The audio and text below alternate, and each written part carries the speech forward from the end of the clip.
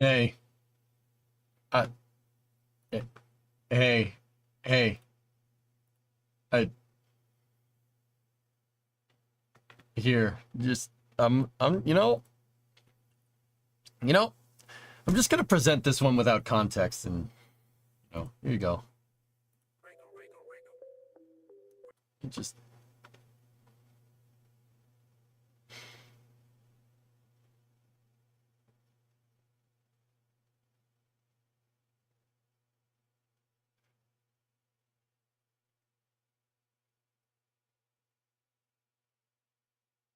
you know,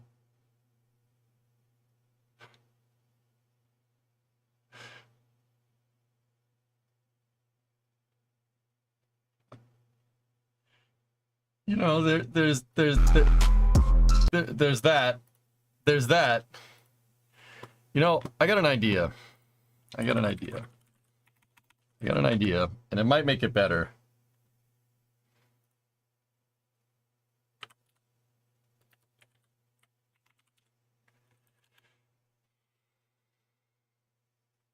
Here, just, just hold on.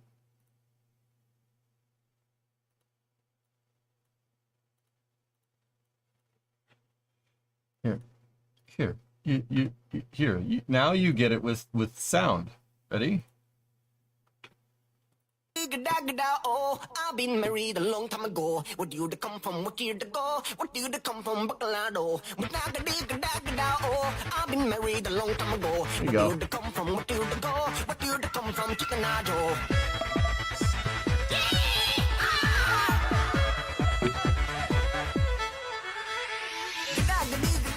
Oh, I've been married a long time ago.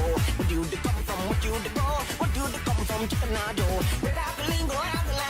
I've been married a long time ago. What do you come from? What do you go? What do you come from? Chickenado.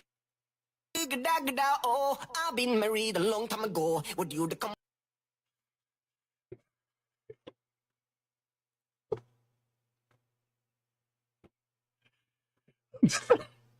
All right.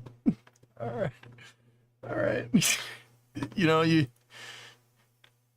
that's your you know, crap post for the day.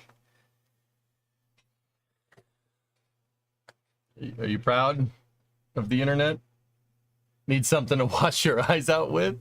Twins, Basil, twins.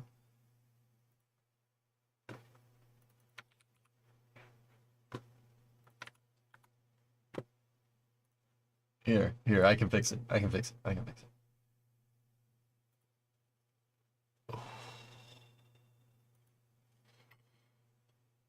There's two. There's two of them. There's two of them.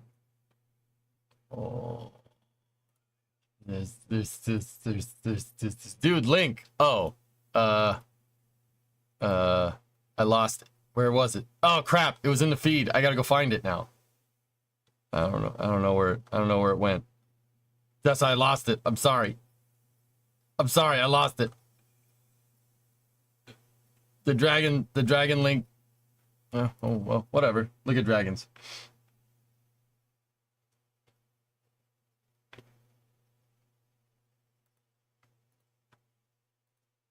Yeah.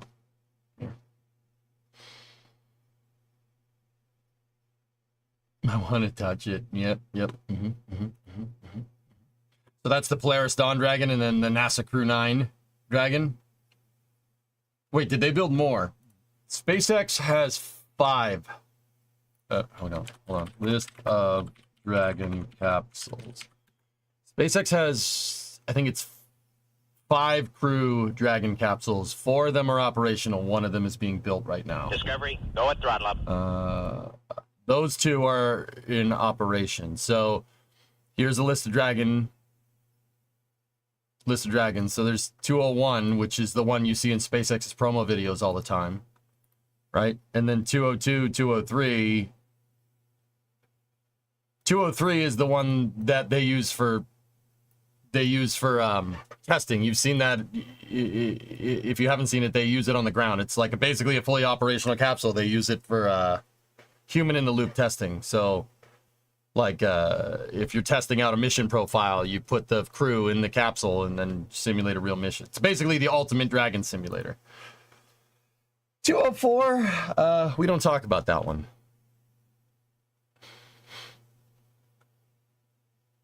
Uh, 205 was originally used on Demo 2, but instead flew the Crew Dragon in flight abort test due to the destruction of 204 and was retired afterwards. Yeah, I'm not sure what 205 is doing.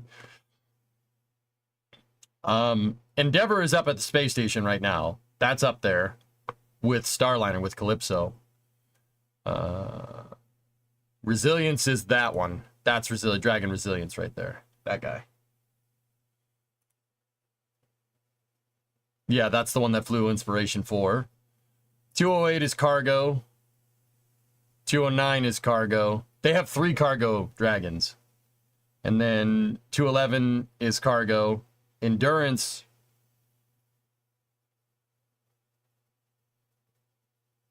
Endurance is scheduled to fly Fram 2, so that's actually probably in the next room over from this, to be honest with you, because Fram 2 is sooner rather than later. And then Freedom is the one that's scheduled to fly Crew 9. So that's Resilience and Freedom right there. Hey, Savvy, 100 months. Nice round, 100 months. Sweet. Thanks, man.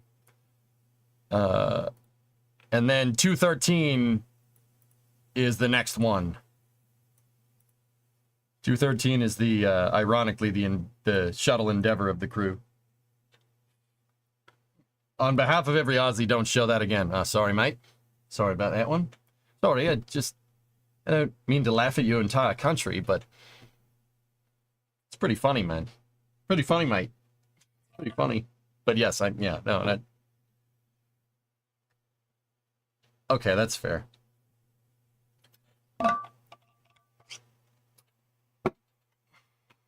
This reeks of superosity. It's almost odoriferous. Yeah. Yeah. It reeks of madurosity. Madurosity. Yeah.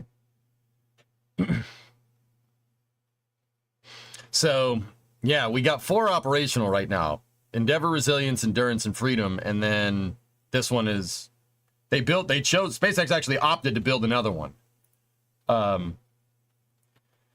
They opted to build another one because of the demand for Crew Dragons. The Axiom missions, the Polaris missions, Fram, like... Pretty good, man. Can we talk about the Polaris Escape engine bays? They look different, eh?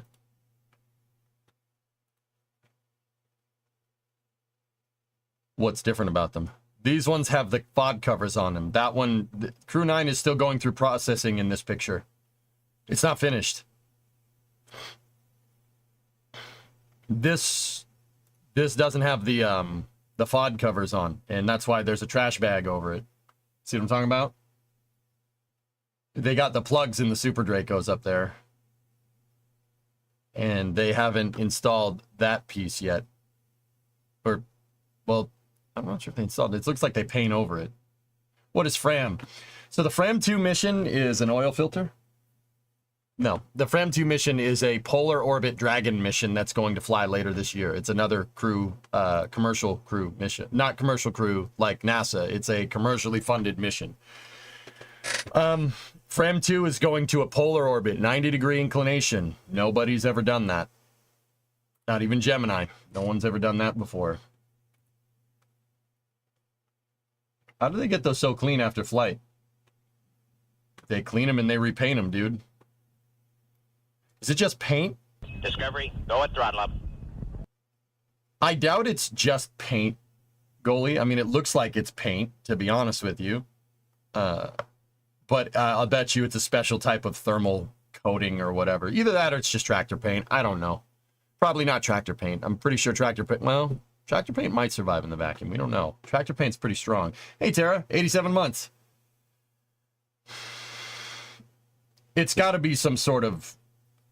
Yeah, high-temperature epoxy paint. This stuff looks like... It looks pretty thick. If you look at it painted over the screw holes...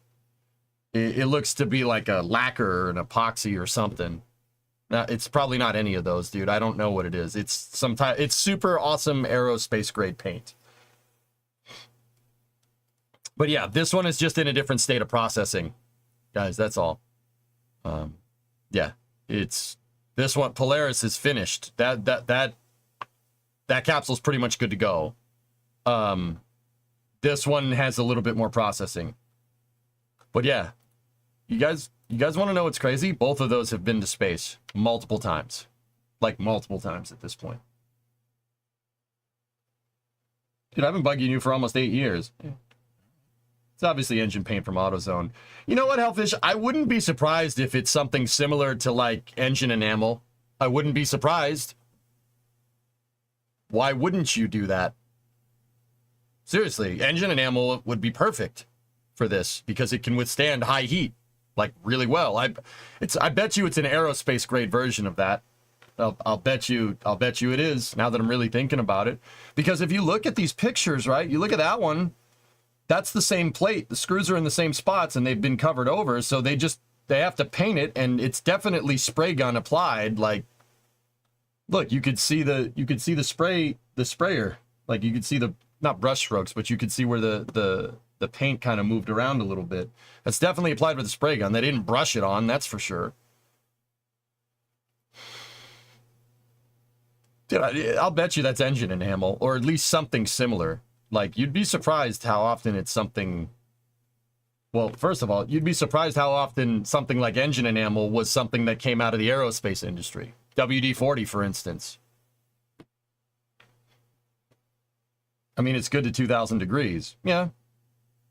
Is it fiberglass? No. This is some this is the outside of this is like ABS plastic or something. I don't know. I don't know what it is, all systems. The outside of these things. Off the shelf is always good where applicable. It's engine enamel, isn't it? It looks like it. It looks like it's consistent with it. The thickness is consistent. I have engine enamel in my shop. Hold on.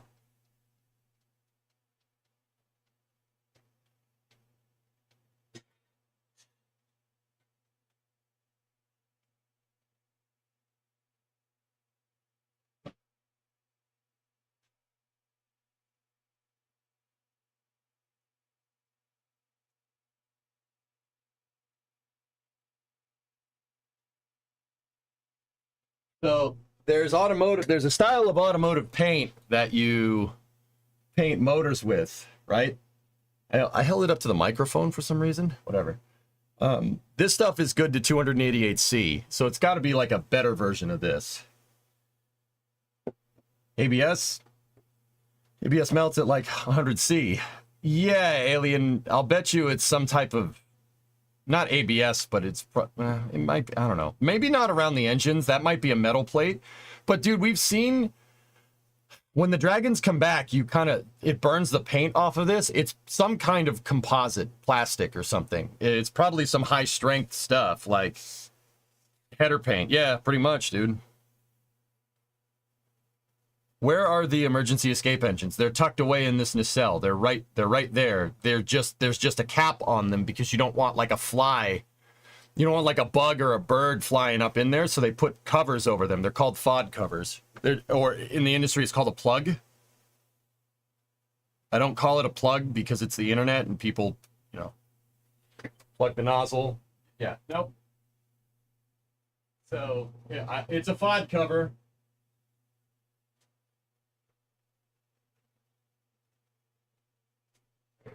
Anyway. Yeah, it's probably something similar to that. Like, I don't know exactly what it is, guys, but it definitely looks like it was applied with a spray gun. How much modification would need to be done to the frame for Polaris so they can leave the nose?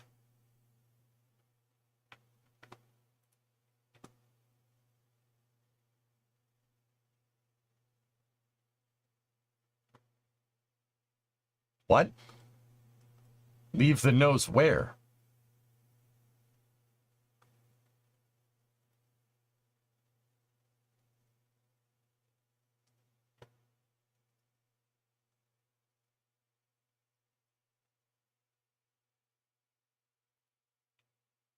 Rick and Morty predicted AI generated content.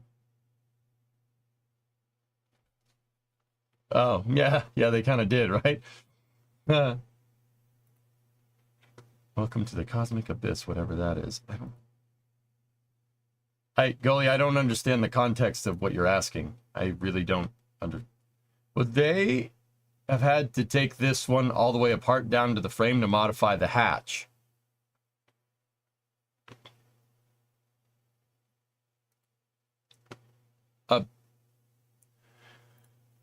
No. No. No, they're, Hey, Cameron, what's going on?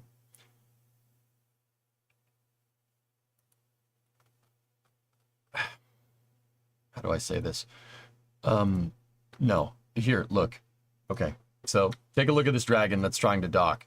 You don't need to take the nose off. The nose has its pieces right here, right? And it opens and closes.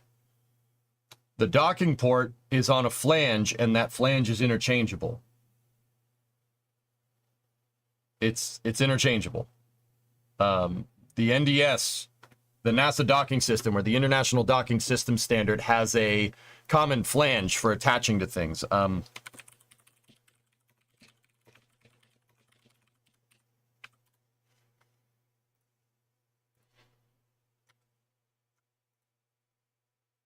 Here.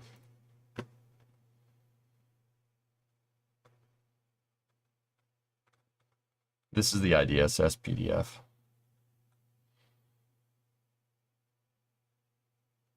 So that's the docking flange. There's your hooks. These are drawings for the angles that you need for the docking pedals. They're called docking pedals. There's 3 of them in the IDSS design. So you have pedal 1 and then the latching system.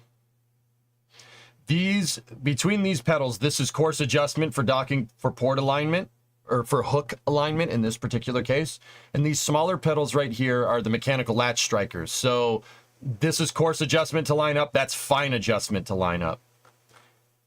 And then from there, once you latch, you have drive hooks. Yeah, that's also a pretty interesting piece to make. Your face is a common flange. Yeah, it's a common flange for food. Got them. Yeah, there's your drive hooks right there. There's 12 of them. They latch in series, so 6 of them latch and then 12 of them latch because you don't want to over torque your latching system. It's the same exact kind of idea as like putting a tire on a car, right? You have 6 lugs. You start up here, down there. You go up, down, left, right. You know, you torque in sequence. The hooks drive in sequence, guys. Yeah, like a torque sequence. You don't want to pinch the mating flange. You don't want to get an uneven seal in your your spacecraft docking mechanism. So you drive 6 hooks and then you drive 12. Well, 6 and 6 if you, yeah, for the exact reason that I'm talking about. See. Now I'm trying to see if there's the back of the interface for this. The driving hooks can attach. It's a whole modular system. So see this piece down here, the active base down there, that on Dragon is behind those covers. You can take these covers off, and obviously there's your forward-facing Draco engines, right? There's your power on both sides right there. Those are power wiring, and then you have alignment pins right there, right there, right there, right there. There's 6 alignment dowels. They're similar to pilot dowels, like if you're attaching a transmission to an engine, same idea. Only it's got to be done automatically. The drive hooks need to drive into the pilot dowels, and it has to be right. It has to be torqued every time. This is why docking takes time, guys. You have to make sure that you have a good seal, because if you don't, someone's going to try to go through it and not be happy.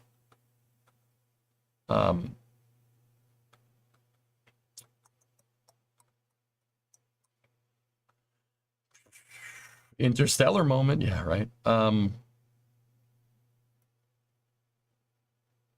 It's that backwards base right here. So basically what they can do, so like for Polaris Dawn, SpaceX undoubtedly, like I'm not sure exactly what they did, but I'm pretty damn confident that they just made another active base plate and then put the handles in place of the docking port.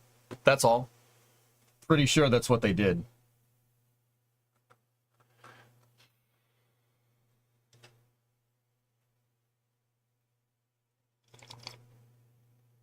Yeah. They also did that for Inspiration 4. They just used that active base plate right there and then just put an ABS bubble on top of it. Yeah, they have to...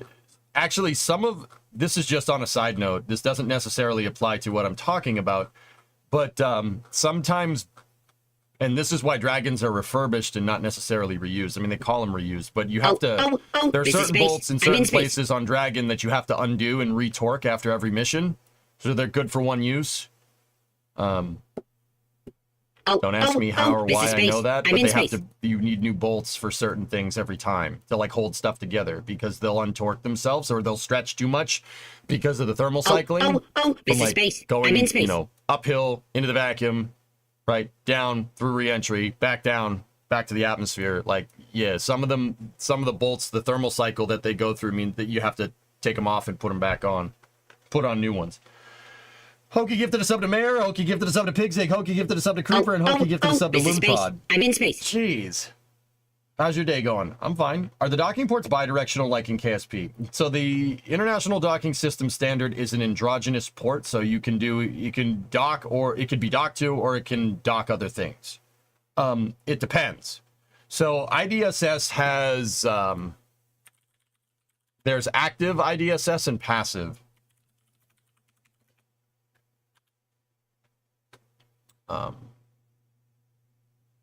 Here, let me show you.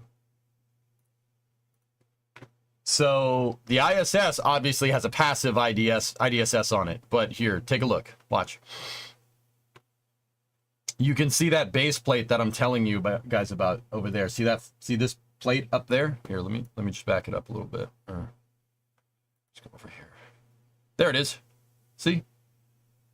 Taking the nose off, it's just a matter of undoing those bolts right there. See those bolts?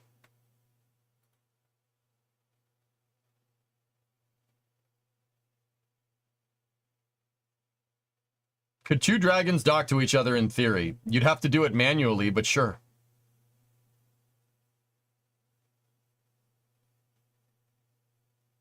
Yeah, they're putting it on that table to turn it upside down for testing.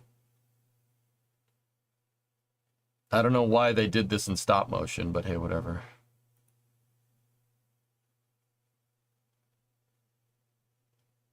They're going to put it on the testing rig.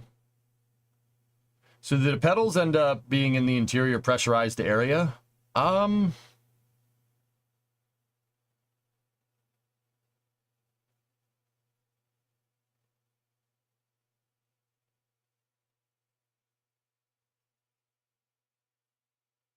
You know, that's a super good question. Those are the bolts that I'm talking about right there. See, that one is a passive one. Usually the passive ones have these empty pedals like that. I'm not sure exactly why. That's just a pattern that I've noticed. And see, they're gonna dock an active one to a passive one. So the active one has an inner ring that's attached on springs, and it's attached on a spring and a screw jack. That is designed to absorb any kinetic energy during docking, because you have to be going at a tangent speed to dock two things together, right? That thing docks, and then the springs and the dampers absorb any of those energy. It absorbs any of the energy, and then this ring retracts and pulls the pedals. Rewind. The pedals do your initial alignment. You lock these two ports together. You lock that ring to the passive port, and then this ring retracts. And that's when it retracts, that's when you start driving the drive hooks, and that secondary set of latches opens up. If they show it in real time, I can... It's all freaking stop motion, which is really annoying. Hey, Neuro, what's going on? I mean, Hokie, it must end up in a pressurized, they must end up in the pressurized volume. I don't see why they wouldn't, but then again, I'm not smart enough to know. Like, NASA never ever shows the inside of this thing. They never show... I don't think there's any footage out there of somebody going from inside of the Dragon into the IS. Actually, dude, there's got to be. There's got to be footage out there. They have to enter the pressurized volume. Like, they have to. I don't... Unless the pedals have some type of retraction mechanism, which I don't think they do. From these drawings, it doesn't look... It looks like they're affixed. There's no way any of that retracts. That's all one piece.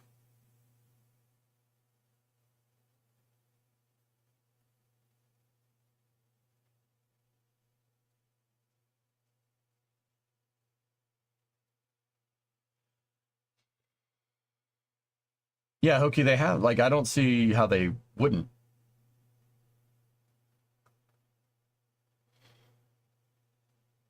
Yeah, you have to equalize the pressure between the capsule and the space station, which is the other reason why this takes time. You don't want to shock pressurize something, and because that's how you blow a gasket.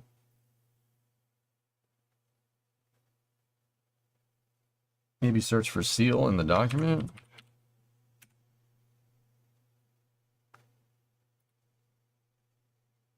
The soft capture system pulls the docking together in order to initiate the second stage of docking, performed by the hard capture system. The HCS performs structural latching and sealing at the docking interface.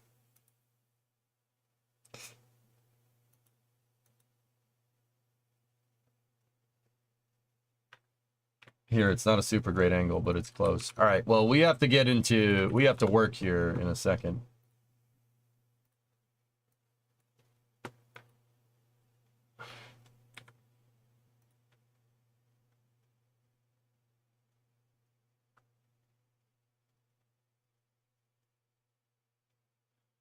Yeah, there's the pedal. It's definitely there. You can see it. Yep. Bigger than you thought, right? That's Chris Cassidy right there. Yeah. Yeah. Oh, yeah. Absolutely. Yeah. See, there's your passive pedals right there. They're absolutely in. Wow, dude. Look at that thing.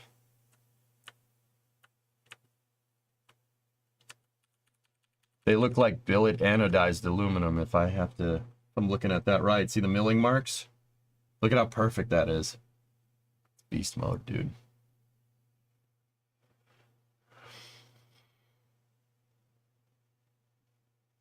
There's your passives. See, they have the... Yeah. Wait a minute. Why is the passive over there? Those are APAS. That's APAS, and that's IDSS. There's your pedal right there. There's the latching pedal on Dragon, and there's the passive on the space station. This stuff is shuttle docking ports. This thing. These billet pedals, those are shuttle docking ports. That's APAS 95. This is the IDA, the International Docking Adapter, this toroidal thing right here. It's an adapter that goes from APAS to IDSS, so Dragon and Starliner can dock. 2 of them are up on the space station. 1 of them is at the bottom of the ocean. The more you know. They're inside of a PMA right here, a pressurized mating adapter. It is the adapter that adapted common berthing mechanism to APAS 95 for the shuttle. Yeah. Yep. Yeah, Hokie, I didn't want to guess, because it's one thing, like, you know, I would assume that they would, but that's one of those things that you don't want to guess on, right? Is there an airlock between the capsule and the space station? There is a pressurized volume, James. It's called the vestibule. Basically inside of the the IDA. Yeah, there's a pressurized volume. Yeah, absolutely.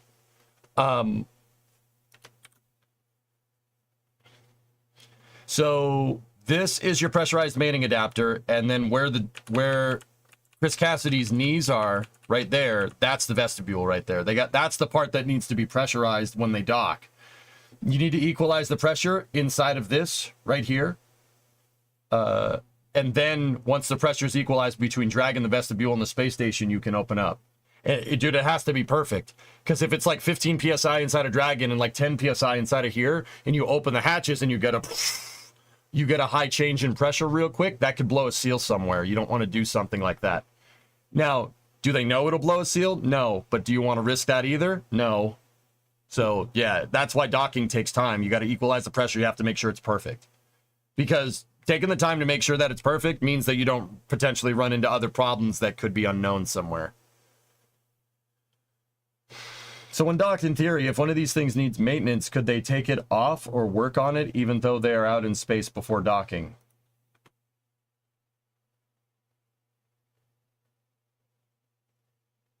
The docking port? No. I mean...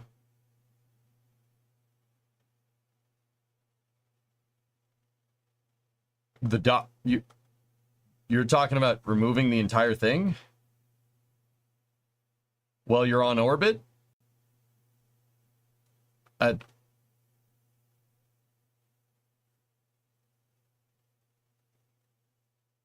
No, the plates are like a latch.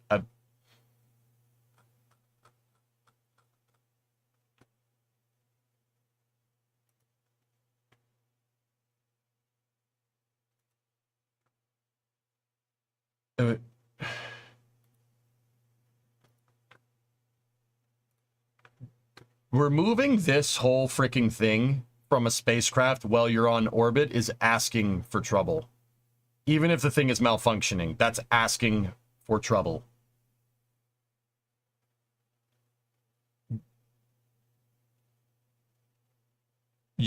No. I mean, you could do a lot of things on space station that would result in death, and I'm fairly confident that that's one of them.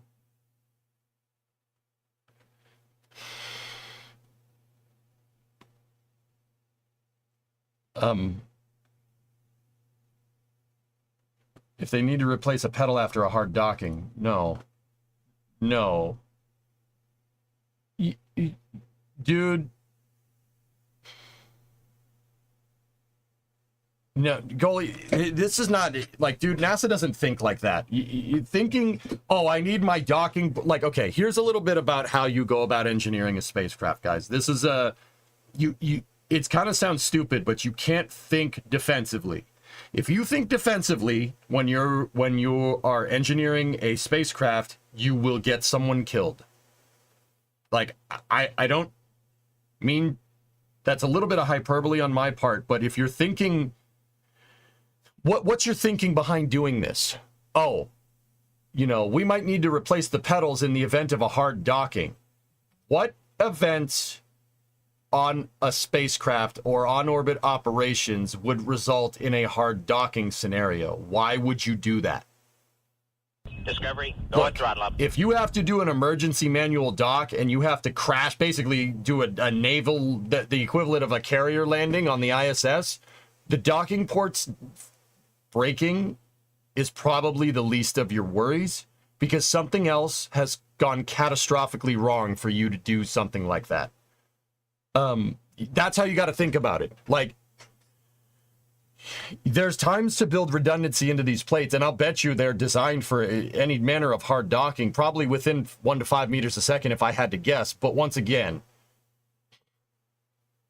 if you have a scenario where your docking pedals aren't working, what's the scenario where you wouldn't just come back down? Abort the mission, come back down. Why would you roll the dice like that? Trying to do some type of emergency EVA operation where you have to take that stupid docking port apart, that means your docking port wasn't engineered good enough for what you're trying to do. That's not that you don't think, dude, you don't go about engineering spacecraft like that. That's like, oh, we gotta make sure that the ISS can fly. Why? Are you planning on having the ISS fly in the atmosphere? Well, no. But just in case. What do you mean, just in case? What does that mean? Not hard docking, hard locking, like lock key, lock picking lawyer. I'm confused. Element. No. It's a decent question, but yeah, you're coming at it from the wrong point of view. Getting your concept of operations for docking probably would denote how you design your docking ports. I like to keep my enemies confused. We all confuse, Kay.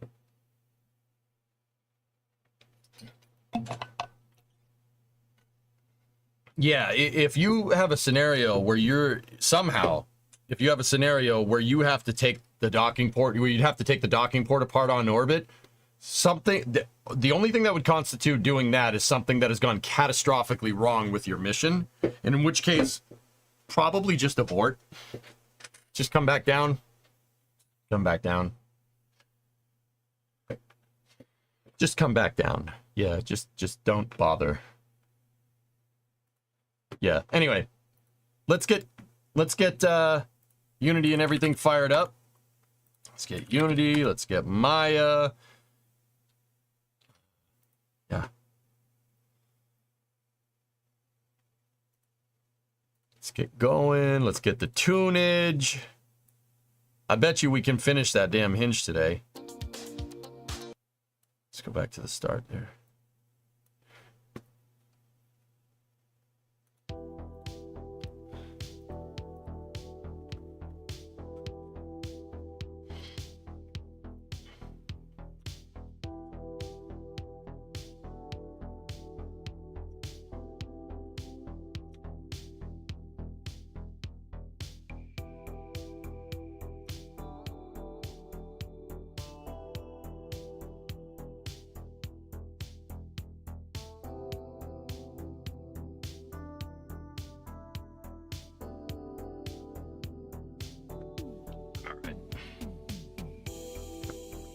So we're working on our hinge clamp part. Get rid of hub. There we go. Look, check that out. That's what we got going yesterday. I made a new piece. We got basically the dowel piece finished. What we have to do is figure out how to put that in the game.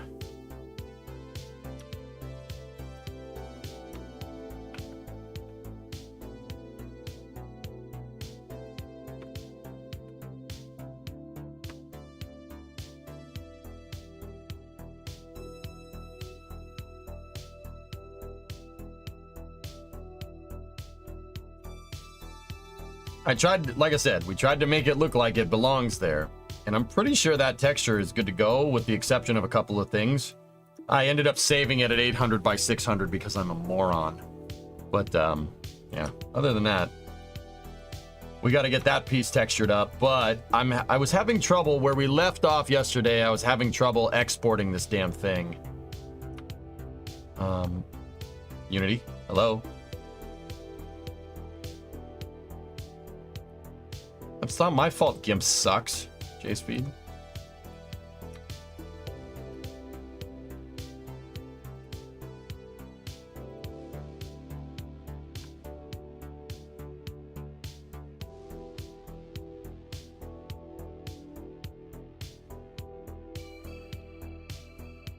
Why is it blue? I don't understand why the DDS came in blue.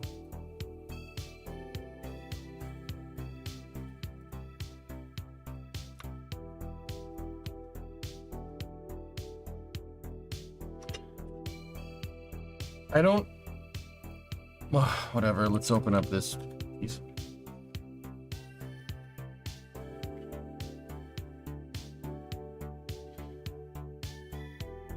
I've just joined. What are you doing? I'm making parts for KSP.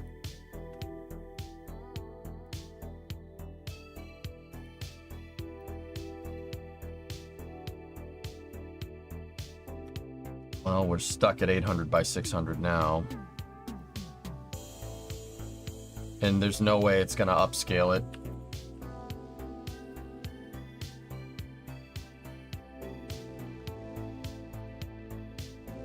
Nope.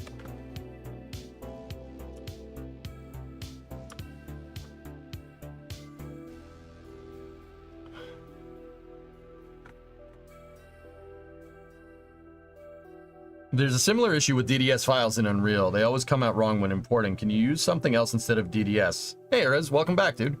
I'm not sure. I know you have to flatten the image, which is stupid. I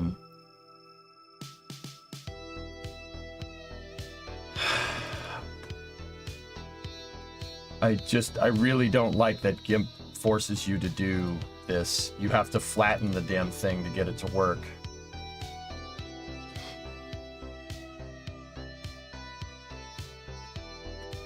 Let's see if our DDSX...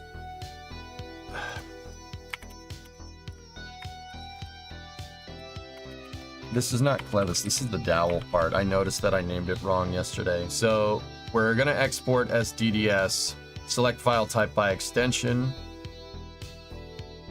DDS image, export. Now, it's gonna give me options here.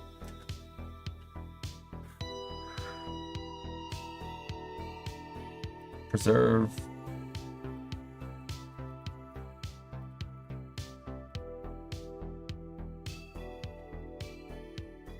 Oh, geez.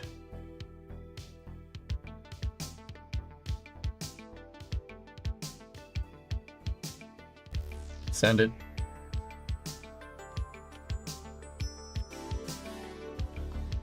Okay, so I undid everything there. Now we got to go into a certain file here. Maya, projects, KSP assets, images. DAL 1A. There it is. So copy that.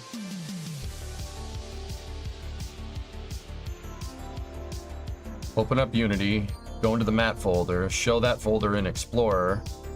Mats, paste. DAL 1A should pop up right there.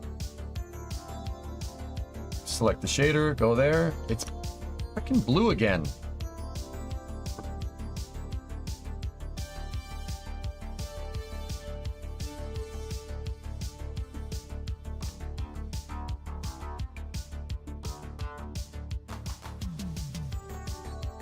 Look, the file is coming out blue. See, if you look at the image preview, that's the PNG. The PNG is coming out correctly.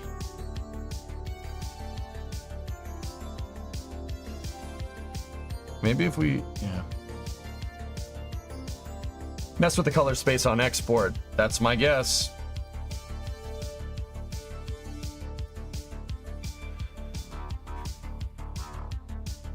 I'm gonna save a backup just in case. I know I'm gonna overwrite this.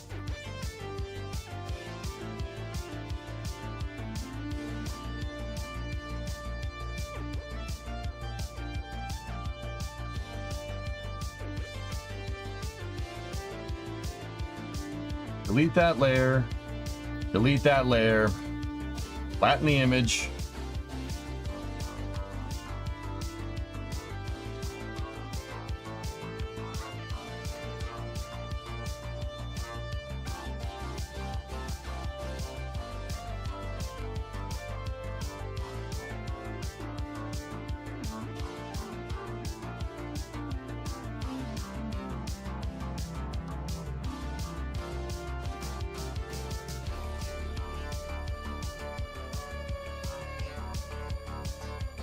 I'm doing the drop down to be absolutely sure.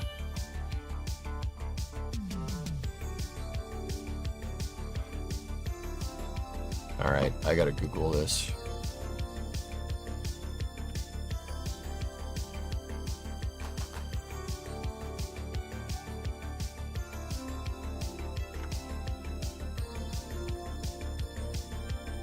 Trying to make a mod for a game that requires textures on the models to be DDS format, but when I export PNG to DDS, the colors get all messed up and I have no idea why. Solve the problem, just to open the image on Paint and saved it as a PNG, then open on GIMP and converted it to DDS.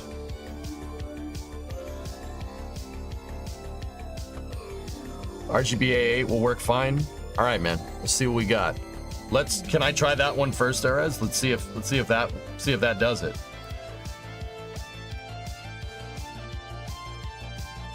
Looks like Roscosmos is killing the crew exchange with NASA. Okay.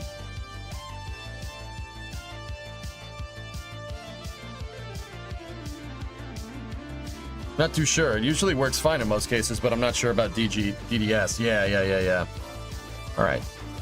That's just a PNG, right? This is a PNG. Let's export PNG as a DDS.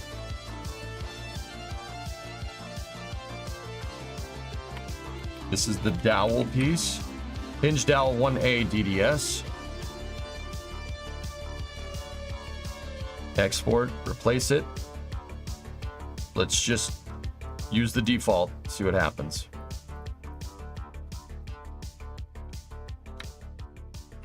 Copy.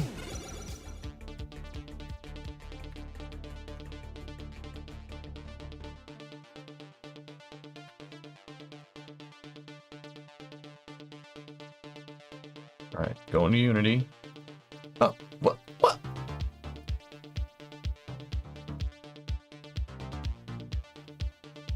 Okay. Something with XEF to DDS did not like.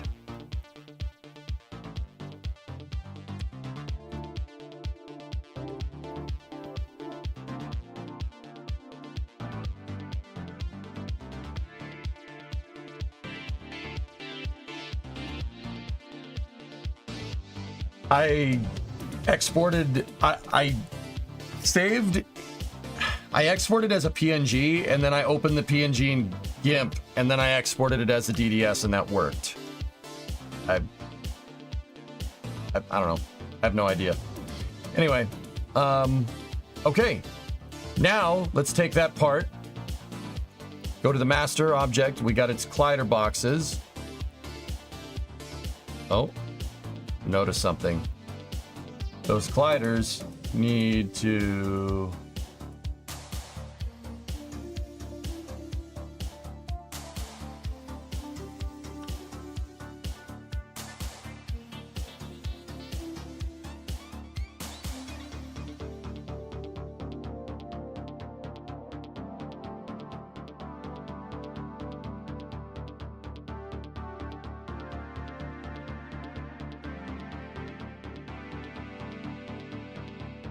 Hang on. Get rid of that.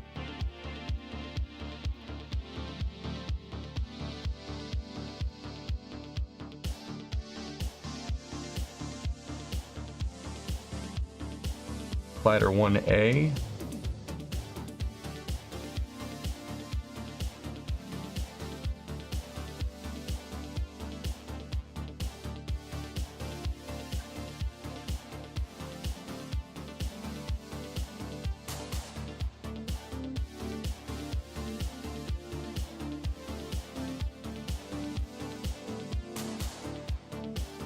Hey, Wolfie. That part looks stock. That's the whole point, dude. We need to add a mesh collider to this thing, but it doesn't want to.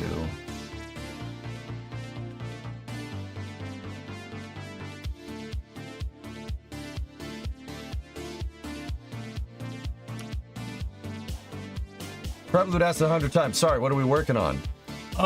Savvy, this is a part for KSP that's going to use hybrid tech to reinforce hinges and prevent them from drifting. So, give me 1 sec. Let me finish what I'm doing here, and I will show you what I'm talking about in a second. We need to add a mesh collider component. There we go, mesh collider. There it is. Convex mesh collider is attached, and then we need to get rid of the mesh renderer here. Remove that component. Cool. We got a mesh collider there. Good. Okay, cool. Let me just save my work there. Now let me show you what this part does. So check these things out. See that? They're designed to go with each other. We have our hinge clevis piece, and then we have the dowel piece, right? Now I know what you're saying, like, okay, so what? If I take my G11 hinge, right? And we 0, 0, 0 it, right?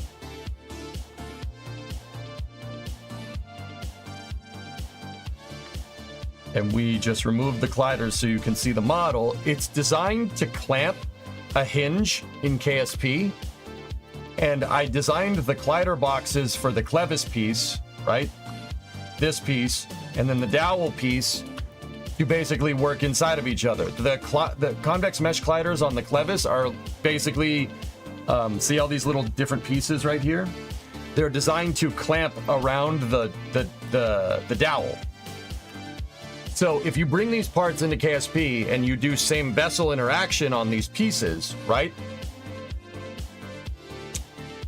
It will use collision to clamp that hinge into place. That hinge won't drift. It won't move around. On physics reload, the same vessel collision will just lock it right back into place. So it basically strengthens the joints between the hinges. It's basically a way to mitigate hinge drift and make the hinge way stronger. Hey, drummer. Yeah, that's the idea.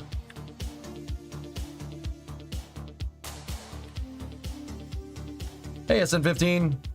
What do you think will be the outcome for Super Heavy? I think they're going to catch it. I don't think the catch is going to go exactly how they intend, SN15, but I think they'll catch it. I think they will. Seriously. I think they'll get it. I think they might miss a peg, and maybe the thing kind of tilts and kind of lands on the grid fin kind of crushes against the chopsticks, but I think they'll land it. I think they'll do it.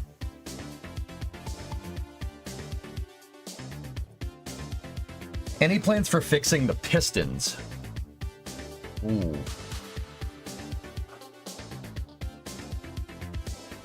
Sometime in September, drummer. I don't have a date yet.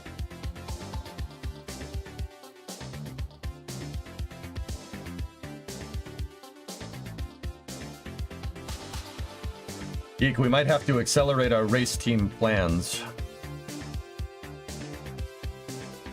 Flanges for docking ports would be a good one. Well, fellas, you know what we could do? We were just talking about international docking system standards. Guys,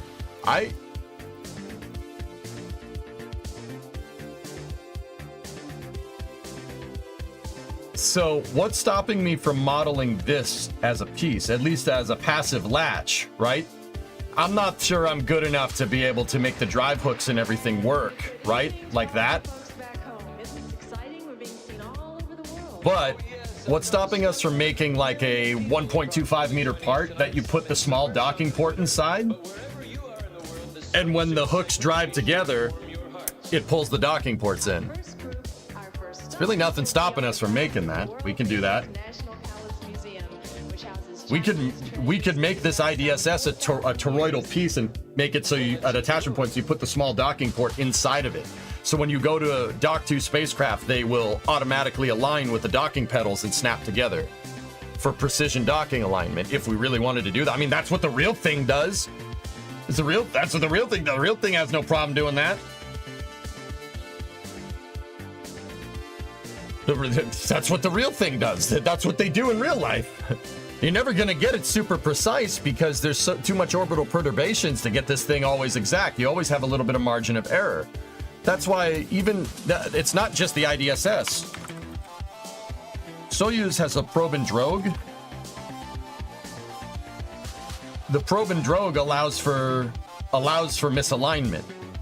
It's the same idea, right? See that piece right there is your spring, and that probe has little pedals on it, right? Those little latch pieces. And when that probe finds the hole and it gets pushed in, those latches deploy, right? And it locks the thing to it. And then that whole springed mechanism is on a screw jack. You just crank the thing and it'll bring the capsule together. And then this piece right here seats it in the docking port. Now, see, that's a non-androgynous docking port. You have permanent active over here and permanent passive over there. But yeah, this is a probe and drogue. Apollo used something very similar to that. A little bit of a different mechanism, but pretty damn similar.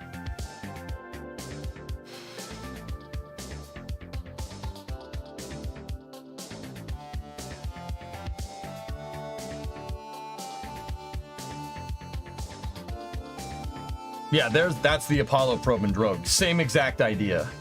You have a docking port. The drogue assembly is a cup, right? And then you got to put the ball in the cup. Ball in a cup. Yep, see? SSVP is what it's called. Yep, see? When this thing, you have the cone to align the thing, and there's a piece of rubber on the front of this thing. And if you hit the cone, the forward momentum of the craft will seat this thing in there. And once it seats, there's a little bit of a lip. See it right there? See the lip? 1 and 2. Those latches will get stuck behind that lip, and that's your soft docking mechanism. And then from there, this thing will retract. It'll retract through this, and this thing is your fine alignment right there. It'll seat this conic structure inside of the cone, and that gets you perfectly aligned for your docking hooks. You can make that. Well, maybe not something exactly like that. The IDSS would probably be a better solution, but yeah, that's the idea.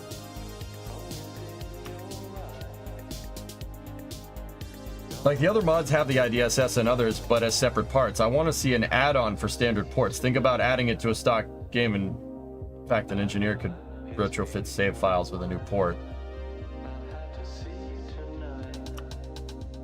Yeah. All right, so let's go into our part tools. Write textures we don't want. D parts, hinge dowel 1A, write it. All right, so let's go open up Kerbal.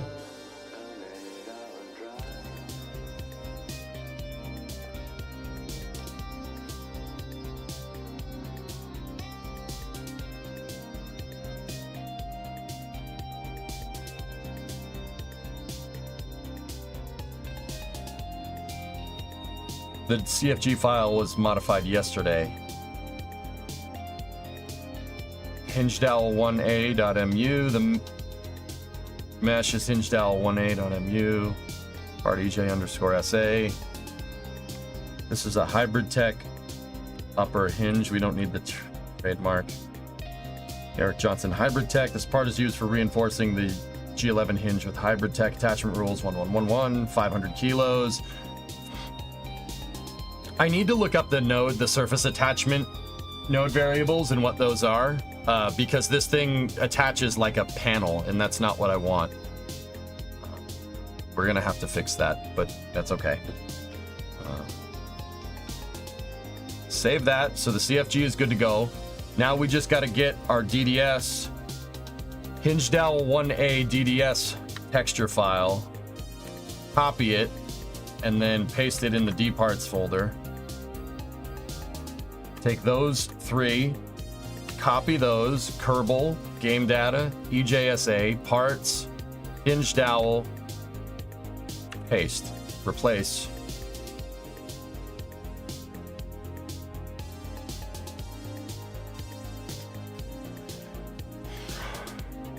That's the old file. Delete that. Let's rename that 1A to make sure everything is correct. We have our texture file, we have the MU, and we have the CFG in the Kerbal folder. All right, let's see if this comes in correctly into KSP. We'll see.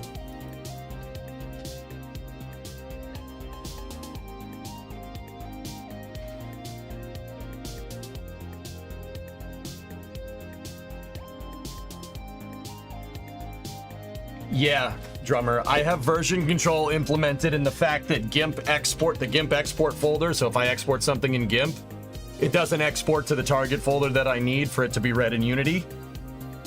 And then Unity is the same way. Unity doesn't export to the same folder for the current version parts that I have in KSP. Yeah. Yes, long story short. None of the targets line up. So Maya is exporting to its own folder. GIMP exports to its own folder. Unity has a folder that it needs for reading parts, and that's separate from the 2 target export folders. That's how I do version control.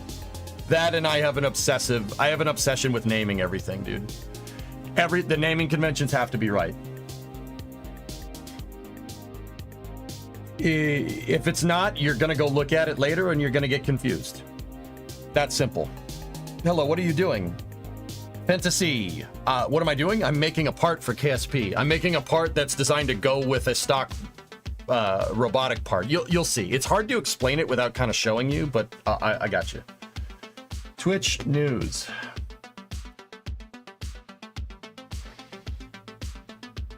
Twitch is increasing mobile tier 1 sub prices in the US to $7.99 starting on October 1st. 39 countries will also see an increase.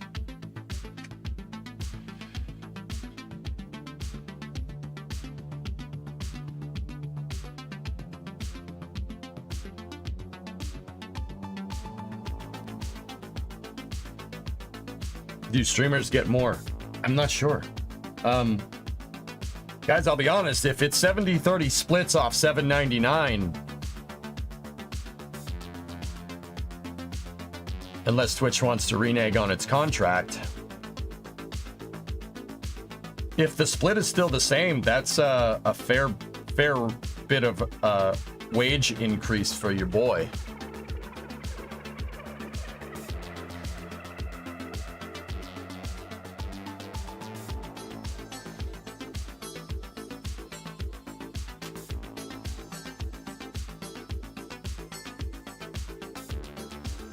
Like, I'm not gonna sit here and pretend like them, as long as as a streamer, guys, I can only tell you how I feel about this, I guess. And if you can't afford it, you can't, if you disagree, that's totally fine. I get it. Everything is getting more expensive and it's a huge pain in the butt, especially if you're subscribed to like 5 or 6 streamers. That price goes up real quick. I understand that. You don't need to tell me that. I get it. With that being said, if it's still 70-30 split, I'm fine with it. I'm okay with that. I know Twitch needs to take some off the top to keep these servers going, which is no easy feat, right? That's not an easy thing to do, to keep this thing online. I mean, I'll be honest with you, as a streamer, I rarely have problems with the Twitch ingest servers. They're always there. They're always ready to go.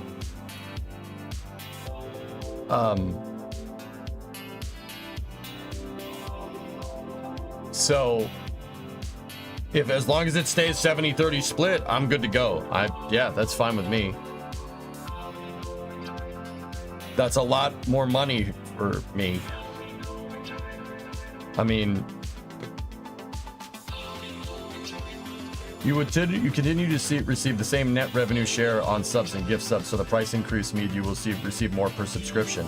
If the cut stays 70-30, guys, I'm okay with it.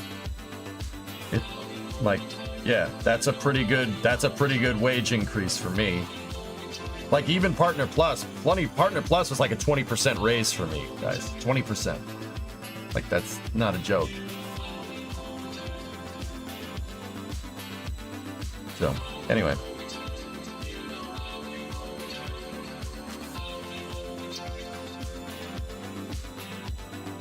It's not 70/30 on the $7.99 because they have to pay Apple and Google. Oh, gross. Yeah.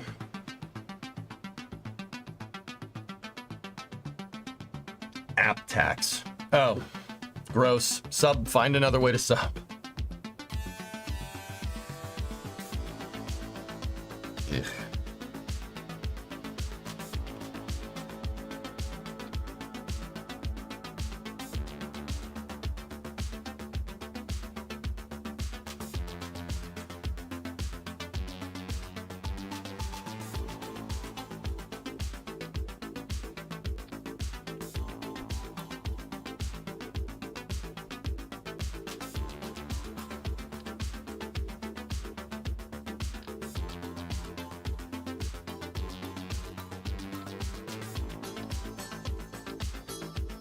This is still the old part. It's still blue.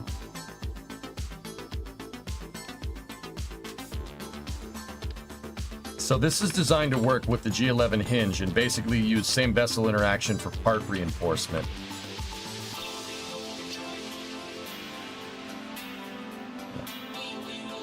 Or Patreon, please. Might be high time to do it, Element.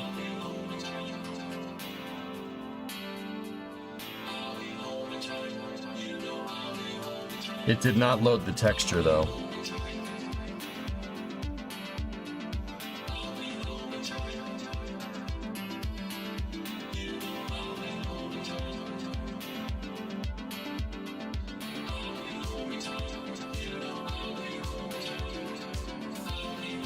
Yeah, Alpha, yeah. Chad actually told me about that one, dude. Maybe more merch, please. Okay.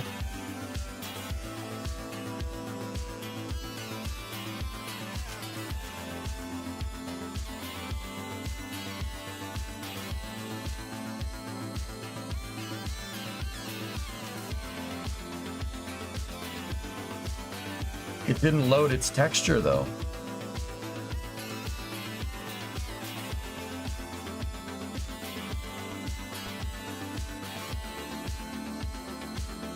So Fantasy, if you're still out there, this part is designed to attach to the bottom and the top of the hinge.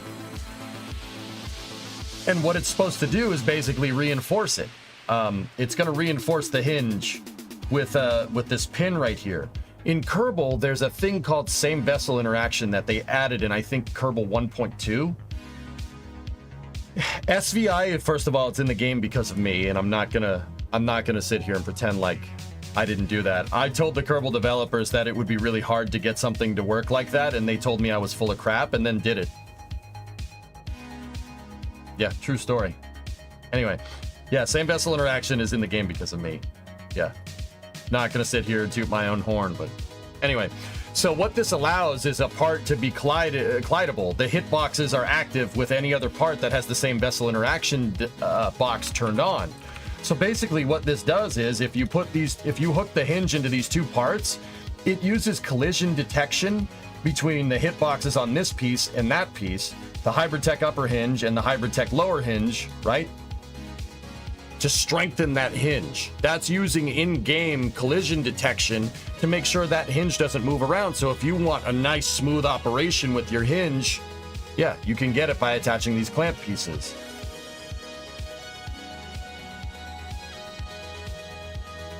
I don't think they thought of it, Blue. I did tell one of my buddies that worked on KSP1. It wasn't Felipe. Another one of my buddies that worked on it.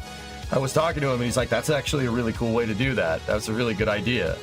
I was like, yeah. I've never been happier to be proven wrong, Aborave. I'm not going to lie to you.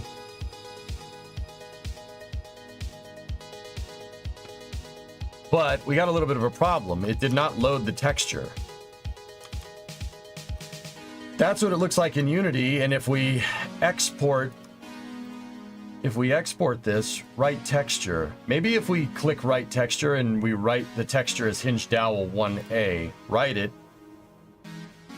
and then open up the correct folders. Not that one. Hinged Owl 1A was modified.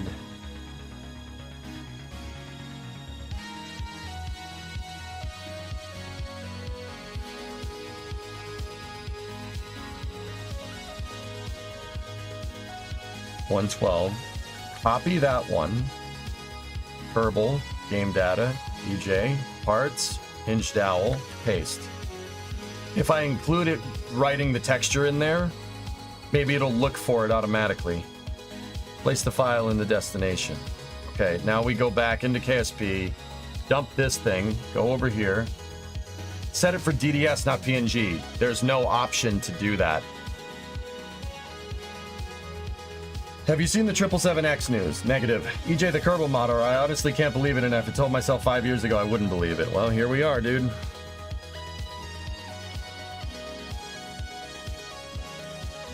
SN15, sorry, it's a little bit late. I didn't see the second part of your question. If you're still out there in YouTube chat land, will this Super Heavy be reused or put on display?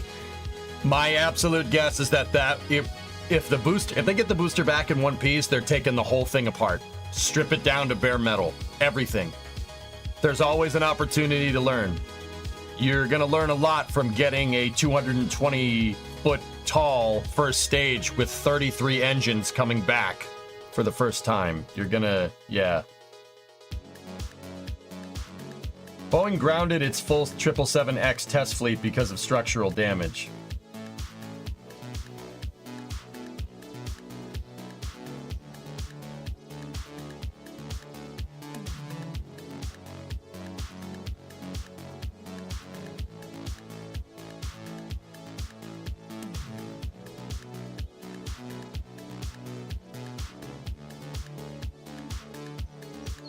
Now that you can make part mods, any plans to make parts like landing gear and cockpits and make them downloadable? Maybe.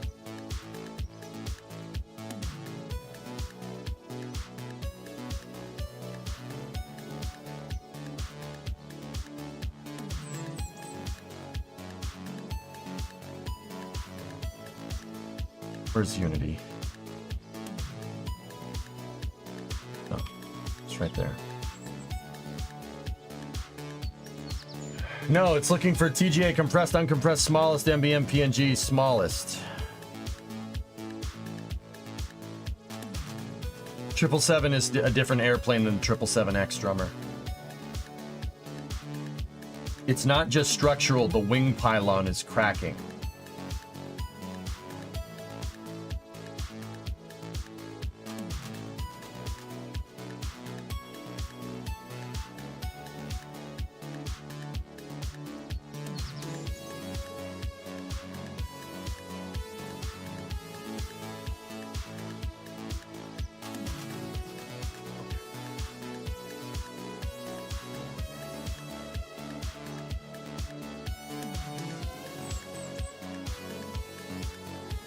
See, fellas, here's the thing.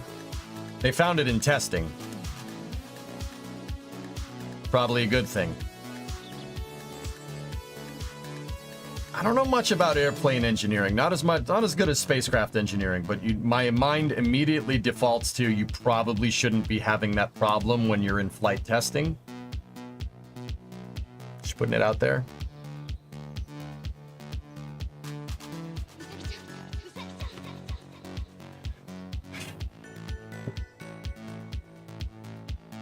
Hey Alpha, you out there, buddy? Is there a way to get part tools to write as a DDS?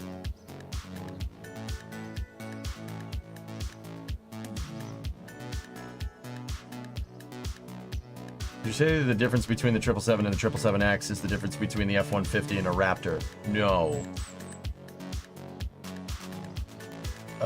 No. Victory. The 777X uses carbon composite wings. The wings are made in a similar way to a fairing on a rocket.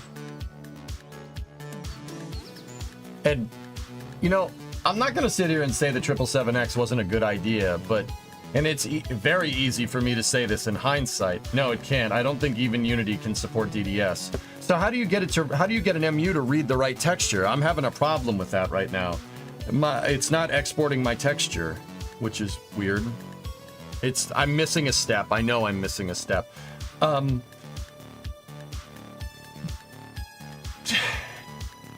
Like the 777X has that GE90.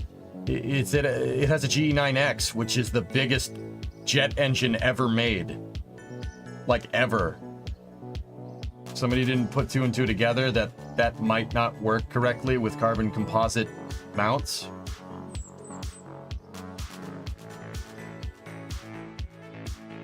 Okay, Tony. We'll see. We'll see.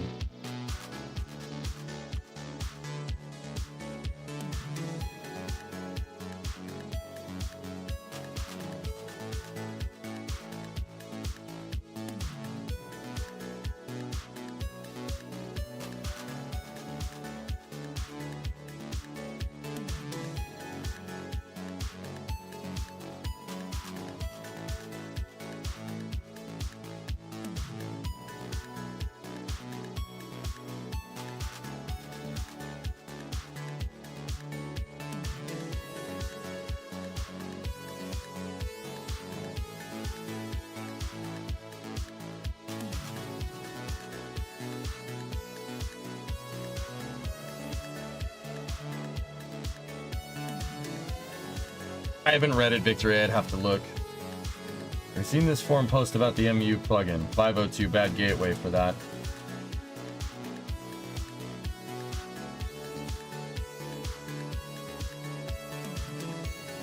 What I do is export my texture as a PNG into Unity, write as an MBM from Part Tools, but I ignore that and export as DDS from GIMP into my KSP folder.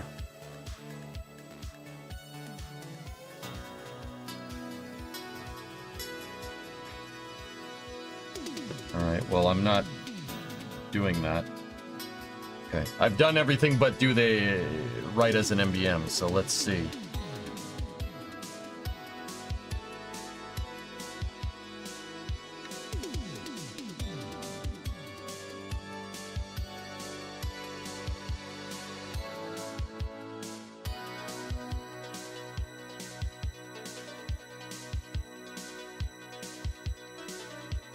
Let's see what happens. MBM is the squad format. I'm wondering who's maintaining those KSP forums nowadays.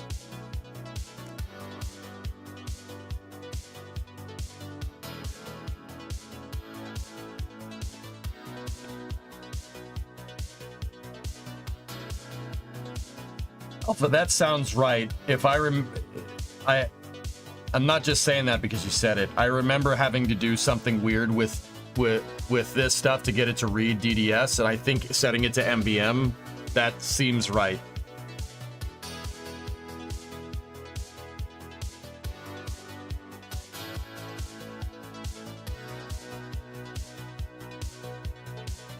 He didn't change the texture image name. It's the same thing as the part, dude.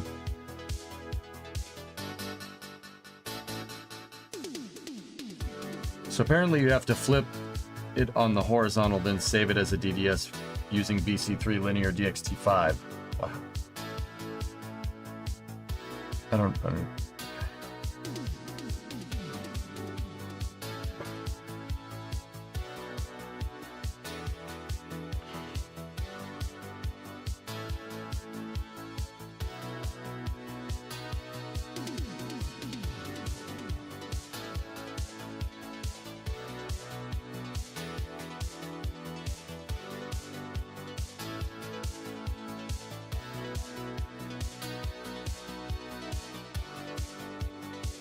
That's not the problem that we're dealing with, Drummer.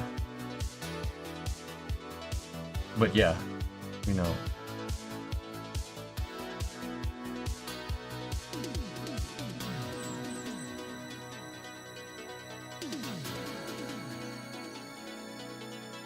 All right, let's see what we got.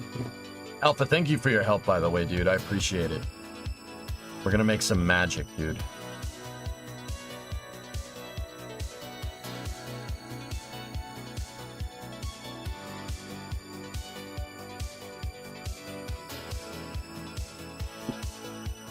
I'm doing this out of order.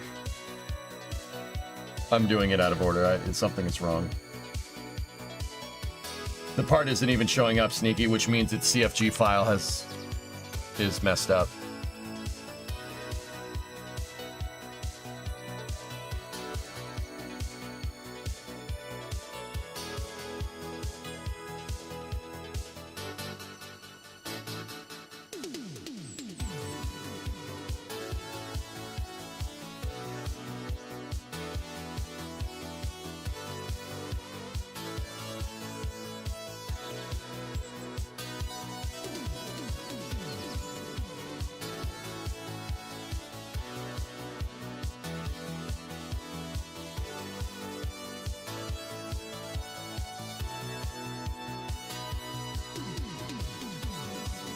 Parts cached on loading. Could your update have not been loaded? I don't know, Journey. I messed up a step here. I'm just getting rid of that. I'm getting rid of the DAO file completely. Let's just start over.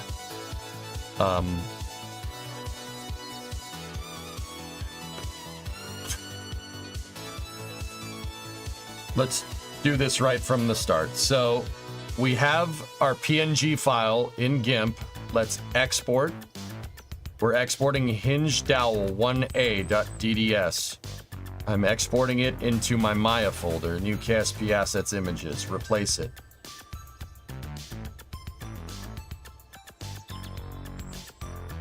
Export as a DDS. We know that that works. So there's the updated file right there. Properties. Modified 124.42. Cool. All right. Let's go over in dparts. Dparts. I tried to name it exported parts, but it just made it into dparts. Okay, this is the CFG for it. So let's take that file, 1A, that's the DDS, take it over here, paste the DDS, replace it. There it is right there. Hingedowel, that CFG file, part name hingedowel1a, module part, author EJ. This is all the information that was there. The mesh it's looking for is hingedowel1a.mu. Okay, that's right. I'm going to rename this hingedowel1a just so everything is named correctly. Now, the mu file, dump it, get rid of it.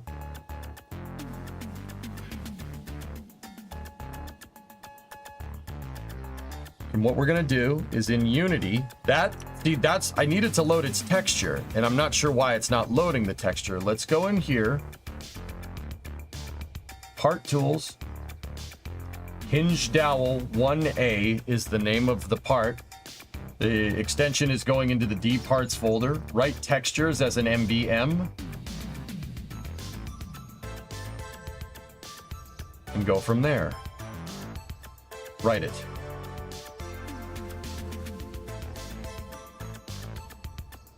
There's the MU file, there's the texture file, there's the CFG. Take these three, copy them, Kerbal Space Program, game data, EJ, parts, make a new folder. This is hingedowel1a. Paste that in there, paste all three in there. There we go.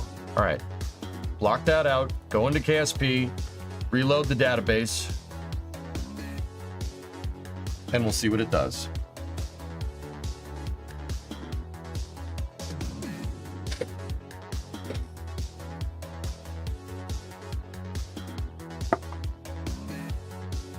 This basically reloads the entire game without reloading the game. It's basically doing what you see in the loading screen when you start up KSP.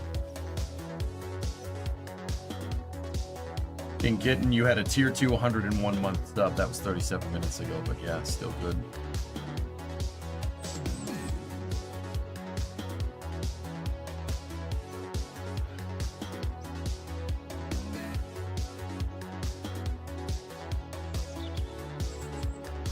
May need a full restart. You know what? Let's we'll just fully restart the game to be absolutely sure. I'm trying to go through.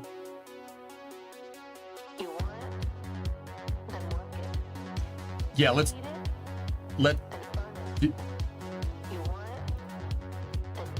Yeah, let's restart. That's that's probably a good idea.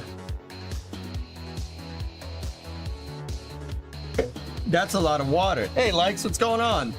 So great to see you back in the KSP Space News After Hours routine. Needed to be done, dude. Yeah, I needed to get back to it. I was ready, but I needed some time away because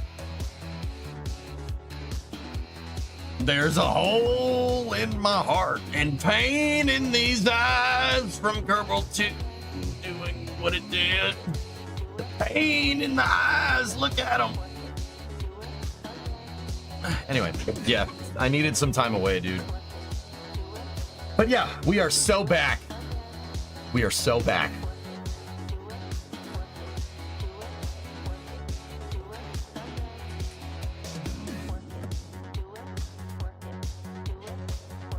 Seriously though, that really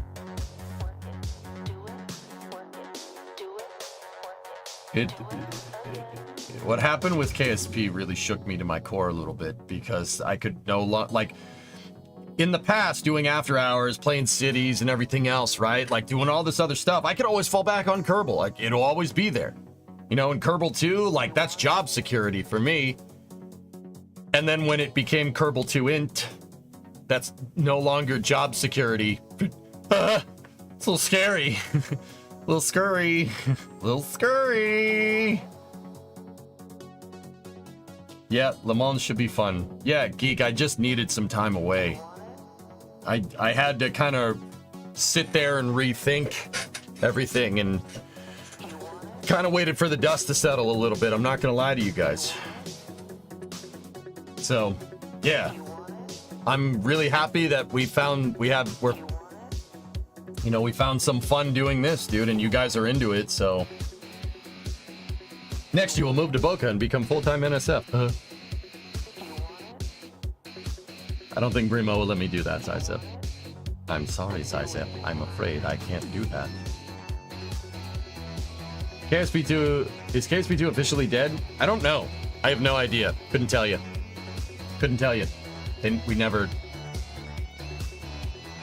We never heard anything. Where's the part?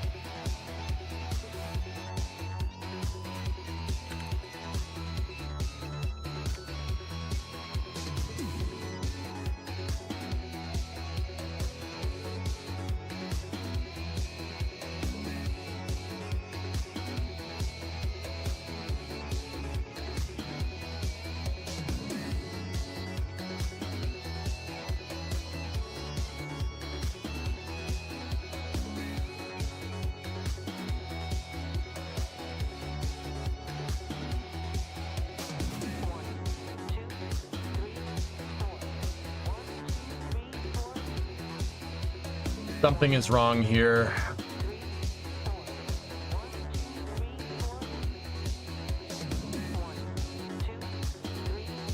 Your job security, not a game. The fact that, and you're still going, yeah. Well, Wolfie. As messed up as this is going to sound, all right? Look, here's the reality of the situation. A lot of you guys are here for me, and I really appreciate it. I'm not complaining by any means. You don't. The way you're successful at streaming is to not expect success. You have to go and get it, right? With that being said, the stigma from Kerbal 2 going out the way that it did pretty much made a lot of people stop playing Kerbal altogether. It was, yeah, it shattered the community, basically. And that does screw with my bottom line.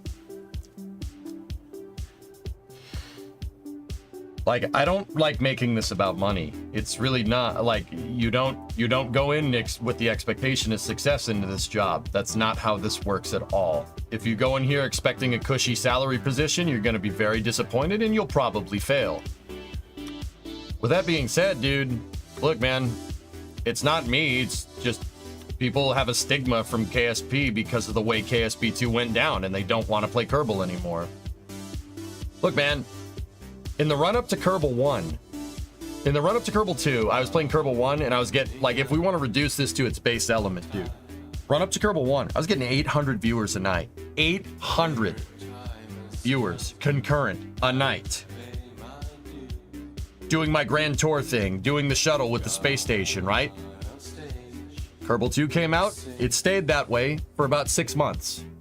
Well, 4 to 5 months. After 5 months, it started petering off because there's not much. Kerbal 2 was so bare bones, there was nothing you could do with it. I couldn't do any of my trademark stuff with it. So I went back to playing Kerbal 1. And playing Kerbal 1 got so bad because everybody would, all the people that came in would ask me every 5 minutes why I'm not playing 2, and then I'd have to have this conversation. So I just said, I washed my hands of it. I'm not gonna lie to you. That's what I had to do, dude. It was just driving me up the freaking wall. Because every day you're getting reminded that you had a colossal screw up in judgment here. I put all my eggs into the Kerbal basket. And I shouldn't have done that. Like, that's the reality of the situation, man. You learn from your mistakes, right? I'm still here. I ain't going anywhere. I'm gonna keep fighting, but like, once again, I'm not trying to make this about money. I understand. I'm not asking for subs. I earn subs. Do not. I'm serious. Don't do anything dumb, dude. The numbers don't lie. The numbers don't lie, dude. I lost 800-900 subs, something like that, and I've been trying to pick up the pieces since. Oh yeah. From last year to now, oh yeah, we're down. And now, don't get me wrong, there might be other factors, but let's be real. A lot of it is just people not wanting to play Kerbal anymore because of what went down with Kerbal 2. It's true. Like, that's the truth. Sucks. What are you gonna do? Oh, it screwed my bottom line pretty badly, dude. I had plans.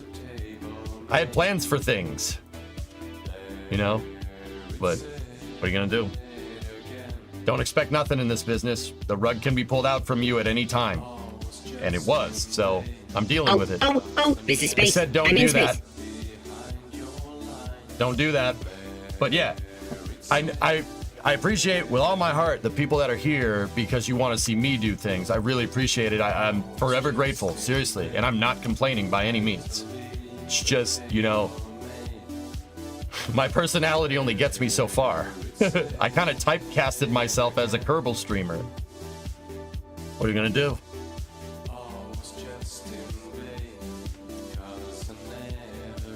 Hey man, if that's the worst curveball I have to deal with, my life ain't too bad. But yeah, oh yeah, that's the reality of what happened, man. Sucks. I can't afford a sub, but I have bits left over. Oh, Absolot, yeah, I'm not gonna sit here and pretend like the inflation didn't also play into this, but perfect storm, dude. You know, we have inflation, everything's more expensive, Twitch is jacking their prices, the fallout from Kerbal, and then the fallout from Cities right after that, dude, killed me. It just killed me. My number 1 and number 2 games, the sequels to them both suck. Like, I thought I had my bets hedged here, right?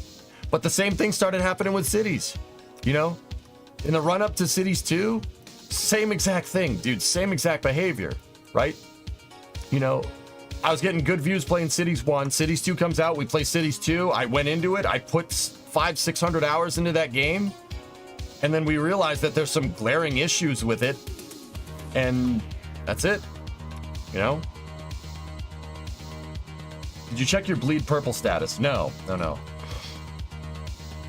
Like, I thought I was hedging my bets good enough. Like, if Kerbal sucks, I can always fall back on Cities. I didn't really take into account having a fallback plan for my fallback plan. I thought I had it figured out pretty well, but nope. Still, sometimes you still get thrown a curveball in this industry, dude. It happens.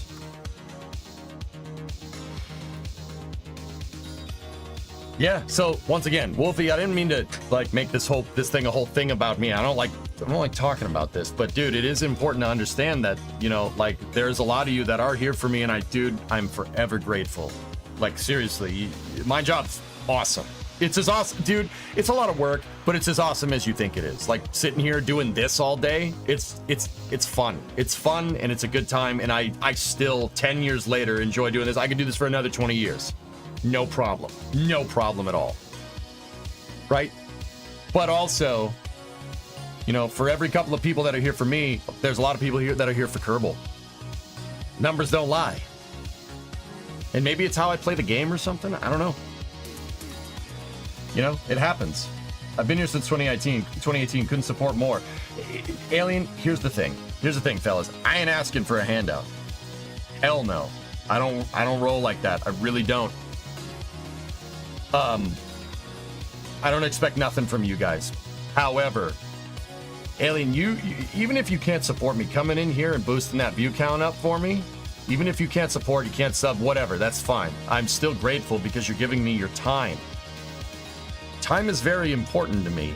That's why I make it a big deal to be punctual every day, right? And I really, really beat myself up when I'm late because you shouldn't waste people's time. Sometimes I do waste your guys' time and I don't like it. But even if you can't... Oh, this is space. I'm in space. Thanks, Los. Even if you can't support me, you're still giving me your time. And that's very valuable to me, and that's not something that I take lightly. Time is too important, and out of all the things you could have chosen on the internet, you chose this stream. Oh, this is space. I'm in space. I said don't do that, fellas. Out of all the things, you chose this stream. That means a lot to me, and I don't take that lightly, and I never have, and I never will. You know?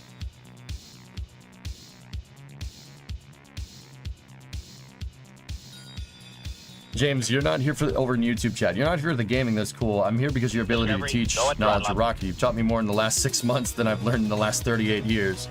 My pleasure, James. Hey, T-Man. How you doing? They're going crazy over in Twitch chat, YouTube people. Oh, this is space. I'm in space. I said don't do that. I said don't do that, guys. I'm not asking for a damn handout, and I hate it that a sub-train turns out every time I try to explain what's going on. And I end up looking like I'm asking for a handout. Stop doing that. It drives me up the freaking wall. Dang it. What other streamer's gonna say stop? Stop doing that. Give me the subs when this stupid part is finished, okay? We gotta figure this out. I can't get the stupid texture to render. Ah! Oh no, my hand slipped. Anyway, let's figure this out. The reverse psychology. It's not reverse psychology. I'm telling you the truth. Damn it.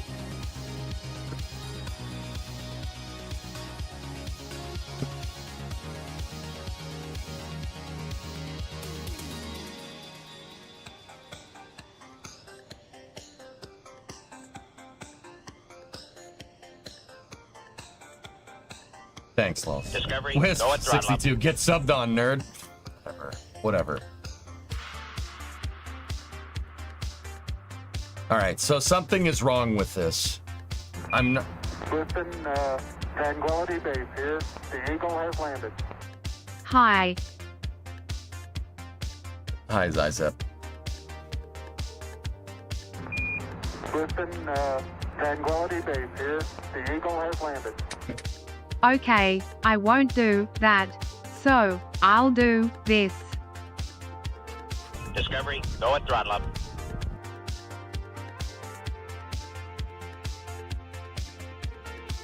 I hate you, chat. Discovery, go at throttle up. Bullshit.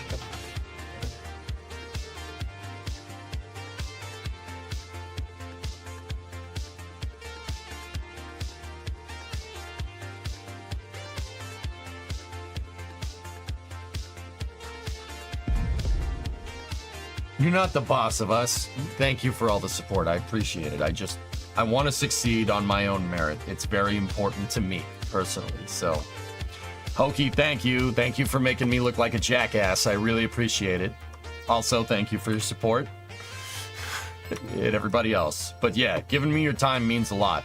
Dudes, like, I am so humbled that you burn time on the internet with me. Like, that... It goes... Means a lot to me. Really does. Like, straight from the heart, dude. Means a lot. Oh, this is space. I'm in space.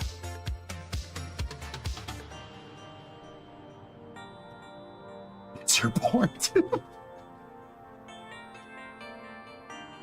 I mean, we did show docking ports, how docking ports dock Norway. I mean, why not both?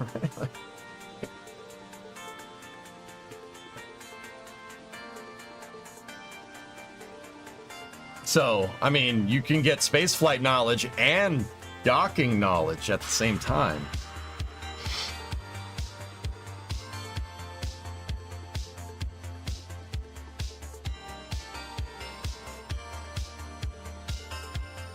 Like, hey man, nature is a pretty good design, all right? Nature's a pretty good design, all right? You might as well emulate it. You know what I'm saying? Like, now I don't know about the pedals part. Like, I don't think that's natural. But that boy ain't right. I tell you what.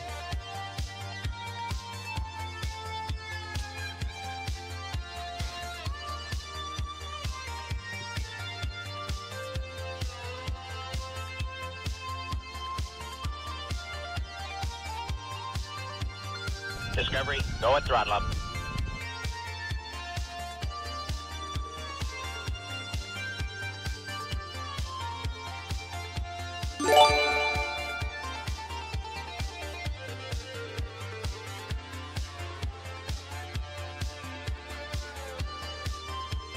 Discovery, go at throttle up.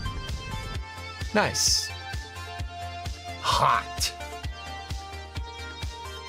Hey, hello, Governor. Hi, mate. Top of the morning to you, mate. Actually, it's the evening. Good evening, mate. Super hot. Hot. So, I mean, anyway. All right, let's figure out how to do this. Oh, this is space. I'm in space.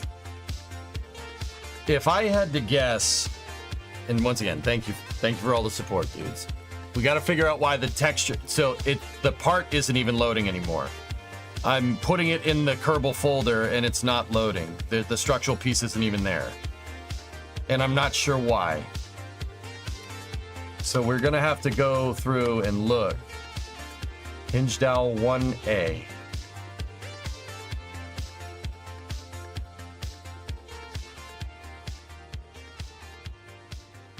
Look at the CFG. Hinge dowel 1A.mu. That's right.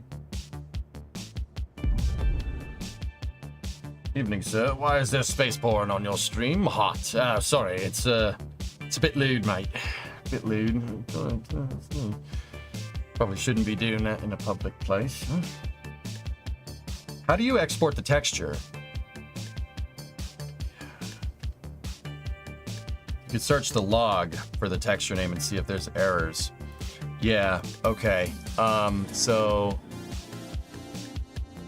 let's go back into KSP. Where's the log? Part database.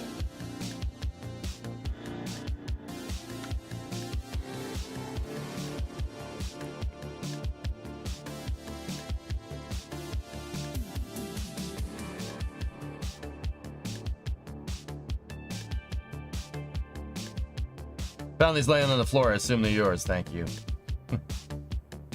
That's the part database. That's not the log. I forget where the log outputs. Oh. Yeah, that's it.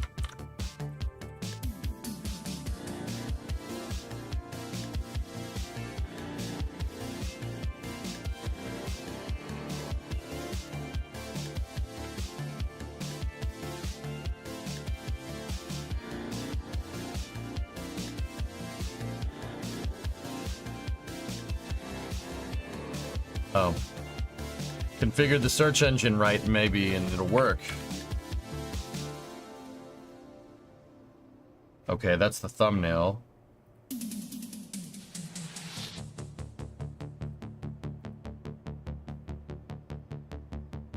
texture load error. Hinge dowel 1A. Texture resolution is not. Oh.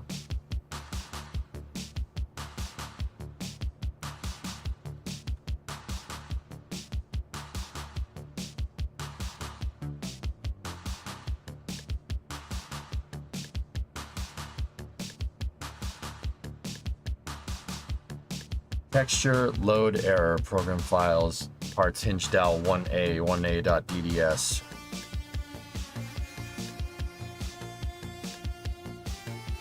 If the texture isn't a power 2 resolution, that might do it. It's 800 by 800, Raj.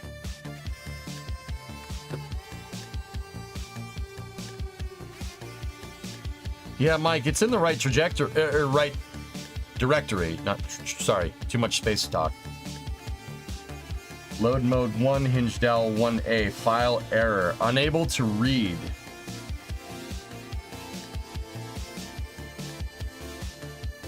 Model load error. Unable to read beyond the end of stream.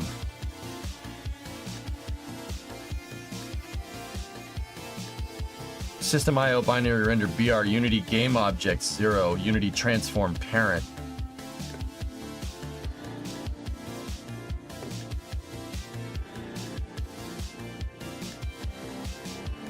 No matter how many times, Hammer Nails, I tell this thing to load into Notepad++, it always just defaults to Notepad. Even if I hit, like, always open in this program. Windows, dude, what do you want?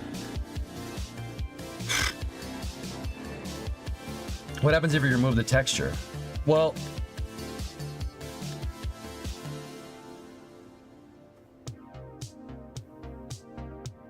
Unable to read beyond the end of the stream. So something in Unity, it's something here that it doesn't like.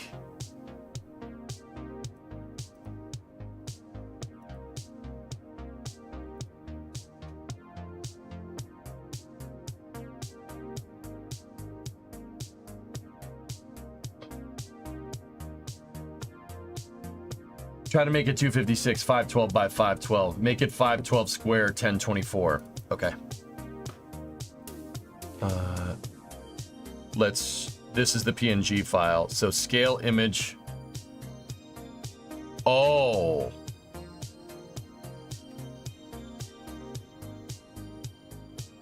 Yeah, it's not 800 by 800, fellas. Yeah. To get it to load into Unity correctly, you load the PNG in GIMP and then export the PNG as a DDS to get the colors to show up correctly in Unity. The PNG was still a 2K, so we just tried loading a 2K texture in Kerbal.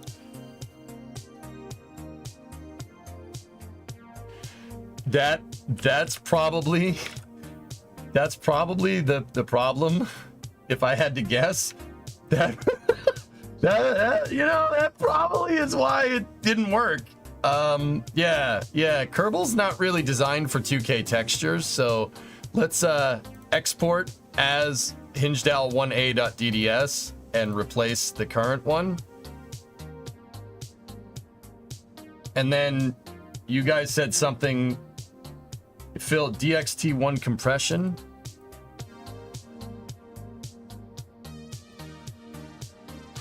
Should we just try none first? Well, no, let's try default first. We'll try the default settings, and then we don't want to change too many things at once.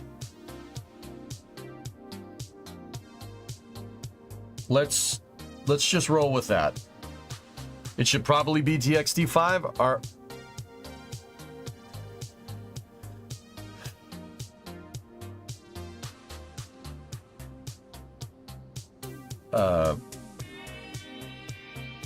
I'm just gonna go with none.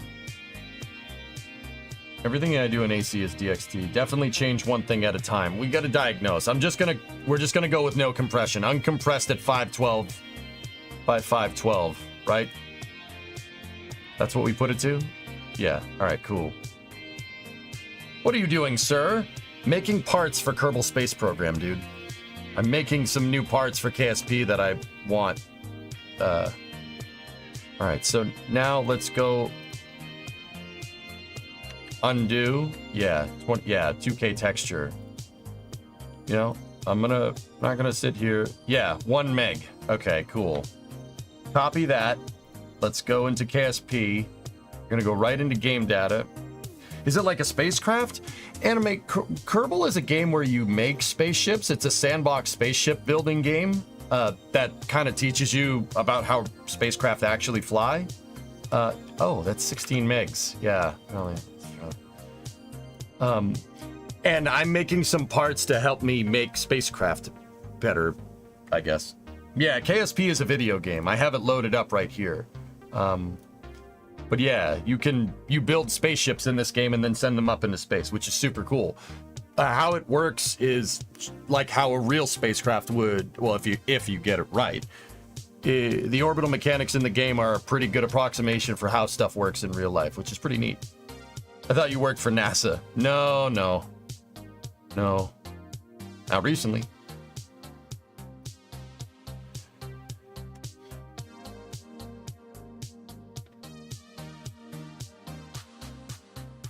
Okay, so we changed the texture, right?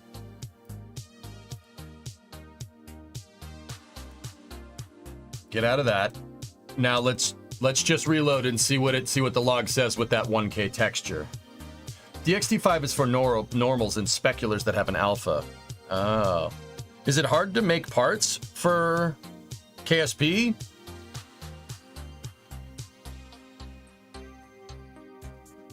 The modeling and texturing probably is the hardest parts. The workflow seems to be pretty straightforward. But then again, I am a 3D artist by trade, so...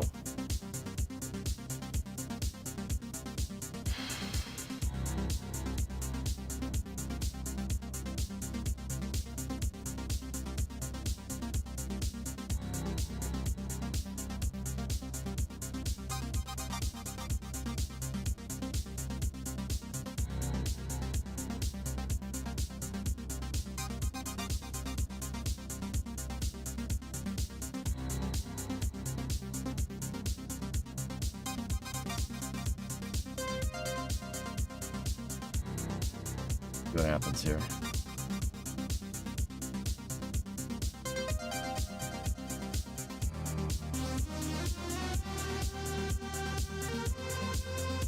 Calling that it won't work due to DDS compression settings.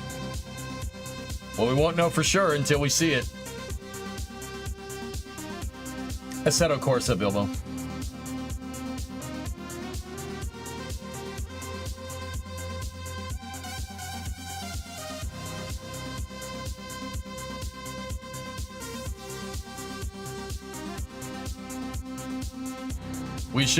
I should really make a debug install for Kerbal rather than sitting here waiting it to load up like the 600 craft files that I have loaded into the engineering mode save.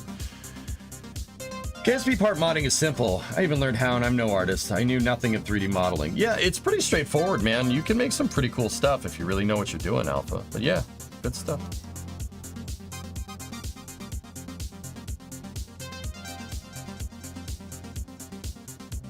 She still ain't there. All right.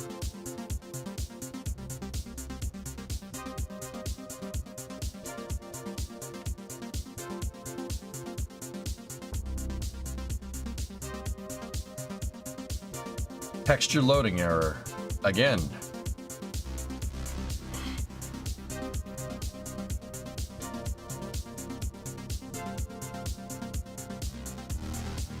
Unable to read beyond the end of the stream.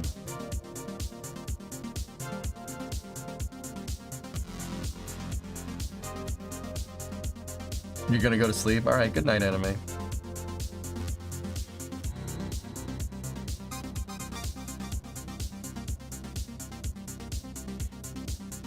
Same error. Something is wrong in Unity. It's not reading the model at all. So let's dump out of Kerbal, and something is weird going on here. There's something that we did with this model that made it upset. Now, what's the difference between this and the damn Clevis? The difference is that we messed with the texture, obviously, so we could see the stupid thing, right? So I'm guessing I probably didn't do the shaders right, and that's what's screwing it up.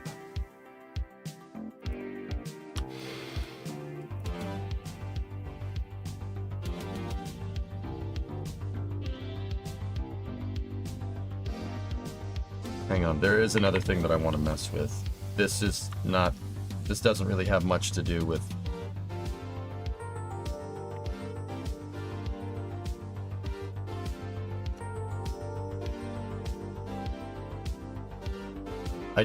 something I noticed from testing the part in KSP, I wanted to move collider 4 and 5 out so we have more hinge in the bearing. So, what are the parts that I changed? Obviously, we changed that one, right? We changed the dowel. So, let's reload that by getting rid of it. And then we have dowel collider 1 right there.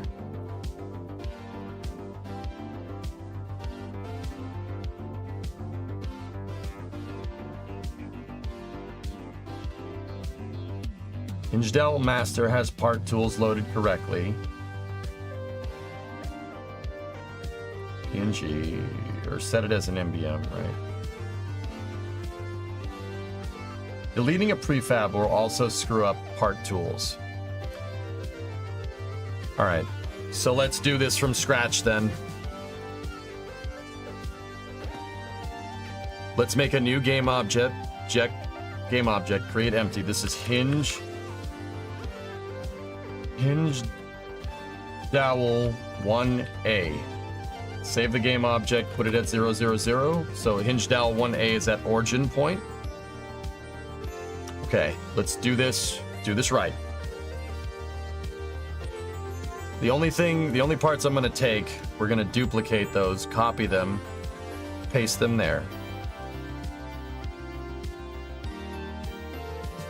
All right, I need those because they're in Unity. The other parts we can just drop in. So, let's drop in the object first. Hinge dowel underscore 1 is the part that we need. Drop it right in there. Okay, cool.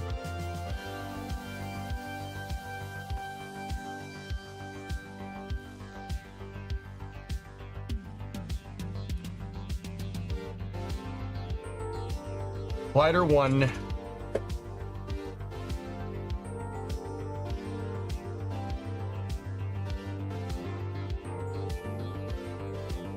You want all your message and stuff as children of the root game object. Yeah, I got that part, Alpha. So I have the pins, our RCS balls, so to speak. Those are there. We have the master part, hinge dowel 1. And now we need the upgraded dowel pieces. So that's 1A right there. And then we need 2A right there. Perfect. All right, so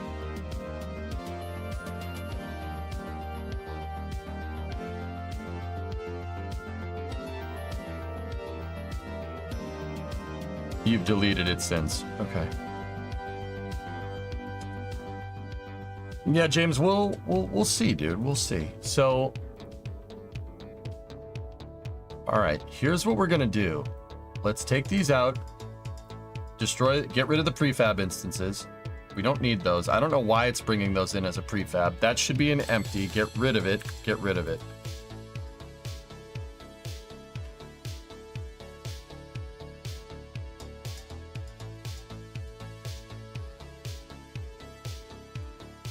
Set the material on the shaders as KSP diffuse. Okay, cool. Go in there like that. Continue. I'm breaking the prefabs before I add part tools to this, because I'm pretty sure that's what I did before. All right, so hinge dowel 1.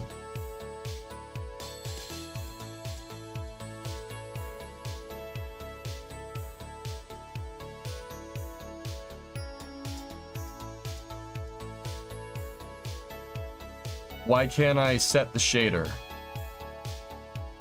If we go into mats and we go to hinge dowel 1. All right. Well, all the colliders are in the way. Hold on. Let me just move that up there like this, right? And then that's a KSP diffuse. Apply that to the part, right? Good. Revert that to origin point, right? And now what we have to do, we're Z-fighting with the colliders. You have to remove the renders, the mesh renderers for the colliders, right? We need mesh filters, but not mesh renderers. So, and then these have to have mesh colliders attached to them. That has the spherical colliders, so those are fine. Now we need to get rid of the mesh renderer.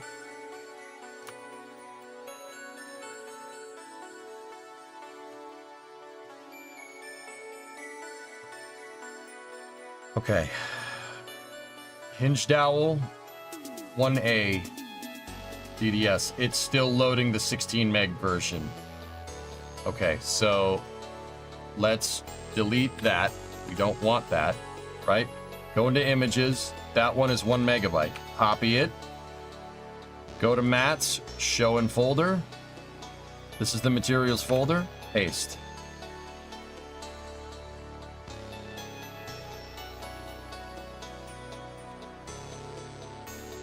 There we go.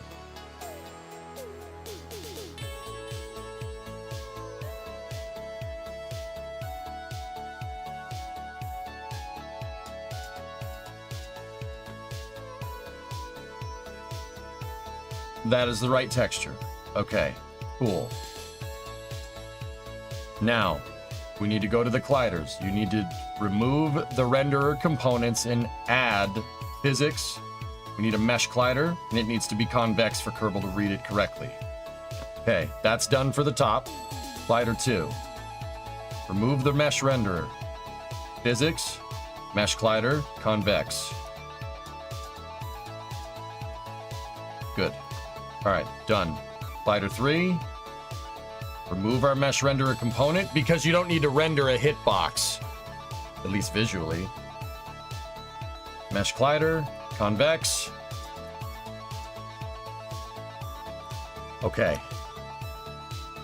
Colliders are good. Now we have everything there. Now let's go to 1A, add component, KSP, part tools. All right.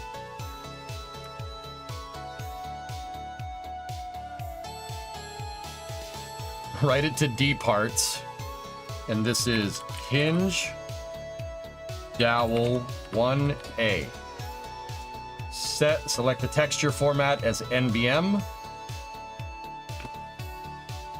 and write it. Okay, go over here, Kerbal Space Program, go into D parts. Hinge dowel 1A.mu. Okay, so we're gonna copy that. KSP, game data, EJ, parts, delete. No, just we can go in here, paste it, overwrite.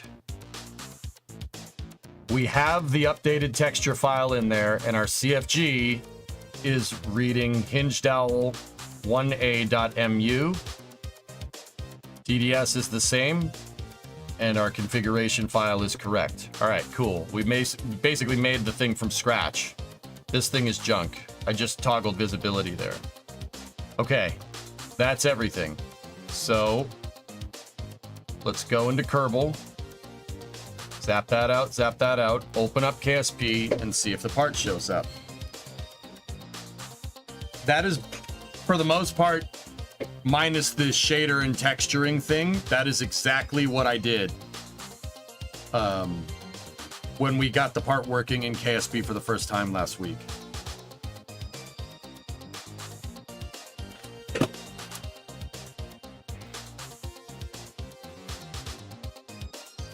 If it still doesn't work, we know it's texture compression.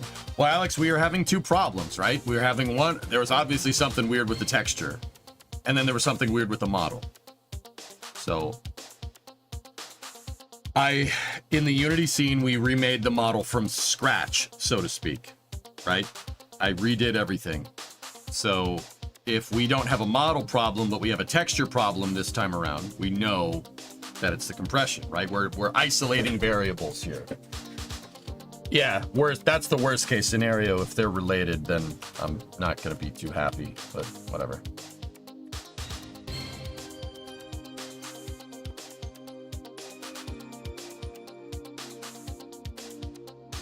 A model can load without a texture. As long as it has some basic shader information, Rocket Guy, sure.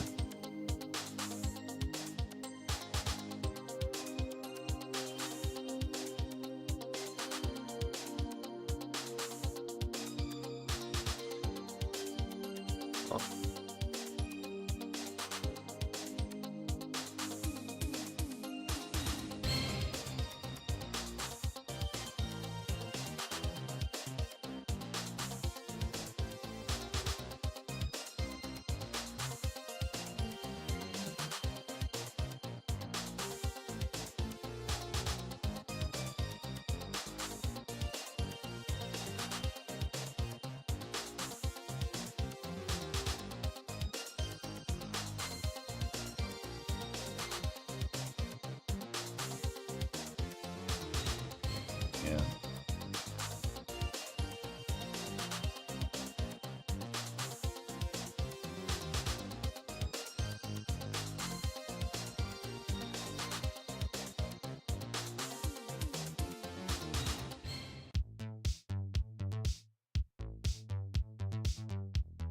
Yep. Same thing.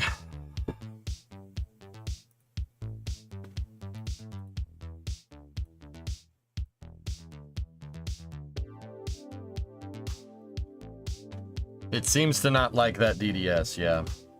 All right, so now we got to go back into GIMP. Image, scale image, 512 to 512, scale it. Now let's go in here, export. We're exporting as a DDS. Replace that file. And we're going to use DXT1. I don't know. What's BC1, BC2, BC3? What's RxGB DXT5? I don't know. BC3 DXT5? DXT1? This one right here? Try TIFFs? I don't know. I don't know.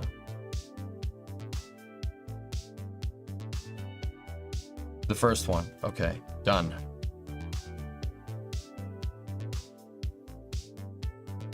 For regular diffuse. Okay, export. All right, so now we're gonna go into images, hinged out.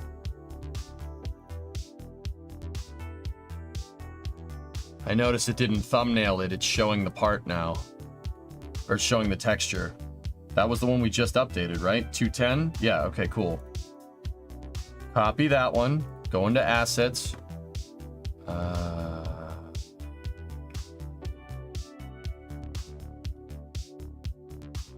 Kerbal, game data, EJ, parts, DAL1A, paste, replace.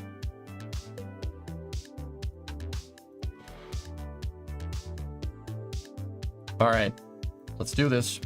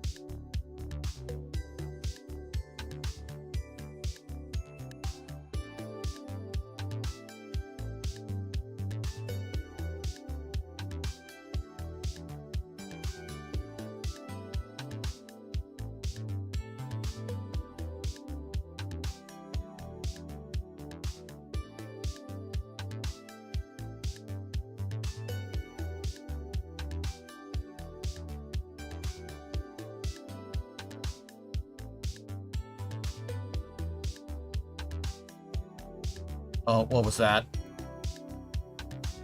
Crap, I can't get it.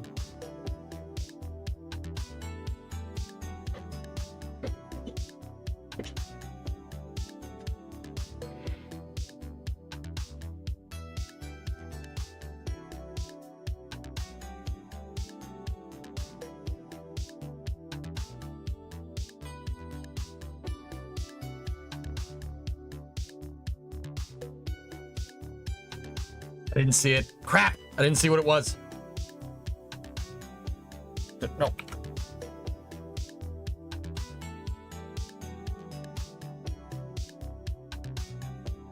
Balls!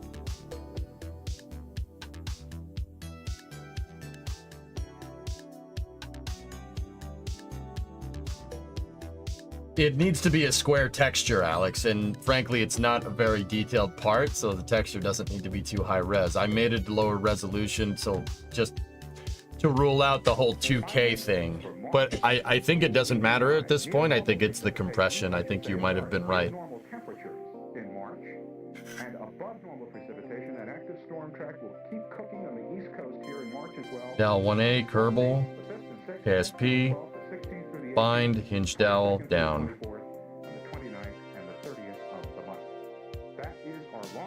Loading the texture. It loaded the texture right. File error. Something is weird with the model. Channel 11 here at 220 East 42nd Street, and we'll send you a copy of that forecast. That's the story. That's the story.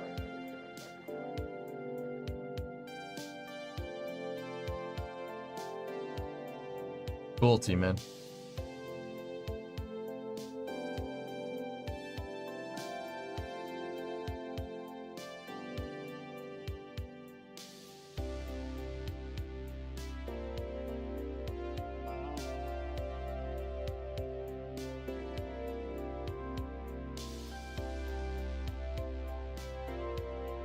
Well, it loaded the texture. Let's just see. I'm just gonna see if it's here.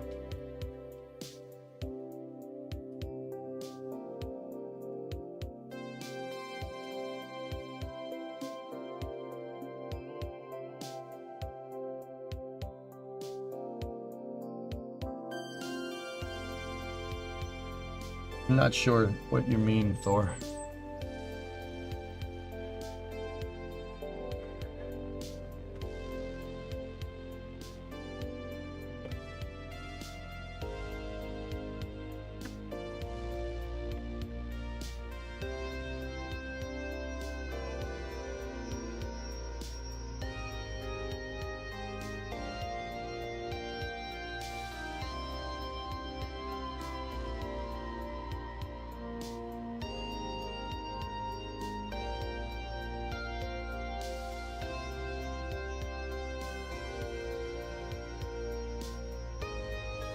Where is the file name .mu.mu?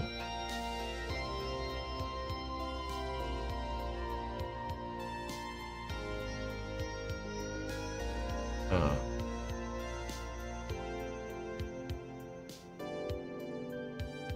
All the parts do that.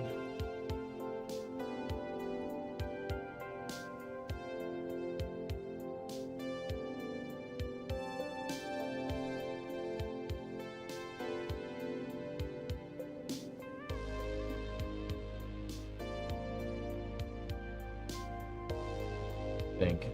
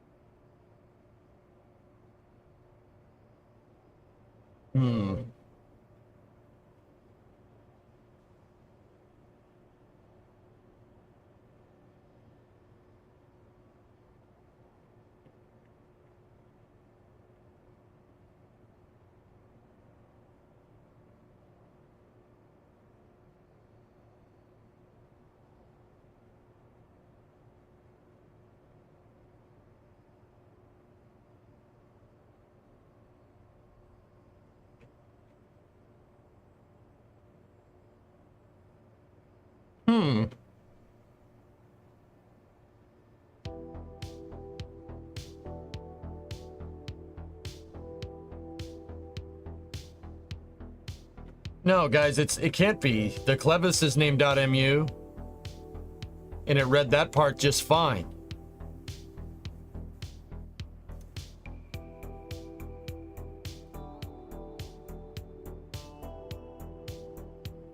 Let me look at a squad part. Hold on. But just to be absolutely sure. Squad. Let's look at parts. Structural. Let's... The 1x1 panel. Yeah, they're carrying MUs.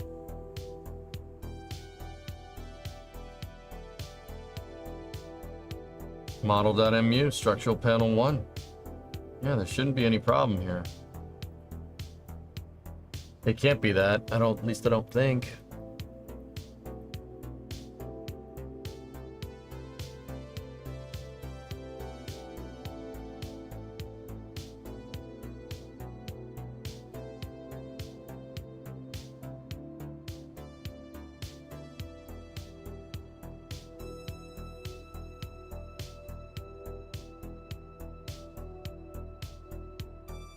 What does the log say?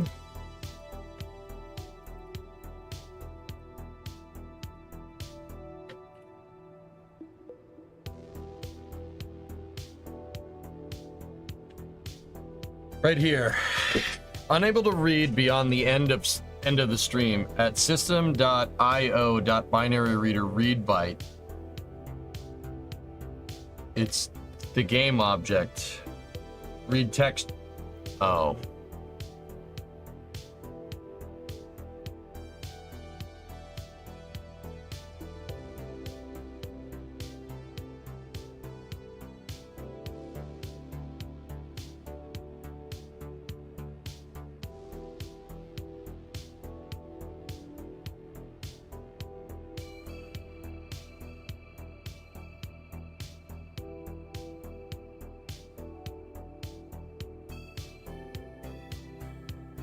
Huh.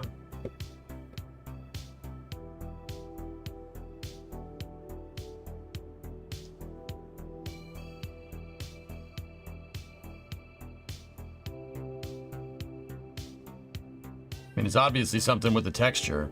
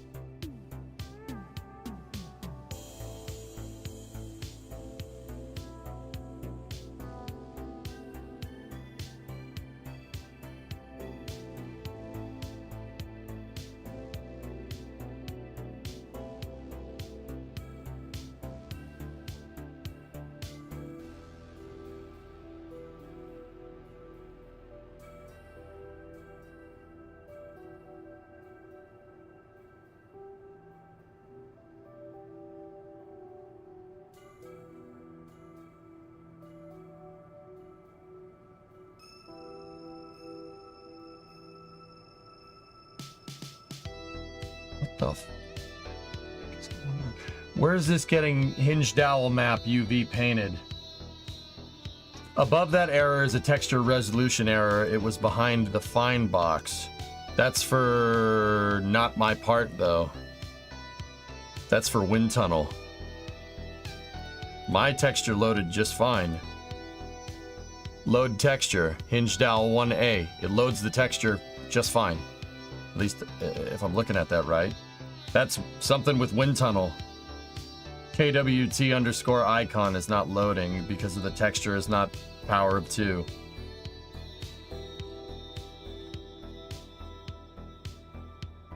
Well, guys, the only thing I can really guess is that it's shader information. It has to be. So what's Clevis 1A and why is it loading that? There's got to be double shader information. Asset materials, Clevis 1A, clevis1a.mat.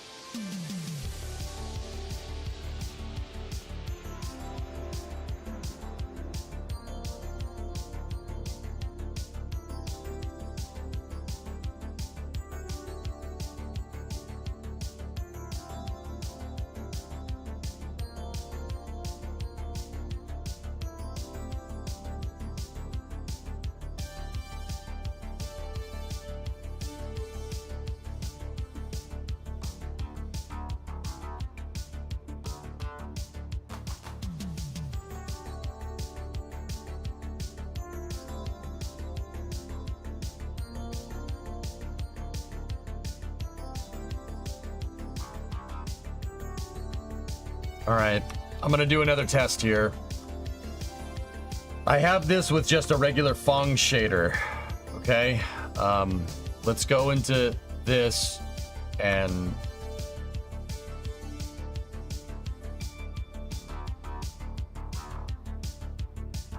don't write the texture. Right? No, that can't be correct. Why would you do that way? Write the texture as an MBM.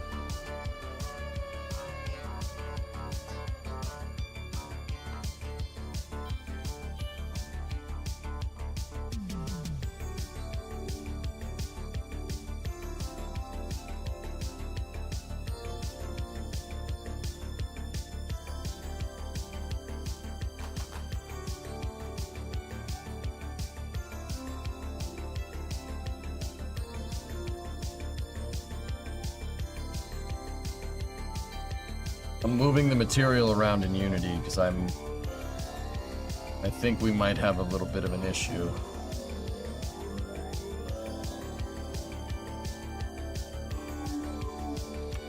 What happens if we do that?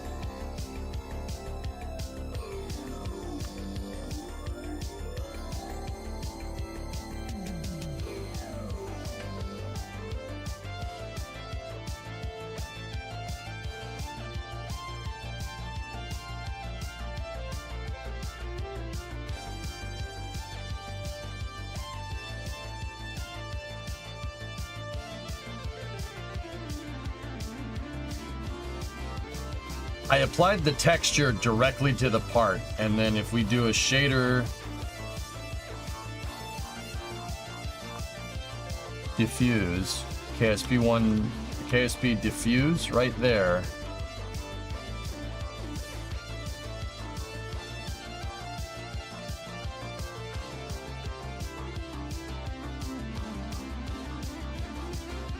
I don't know why I have a double materials folder.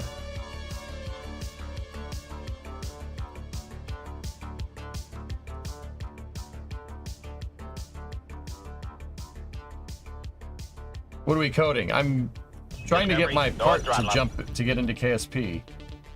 All right, so Jesse, 17 months.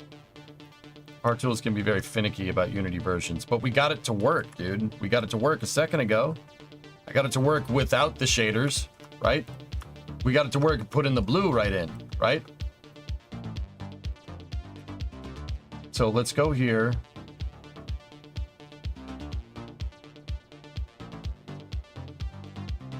Yeah, hit Dal 1A. I made a new material, we set it to KSP diffuse, and we just applied the texture right to it, and it made a shader for me.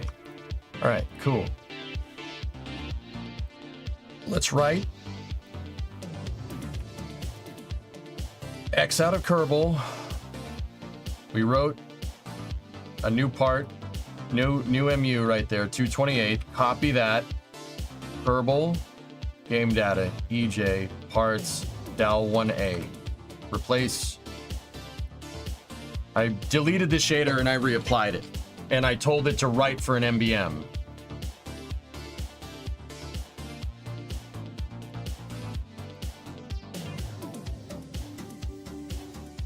See what happens.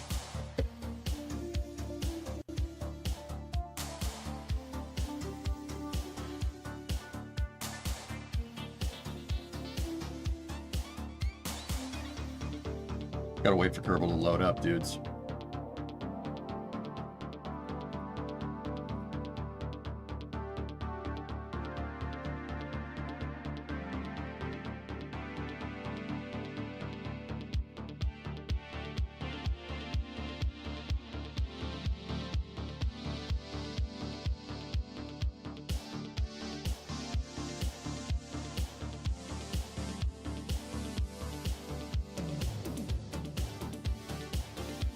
Check the console in Unity for export errors.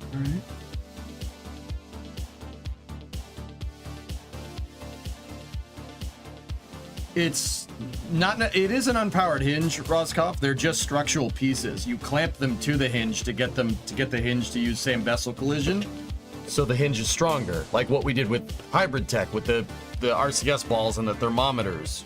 It's that, but in part form. It's a Hybrid Tech hinge.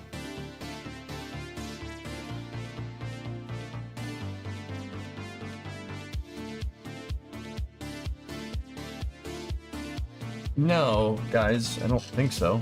Hinge stronger together.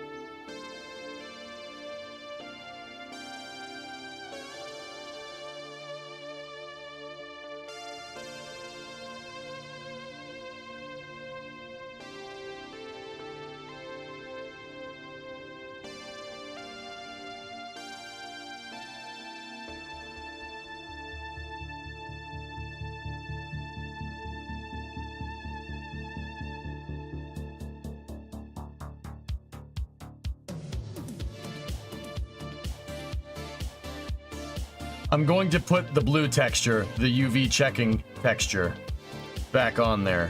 I'm just wondering what happens now. Because it loaded before with the blue. Should be able to load now.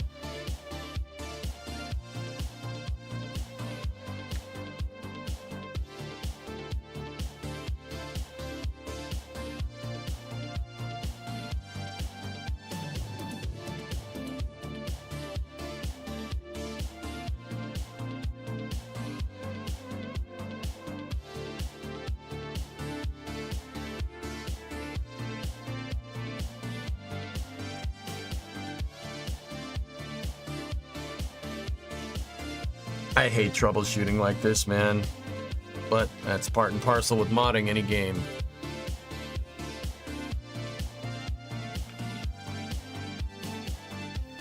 So I'm isolating things here. I took the texture out of the loop and I want to see if it loads the model.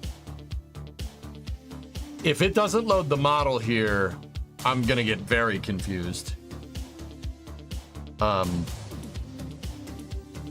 Because I think something is funky with that.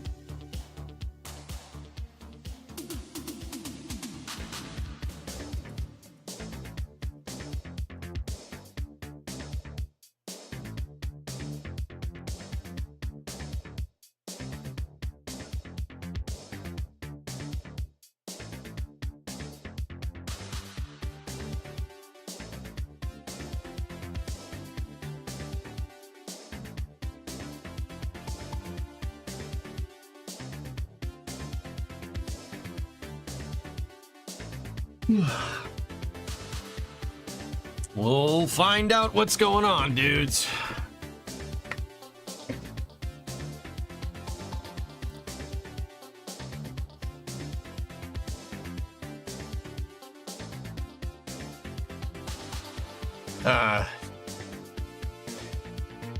I'm sure I could figure out something, Lulz, yeah. To keep the pistons true, to keep them from bending? Yeah, we could do something.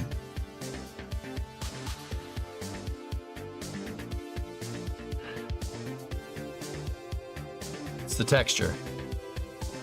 It's something with the DDS because it loaded just fine. See?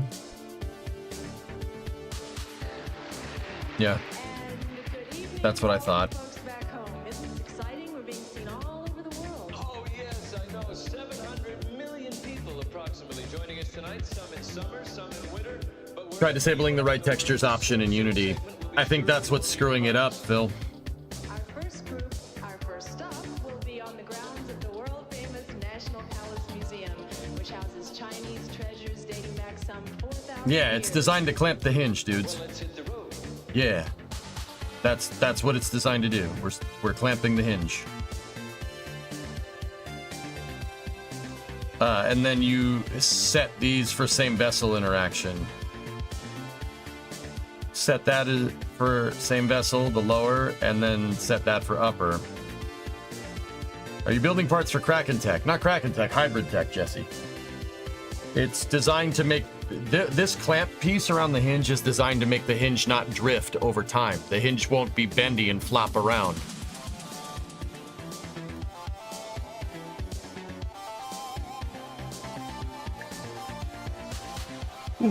So we got progress. Good. All right. Back out of KSP. Go over here like this.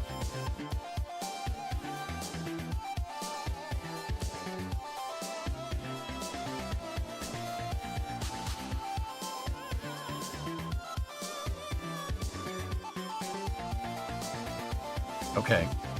We have the texture applied. Do not write the texture. Let's see what this does this time.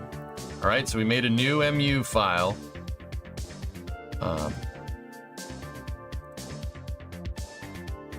D parts, hinge dowel 1, 235, copy, Kerbal, game data, EJ, parts, dowel 1A, paste it, replace. Okay, so I had no right textures there, which...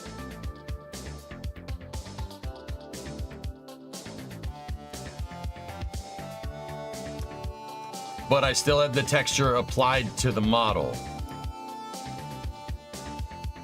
So we made a quick change. Now let's load KSP again and see what happens.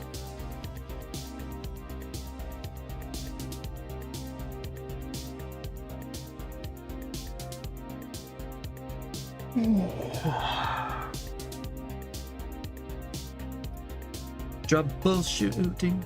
All right, I'm gonna check on something real quick. I'll be right back while Kerbal is loading. You guys tell me if something breaks.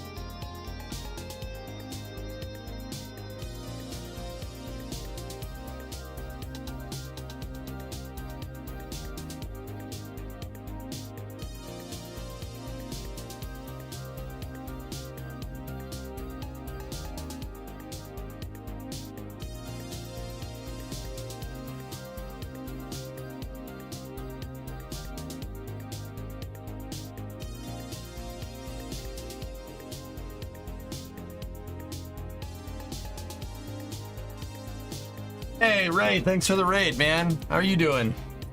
Sorry, I was, alleviating waste tanks.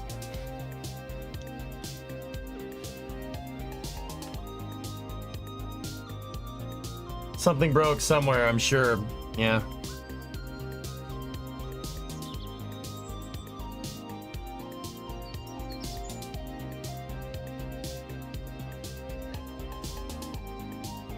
Okay, Journey, yeah.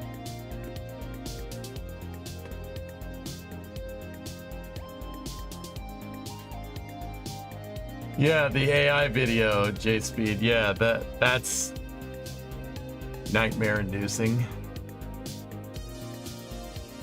Yeah, Alice, you got it.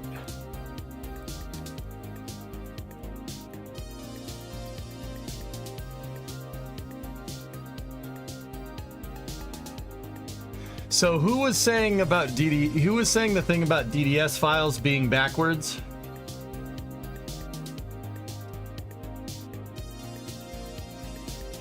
Being flipped? Yeah, whoever said that, you were right. But hey, it's progress, dudes. Progress. It's going good, Alice. Make sure you guys give Paul Scambaits a follow. Good Scambait streamer. We all love that. Cancel that. Get out of that. All right. So the unhinged. Yeah.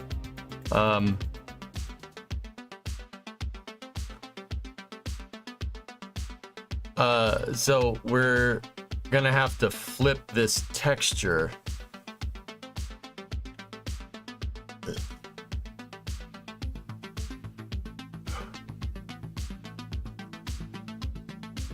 Flip vertically. File. Export as HingeDAO 1A DDS. Export. Replace. Make sure we're on DXT1 compression. There we go. Go into images here. HingeDAO. That's reversed. Copy that. Now we go over into HingeDAO 1A. That's the final part. Paste that texture in there. Replace file in the destination. Zap that. Zap that. Undo that. Zap that. This should be it. This should be it.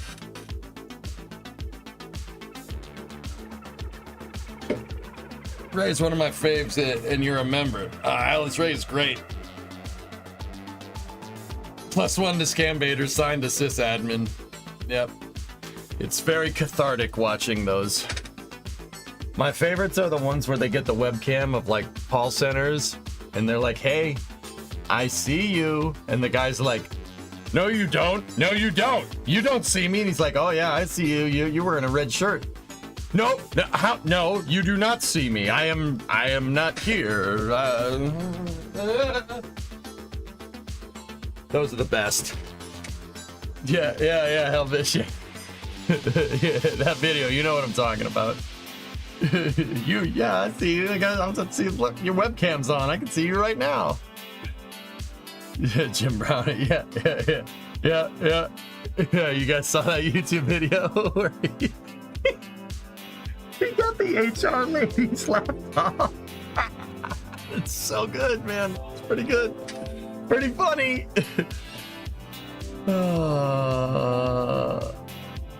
Yeah, it's really funny. Very, very satisfying stuff, dude. Yeah. So what happened there? The older version of Part 2 did not have support for DDS, but there is a fallback layer somewhere in the code that loads a texture with a file name or something. It must. So, Phil, my guess is that writing the texture in Part Tools is conflicting with the texture being applied in Unity.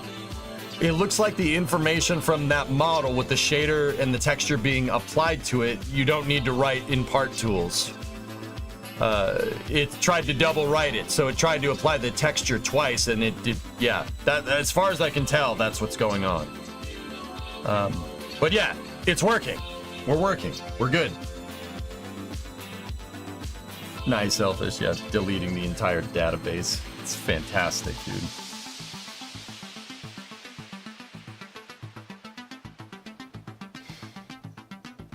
All right, let's see what we got, dudes. We flipped it on the vertical, and it's there. There's the original piece. There's the hinge. And, oh. Oh, yeah. Oh, that's very satisfying. That's very satisfying.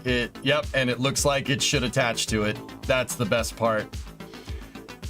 Oh, that is beautiful.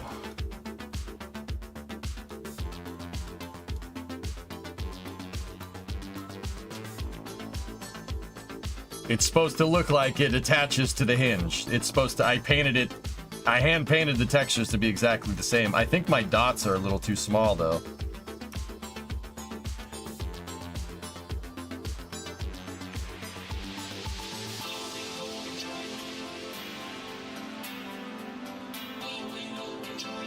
Yeah, my dots are a little too small. We have to make the dots a little bit bigger. Now that is a hunch. Yeah, the dots, we just need to edit the transform on the dots, make them a little larger. We can do that in the XCF. No.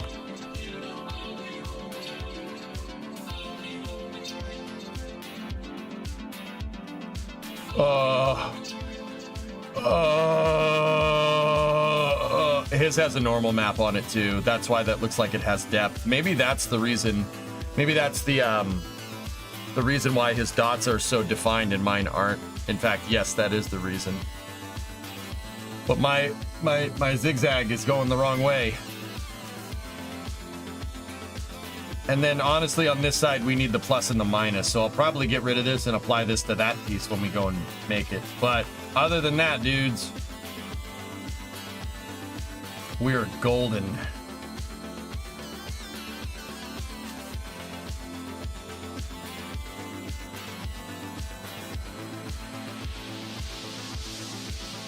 We could probably do with adding a circle or something, or some of these lines right there on this piece to make it look a little bit more defined, but we nailed the texture, the palette, the colors are right, which is good. Have you tested the strength already? Not with these updated models and colliders, Savvy, but we could. I don't have the companion lower part, but the colliders on the lower part are pretty much the same.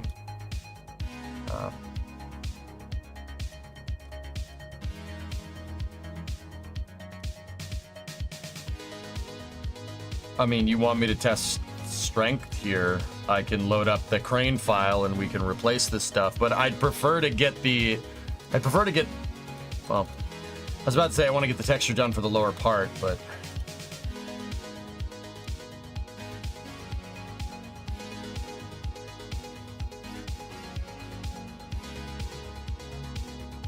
and we could also do with a normal map for the hinge.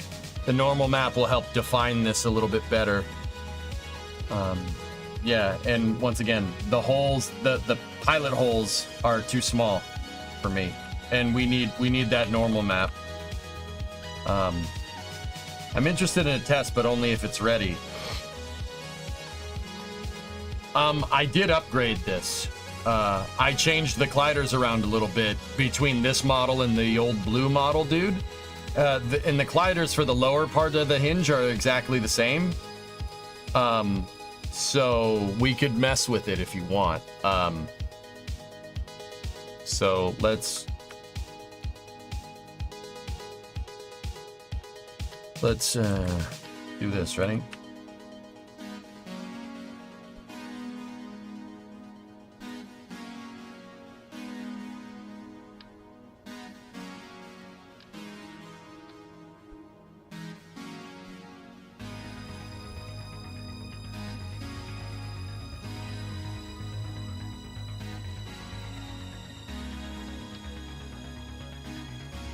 Make a quick little test stand right here.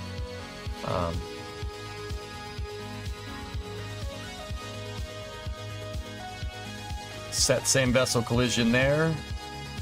Sets SVI there. Grandparent part strut. And then I made a big flange on these hinges for good reason. So we could do stuff like this. And the flange on the upgraded part is even bigger. So there's more surface area to attach more struts with this. That was entirely done on purpose.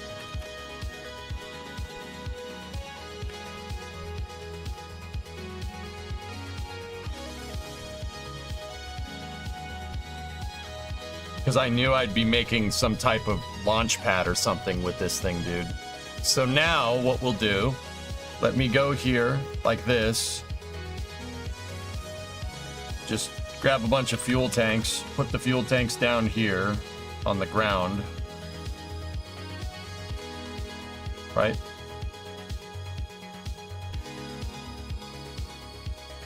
Actually, you know what would be better? Just so we can really test the...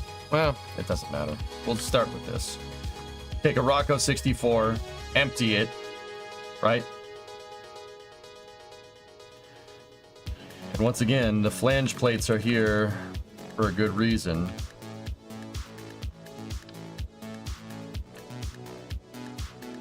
I don't think these hinges are really going to do...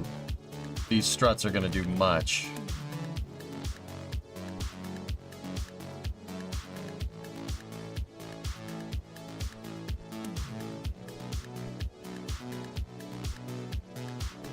They might hold in some way, shape, or form, but the angle of strut is very, very, very, because of, well, physics and trigonometry, angle of the strut is very important for different structural things. All right, cool. I need a probe core for this. Let's put Marvin up on the top.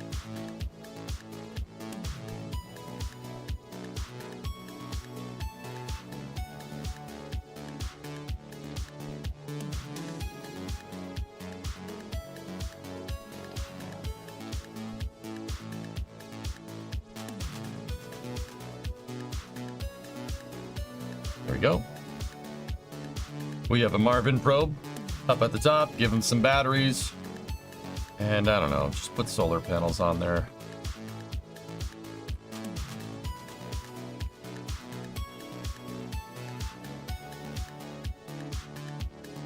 Hinge test stand. All right, so we'll be able to toggle the load on that hinge.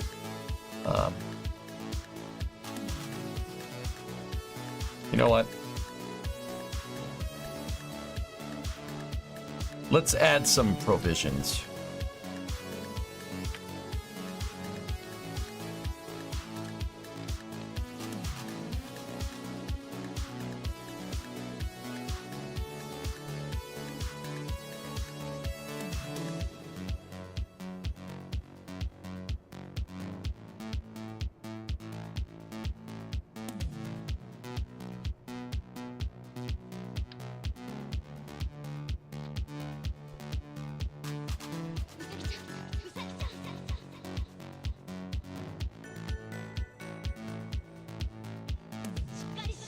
All right, so how much load would that be?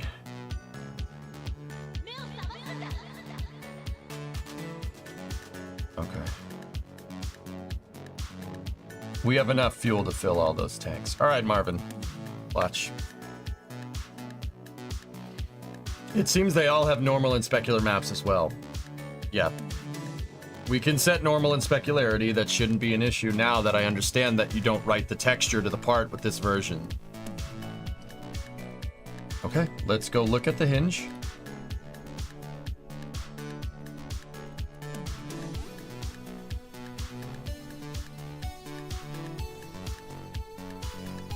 Let's...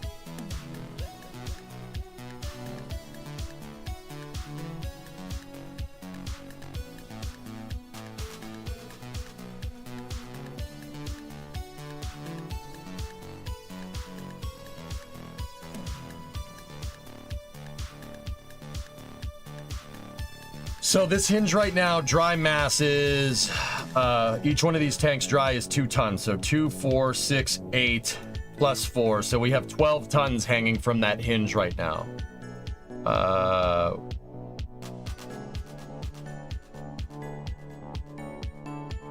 And then each one of these tanks has 32 tons of fuel. So let's add 32 tons to this hinge load here by filling up the center tank.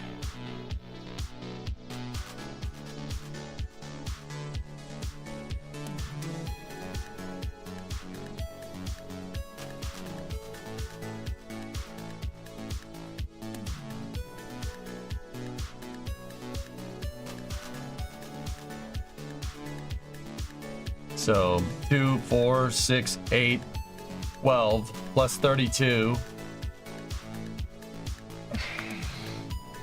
What is that? Why did my brain just potatoed? So we have 12 plus 32 tons. So 32, 42, 44 tons. We're holding up 44 tons with a single G11 hinge with my parts attached to it. Hinge is starting to show some little bit of unhappiness.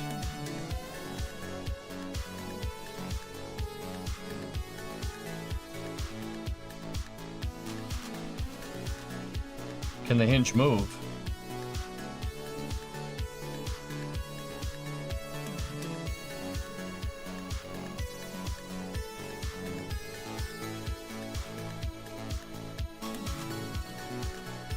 Sure. Why not?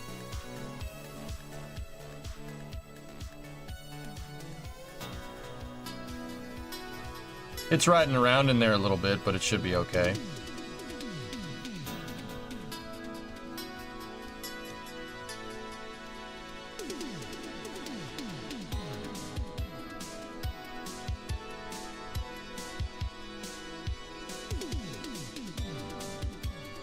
It's a little mad, but honestly, for no hinge drift, the hinge isn't springing at all.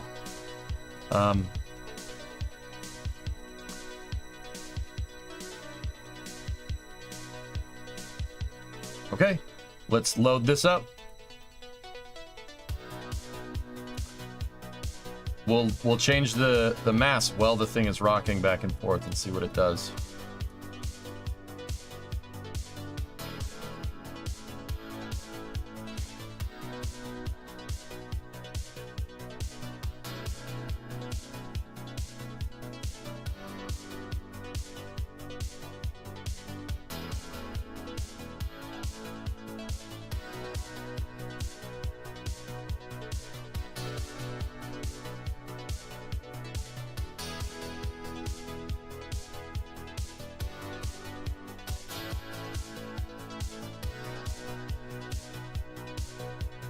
Full load here would be 72 tons once these tanks are fully loaded.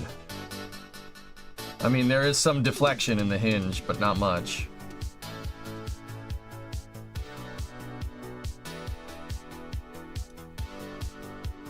Once again, this is a single G11 hinge holding this up. SpaceX tweet. Yeah, the reason why it's riding around is because of the collider resolution, yes. I got it, T-Man.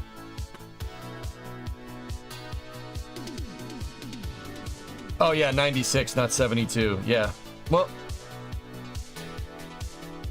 Yeah, you're right. You're right. We have the equivalent of 3 Rocco Max tanks here. Yeah, you have the equivalent of 3 Rocco Max tanks. So yeah, there are 36 tons of pop. So yeah, 96. Yep, not 72. So we are pushing a full 96 tons here. How would the unmodified hinge handle this load? I'll tell you that in a second once this thing goes full load here.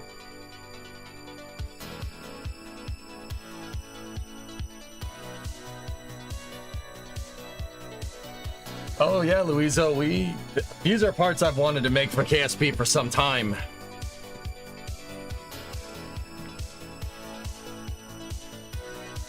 It's struggling a little bit, but for the most part, it's fine. Now, really want to put this thing through the test here? Let's wait till it goes into warp. Do that. We're time warped. Now let's see what happens. No drift, baby. No drift. Maybe a minimal amount because it was under load, but Yeah, that's not ever gonna drift any more than that, dudes. That is the exact thing that we are trying to do. You, dude, in mission mode, I wouldn't have ever dreamed of doing that. That right there, if I tried to do that while my gantry crane was lifting something up, if we time warped mid-lift, that's a great way to blow up everything. It works just fine here. I rated you early with 40 viewers. Oh, I saw it, Ray. Yeah, I was taking a piss, dude. But I came back like about 30 seconds after you raided. Yeah, no, thank you for the raid, man. I was talking with Alice. And the rest of your viewers, I appreciate the raid, Ray. Thank you very much. Thank you for thinking of me. Yep, just 2 parts. We're holding up 96 tons. So, you want to see what this is like with just 1 hinge? Boop.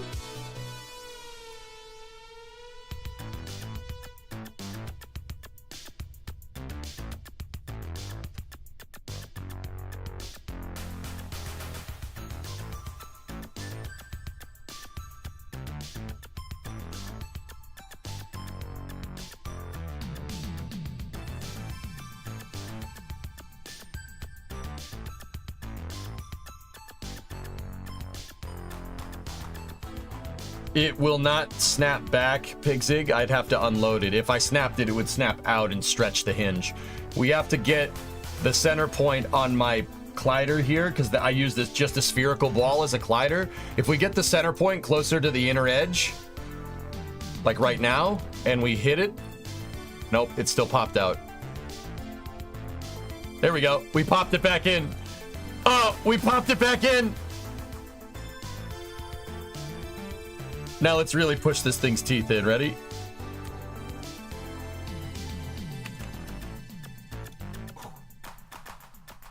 That's pretty good, dude. That's pretty good. That's pretty good, man. Yep. Yep. Self-healing, dude. Like Roman concrete, baby. That's why I made that part, because I was sick of the stupid hinges drifting around. Is this the root cause of Kraken strikes? No, not necessarily, Phil, but more precise movement around when we're manipulating objects could lead to less Kraken strikes, but this isn't the exact reason. Vessel docking hierarchy is the biggest reason for Kraken strike on docking. Do we dare fizz warp?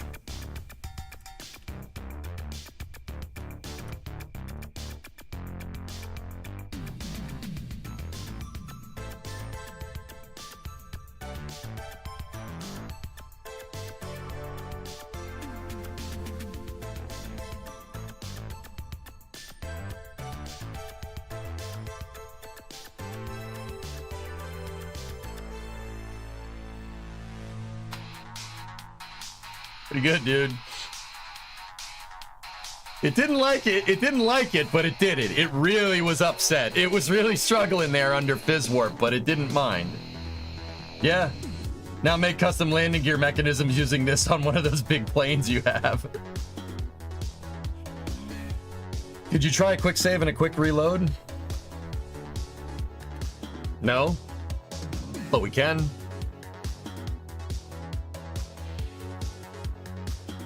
How does the collider affect the strength of the part? It prevents it from drifting. Snapped right back into position, dudes. Yep. I told you, under load is the extent of the drift that you're gonna find from that. I was away, you got it loaded. Alpha, it was in part tools, writing the texture. If you apply the texture to the part, right, in Unity, and then export it with right texture on it, it gets angry. It gets very angry. So I shut off right texture on part tools, right as MBM, because if you did that, it's looking for a DDS and an MBM, and it didn't like that. I just applied the DDS directly to the part in Unity and then exported it with no right texture on it, and it worked. Yep, that was the solution. Anything more technical than that? I'm curious as to how. It's hybrid tech, Hellfish. It's hybrid tech. The collider box on these parts is exactly the same collider as an RCS ball with the thermometers wrapped around it. It is the same collision mesh, pretty much to a T. I even use the same colliders for my pins.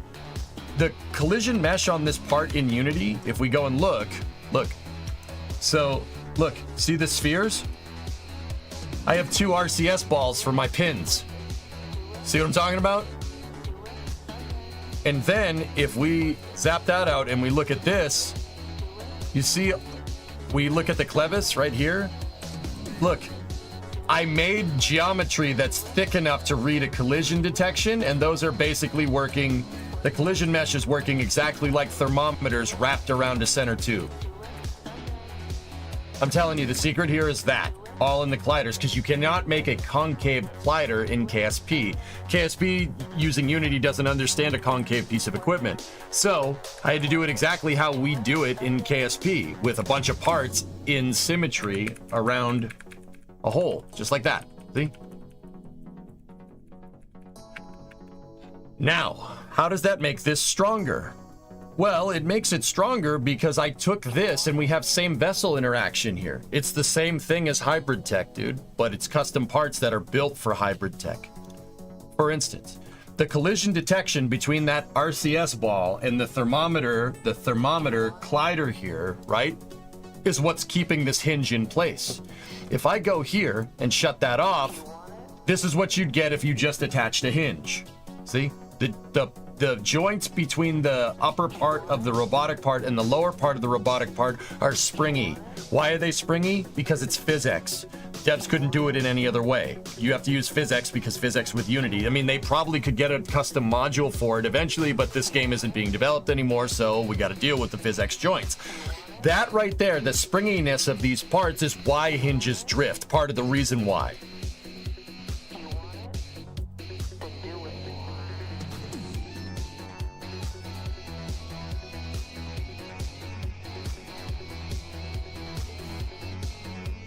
Yeah, just toggle it a bunch of times and you can get the thing to snap right back. The game calculated the location of each part, and depending on what the game sees, it determines if they are hitting.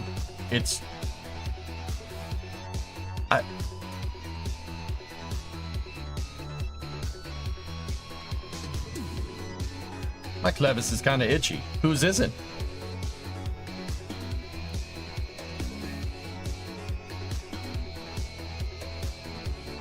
Yep, you can fizz warp with the hinges, you can time warp, they'll just snap right back into position. You have the impact resistance set high, extremely high, Illness, yeah. Yeah, I'm trying to figure out the nitty gritty of it. There's no nitty gritty here. This is doing the, where are you getting confused?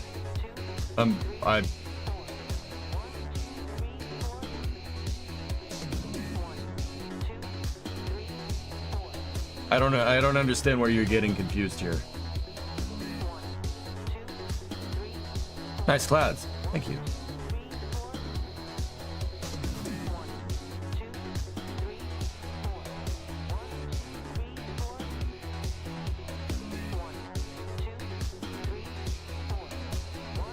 Can you make some shuttle winding parts? Shuttle wing parts?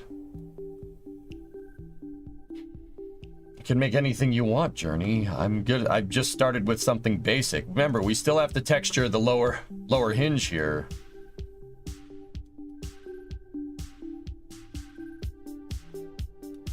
This is the hit detection in Kerbal because I made their boxes collide with each other. This is the exact same logic as hybrid tech, which you've seen me make very many times. I just made the hybrid, instead of using a bunch of different pieces in KSP, I just made one part that does the exact same thing. I can't explain that any more straightforward, dude. Like, I'm not sure where you're getting confused.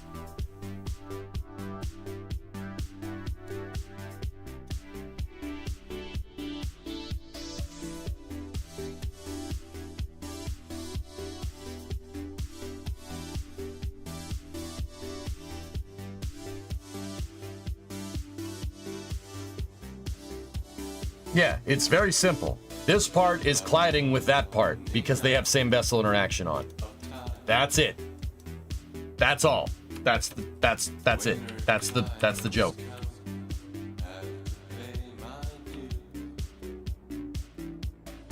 Add load sideways to see if it can resist it.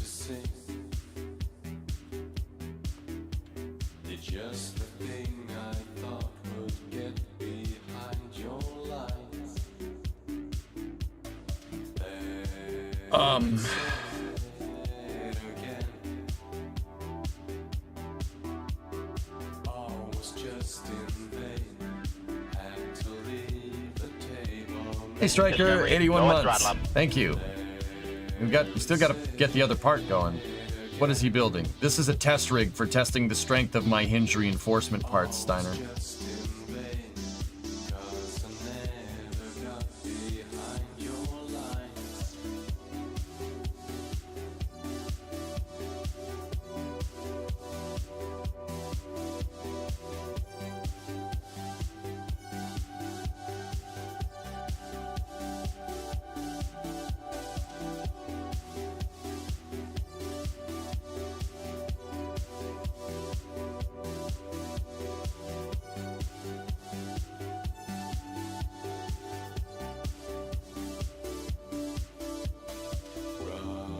Hey Tokyo, what's up, dude? Your favorite type of stream. Only this time I'm making custom modded parts to make my own stupid contraptions, dude. Mint.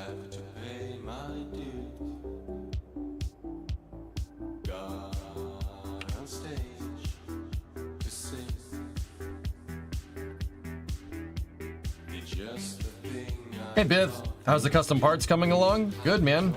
Here, let's take this to the next level. I'm testing the bottom part, the upper part of the hinge is pretty much good to go.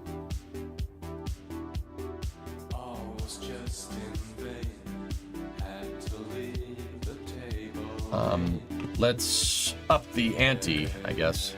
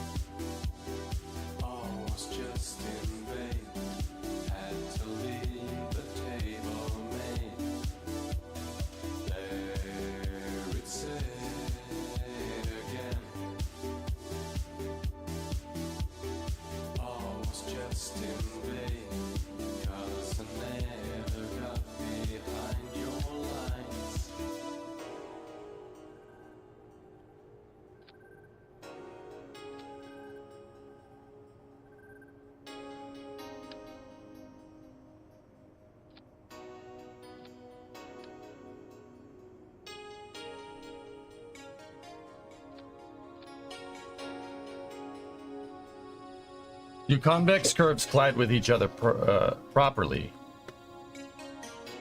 Yeah, Savvy. I mean, the way I made the concave mesh collider is I made it pretty much in the exact same way you'd make like thermometers, dude. So, I mean, it depends on your shape at the end of the day, but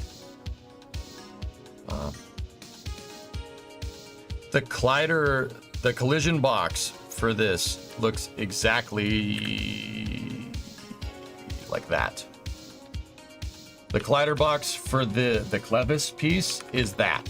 That's what the colliders look like. It's just a bunch of convex mesh colliders just in a circle. That's it. I made the colliders thicker though. That's part of the reason why it's so strong. Thermal bearings are great, but it's easy to have stuff snap out of them because the collision box is so small. Kerbal might miss a physics tick if under performance, and it might just zap it. It might just move out. It won't detect the collision because that collider is so small. So I made the clevis super thick, so this thing will never pop out of it. It'll never miss a tick so much that you'll get to the point where it'll pop it out, or at least it shouldn't. Hey, French Invader. All right, we'll test this. What's the dry mass of that tank, just so we get a good analog?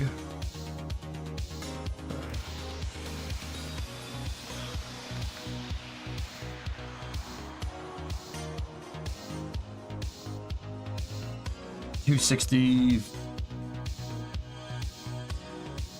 So 140 plus one. Dude, my math is not good today. 140 plus 115 is 240, 250, 255, 256. 256 tons. So that tank's 22 tons by itself without fuel in it. It's 288 tons with fuel.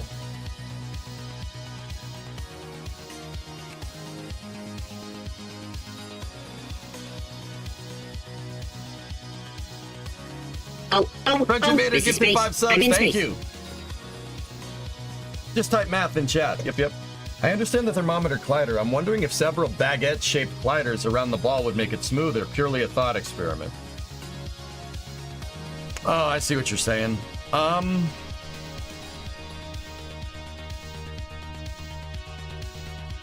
French Invader gifted 5 subs.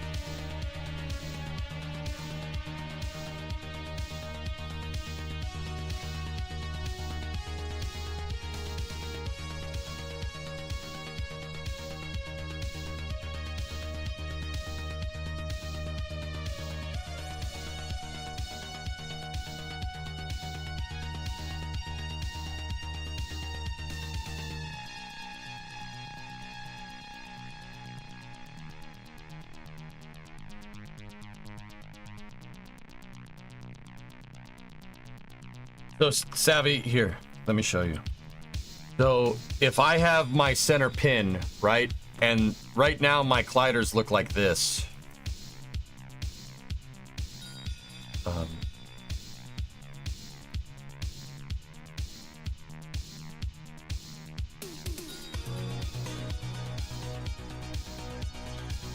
Obviously not to scale, please bear with me. Right? That's what it looks like. So the center is the spherical collider that we made in Unity, right? And I'm not sure what would happen if we did this.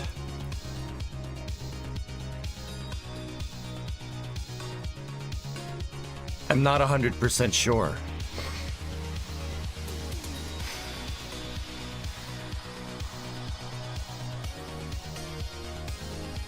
My guess is that it's gonna ride in. It's gonna want to ride in these pockets right here. So, I'm not sure. Yeah, I'm not 100% on that one. So, all right. Right now we're at 22 tons. Let's induce rocking behavior. Get rid of the torque on the motor. Okay.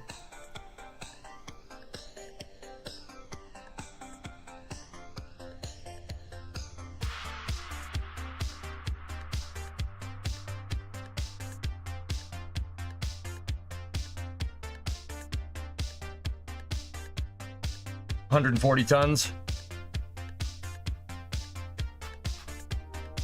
200 tons. 288 tons. No problem. Like, no problem.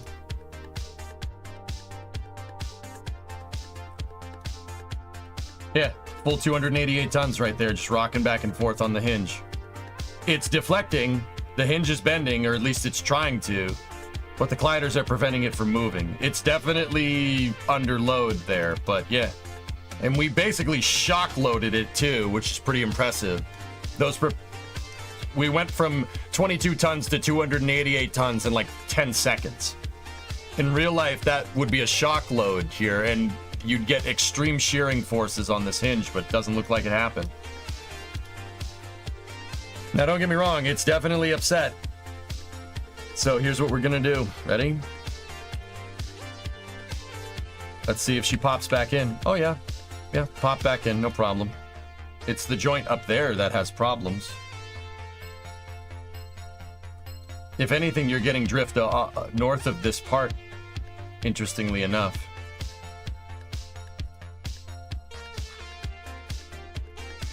Oh. Yep. It popped out eventually.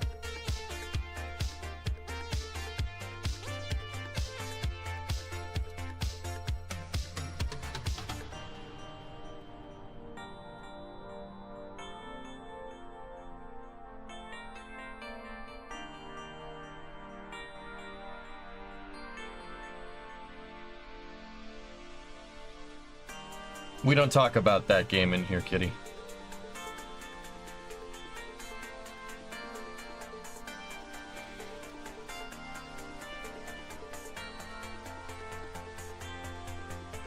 No. I'm more kidding. Yeah, I don't know what happened, and that's what pisses me off about it. I don't like talking about it. It makes me very annoyed.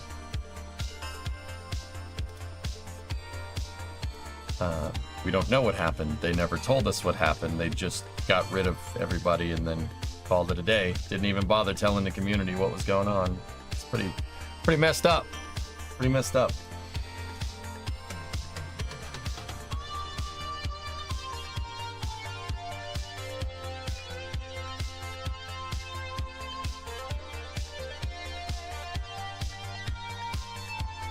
Yeah, Emmonsry, I know what you mean.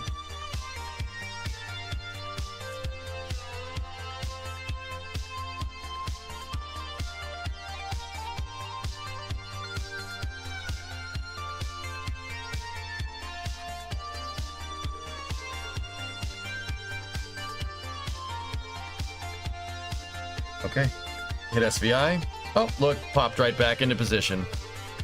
Time warp it. Untime warp. Nope, she good. Yep, no problem. All right, shock loaded back up again.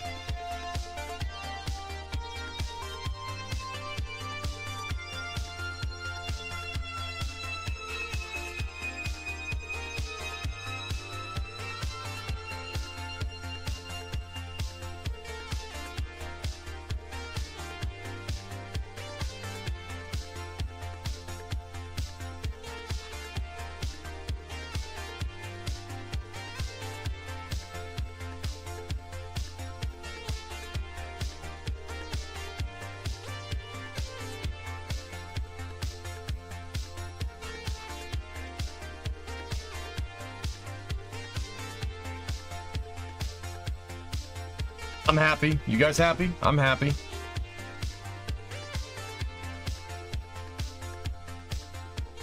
Yes, side bending characteristics. Yeah.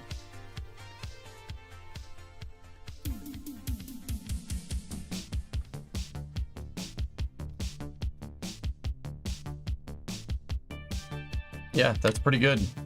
We could make a side loading test stand here if we want. Like,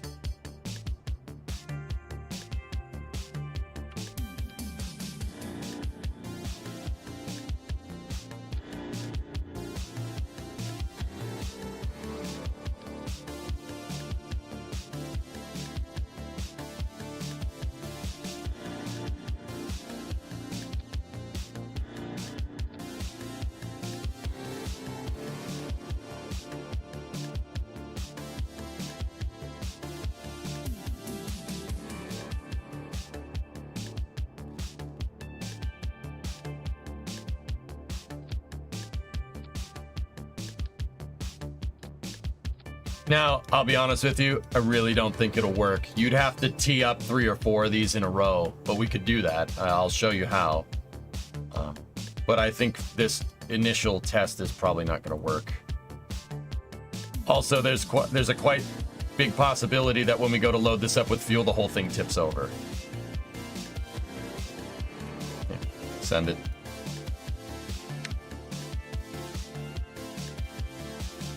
Yes, Natalie, it would. You could cluster these hinges up, and the best part about it is that you don't need a G11 hinge for a secondary hinge. Just use the parts. There's no need for another G11.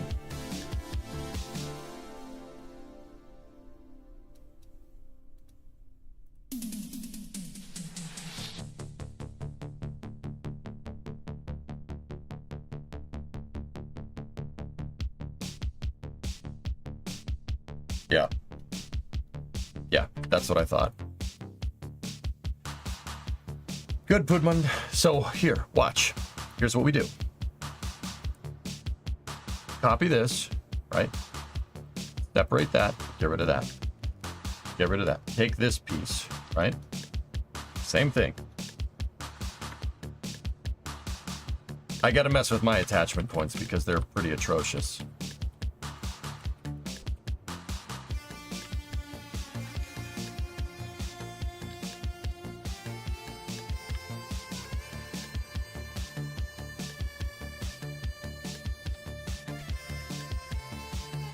Now we take these hinges and we make sure they're set, right?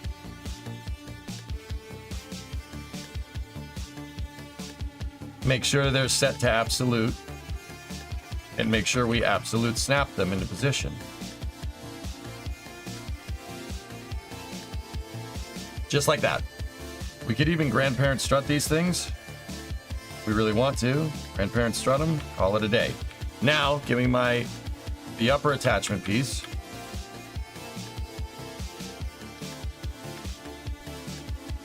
And we just take the upper attachment piece. Using absolute snap, hang on.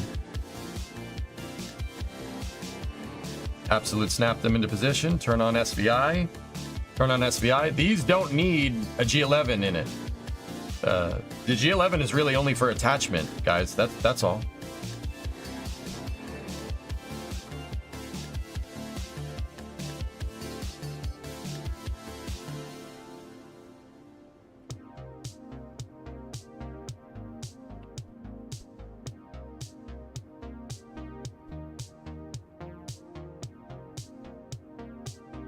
We have to give it a little bit of spacing. Turn on same vessel interaction there. We can run a grandparent strut. Run a grandparent strut there. Do the same thing there. Do the same thing there. SVI is on. If you want, we can run struts, but I personally don't really think we need them. But see what it does now. How about now?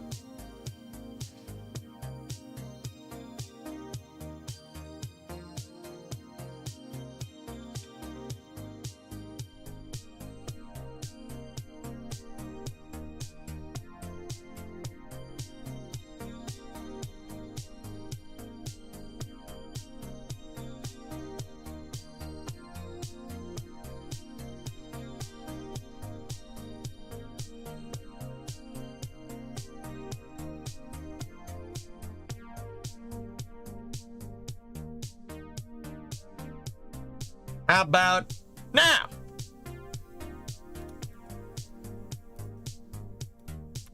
I'm gonna load up one at a time.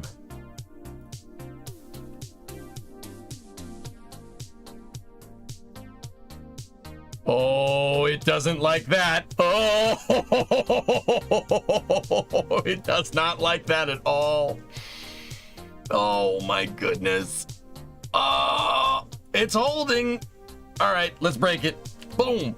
Ready? That's gonna break.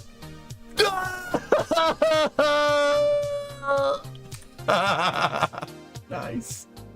That's so good. How much fuel do one of those tanks have? How much fuel do we just load this up with? Oh. Yeah.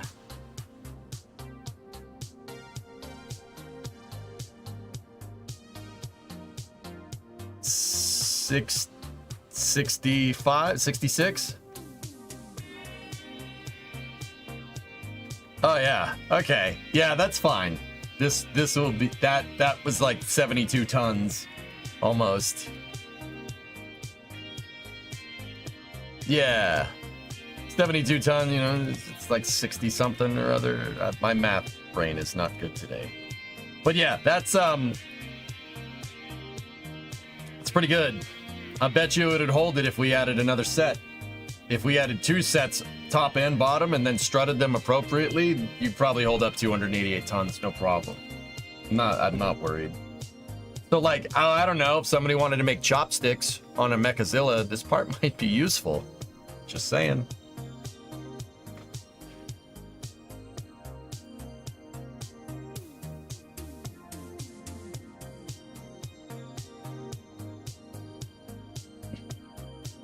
Just putting it out there. Oh, this would let me do the Buran erector properly. Now I need this part. Let me finish the other side and then I will. All right. So let's dump the test stand, dump those parts because we're going to get the blue part fixed. I'm just going to leave that stand like that. And yeah, the hinges are insanely strong. It can take on a longitudinal, so A longitudinal load we took up to 288 tons. It could probably do more, and it survived under time warp with 288 tons with one hinge. One hinge. Pretty damn strong. Yeah. Definitely got to make a thin version without the space for the hinge.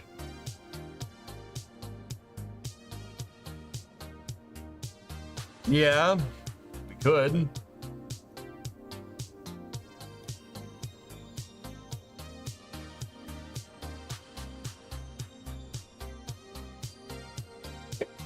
Anyway, save this crap file back out of KSP. The bottom one.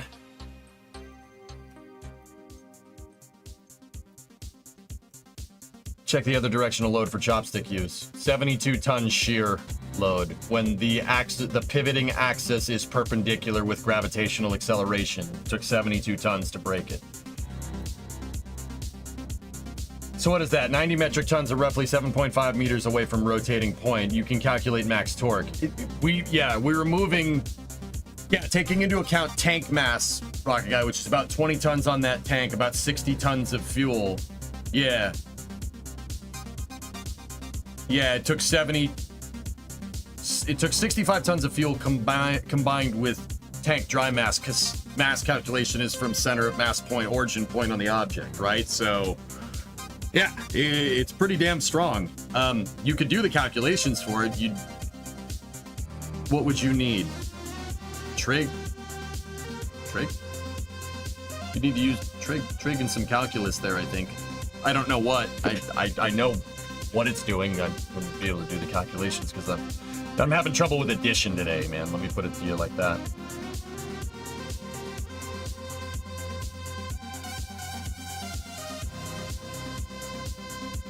Distance times force. Yeah, you'd have to measure how long that tank is. Let's just say it's 10 meter. No, probably seven. Yeah, roughly 7.5. You're right. Yeah.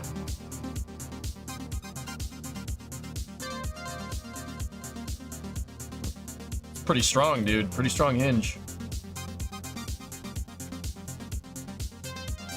All right, so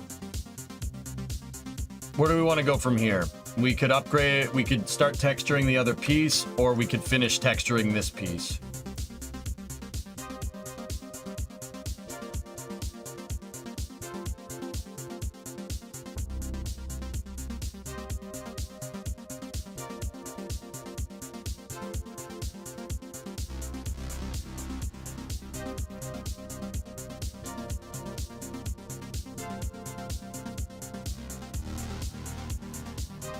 Torque equals distance times force, sine angle of applied forces, where angle of applied force is 90 degrees. So sine 90 equals 1.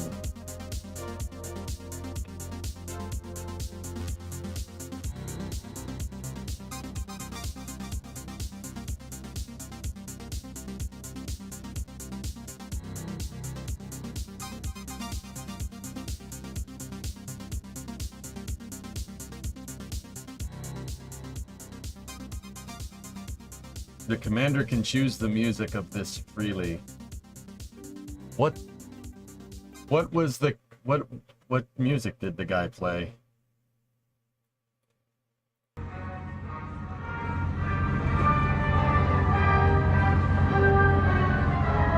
Okay.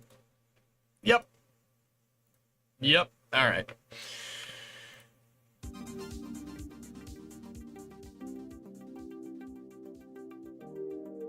Okay. All right, anyway.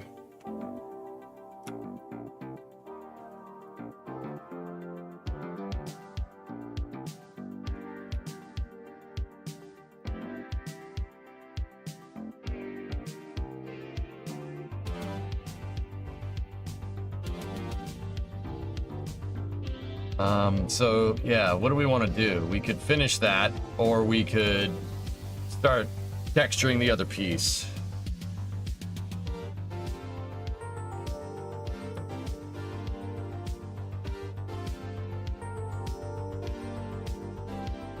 You made this tiny version of this hinge just for fun, started this morning.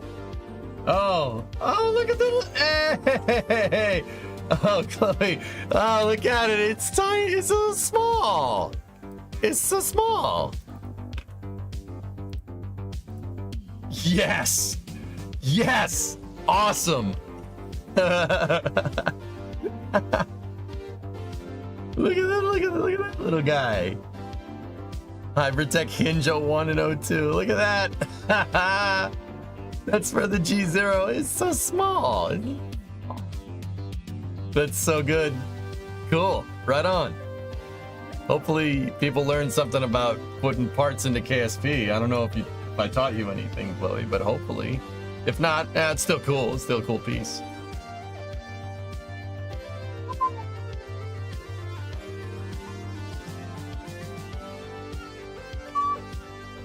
Hey, you got gifted a sub because this of is it. space. I'm in space.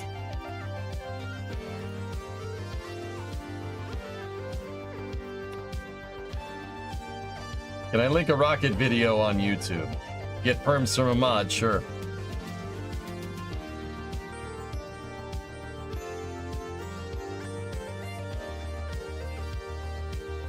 Dude, this thing is so sick, man. I'm super happy with this thing. Super happy with this thing. So based on that hinge test, assuming that is the 5 meter diameter tank, it is. So perhaps like 1.5 that radius for center of mass location.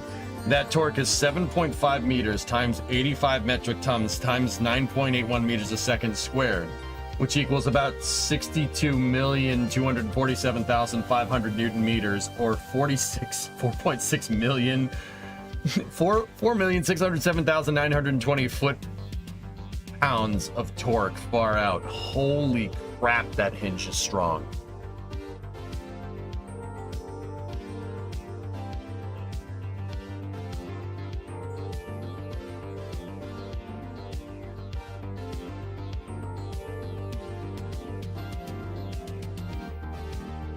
Wow, we made something pretty strong here, dudes. She's beefy.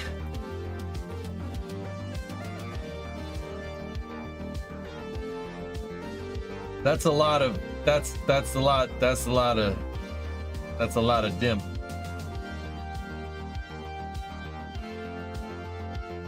What am I looking at here? Baz, what do we got? This might get loud from what you were telling me. Thank you for giving me a warning. Headphone users. This is InnoSpace upper stage hybrid rocket engine hot fire test, Hyper 3 at 30 kilonewtons.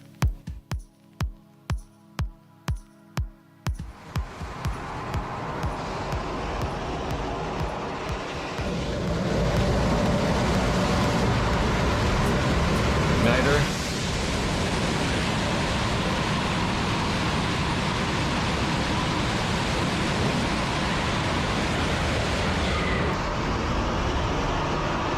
Vacuum testing. There's your igniter, and second igniter. Yep, you're good.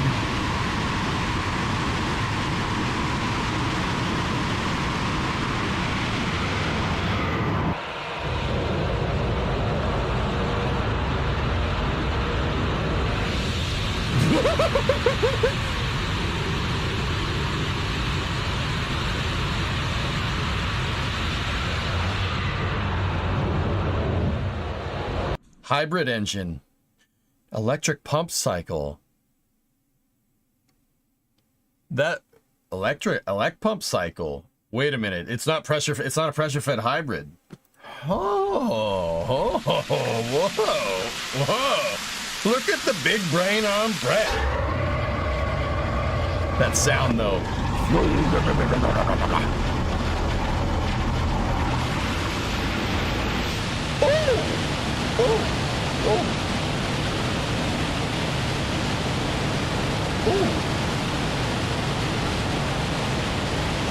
Oh.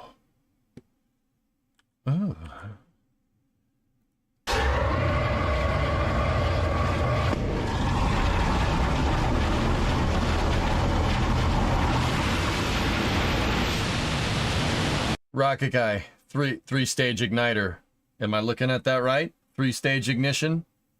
So, guys, with SRBs, there's basically a spark plug at the top, but sometimes a spark plug isn't enough to light the solid fuel on fire.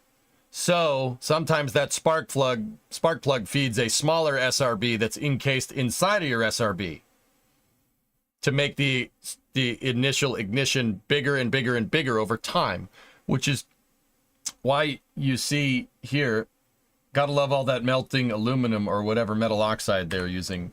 So first igniter, ready? First igniter, second igniter, third igniter. Oh! Yeah, I'm pretty sure that's what's going on there. Yeah, I think. To understand the power of this, you needn't look no further than the bolts being used to hold it together. That's pretty strong.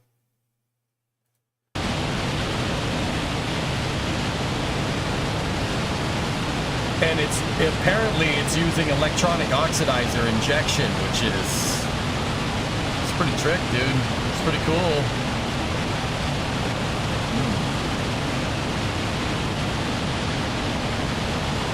SRBception. That's right, Vargon. That's pretty much exactly what happens. You have a solid rocket motor firing into a bigger solid rocket motor, firing into an even bigger solid rocket motor, firing into your main solid rocket motor. Yeah. Oh yeah, that's the thing. Also, another thing that happens is sometimes they heat up the propellants first. You get a little heat in there to get them nice and, you know, ready to pop, and then you hit the igniter. It depends on the SRB.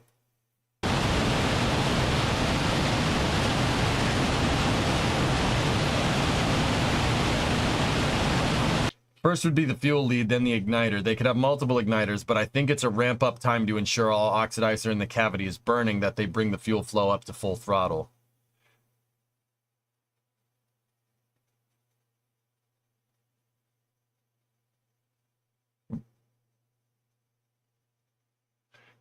So, Rocket God, my question now is that if that's an SRB, how are they metering fuel flow? Wouldn't it be oxidizer injection here because hybrid?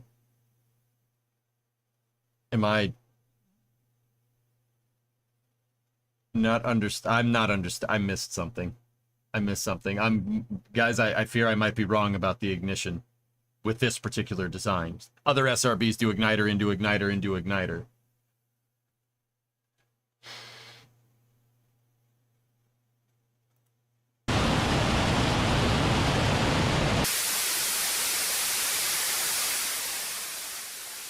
It can be either liquid fuel or liquid oxidizer.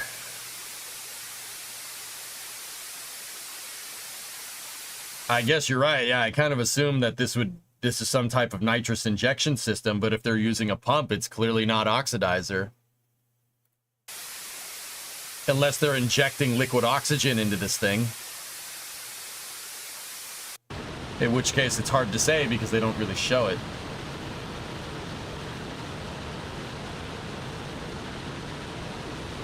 I guess we don't know what if they're using solid oxidizer. We don't know. Still cool. Very impressive.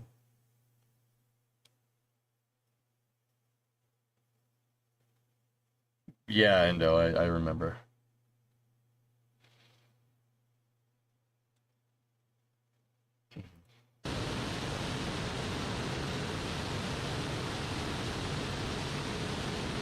Maybe they pump a catalyst. It's possible. Still really cool, though. That's pretty impressive stuff, dude. Neat, Baz. Very impressive. Alright.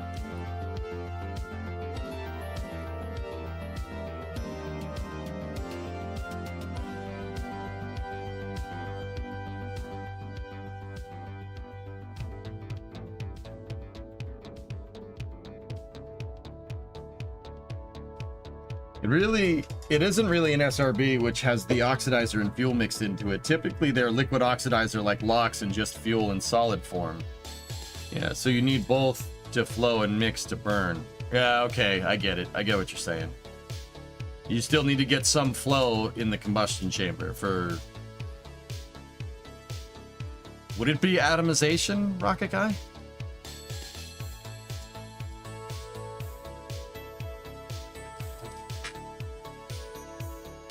I need the book. I need the book.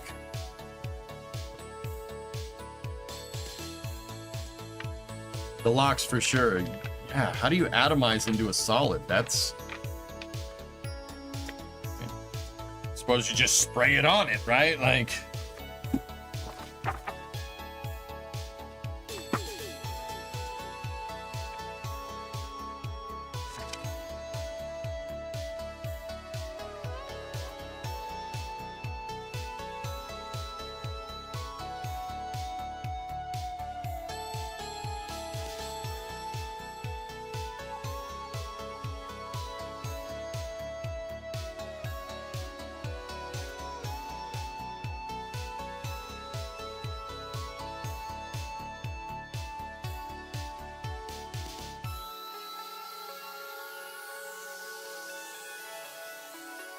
Give me 1 second, I gotta find it.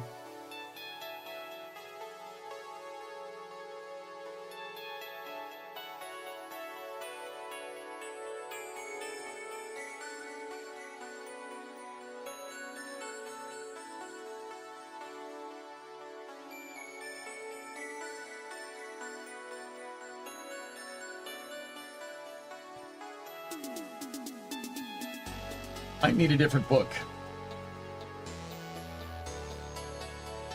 Yeah, might need a different book for that one.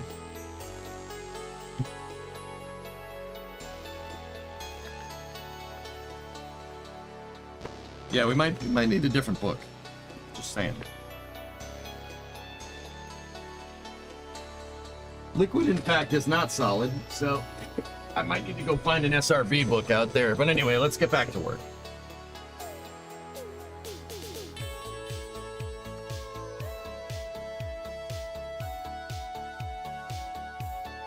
All right. Let's at least get a better version of this lower part in place.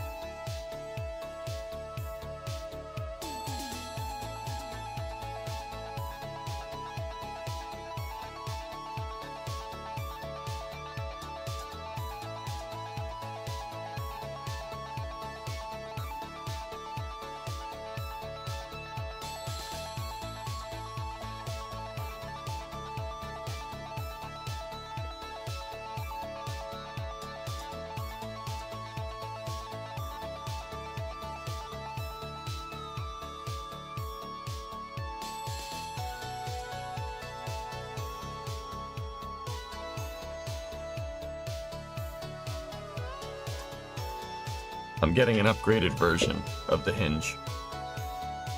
What's the stabilizer part in SRB fuel? Long story short, you'd put a stabilizer in there to make sure you get a nice uniform explosion. When you cast solid rocket propellant, it's cast like concrete, and just like concrete, you can get air pockets in it. You can get air bubbles. Those little air bubbles in there can throw off your mixture and make transient kind of combustion chamber pressure, I guess would be the right way to say it.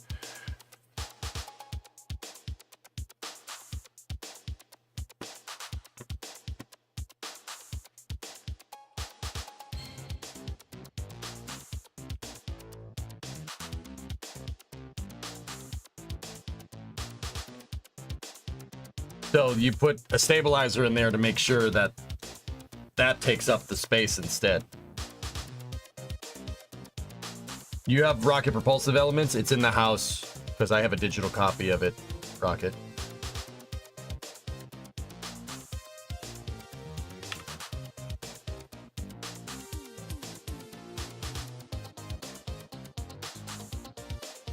All right, cool.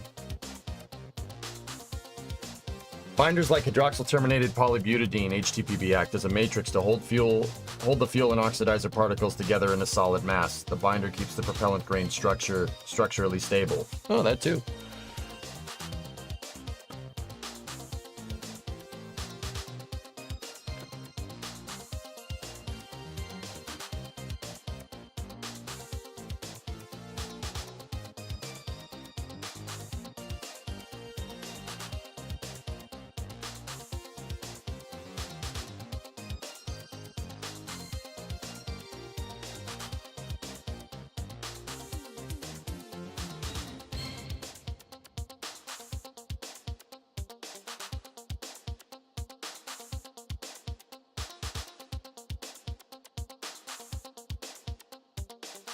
Hold this one for news, okay?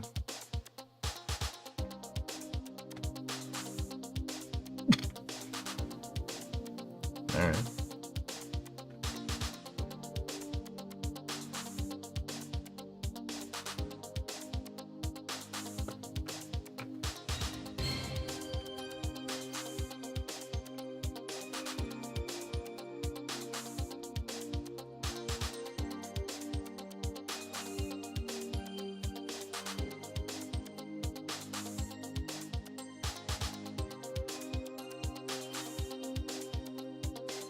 Starlink installs will continue until morale improves. Nodders.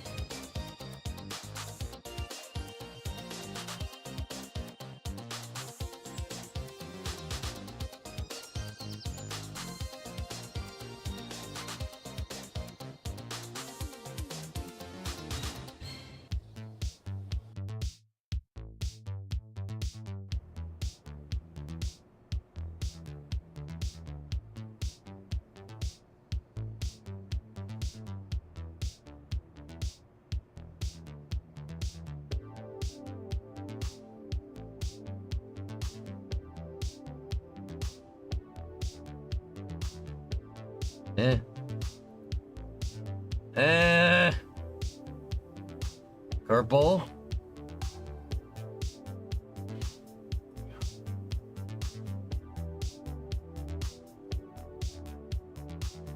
It's thinking. I'm thinking.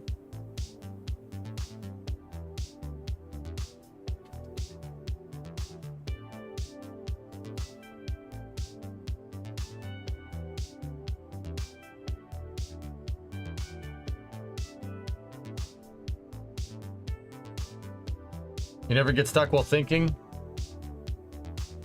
All right, that's fair.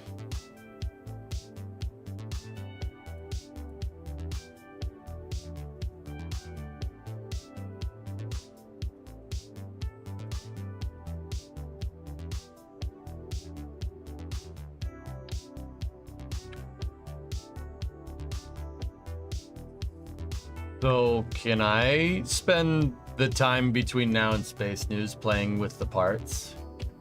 Can we do that more? Would anybody be against this?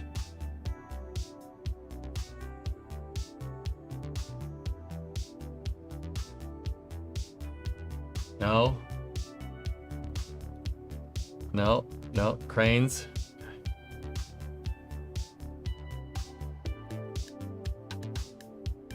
Everybody would be happy with this.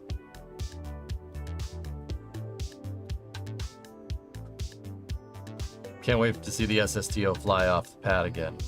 Let it rip. Okay. Well, all right. Let's take R10B. 8, 21, 24.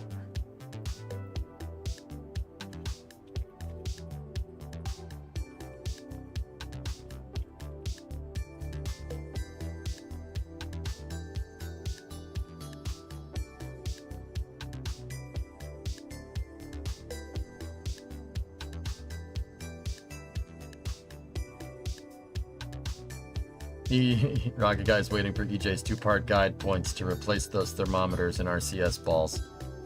So will the new parts be called EJ Tech? I just call them Hybrid Tech, dude.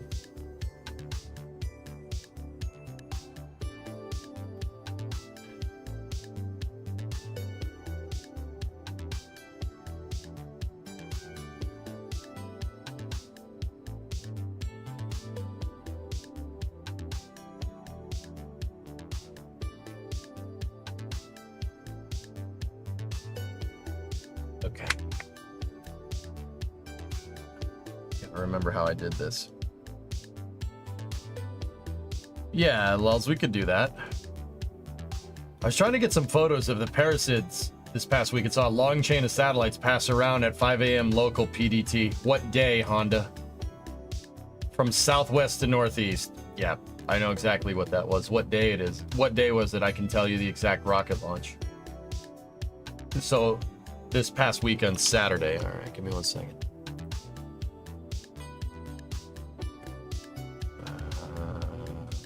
Launch this past.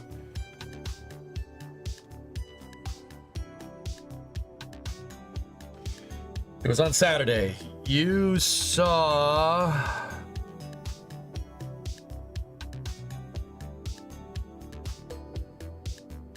What day is it? It's Wednesday.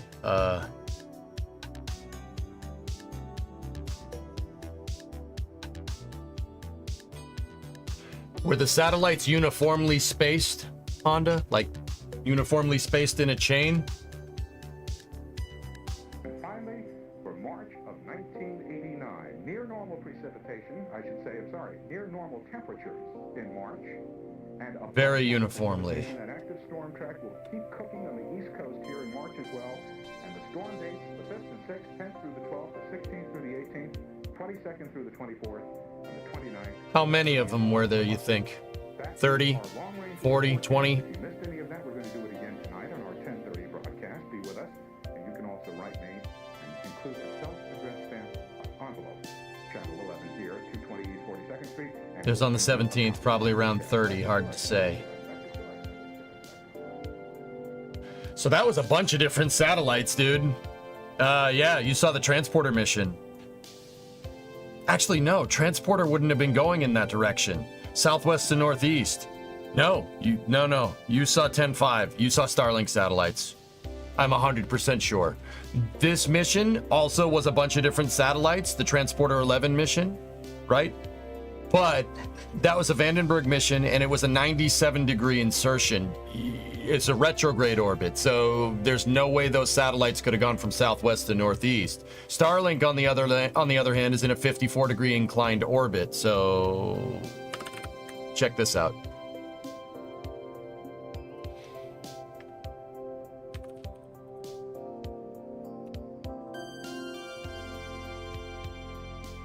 If you saw them going southwest to northeast, you saw the boosting chain from Starlink 10.5, which is Slick 40. That launched on Tuesday.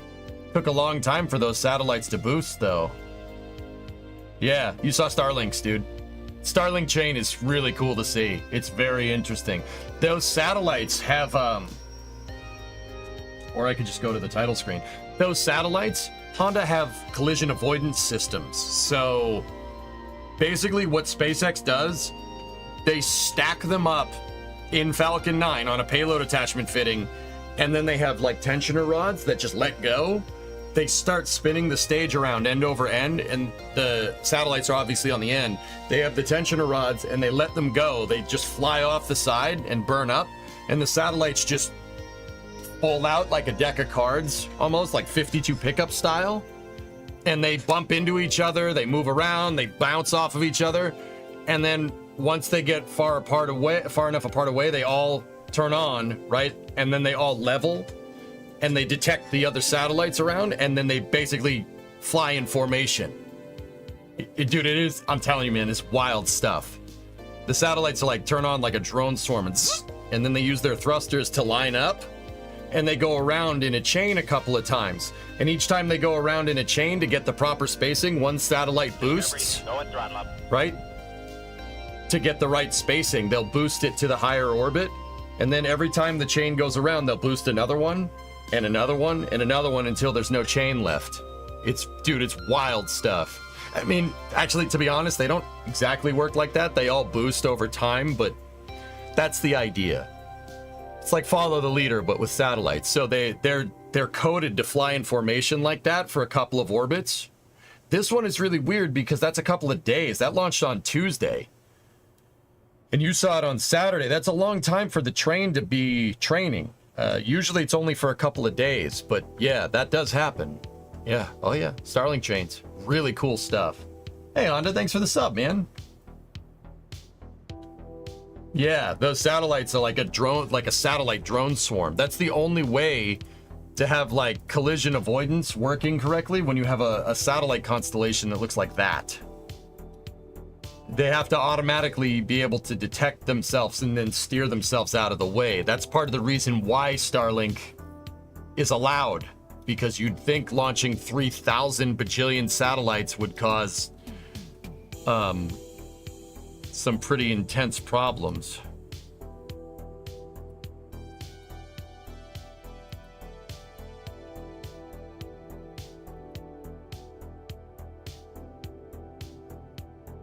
Yeah, that's broken.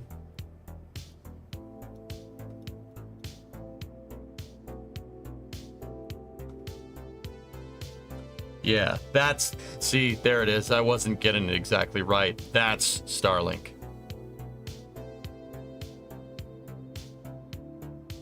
Not yesterday's launch, since you saw it on 8/17. Oh, excuse me, then it would have been 10/7. Sorry. Still, I mean, same logic applies. But yeah, pretty crazy, dude. Those satellites are pretty awesome. Pretty cool stuff. Yeah, that's a weird one because SpaceX has honestly been doing a lack of Starlink missions lately. They had Worldview 3.4, they had ASBM, they had Transporter, and we've only seen 1 or 2 Starlink missions in the past week and a half, which is very abnormal. But anyway.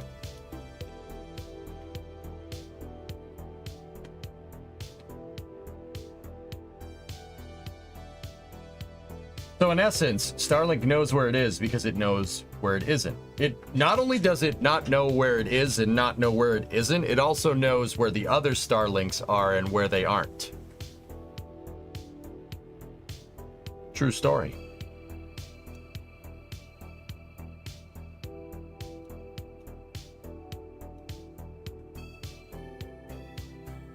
Think. Why is it called Starlink? It's just a bunch of satellites around the Earth and only for Earth-based services as far as I know.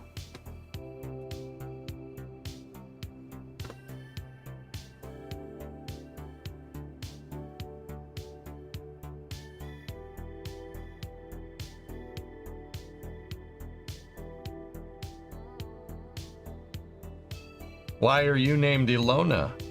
Ilona is obvious. It's a lot like Elon, so you're definitely not Elon Musk. So why did you name yourself that? As far as I know, you're not Elon Musk.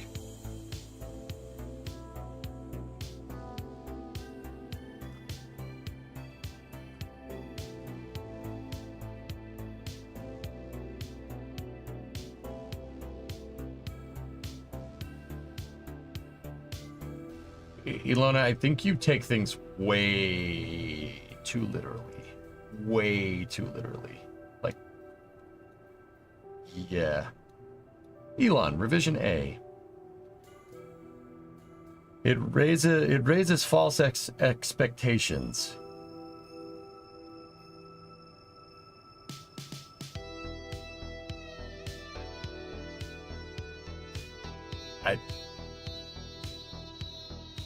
No, it doesn't. It's raising false expectations with you.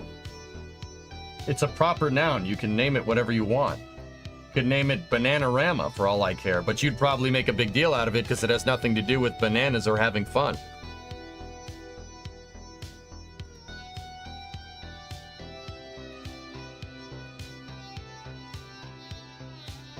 Like, I don't understand. You like you're Ilona, you're the only person I've ever seen make a big deal out of the name.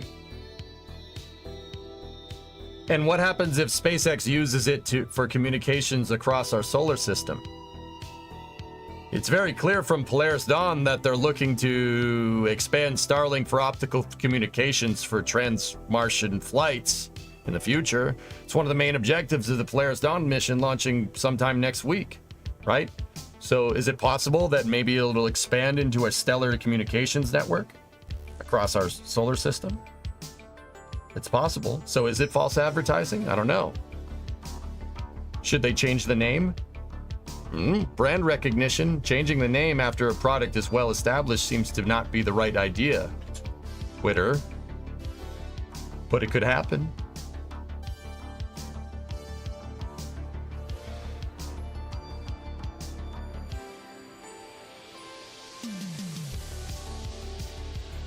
Yeah, Ilona, the only one making a big deal out of this is you. To be honest with you, you're the only one making a big deal out of it. I've talked to hundreds of people, probably thousands of people at this point about Starlink, what it does and what it is. Everybody understands the expectation that the name of it is a proper noun. You know, what the hell does Google do? Google's name has nothing to do with what they do. You're the only one making a big deal out of this, dude. Just saying.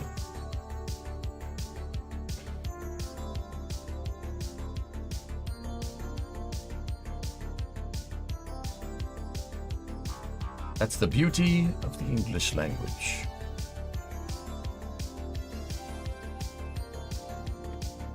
All right. Change your name as far as I know, you're not a space agency. Yeah, I don't. Peculiar.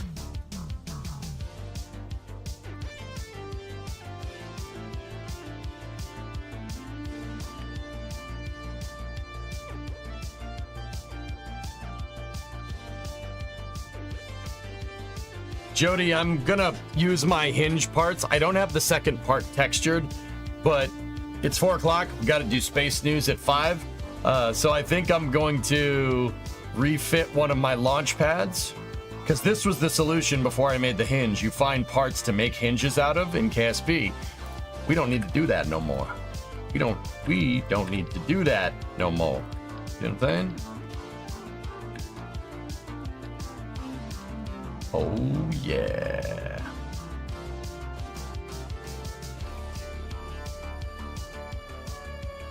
So I want to spend the rest of the time messing with these hinges, because I thought it'd be cool.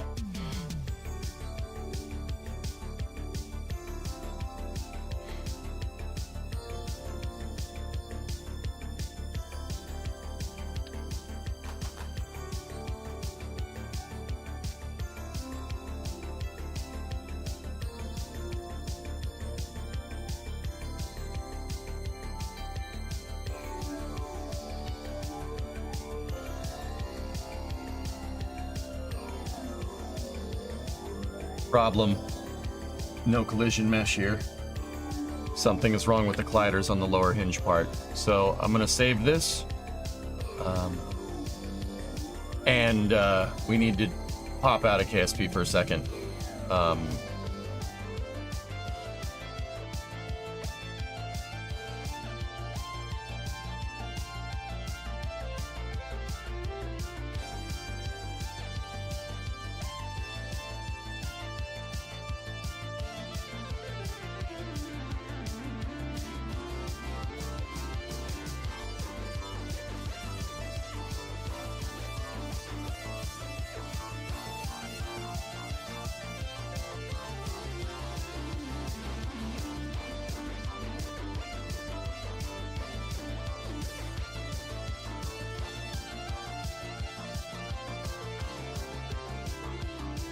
So we should have 32 of these colliders. So 1, 2, 3, 4, 5, 6, 9, 10, 11, 12, 13, 14, 15, 16, 17, 18, 19, 20, 21, 22, 23, 24, 25, 26, 27, 28, 29, 30, 31, 32, 33.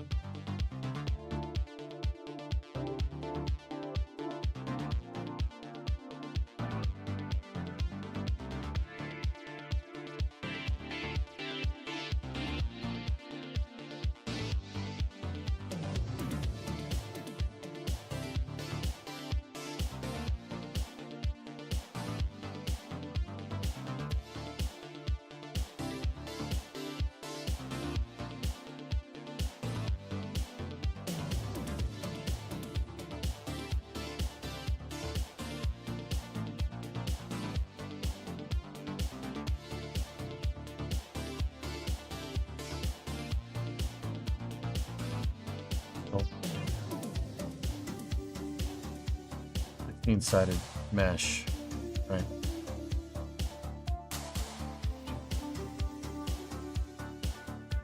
So we should have 33 parts, 33 colliders. 1, 2, 3, 4, 5, 6, 7, 8, 9, 10, 11, 17, 18, 19, 20, 21, 22, 23, 24, 25, 26, 27, 28, 29, 30, 31, 32, 33, 34.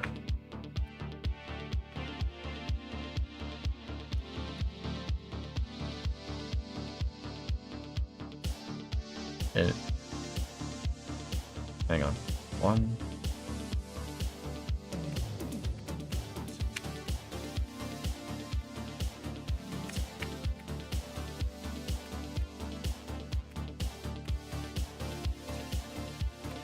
Yeah, okay, cool.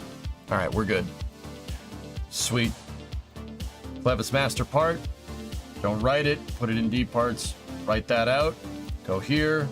Clevis 1A into D parts here. That's the most updated file.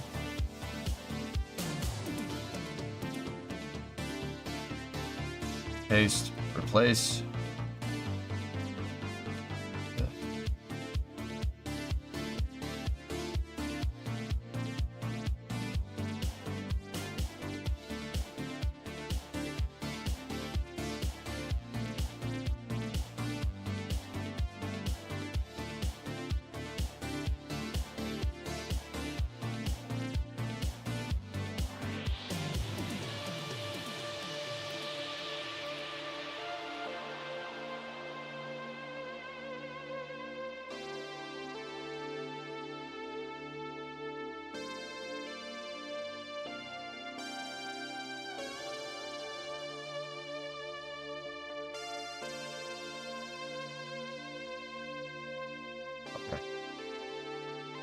Cool. Let's mess with that launch pad.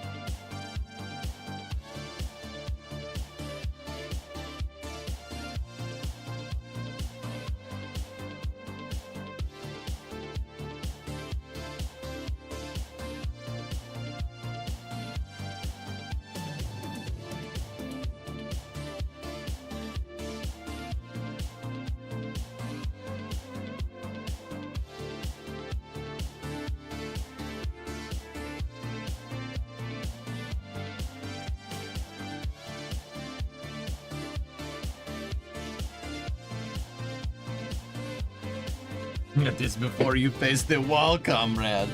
Jeez. You know what, man? We're turning around. We're basically gonna break the dollar debt cycle in our workers save, and I really want to play it. Damn it. But we got summer car tonight.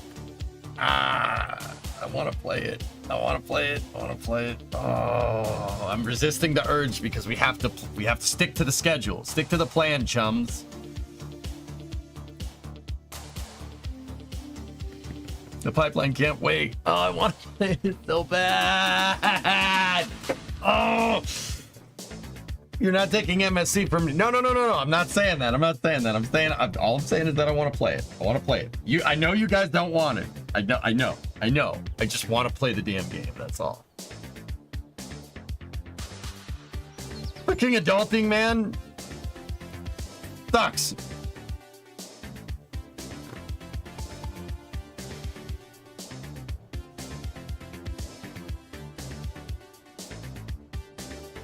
Maybe we could play workers instead of space. No. I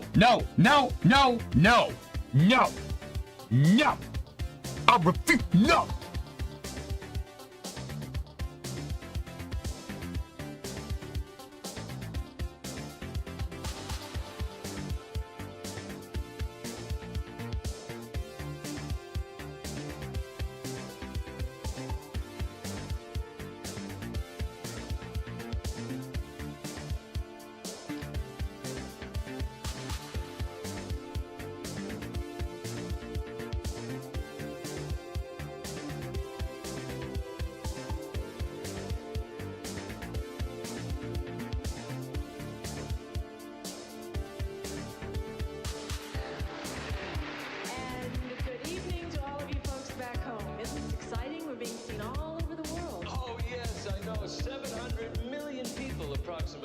us tonight, some in summer, some in winter. But wherever you are in the world, the swimsuit segment will be sure to warm your hearts. Our first group, our first stop, will be on the grounds of the world-famous National Palace Museum, which houses Chinese treasures dating back some 4,000 years. Let's hit the road. Well, let's hit the road.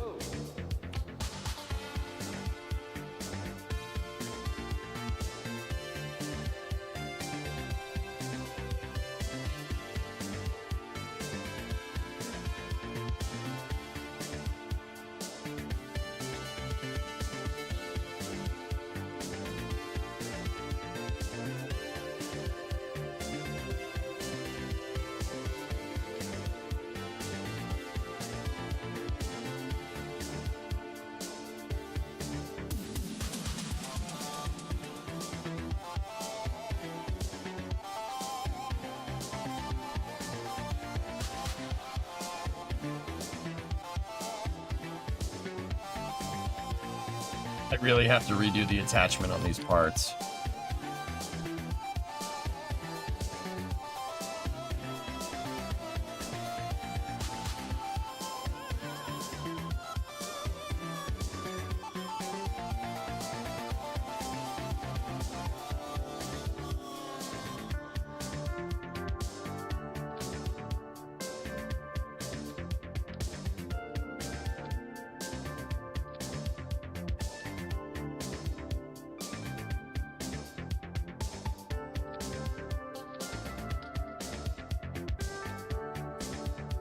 The surface attachment configuration is awful.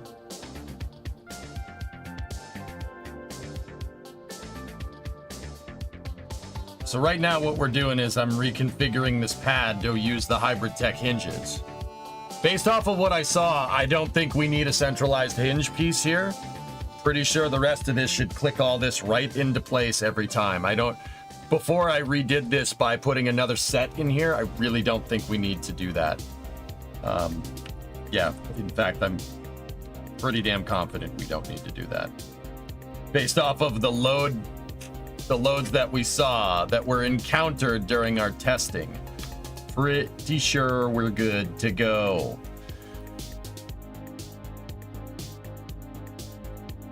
Okay, the next thing would be down here. We need to get rid of that. We have another G11. Yeah, okay. Get rid of that. Get rid of that. Get rid of that. Get rid of that. Get rid of that.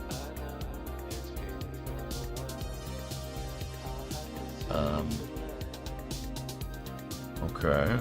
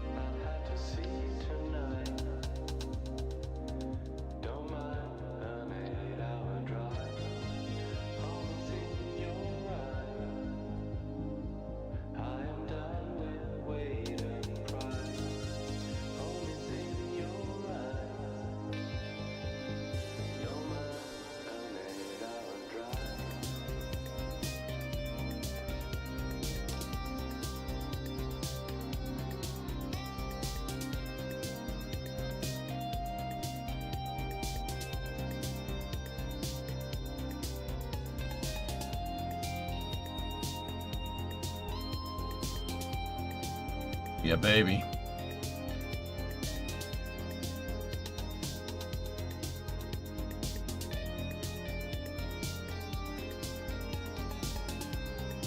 Ooh, we gotta be careful. My gliders, I'm not sure if that's gonna mess up or not.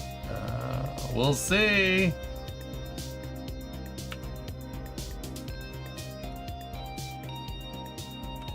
Oh boy.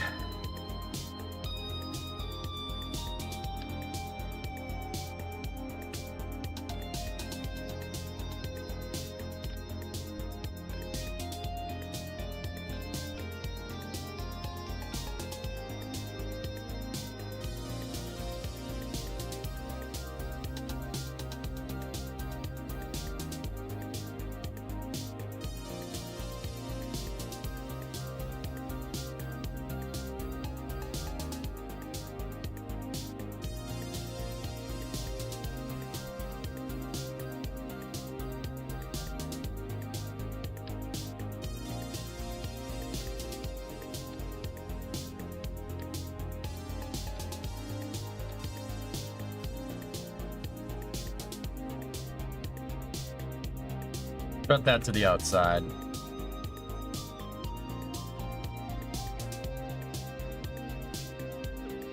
Move these down. There we go.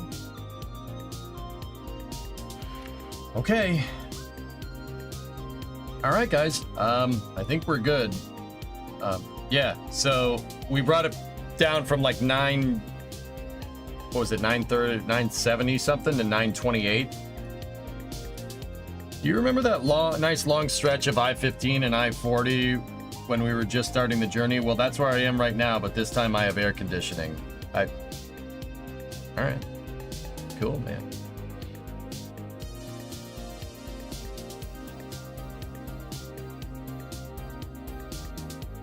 That's cool, man.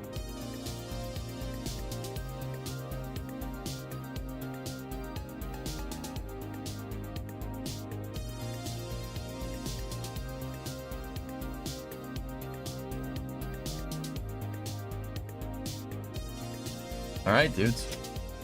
Let's switch over here. Save this bad boy.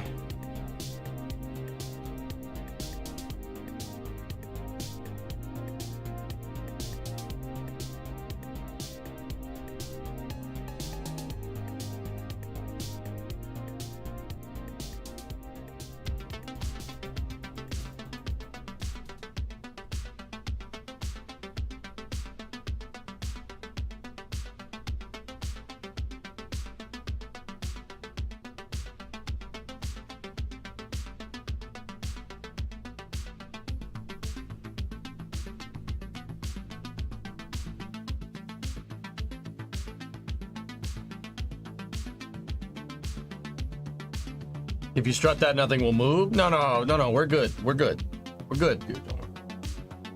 Did you save that bad boy? It do be saved though.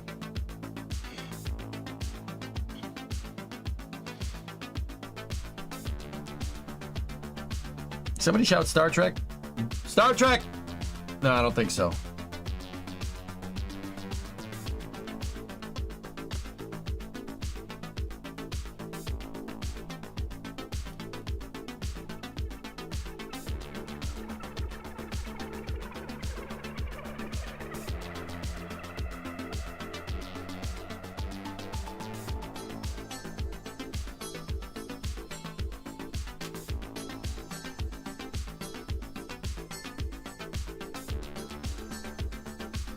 All right, let's go down in here.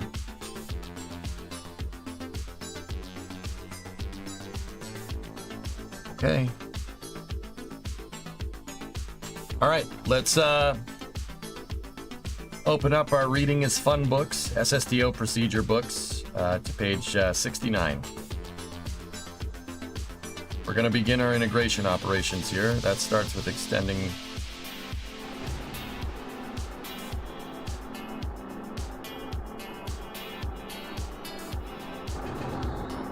Oh, you know what I should do, dudes? I should,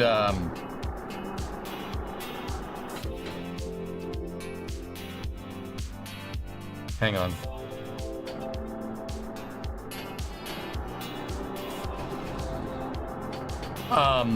We should restart because the joystick isn't plugged in. It's hard to fly this thing without it.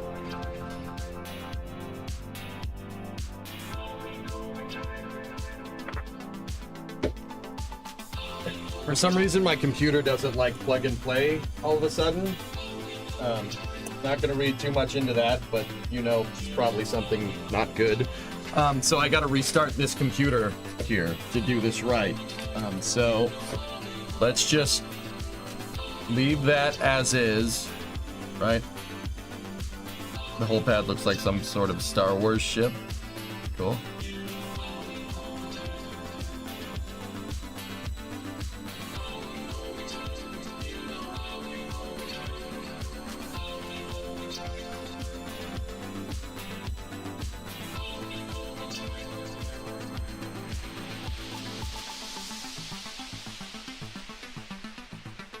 You know what? We'll put this stuff to the test. I'll do the integration procedures now, and then when the thing is in the upright, we'll do what I would never dream of doing. Reload. Yeah, that would be a death. That would be death in mission mode. So either gonna get a launch or explosions. Either way, you're gonna have a lot of fun, right? So let's get her going. So go here like this. Deploy those to 60 degrees. These are alignment brakes. Here, deploy those, set them to 50. So what we gotta do, gotta go in here.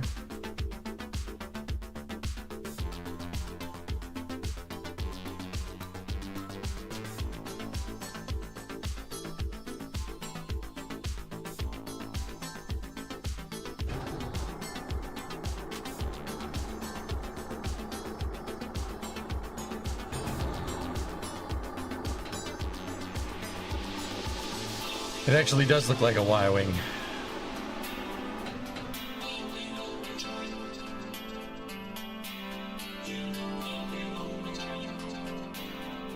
Okay. Undock the SSTO. Good.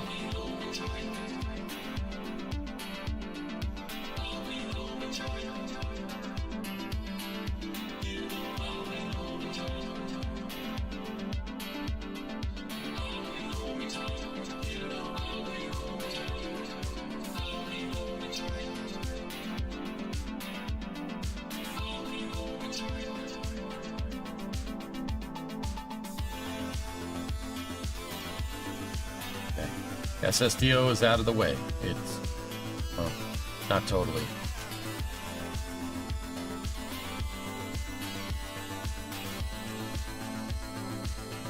My rule of thumb was to make sure that the nozzle exit clears that piece. That's when you know you have enough clearance.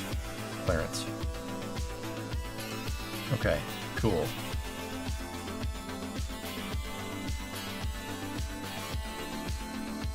All right.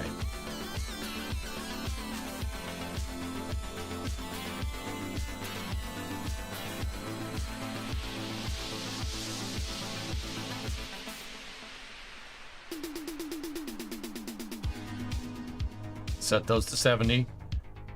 Hold the vehicle in place.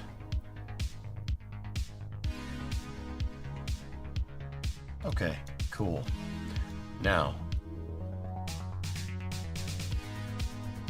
we should make our master rotational controller should be locked out. Launch box rotational control is on. Erector control off. Overclock is enabled. Debug rotational controller should be locked out. Cool. Okay, launch box rotational control. We need to hit 1 to get our collisions working. So gliders are on. Now what we need to do with this is hit 2, unlock this from its latching position, and hit play.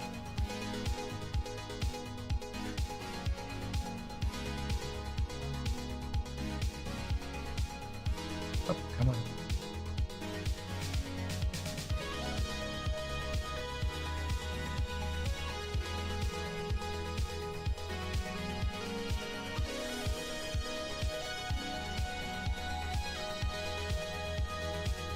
We didn't have SVI clicked out on one of these things. That's okay.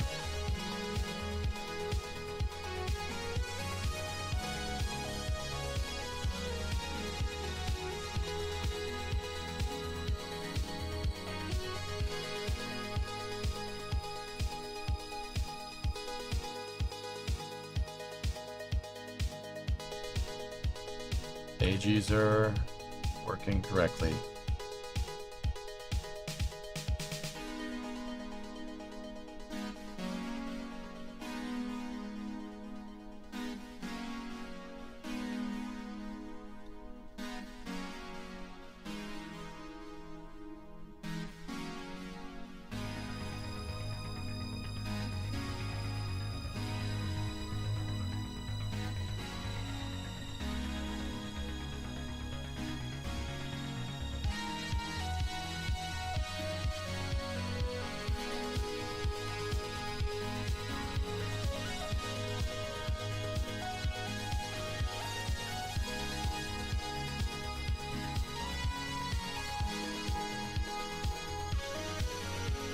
Okay, the box is moving into position.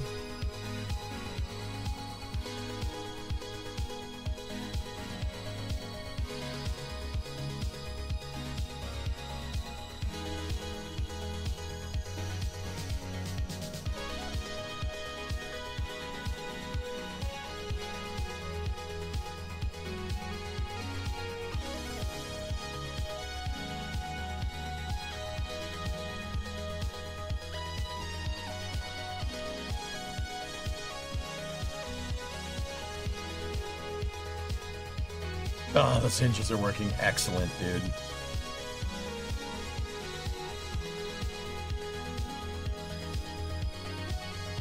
Let's get a control from here. Make sure that our pitch equals 0 on lock. What are the temps on those RCS balls? Ambient. So we're at 2.2.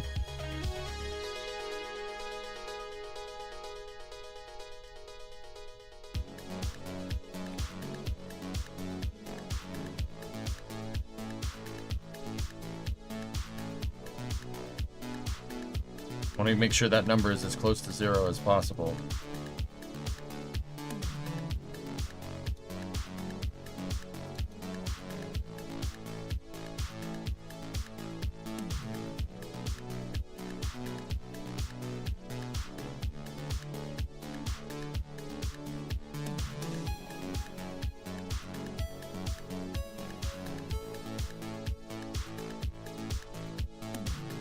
Good. We're basically right on it. All right.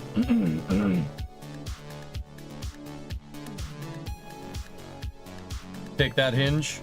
It's set to 0.1. Lock into position. Okay. Hinge is locked. We're good. All right. Now, our hinges are not deflecting at all, which is fantastic. They're working just fine.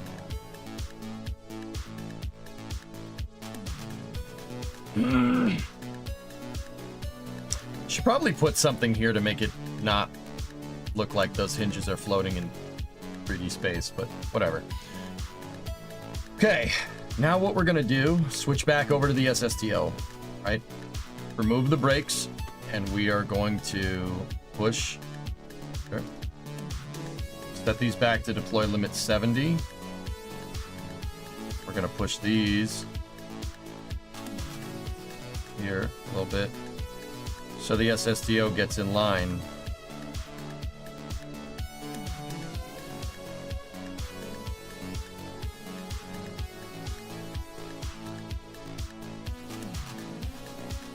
Just got to go back a little bit more.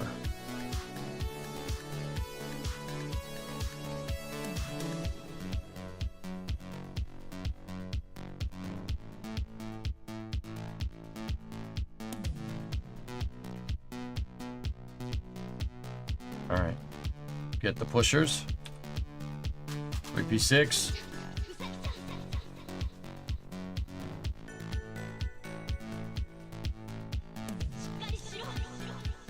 Raise the vehicle up and in. Perfect. Lower those. Lower those. Lower that. All right, next thing we're gonna do, move this thing up into position here.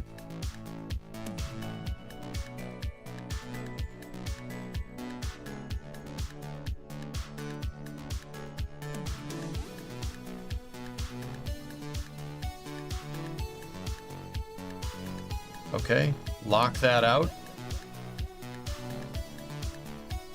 We have same vessel collision enabled on these pieces here. So what we do now, same vessel collision is there, same vessel collision on the gear. All right, critical phase right here. Take that and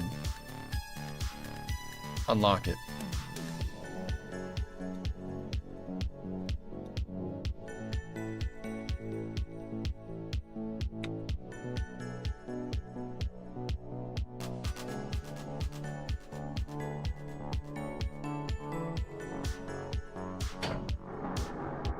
That front jack should hold us in position. Shouldn't really see, we should see minimal movement here. That's okay, that's fine.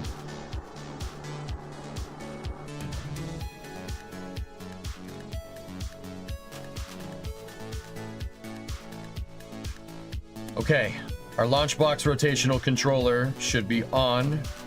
Erector controller should be on. Master rotational control should be on. Set to forward. We're unlocked on that. We're unlocked on that. Okay, we are go for spacecraft rotation here.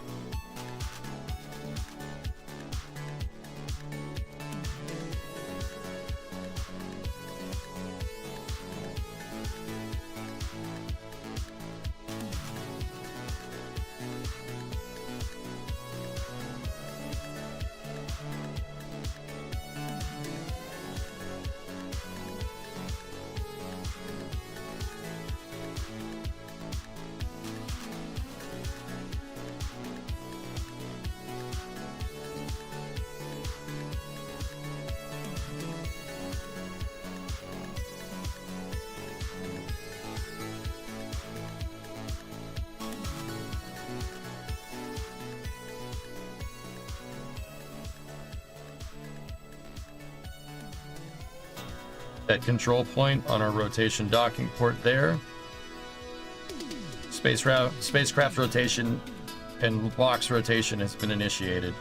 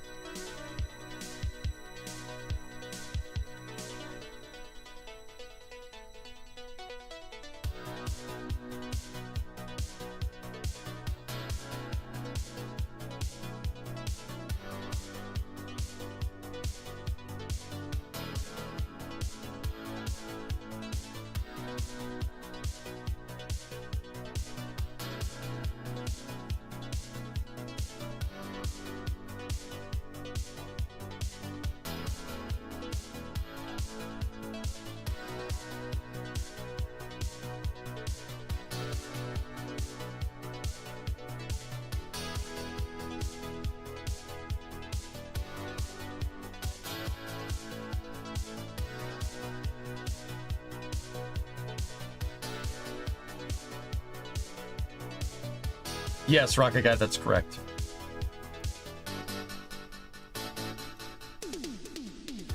Yeah, the problem is that everything would just bend out of shape over time.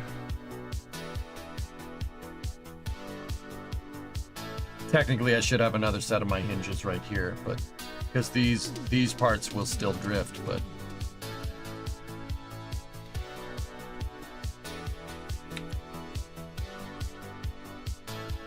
okay, master rotational control. Oh.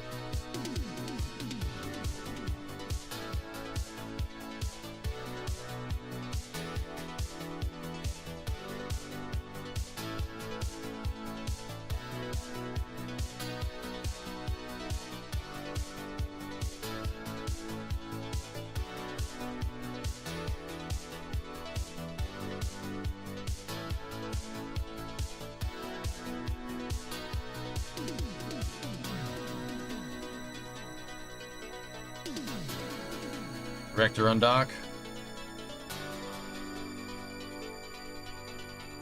VSS retraction.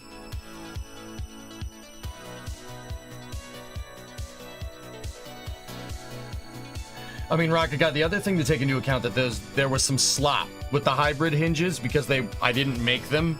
There was always some play in the hinge design. There's no play in this hinge design, which is already telling me that we're getting better results because that thing is pointed exactly straight up. You couldn't get that more straight up unless you put it into the SPH and turned it upright and hit the launch button. Look, we are 90. Dead on balls 90. That's perfect. The reason why it's going between 89.9 and 90 is because the thing's wiggling. It's showing up as a slight 100th of a decimal point degrees a second radian movement rate. So your parts now help ensure alignment for reuse. Yeah, you're saying that now. Yep. We're on the same page, dude. Why haven't we built a spaceship together in real life? I'll build you the launch pad. I'll build you the launch pad good. Dead on RCS balls accurate. It's an industry term. Okay, so what we should be able to do here is go down under. Gonna go down under here and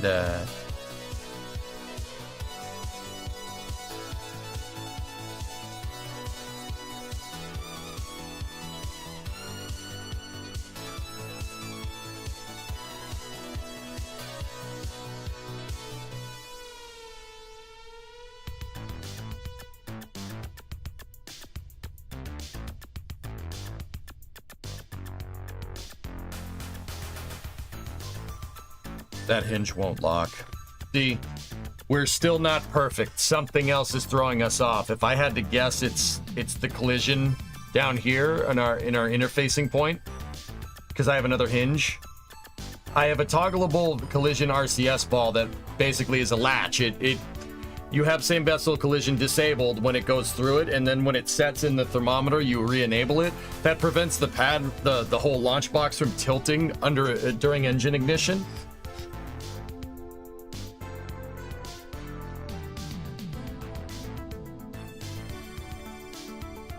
And yeah, there's still some stuff we could get right better.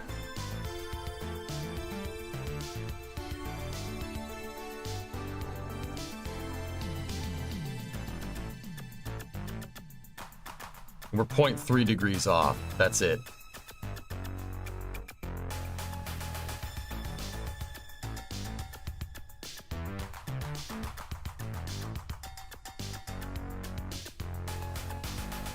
Yeah, it's gonna, there's a rounding error going on there. That's what I would want, is to lock that out, but that's okay. All right. Director control, reverse, play.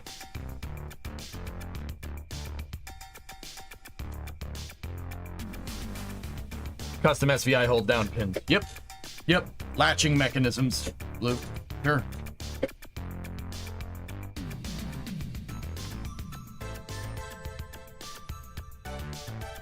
I could make the X33 hold downs, dude, if you really want.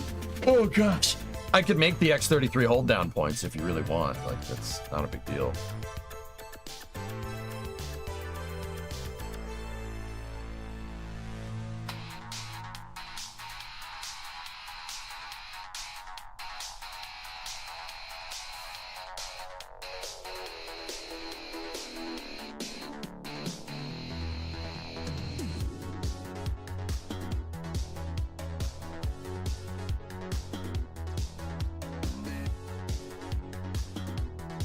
Don't forget the bilobe tanks.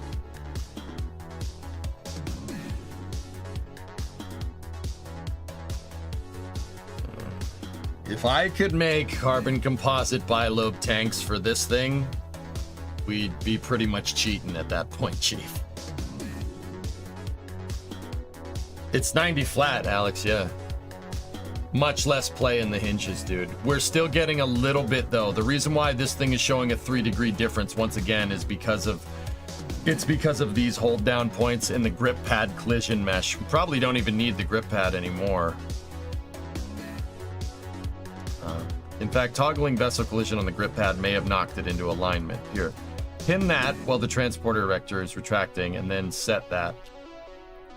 Oh yeah, we're over rotating. Just a little bit.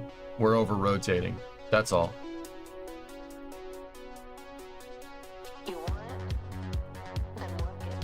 Yeah, it won't let us lock that motor out. So the launch box is over rotated a little bit, but it's interesting because the SSTO is pointed directly straight up, which means there's some type of play here, but in this particular instance, that play is working for our advantage because that thing is straight up. The lunchbox, yeah. Lunchbox. Do you think Scotland will become a regular launching point or just for small random stuff? Regular, probably about as frequent as Wallops, if Rocket Factory Augsburg has their way.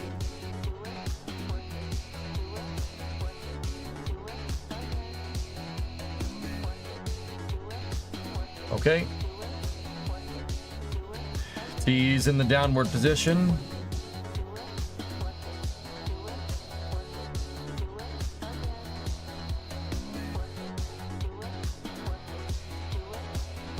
That's fine. It can stay like that. It's okay. All right. Transporter Erector rotational control is locked out. Good. Master rotational control locked out. Launchbox rotational control locked out. Okay, we're good for fueling, dudes. Let's do it. We need FLA 151L, 2 A15s, and then we have our Mark II to 125.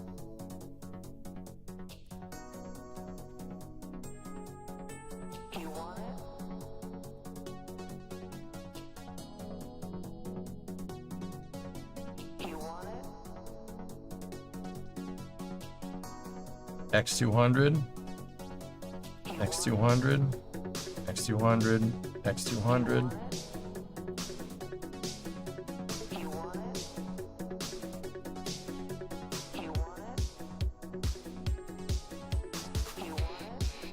That's payload fuel. Fuselage right there. X232, 232, X200-32, X200-32. X216 goes right there. 16 goes right there. All right, pin that.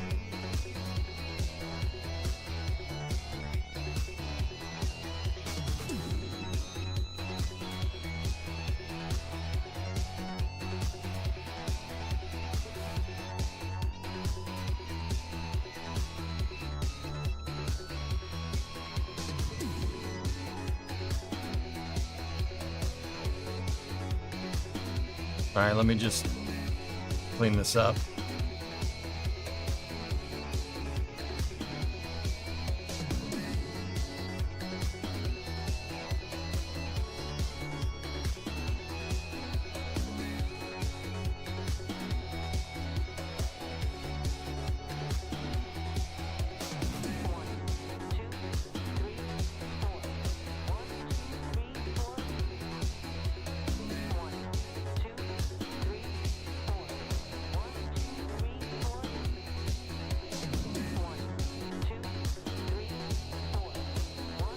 If it looks like a lot, yes, it is.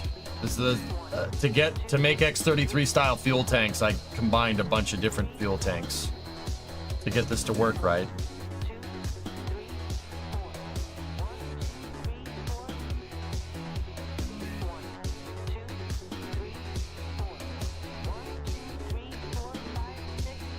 Okay, we are go for fueling.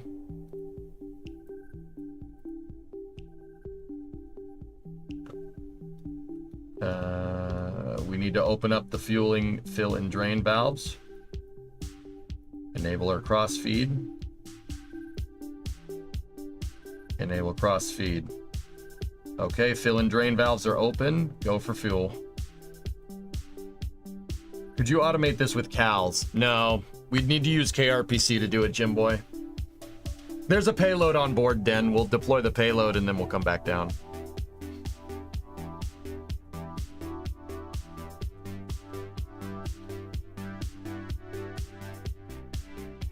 I thought RFA wanted to go to French Guiana. I don't know, maybe.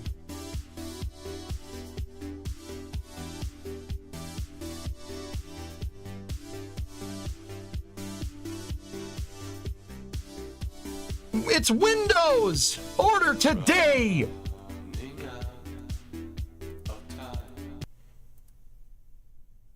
you don't get Windows, this is what you get today. Oh, I've been married a long time ago. Where do you come from? What year to go? What do you come from? Bacalado. Oh, I've been married a long time ago. Where do you come from? What year to go? What do you come from? Chickenado.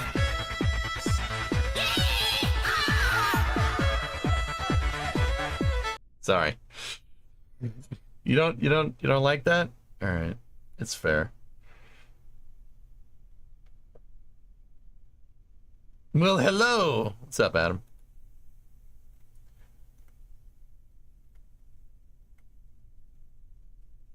You evil, evil man.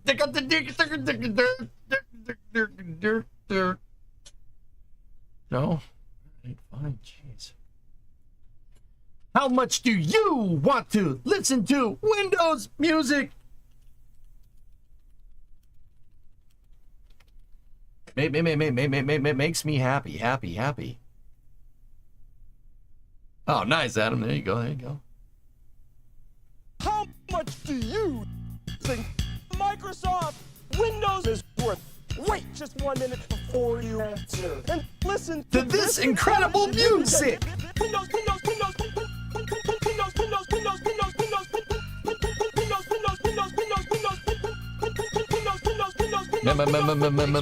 Makes me happy. Watch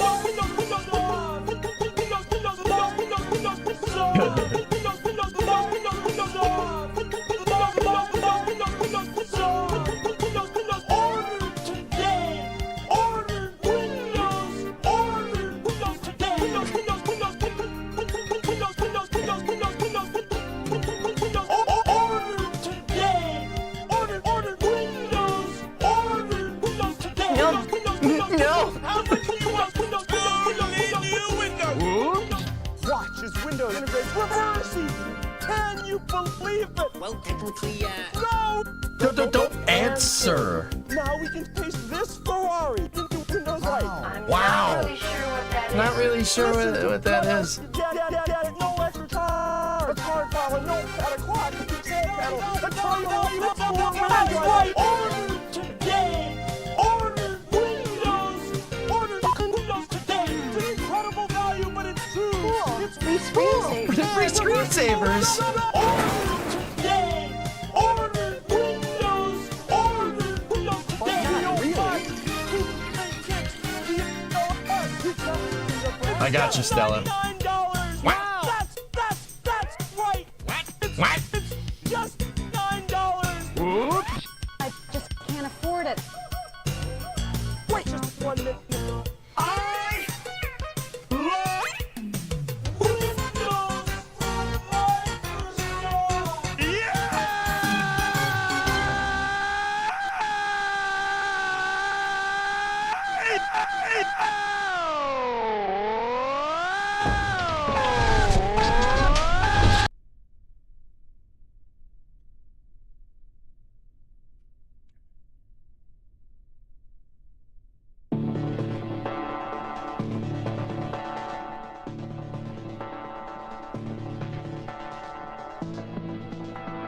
It takes a second to fuel, guys. No, don't time warp through fueling. You could shock load the hold down points, which was the reason why the SSTO program didn't end very well.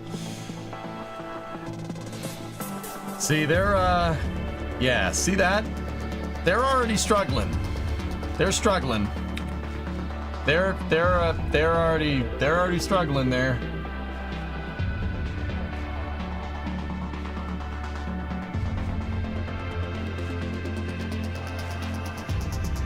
Gary, you're getting a lot faster. Hold down parts next. I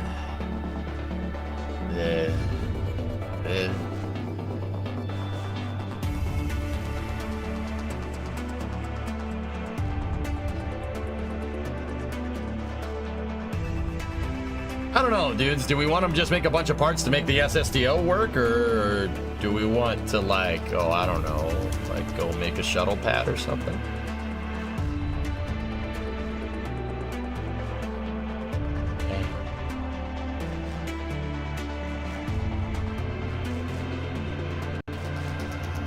Like, how cool would that be? That'd be pretty neat. Yeah, you probably still need pins. You're right.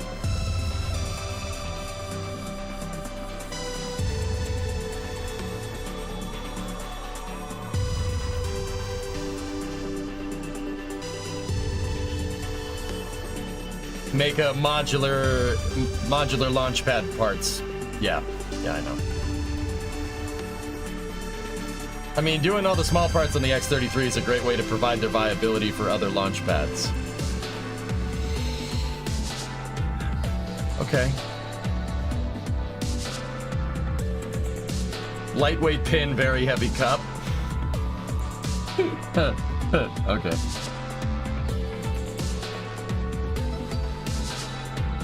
An actual crawler? We can do a bunch of stuff, man.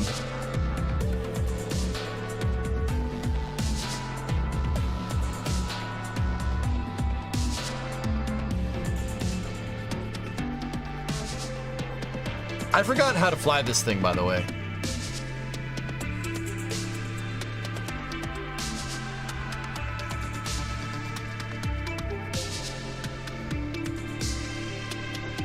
Yeah, that's not having a good day.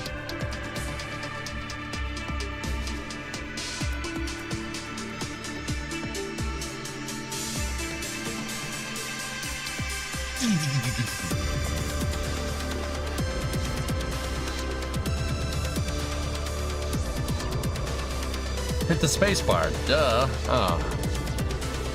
Yeah, okay.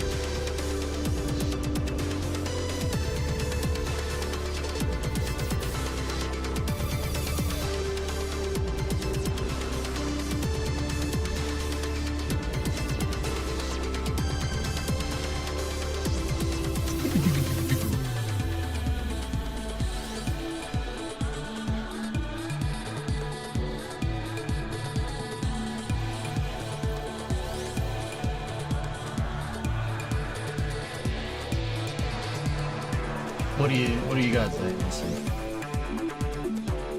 Your Vandenberg config. Oh, nice. Oh, looks good. You got Slick 6. Nice.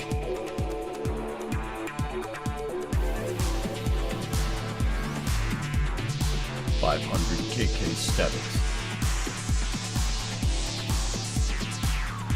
Alleviate those hinge parts. I put them in position, and we're using them on the SSDO pad. The small one, at least.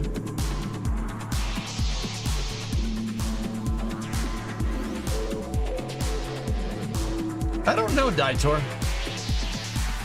I have not even seen remotely any construction on that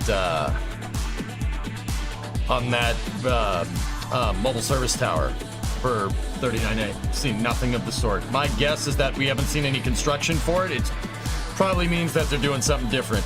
I have a theory for what they're doing, but we don't know for sure.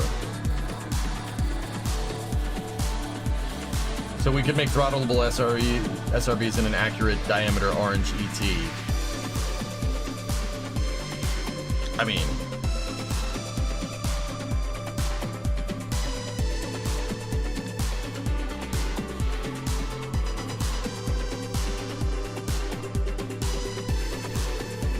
maybe we could like write a script to do this for us.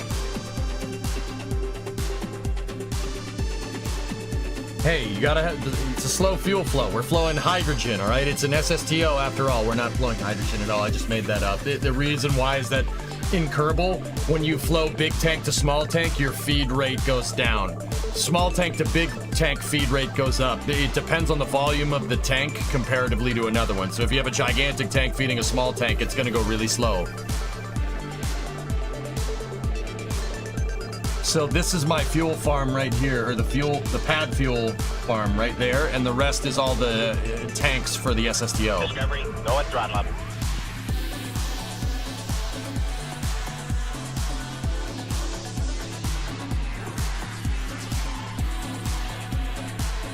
It just takes a second to load, dudes.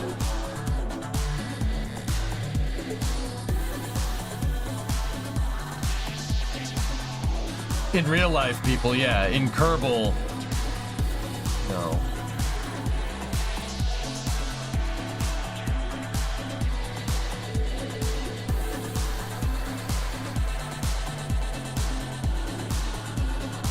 still on the hinge parts? Sure.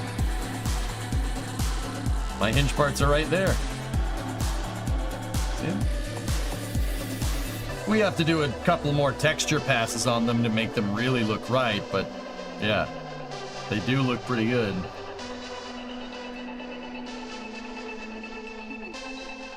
Oh, Erudite, don't tempt me with a good time.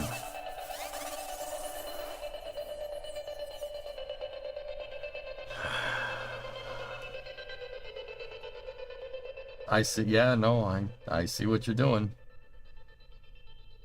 Oh crap, hold down point failure.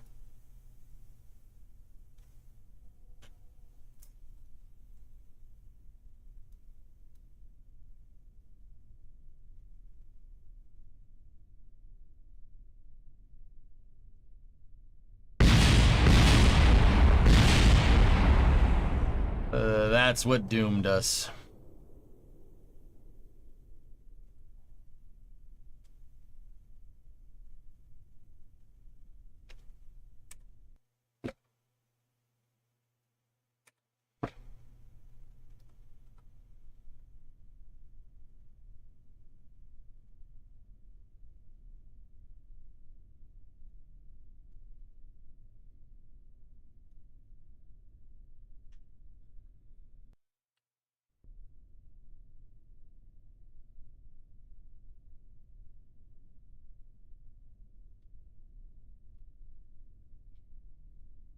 Hurts. It hurts so much.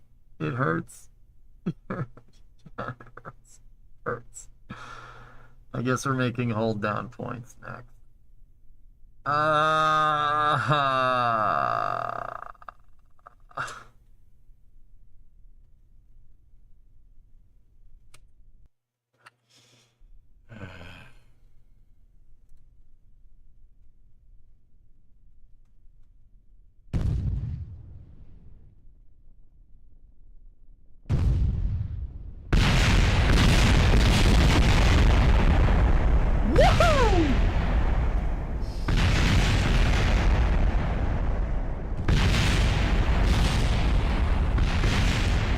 Pros!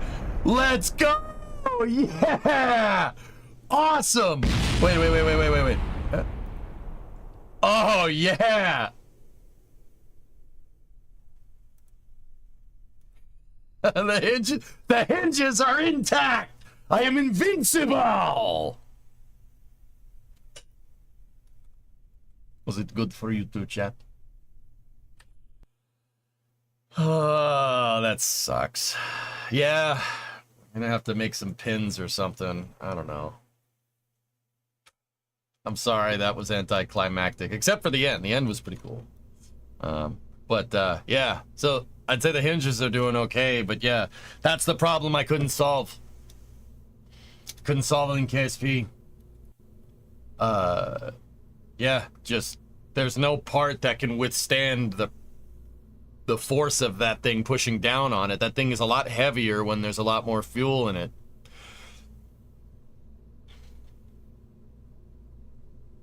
The hinges being so strong now maybe let stress move elsewhere in the build. I think so. We gotta finish the hinges though, guys, so we'll we spent the majority of the day troubleshooting and testing the parts, but yeah, tomorrow we'll I'll just finish the texturing work and call it a day. Then maybe we'll work on pins. I mean, are we making parts to make the SSTO pad more reliable? Like, is that what we're doing? Like, I don't know.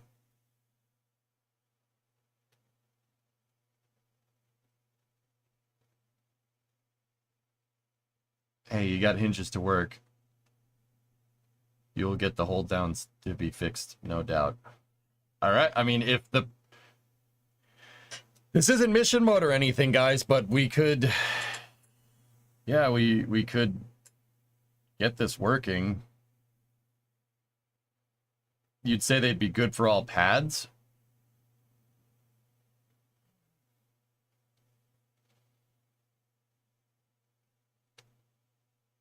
Worst case scenario, we can make a trailer hitch out of it. Yeah. Make a trailer hitch. Actually, what I want to do with this, Raid, I think it was Raid had this idea yesterday, dudes. We have the big version of this for the G11 hinge. I want to make a small version of it for the G0. And I want to revisit the K200. That K200 that has the crane attached to the back. If we reinforce those hinges, the G00s, by shrinking this part, right? We reinforce it, and then we could make a little cherry picker on the back of our truck. I thought it would be cool. It wouldn't take much to do that. People, hey, thanks for the bits, man. It would just be a resize. Yeah, same texture, same everything. Just resize it.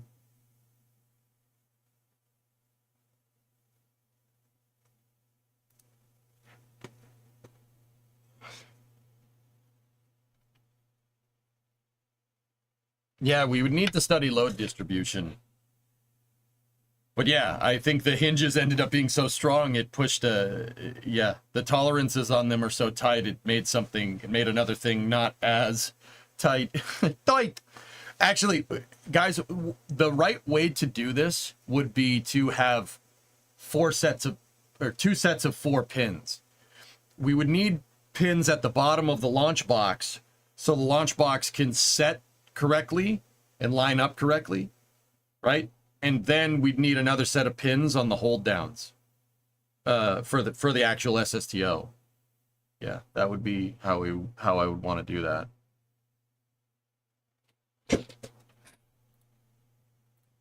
But yeah, that's sorry we didn't get a launch. That is the reason why the SSTO drove me to have a nervous breakdown and stop playing Kerbal for a good amount of time.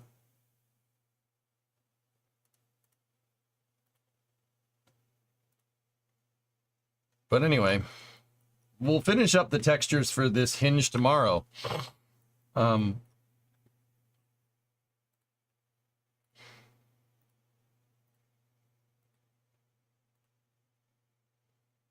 geez, that's a lot of links. Not news, it's just a cool video. Okay. Cool. Can we make a box with integrated pins? Yeah, Chief, but I really want to make sure my parts are supplementary to what we already have. Yeah, I really want to make sure they're supplementary, and I don't want to leave these parts half finished. So we got to do the textures for the bottom one, but the textures for the bottom one will take a couple hours at best. I also want to redo some of the top textures here. I want to get rid of the caution tape on the top and replace it with the plus and the minus. And then put the caution tape on the bottom like the actual hinge. The dots aren't big enough. We need to make the dots bigger, and my adapter piece right here is going in the wrong direction. The rectangle needs to be going that way. So we do have a couple of things that we need to change, but, and then if we could do a normal map for this, I'm pretty sure you could do a normal map just by taking the saturation out of the texture and then inverting it. I think that's how that works. When you get a chance, there's a meme in your Discord inbox. You know, I get like memes in my Discord inbox like 4 or 5 times a day from different people. Oh God. No.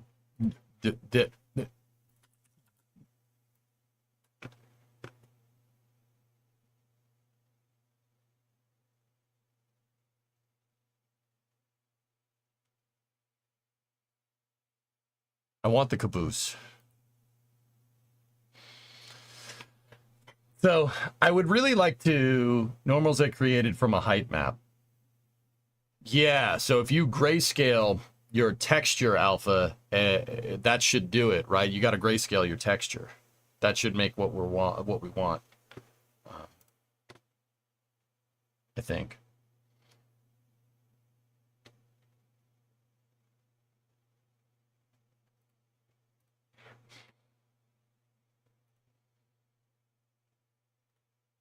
All right, let me save out Unity. Let me save out of Maya.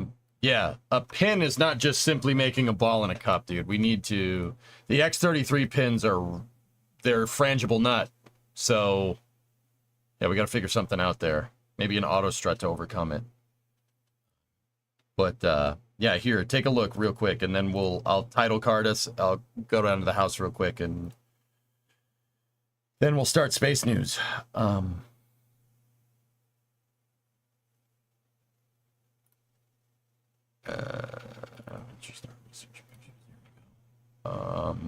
These pictures from the pad testing can tell us. See, look.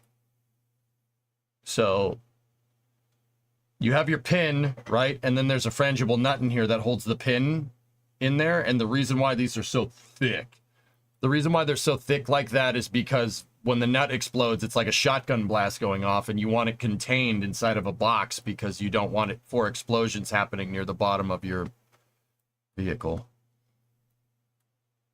There's your Rofies right there. There's 1, 2, 3, 4. Yeah, this is what the pad is based off of. But yeah. See, look, there's an alignment pin right there. See what I'm talking about? So this looks like you have a guide dowel that's down in the, or a guide piece that's down in the flame trench. The box moves over that piece, and then there's a hydraulic that slides a pin in there to prevent the pad from moving. Which is funny because I don't think I knew that until I looked at this a second ago, and I have a very, very similar system on mine.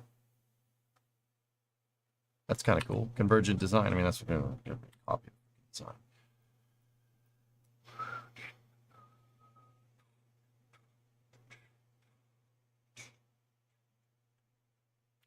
Why would the pad use frangible? It's got to be that's got to be frangible, Rocket Guy. It's got to be a frangible nut in an explosive bolt. It has to be. I bet you they're derived from the SRB hold down points. Looking at this, the way this is set up, it's probably, it could be SRB, it could be Delta, could be Delta 4. That kind of does look like Delta 4's attachment pins, kind of.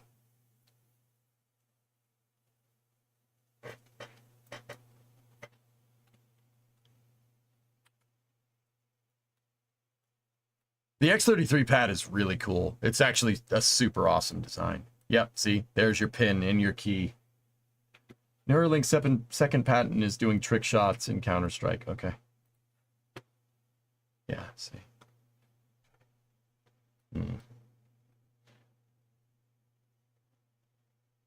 Why can't you just have an I-beam cradle to take some of the load pre-launch? What?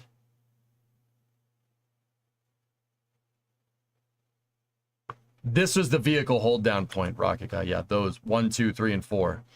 Instead of that would be your T0 and T1 carrier umbilical plates, and then inside of that would be 2 RS-2200s pointed down. On the X33's design, at least. Yeah, umbilicals are... Actually, you know what? No, that's incorrect. Umbilicals are outside of the hold downs in this design. Right now, there's just a mass simulator for where your T0 and T1 carrier umbilical would be. But it is a modular sub-assembly from what I can see from this. See that rusty piece right in there? With a block of concrete attached to it? That's where the vehicle's umbilicals would be. Because the X33 did... Oh, hey, baby. Nice truck. Nice truck. Yeah, because, yeah, see? You would have had hold down points here, here, here, and here, and then T0 and T1. Liquid fuel and oxidizer right next to each other. That whole box would have interfaced to this piece right here. I'm telling you, man, this thing was so dirty. It was so good. It sucks that they never made it. It sucks complete donkey poop. Because this thing was really close to being finished.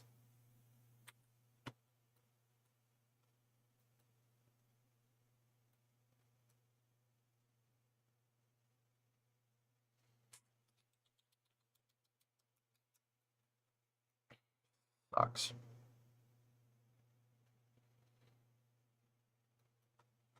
Yeah, see, there's another mass simulator there. So that the carrier umbilicals weren't done. But we know they were made. We know they made them because I saw them in a video very recently. I'll be right back. I'll see you for Space News. Give me about 15. We'll start at 1/2 past. BRB. KK 17 months, Discovery, keep trucking go and at doing throttle. space things. Yep. I'll be back momentarily.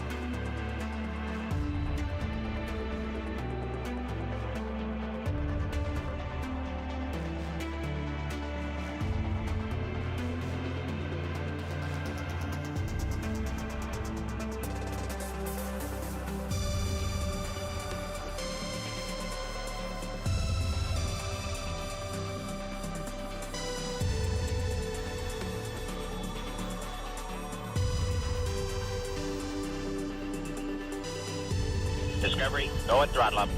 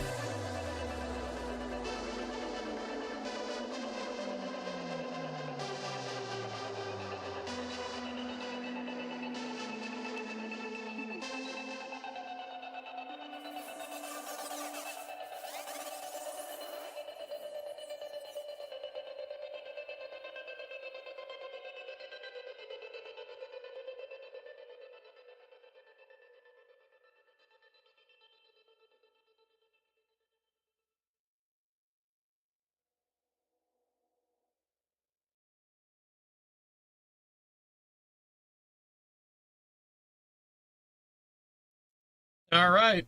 We should be ready for space news here. All right.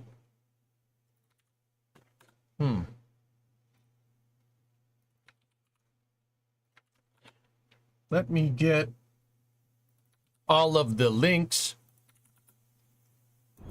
in for space news today. News cycles is actually a little bit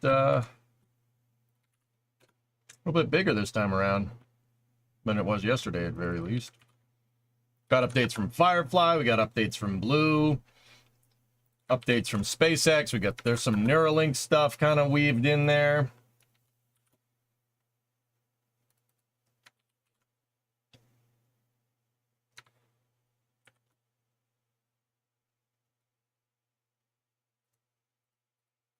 Okay, there's that. Got that.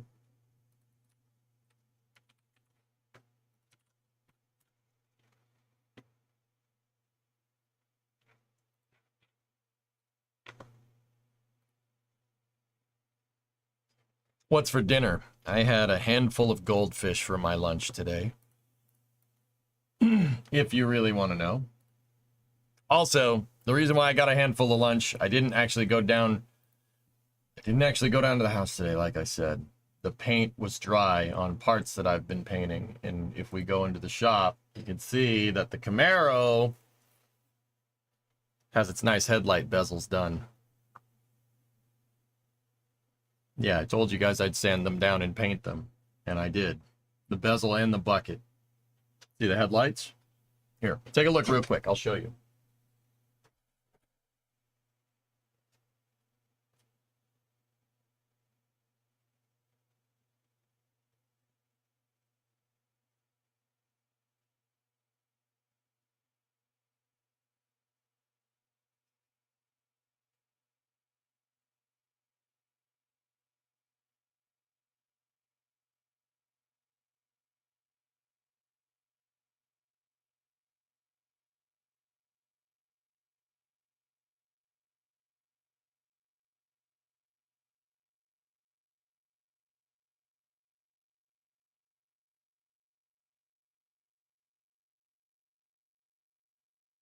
Yeah, not bad, right? Pretty cool that you could just click a button and show the garage. I have other cameras set up in there, Jody. I can work on the cars and stream working on them, dude. Yeah.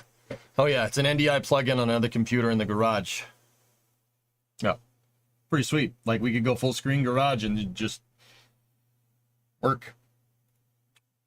Done that in the past. The auto streams are pretty popular. They're not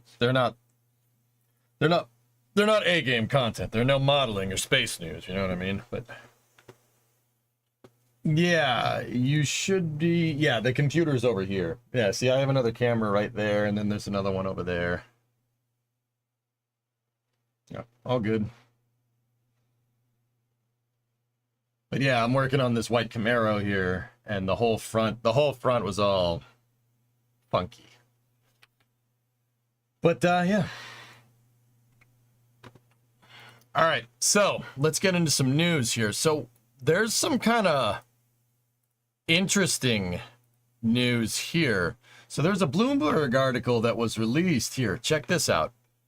In YouTube chat and you guys both brought it up. This Bloomberg article says that Blue Origin sustained failures in recent weeks of testing, including a factory mishap that damaged portion of a future New Glenn rocket. The long-awaited centerpiece of the Jeff Bezos-backed startup to push to take on... God, that's a hell of a sentence. Blue Origin sustained failures in recent weeks of testing, including a factory mishap that damaged a portion of a future New Glenn rocket, the long-awaited centerpiece of Jeff Bezos-backed startups push to take on SpaceX. Jeez. They must have cleaned that up before Tim was allowed to visit. Tim's visit was back in May, dude. So this was well before any of that happened. There goes the Mars launch window. Interesting. So this is the double-edged sword. We know from Timmy's video and from what we've been theorizing that Blue Origin is doing parallel development. Meaning they're starting to manufacture, for instance, this isn't an example, this is just an kind of a, this isn't what they're doing for sure, but just bear with me. So they'd start manufacturing fuel tanks for New Glenn before you've done all your testing, for instance, to make sure that that's the right design. You only do that if you're really, really sure. See, they're talking about two different things. Sustained failures in recent weeks.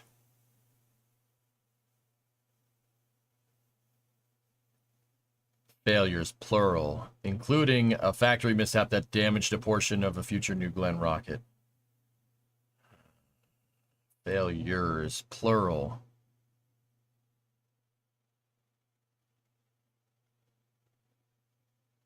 Interesting.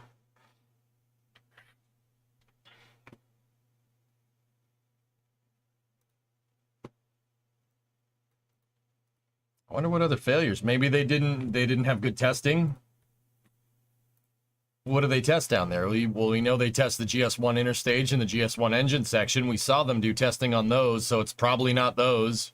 They wouldn't have posted about it if they tested it and it failed, right? We haven't heard anything about the second stage. We saw the engines, though, in Tim's video. And we did see that they were making second stage parts in Tim's video as well. We haven't seen anything particularly pertaining to GS1 fuel tanks, except that they were making them. They have to have one fully assembled somewhere, right? If the interstage is in that level of development, and the engine section, the GS1 engine section and the GS1 interstage are that phases of development, where are the fuel tanks for those? Those were conspicuously absent. So that tells me that they were being tested. Could be second stage fuel tanks. We didn't see many of those either in Timmy's video. Granted, that video is from a couple of months ago, right? But taking into account that we haven't seen Blue test, I haven't seen anything with tanking testing posted from them. That's my guess. Like maybe a tank didn't pass acceptance testing or something. I don't know. I'm just taking a guess. Well done, Agent Dodd. Proceed to extraction. So Blue does have tank testing stuff down there. The reason why we probably didn't see any of that stuff in Tim's video is because they have two tall buildings that they have two tall buildings that they use down there. The T-Cat and the 2-Cat. Yeah, that's the names of them. So tank cleaning and testing, T-Cat for short, and then stage 2 tank cleaning and testing, which they call the 2-Cat. The T-Cat is right there. So that, if I had to guess, that's probably where New Glenn's fuel tanks, first GS1 fuel tanks are. And then the 2-Cat is over there. Second stage cleaning and testing is over there, is just a little ways. So considering we know that they're testing the interstage, they tested the interstage and they tested the engine section from Dave Limp's videos over here. They were being tested basically in this parking lot right here, right? And we know that tank testing is over there. That tells me that they had a problem with their tanks. Because they wouldn't have posted testing in the interstage, GS1 interstage and engine section if those were not working correctly, right? They wouldn't have done that. I think that's fair. And considering we can't see what's going on with tank testing, there you go. I mean, it's either first or second stage fuel tanks or oxidizer tanks, if I had to guess. I don't think the fairing would malfunction, but not ruling it out either. GS2 was moved to the pad last week. They have several GS1 tanks, with one of them already being used for fueling testing.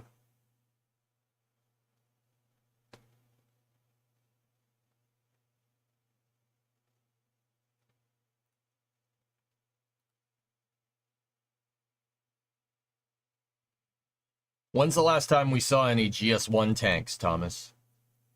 Article says it was an upper stage drop due to operator error and crumpled. Well, that's a write-off. And there was an upper stage part that failed structural or something.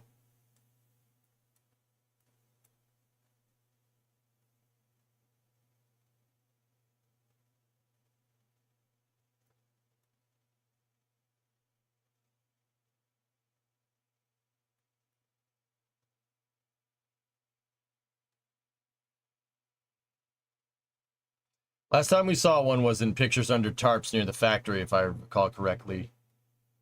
Blue Origin is doing Avio proud. Brings a tear to your eye. Hmm.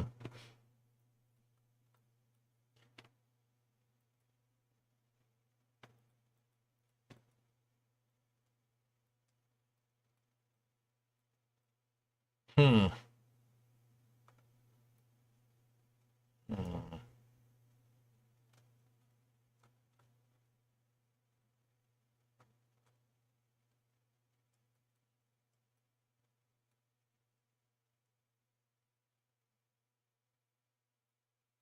Well, if they drop the second stage, that thing's toast. I would not even bother. You just shock loaded a tank. Compression shock loaded a tank. Just throw it away. Build another one. Now, I know people are going to be like, really? You're not even going to try to fix it? No. No, I'm not. No. Dropping the tank wasn't part of your testing processes. Yeah, just scrap it. Make another one. Aluminum's recyclable. Go. I can think of several instances where dropped spaceflight hardware ended up causing real problems down the road because somebody's like, no, I can fix it. Or no, it's fine. Yeah, just bye-bye. Get rid of it. Junk.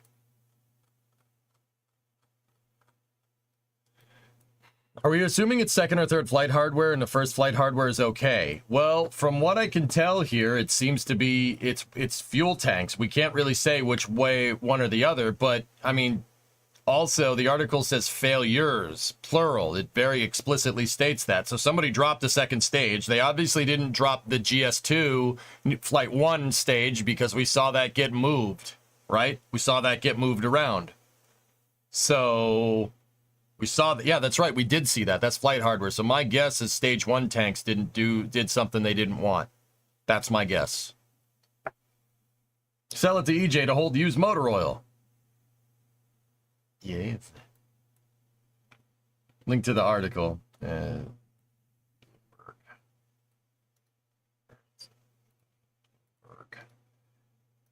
Read our article. If you don't, we're not going to allow you to read our article.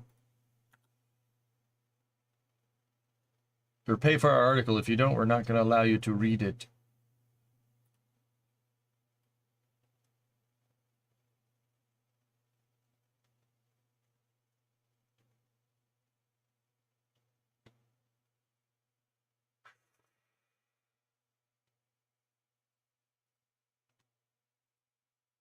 Did you read the entire article? No. I was making a guess. That's why this is space. I kept I'm in saying space. this is my guess. But you guys missed that part. Hey, Ren gifted us up to WW. Thank you. All right, here. You want to do it? Let's do it. Sustained failures in recent weeks. Okay. The upper portion of one rocket crumpled into itself, in part due to worker error. Well, it is being moved to a storage hangar, according to people familiar with the situation. In a separate incident, another rocket portion failed during stress testing, and another upper rocket portion failed during stress testing and exploded.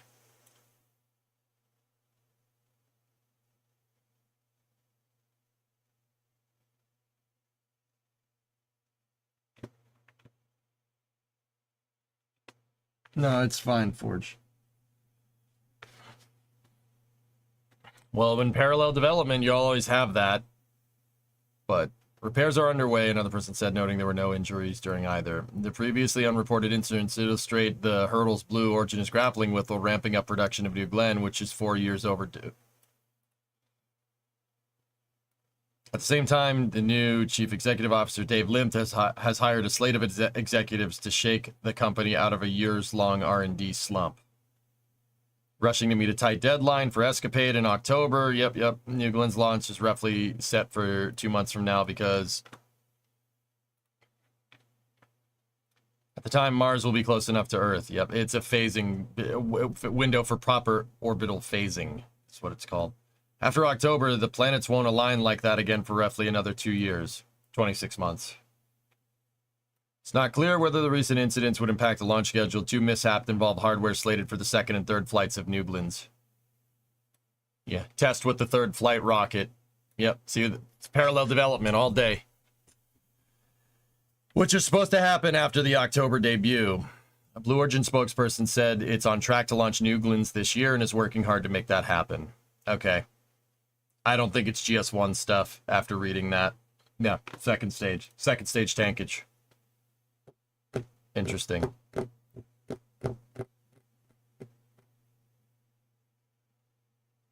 you think Max could get a few pictures of the aftermath? Max Evans? I don't know, maybe.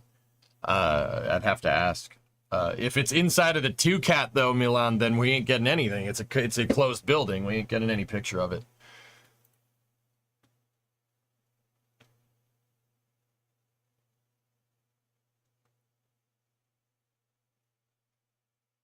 Even the most successful companies often face setbacks trying to inaugurate new rockets. Bezos, the world's second richest person and Amazon founder, has been trying to get Blue Origin to orbit for years. Founded in 2000, about a year before Elon Musk's now dominant SpaceX, Bezos has bankrolled rocket and engine factories, sprawling launch pads in Texas and Florida, and hiring sprees that pushed its workforce north of 10,000 employees.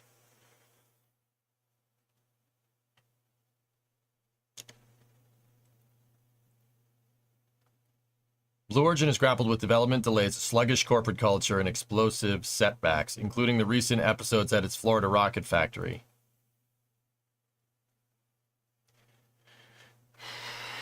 The first of the recent cases, factory workers moved a large section of New Glenn destined for the rocket's second flight out of the Florida humidity and into an air-conditioned storage hangar, but they didn't properly monitor the hardware or have pressure release valves, and it chilled down to the point where it crumpled into itself like a crushed Coke can.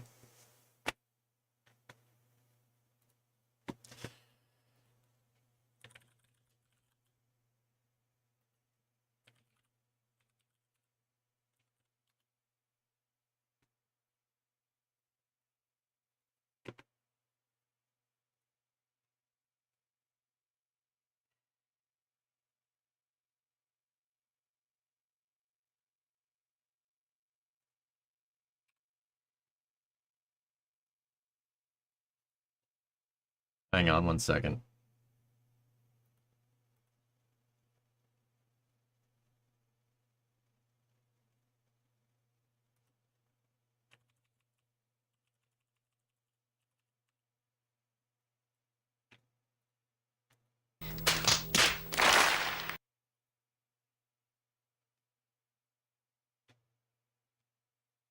You're welcome.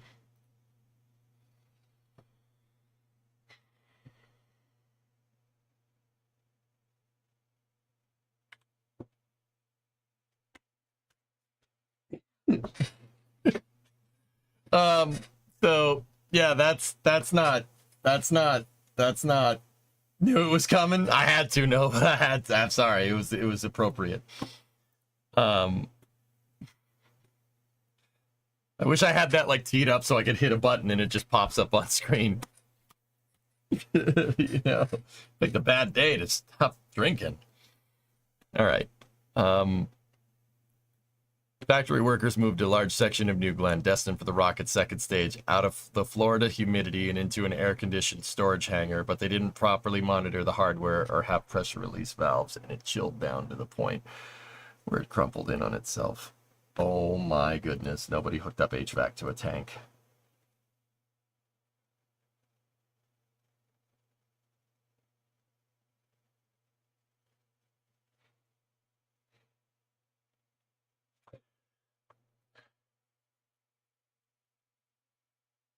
Okay. In the second instance, a portion of rocket meant for New Glen's third flight flight failed during stress testing and exploded inside of the building that it was in.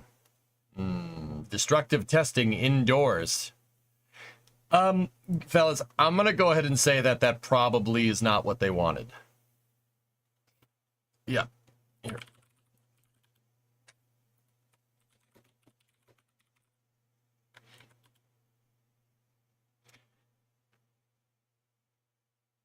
I'm gonna go ahead and guess it probably did something like this.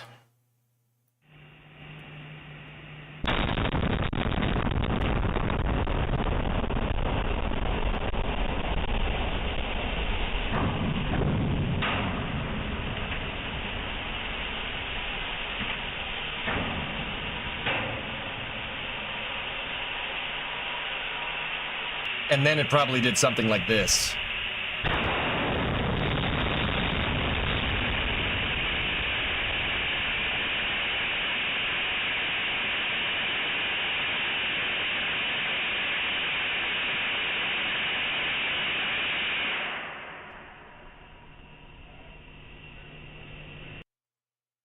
You know, Windows. All right, no.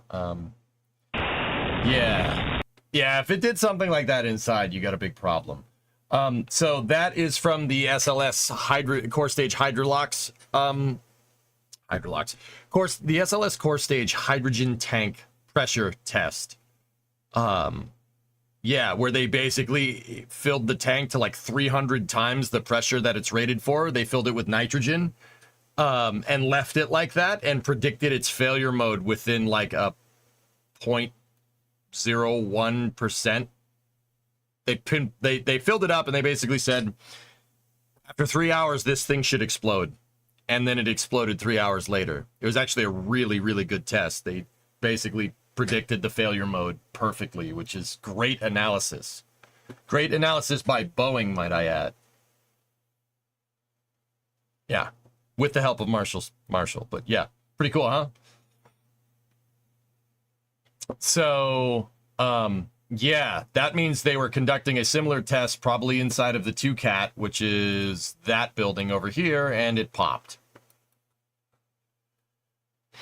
Actually, the interesting thing is it probably looks very similar to this. Probably looks exactly like that. SLS and New Glen's are very, very similar in design.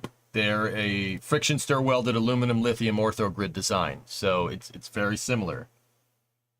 Also a hydrogen tank.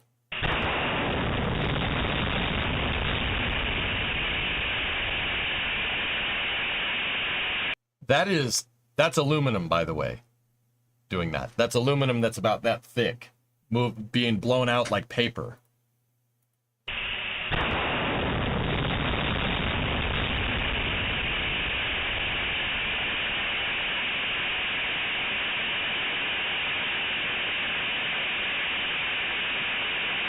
It's an aluminum tube. Actually, if you guys really want to know, this is a gigantic hydraulic press. They filled up the tank, they pressurized it, and I forgot to mention this part. They crushed it in a hydraulic press. Yeah, there's a huge press piece up there that'll just clamp down on this stage and make it blow up. Yeah. It was at like 300% pressure for 3 hours with like maximum compression load. Yeah. Pretty good analysis. Dumb question, where did the hydrogen go? There's no hydrogen in it, Pigeon. They were testing it with nitrogen.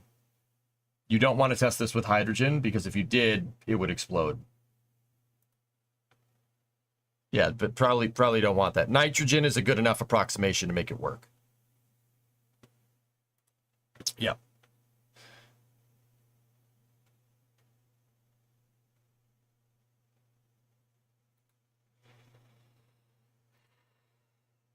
Yeah, see, everything's fine right up until this point.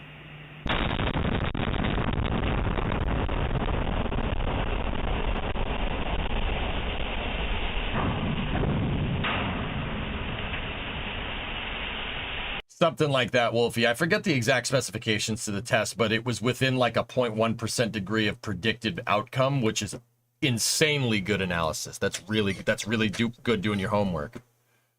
Like, you guys can say whatever you want about Boeing taking their time with that core stage, but that core stage performed flawlessly on Artemis 1. Like, flawlessly, like to the point where I'm totally confident in everything about that whole damn thing. Yeah, it did take a little bit of time. It did take a little bit of extra time.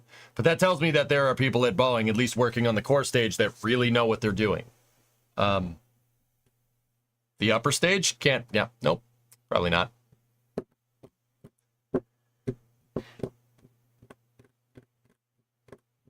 May I share a pic with you that you're proud of? Sure. Yeah, SLS's insertion accuracy was off by like, for Artemis 1, the insertion trajectory and accuracy were like bullseye, like about as close as you can get to a bullseye with a rocket launch. And it was that was on the first try, which is pretty cool. But yeah, if Blue had a failure like that, that's probably not good. I would seriously take a look at quality control at that point, because there's no way the engineers missed that analysis. That has to be fabrication. Let me put it to you like this: if they found a failure mode, I mean, see, here's the thing, guys. It really depends. It depends on the on what they were testing and why. So think about this. The stage is going to be under different amounts of compression load at different points during ascent, but that can actually vary. Your load on these tanks and can change. Ideally, you want to keep the same pressure the whole time, and that's what tank ullage is for. If you watch Timmy's videos, you saw them putting the helium, cryogenic helium tanks inside, and they had to get on the bunny suits and stuff. Those are ullage tanks. Those basically keep your pressure pretty with a really low. You have a really low pressure delta inside of your tanks because of tank ullage. So you really want to keep your pressure about the same, right? But you know, the compression can change depending on the trajectory and insertion. If you have a higher energy insertion, right, it could put more strain on the entire stack. So it really depends. If the tank exploded, was this a destructive test, right? I can't imagine they would do a destructive test inside of a building. I don't think this was clearly NDT, non-destructive testing, right? And they found a failure mode in non-destructive testing. But usually, if you're doing non-destructive testing like that, it's either a qualification test. It's a qualification test, usually. I mean, unless they're doing parallel development, in which case that third flight stage is the guinea pig. But then again, once again, if you were doing destructive testing and it was for your third flight, yeah, that means you found a failure mode. That means the tank can fail under the right conditions in isolated use cases. Like, finding those failure modes now is a good idea. This happened with Vulcan. Guys, this happened with Vulcan. Centaur, they found a failure mode with the Centaur 5 that it could fail under the most strenuous trajectory insertions that they were encountered with Vulcan. And it did pop. It popped basically exactly like this article is describing. Only delayed them by a couple of months. Really not too bad. And that's ULA. That they don't have a 10,000 strong engineering force. So I'm guessing they found a failure mode in an isolated use case. In which case, as long as you can understand exactly what happened and then don't fly flight 1 on that trajectory, you'll be fine. I don't think this is going to delay Blue very much, to be 100% real. Now, the second tank getting blown away, yeah, that second tank's junk. And the third tank clearly is not in one piece anymore. So, you might want to fix that. Basically, making tanks is not hard, and they will make more of them anyway. I really don't see this delaying them too much. But it really depends on your testing criteria for that tank. What criteria did it fail under? What test were you trying to achieve? Now, here's the thing, fellas. If it was acceptance testing, right? If it was acceptance testing, and your first tank passed, and your second tank passed, and your third tank didn't, you got a big problem. Why? That screams quality control, right? However, we know that Blue is doing parallel development, so they're going to make 3 stages, get the GS2 first flight stage ready to go, and then use the third one as a guinea pig. ULA has done the same thing. They did the same thing. The Vulcan that they used for the wet dress rehearsal is not the second flight. It was not the first flight Vulcan. It was to be used later. So here's the other thing. Once again, if this third tank was your first tank to do acceptance testing and it popped, that means that problem is, well, the second tank is junk because somebody imploded it. That means that problem is going to show up with your first stage if you manufactured them the same way. That's the double-edged sword of parallel development, dudes. That's how that happens. But if you have flexible cohesion in your assembly process, because you have flexible cohesion in your assembly process because you're basically elastic, because you're doing parallel development. Parallel development basically makes it so you have to make a lot of stages really quickly because you need one to be your flight stage. Then you need another one to do your testing, and then you need another propulsion testing article. Like, you make a lot of them all at once. So it's reasonable to think that this is not going to affect them too much. What really matters and what we really need to know is the conditions for which that tank failed.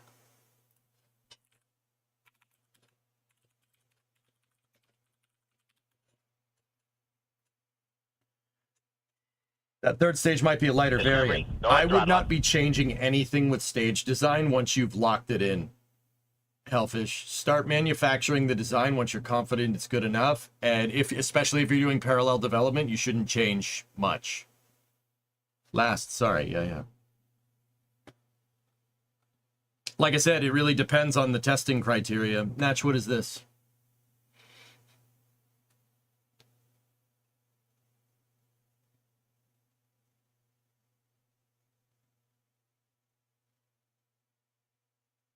Oh, wow. Oh, wow. You're getting real good at that. Getting really good at those maths. MacB, 43-month resub.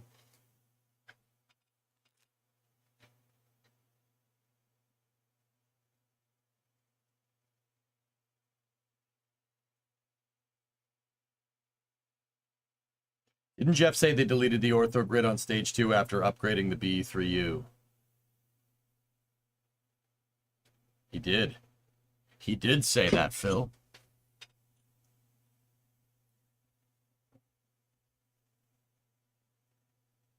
Oh, if that's the case, frick this. This isn't even a problem. If that's the case, this isn't a problem at all.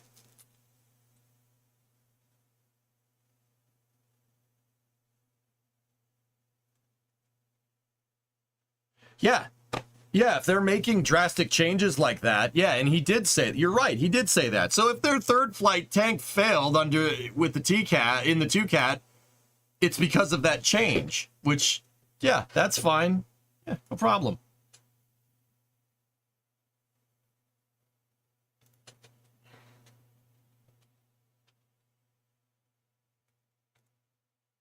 Yeah, he did say that. You're right. Who cares? This isn't an issue. Non-issue. They were testing a new tank design and it failed. It failed in a way that they didn't expect it. It didn't expect it to. That's what happens. That's what happens when you do this, when you change the tank design.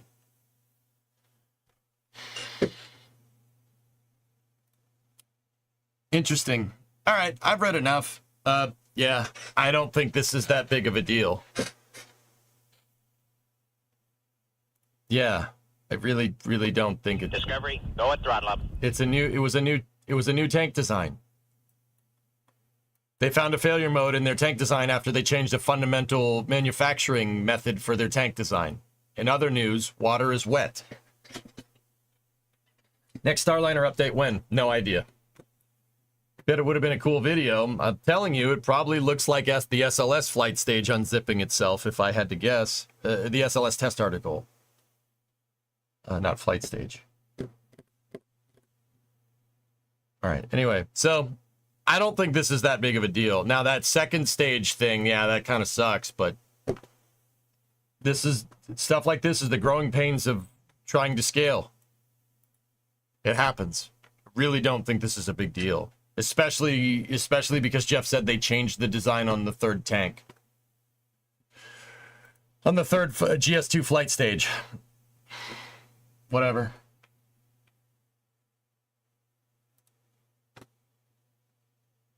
Maybe someone at Bloomberg wanted to discuss. I don't think this is nefarious things on the part of Bloomberg, to be honest with you. It's most likely they don't understand the testing regime.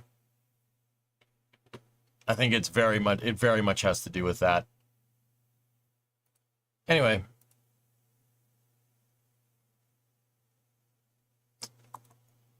So in other Blue Origin news, let's see, what do we got? This is coming from my buddy Gav. Gav is basically Space Offshore. He handles all the SpaceX and Spaceflight Navy tracking for NSF. So what's Gav saying? Blue Origin's landing barge is halfway on the journey from France to America. However, the ship towing it has changed direction from Port Canaveral to Norfolk, Virginia.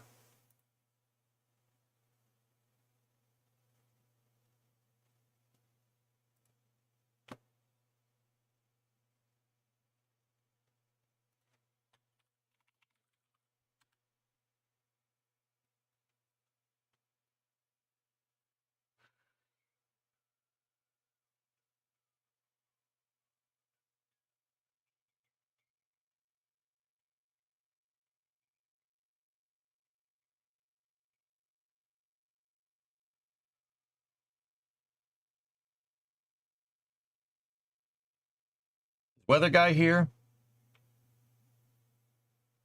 Sure it's not avoiding weather? Probably going to guess it has something to do with this. Right here. And they're trying to make that break right there relatively calmer waters, if I had to guess. Like I said, yeah, most likely due to weather. Probably getting to the wetter part of the ocean. Oh yeah. Yeah, duh. Or something.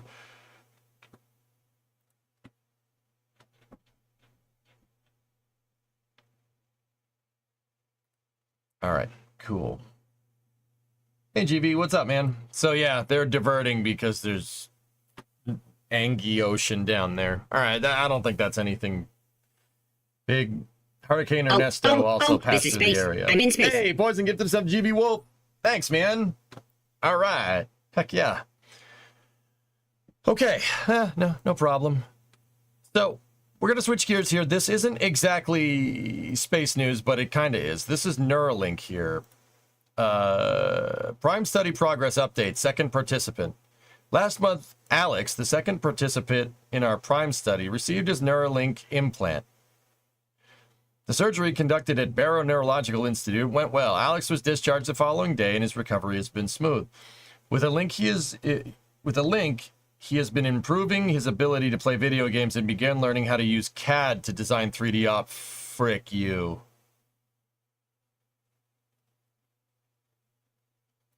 This marks another significant step towards providing a high-performance interface that will enhance the control of digital devices for people with quadriplegia to help restore their autonomy. The overarching aim for the Prime study is to demonstrate that the link is safe and useful in daily life. As noted from our last blog post. In this blog post, we share updates from our experience of our second participant across 3 key dimensions to support this aim. From the moment Alex connected his Neuralink to his computer, it took less than 5 minutes for him to start controlling a cursor with his mind. What the actual shit? Excuse my language, I'm sorry. Within a few hours, he was able to surpass the maximum speed and accuracy he'd achieved with any other assertive technology on our WebGrid task. Similar to Nolan, our first participant, Alex broke the previous world record for brain-computer interface, BCI cursor control, on day 1 of using the link. After the first research session concluded, Alex... Oh no. Oh no. Oh no! Look at the next line! Oh no! After first research section concluded, Alex continued testing the capabilities of the link independently, using it to play Counter-Strike. Oh no! I want to see it. I want to see the footage, dude. I seriously, dude, please tell me they show it. Yo, he's got aimbot. That's not fair. That's so cool. Push B, blitz, go, давай. Oh no. I'm already super impressed with how it works. Alex, Prime Study participant. Figure 01. That's so weird. Alex enjoys building things.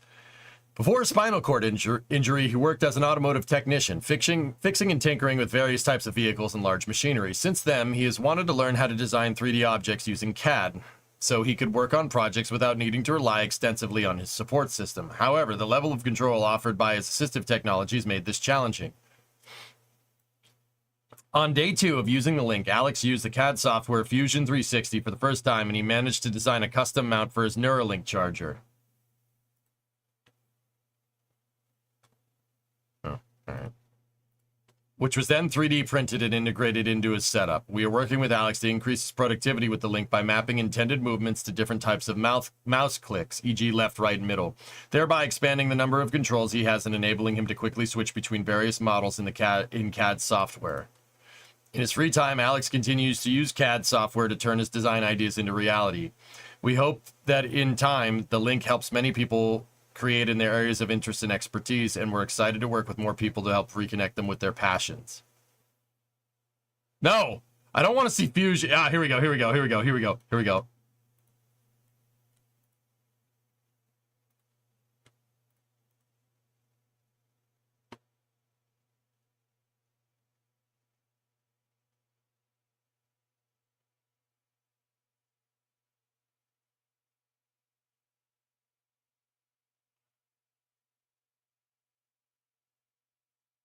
Oh, he's playing against bots. All right. He's playing against bots.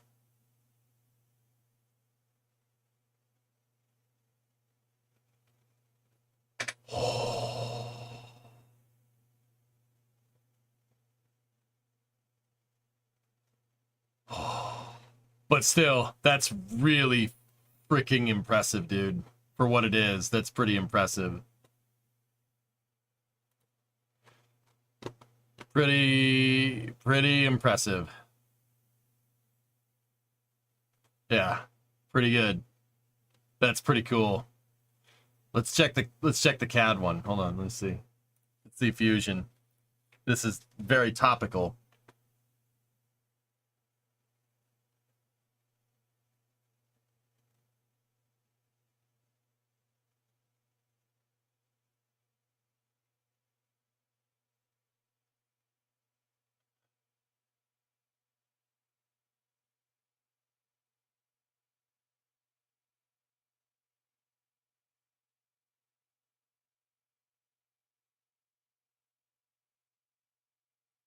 Yeah.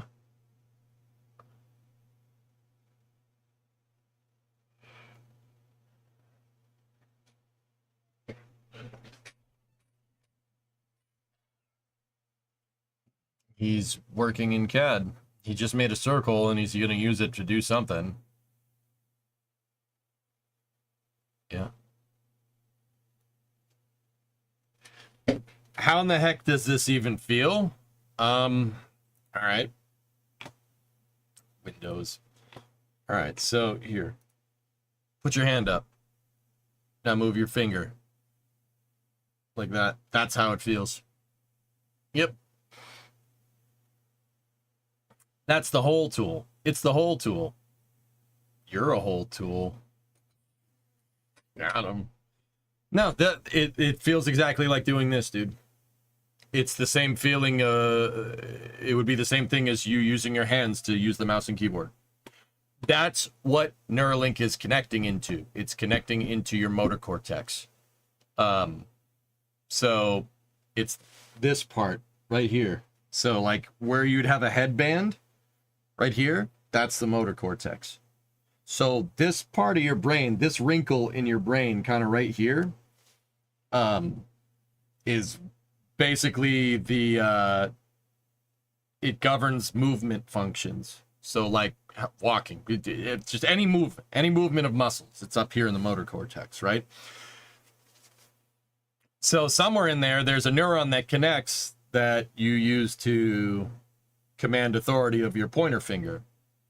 And every time you do this, right, your brain's firing off a neuron that sends an electrical signal here and tenses the muscles. See? Click. You just we use very low voltage. Humans are very low voltage.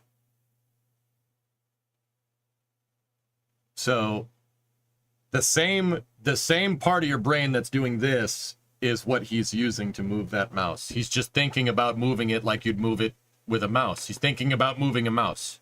It's weird, dude. Yeah, the only thing you're missing is the feedback. Yeah, exactly. The only thing you're missing is feeling it with your nerves. But he's thinking about, I want to move the mouse up. So it would be this, like if you want to move the mouse forward. Just thinking about doing that range. Like, my brain is ironically having trouble understanding that, but I know what's going on. But still, it's like, how do you move the mouse thinking about moving a mouse? What the frick? What the actual frick is going on here?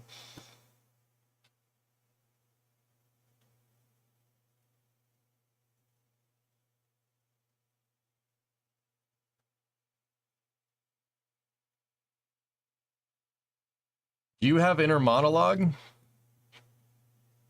What do you mean? Not having sensory feedback must be so hard. Well, Geek, if you look with the hold tool, he's kind of moving it back and forth. That's probably it, dude. He has feedback. He can see what he's doing. We're talking about, well, not this sensory feedback. We're talking about touch, but yeah. Where you kind of talk to yourself in your mind. Dude, I talk to myself all day. What do you think?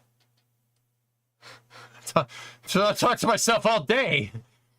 Actually talk to myself. I'm sitting in this room staring at the wall the whole day. What do you think? There's like 8 voices going on up there, man, at least.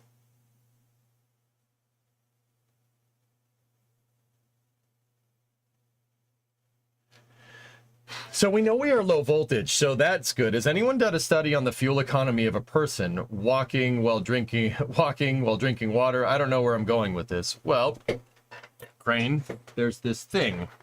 Long story short, yes. See these nutrition facts here? See that? See the calories thing? That.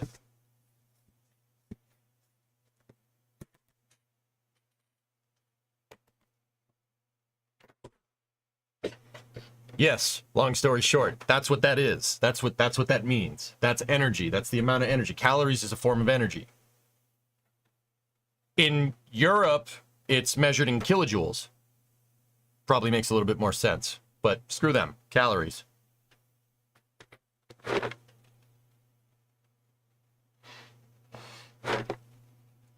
Water has 0 calories, and cars don't burn oil. Does that mean that you don't have to put oil in it? Well, they shouldn't burn oil by design. Calories are better. Calories are better. God, you're spieling today. How many calories are in a gallon of gas? Gasoline, that would be energy density. So gasoline energy density. Gasoline has a high energy density with 47.5 megajoules per kilogram and 34.6 megajoules a liter. You're welcome.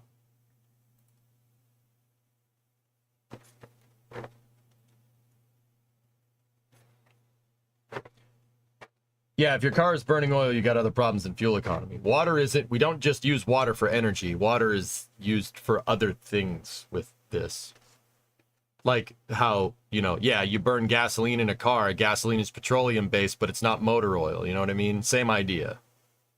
This is just a biomechanical machine here, and it needs maintenance, just like everything else.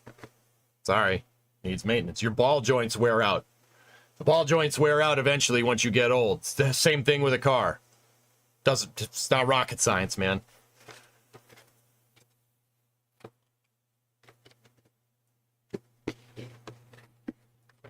Also, you don't grab goldfish and not eat goldfish. Also, This happened because I mentioned goldfish on stream once, and 4 of these showed up at my P.O. box.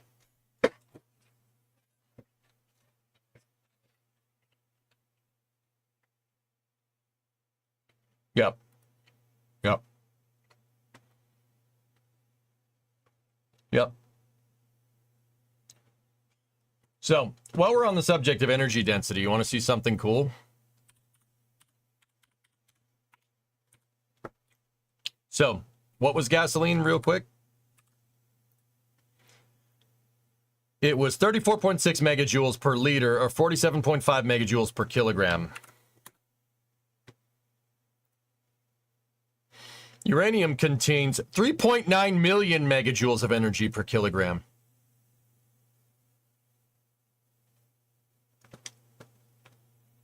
Yep. Take that for what it's worth.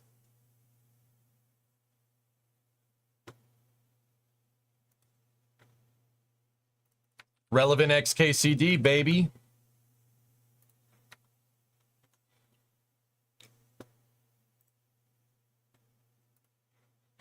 So we just eat uranium and you live forever? Oh, yeah. Yeah. Oh, yeah, dude. That... Something will happen. I mean, we compared it to gasoline, which you also don't drink. But... Oh, yeah, the uranium, you don't want to eat pure uranium. You gotta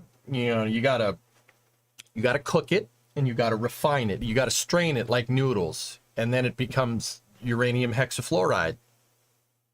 And then, that's good. That's good. But that's like making a slurry, okay? You gotta cook it from there, and once you cook it, it becomes enriched, and then you'll get spicy uranium.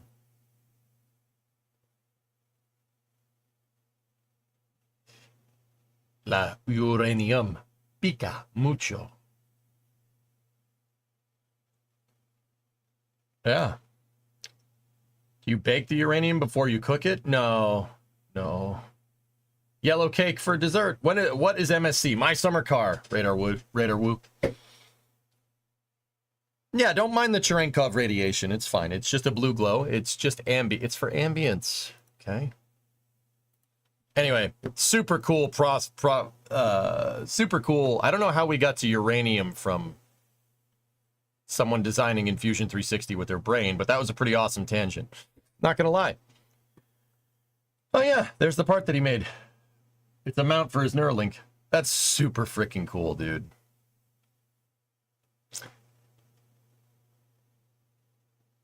Alex also plays first-person shooter games, which generally require the use of numerous inputs, including 2 separate joysticks.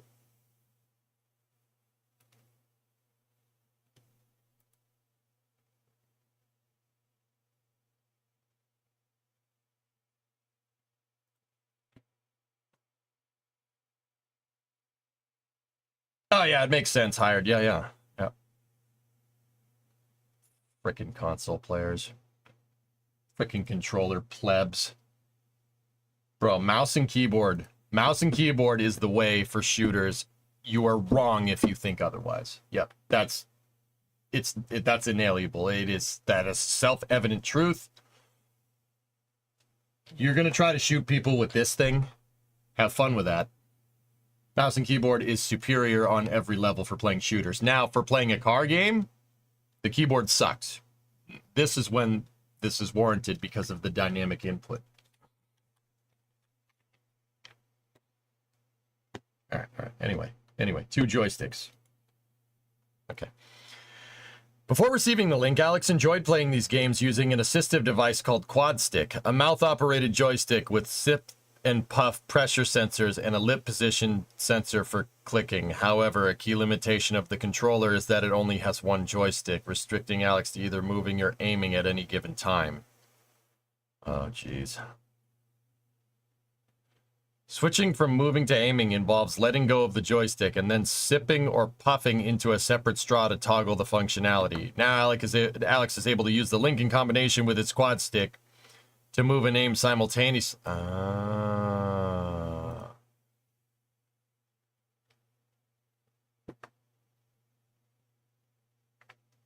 Oh, uses it with the quad stick.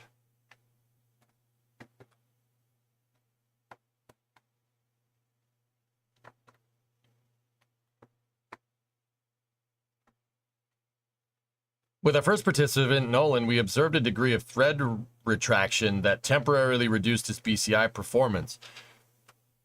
Threads have stabilized and the performance of Nolan's link have since recovered, more than doubling the prior world record of BCI cursor control.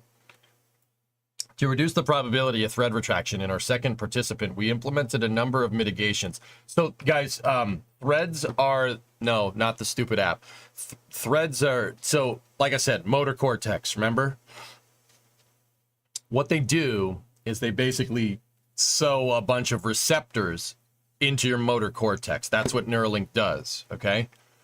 And remember how I said, you know, when you're moving your fingers, you're firing off neurons in your motor cortex. What these threads do is pick up that signal. They pick up on that neuron signal, and when a thread gets a detection of a neuron signal, it sends a signal up the Neuralink. That's what it does. Thread retraction is moving the threads. I would assume it's moving the threads. Your head is like, what the frick is this? Get it out of here. Obviously, it has to be minimally invasive, or else your body's going to detect something it doesn't like, and it will try to destroy itself. It's a medical science a little more complicated than that, but that's the gist of it. So it seems like they had some retractions, but yeah, it seems like it's okay. So here's the big thing with Neuralink. Even with Neuralink's high fidelity, like those really, really infinitely small threads, it's nothing to match the complexity of the neurons firing off up here. Nothing, not even close. Like we're trying to look at molecules that you'd need an electron microscope to look at with a freaking magnifying glass. The magnifying glass will help a little bit, but that's what Neuralink's trying to figure out. They're trying to figure out if you can make a thread that is high fidelity enough to be able to detect individual neuron firings and sequence them. Because everybody's a little bit different, right? You're a little bit different than me. We all learned how to use our hands differently. Some people learn to use their left hand. Some people learn to use their right hand. Another thing that Neuralink is trying to solve or trying to figure out is if I do this, come here. If I do this and you did the same thing and we both had a Neuralink and it mapped the sequence of neurons firing off from doing this, would they look the same? What's the code? Is the code universal between people's brains? I don't think it is. I really don't, because we all learned a little bit differently. It's probably similar. There's probably some uniformity to it, but yeah, that's just my opinion. No, I'm not a medical doctor. I don't know anything about this.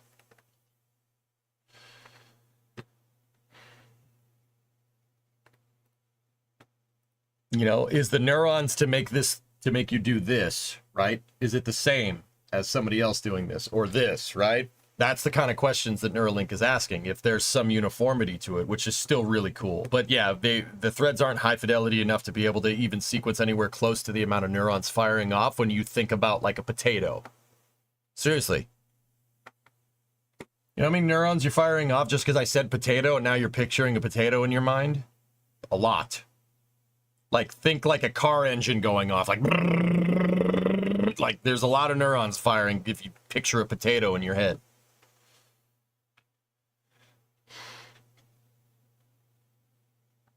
If a couple had Neuralink, could they do it like Demolition Man? Neuralink is currently read-only, Dan. Don't remind me of that movie, dude.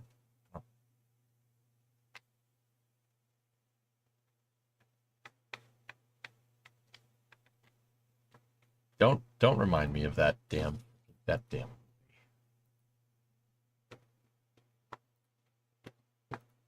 I got that Polaris tweet.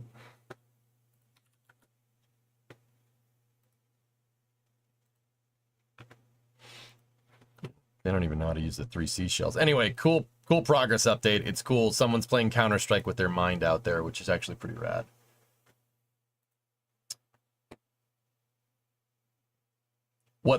I think what Neuralink is really gunning for, dudes, to be 100% honest, is a way to thread, like if, say, you have your spinal column is like severed, like from the torso down, or even if you're quadriplegic from like here down, right? If they find a way to build a jumper for that right there, game-changing stuff. A jumper cable that jumps the damaged part of the spinal column. I do believe they said they're working on stuff like that. Elon said they're working on stuff like that, which is actually super cool. Yeah, you could, if you put that jumper cable in, right? And you can get the threads good enough to be able to interpolate the electrical signals that you send down your spinal column, right? Then you could pretty much get somebody who can't walk back to walking again. That's pretty cool, actually. Yeah, people, that would be the first thing that pops into my head. Yep. Yeah. We gotta get our boy walking around again, dude. Yeah, man. Elon. I want the Neo Neuralink so I can know Kung Fu. Like I said, it's read only right now, Geek. They're just figuring out a way to be able to interpret the signals. They don't know how to write to it. That's about as fancy of a technology as beaming stuff in Star Trek.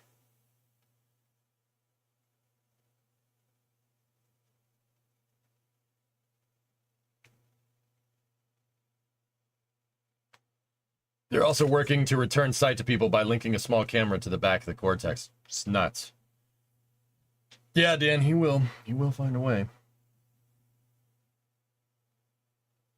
Right? Yeah, right 2 is a long way away, Booger. Yep. Oh, yeah, Scotty beamed you twice last night. It was wonderful. All right, we got a ULA Summer Interns video that they posted. Should get some cool views of stuff. So let's switch over to this video and see what's good.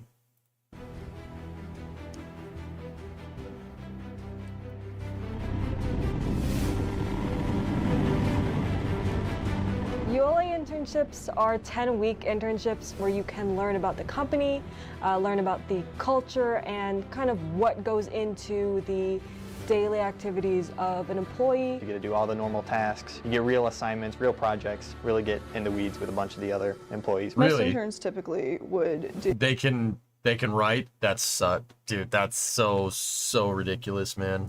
Do one big project that kind of encompasses like what their team works on, as if you were working future, full-time, dude. and you typically get to take a lot of ownership on that. I don't think there's a lot of opportunities where you get to work on something that you can actually see all the way through, and I think that's pretty unique to ULA. Best moments that I've had, it's been the other interns. This experience wouldn't be the same without them, so I'm really, really glad that I got to meet them. The wealth of knowledge at ULA is so vast. Super huge advantage of working at ULA. It's such a phenomenal learning environment. Everybody here who works here is super knowledgeable in what they do. The work that we're doing isn't just busy work. It's work that actually makes a difference in the company, and that's something that I've been able to see. The first project I had was a study on sizing different thrusters for the reuse module. I'm taking a open loop trajectory and targeting it with closed loop trajectory and messing around with different guidance parameters, so that's pretty. What a freaking nerd! Holy balls, what a nerd! No, seriously, that's super cool. I'm kind of jelly. Cool as well. It is incredible to be able to say that you work on a rocket and know that something you did contributed to a rocket being able to launch and go into space. We stand on the shoulders of giants when we, build rockets, and that's also true of code. Sometimes that code requires updates and revisions. Look at that cable management, dog. I spent a lot of my time on the development side looking at that piece of code, learning about it, and being able to take that and update it. It's big enough that you can see the difference that it makes in the world, but then also it's small enough that you get to make connections with people who share that same core passion of space, launching rockets. It's a very thought out program. Yeah, I know all about that. And there's a lot of people that are working PB. on it to make sure that being here at ULA is going to give us experience, and it's going to have us come out the other side of the internship knowing more about what we want to do with our careers. Word. Those were control boards, Tessa. Yeah, those were control boards.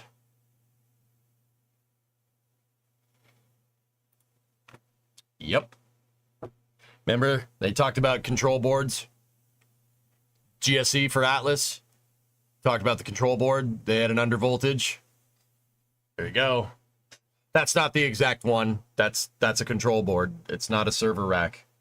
That one actually might be. Hold on. Yeah, there's switches built into it. But yeah, control boards, man. Can it run KSP?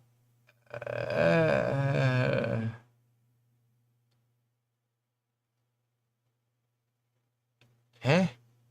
What? Can it run Crisis? Okay, next bit of news. All right, zippity doo dah, Dave. We got another video from Firefly here.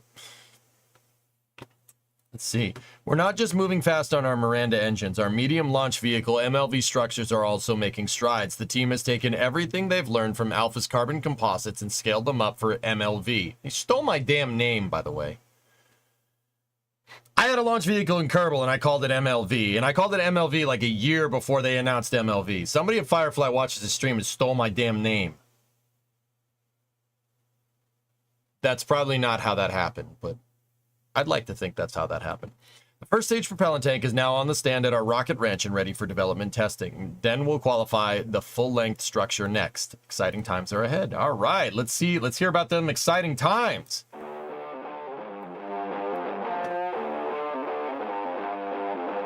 Hey, that was Morgan. That was the host from Firefly's launch cast. All right.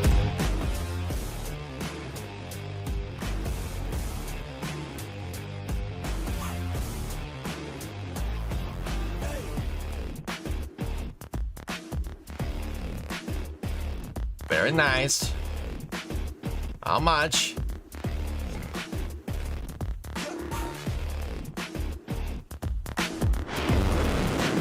Co-located manufacturing and testing facilities.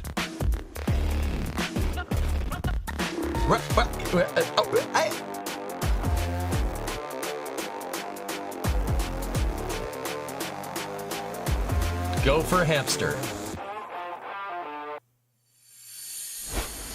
Cool. All right. There's a lot of good stuff going on there.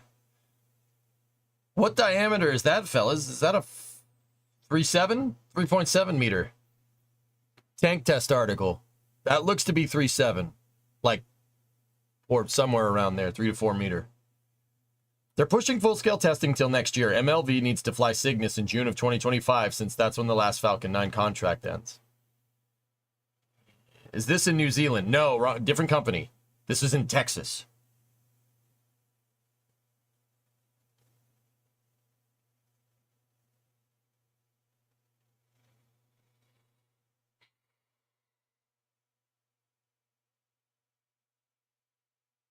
That's pretty dope.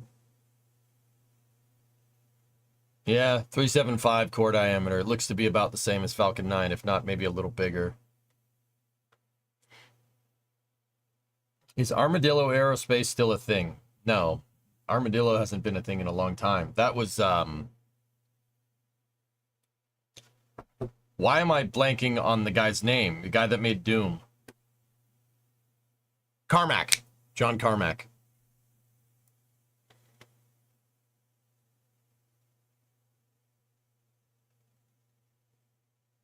Yes.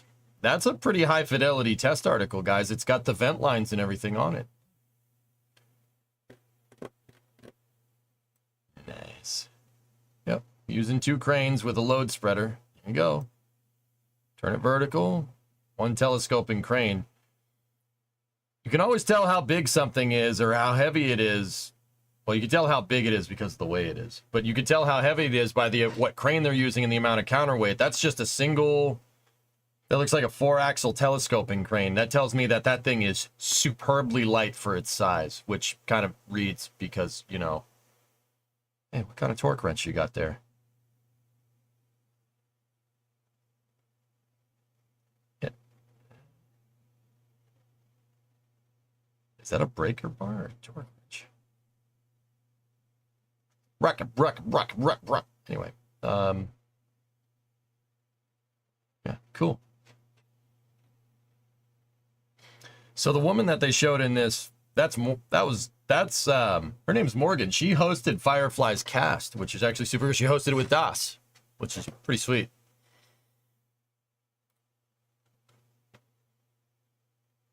Please ask when you look at another man's wrench. I'm sorry. Sorry, what do you want? Okay, cool. Good stuff.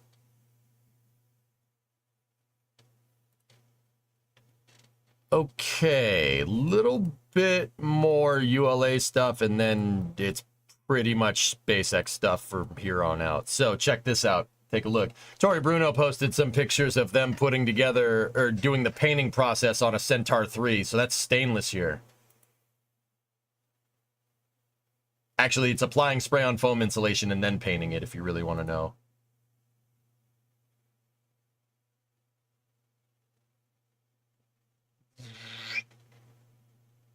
Yep. That's a pretty awesome paint booth, I'm not going to lie. I don't hate it. It's pretty cool.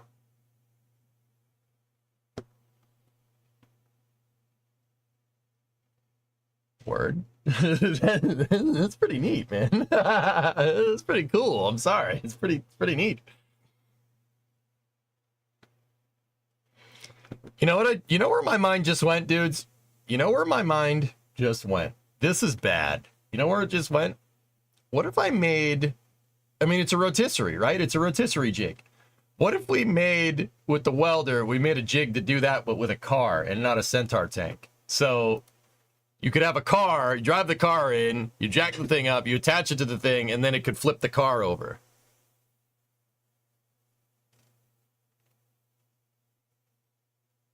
Buy one? Frick that. That's done with cars all the time. I know.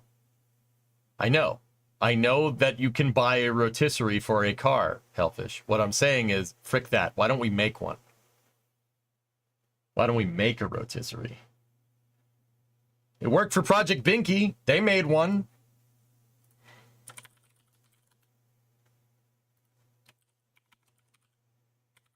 Project Binky in color. Starring Nick Blackhurst. Also starring Richard Brunning and Rex Hamilton as Abraham Lincoln. Where's the video where they made the damn jig? Where is it? This is one of the gnarliest YouTube projects around, by the way. Just in case you were wondering. I really wish they'd give us an update, but it's okay. Yes, here we go. No, frick your Chevy. Get out of here.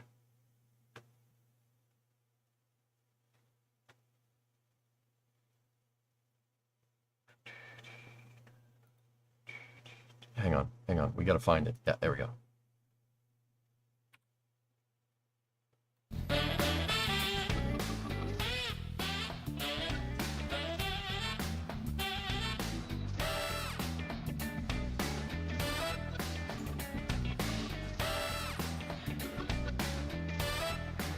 I'm gonna get the funk out. Watch.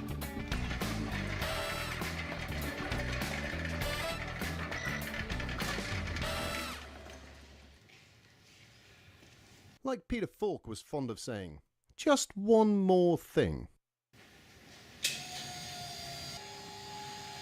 We often get asked about the jig, but sadly we made no plans for it. We kind of made it up as we went along. It's quite effective though, and it really saves a lot of backache. Well, that makes life a bit easier. So, what we're trying to get at is these anti-roll bar brackets. Yeah, Nick and Rich are pretty cool. Alright, bro, I'm going to spin me car, mate.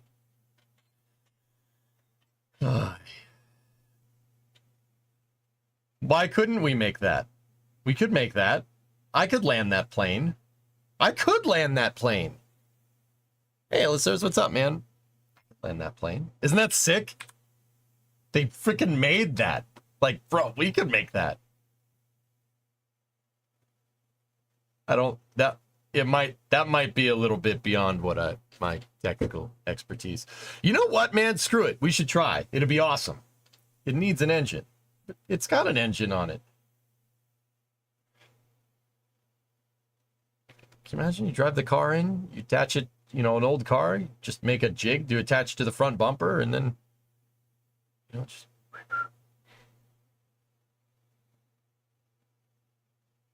You draw the plans, I'll weld it. Oh, I could make the plans. We could make this thing in Fusion 360 in like 2 seconds, dude. Not 2 seconds, maybe 6. You could shortcut a lot of it with a pair of engine mounts.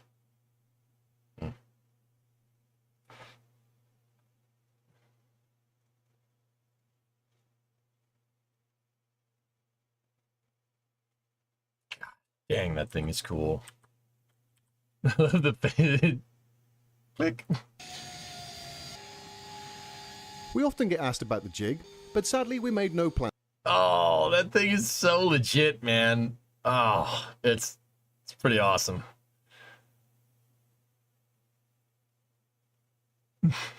Plans for it. We kind of made it up as we went along. It's quite effective though. Our front bumper is designed to hold a car. It depends on the car. An older car, sure. The cars that we would be working on. Oh yeah, sure. Whose summer car is that? That's Nick and Rich's summer car. Also, up yours, Barry. I think that actually that doesn't say Barry. That says baby. Up yours, baby. It doesn't need to be that complicated. Basically, a starter motor and I think that's a windshield wiper motor. Looking at it, it's definitely a windshield wiper motor, dude.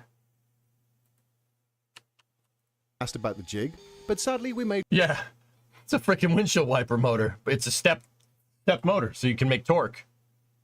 Yeah, freaking windshield wiper. Oh, we could make that. We could land that plane. We could land that plane.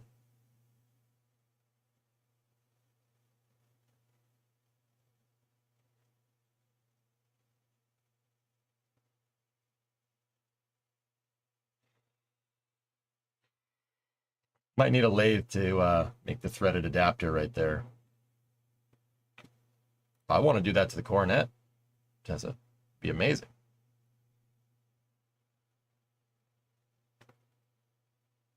I mean, I could weld it. I'm pretty sure I could weld that. I mean, ish. Anyway, yeah, that would be a cool thing to do. Actually, doing it the way a rocket does it might not be the worst idea. We would need to make a ring right here that would pick up on the bumper mounts, right? And then using the rollers right here with the motor, you could just roll it around. But making a ring that would... It would have to be probably like 3 meter, 4 meter in diameter. Making a ring like that might be a little difficult. We could make it do this. You just make it, and then you attach the ring to the back of the car, with where you just basically take the bumper off and make the brackets for the bumper, like on the Coronet, for instance. Take the bumper off, put the back ring on, take the front bumper off, put that ring on, and then you have to find a way to get it up on top of its rollers. We would need a gantry crane.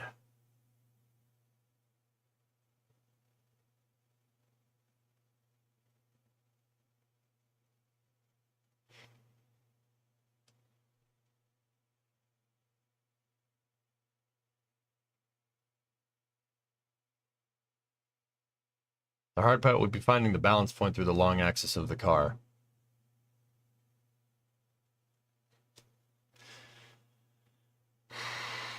So we need a crane and a rotisserie. This is getting expensive. All right, fine. Why don't you guys just go and say you do everything, you shouldn't do anything because we have no PP and we like doing things the hard way. All right?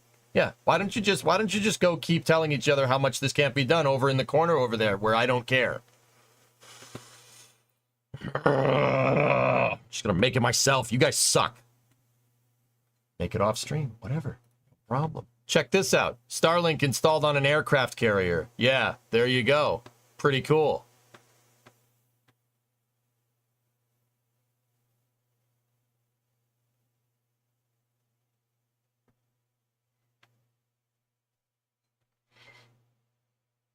Fine. I'll make it myself. So this is coming from Sawyer Merritt. The U.S. Navy has installed Starlink on the Abraham Lincoln aircraft carrier, enabling high-speed internet anywhere they travel for a fraction of the cost. The Navy said that it has dramatically transformed the maritime experience for sailors. The new system offers a reliable connection, boosting morale and enhancing work productivity. It enhances some type of productivity.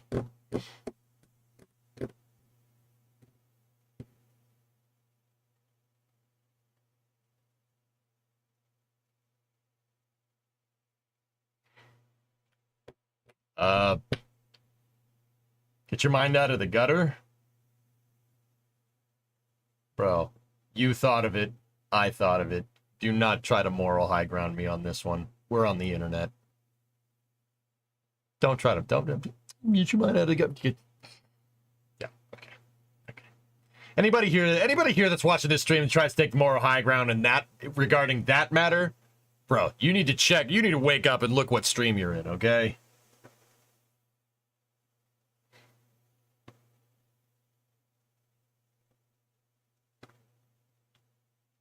I was talking about LAN parties.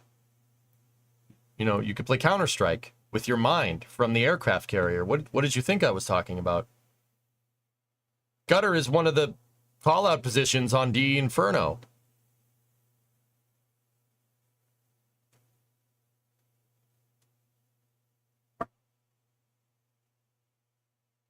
What were you guys talking about?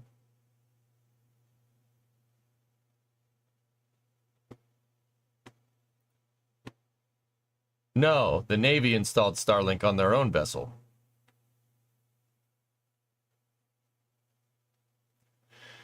Oh, okay. Yeah, that makes more sense. All right, yeah. Guys, you know I have a ejsa.space/onlyvans, right? I have an OnlyVans.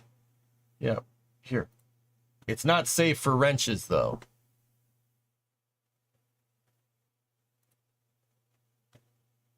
Yeah, see, we got red and blue vans. We got vans with the hood open.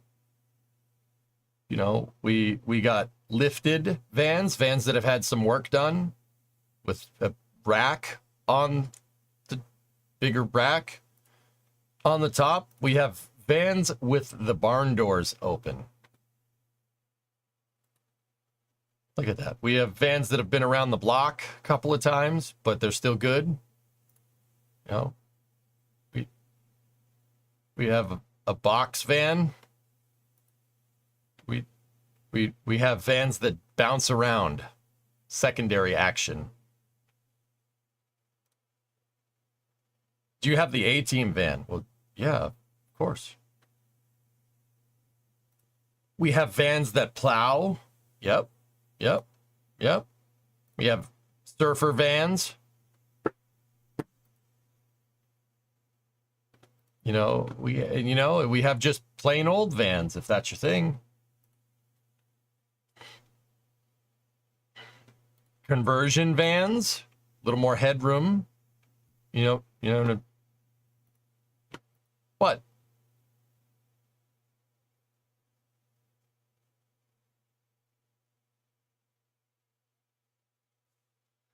How do I subscribe to it? Oh, mine's free. ejsa.space/onlyvans. Mine's free. It's free. It's free vans. I miss the racing nights.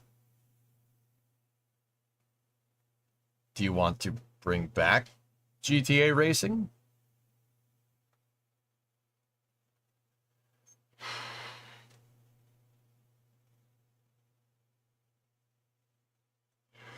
Where's the mystery machine? Yeah, that's a good point. That van looks like it's ready to settle down. GTA Racing never left, to be fair. No, it's only GTA Racing when I do it, Geek. Don't be stupid. All right, cool. Little bit of update from the Polaris program account here. After a pre-dawn run around the pad at 39A, the Polaris Dawn crew stopped by the hangar to sign the Falcon 9 booster that will launch them and Dragon into orbit. Must have been a hell of a run.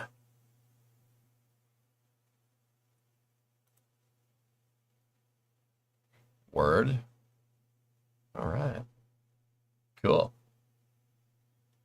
Good luck getting the soot off your frickin' fingers. Anybody that owns a diesel truck trying to clean this, big pain in the butt.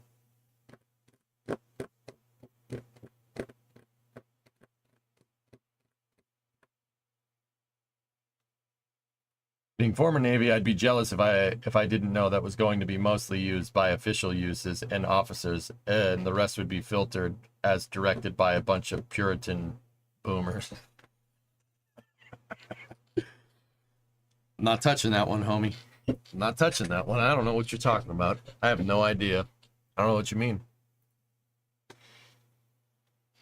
I don't know what you mean.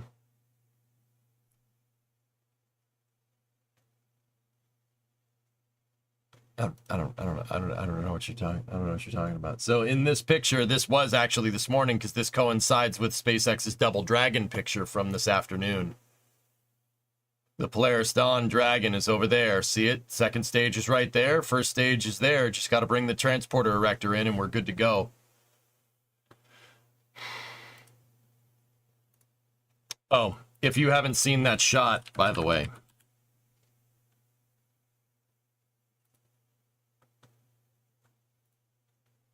Oh. Huh.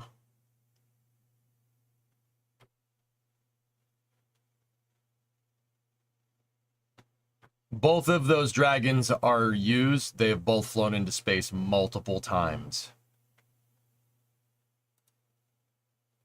That's the Crew 9 Dragon right there and the Polaris Dawn. This SpaceX tweet from this morning says that early this morning that thing was moved to the HIF. So it was moved at dawn. The Polaris Dawn capsule was moved in the early dawn hours to 39A, and then you can see it right there in the background, so we know this picture was taken today. Now we only need to know when their morning run was. Pre-dawn run. I bet you it coincided with delivering the capsule, to be honest with you. Yeah. Pretty cool, though, huh? Polaris Dawn is launching tentatively on Monday at 3:30 in the morning. Yes, I'm going to be here for it. Is it going to mess everything up? My sleep schedule? Yes. Oh, yeah. I'm not missing that. The Polaris Dawn mission is legendary, dude. If you guys don't know about this mission, there was a conference at 1 in the afternoon on Monday this week. Oh my goodness, this mission is nuts. Polaris Dawn will launch on Monday, and it's going to get inserted into a 1,200 by 190 kilometer orbit. 1,200 kilometer insertion from Falcon 9, first of all. With a Dragon capsule. That's MEO insertion with Falcon 9, which, that's pretty cool. From there, the Polaris Dawn Dragon will push itself up to 1,400 by 190. Skirting the bottom of the Van Allen belts. Actually going into them. From there, the Dragon will slow down a little bit at perigee and move to a 700 by 190 orbit. And they will promptly EVA out of the capsule. They will live stream that part. That part's going to happen a little bit later, not on Monday, obviously. And it will mark the first commercial extravehicular activity ever. No one's ever done that before. Yeah, they're going to exit the capsule. They're going to go outside, depress the entire capsule. 2 people are going to stay in. There's a crew of 4. 2 people stay in, 2 people go out. And then probably switch, if I had to guess. From there, Polaris Dawn it's a little bit, resilience is I think it's Dragon resilience. It's been hot rodded a little bit. It has a Starlink antenna grafted into the trunk. Not just any Starlink antenna. It has Starlink's optical antenna in the trunk of this Dragon capsule. What Dragon is going to do is when it's at 700 kilometers, it's going to point the trunk at the horizon and communicate via optical communications with Starlink. There is a Starlink antenna bolted inside of the crew capsule. A regular, like a plebeian Starlink antenna for you and me. It's just hot wired to a Starlink optical sensor instead. Yeah, that mission is going to be pretty cool. You should probably be here for that. Did they say how long the EVA was expected to last? No, but they're going to live stream it. And then from there, they'll come back down. It's a 5 to 6 day mission, so it's going to be all next week. And I don't care when and where they're live streaming it. Anything that has to do with it, I'm probably going to cover. Because that's absolutely absurd. That is an absurdly cool mission. Wolfpack, she's scheduled to launch at 3:30 in the morning.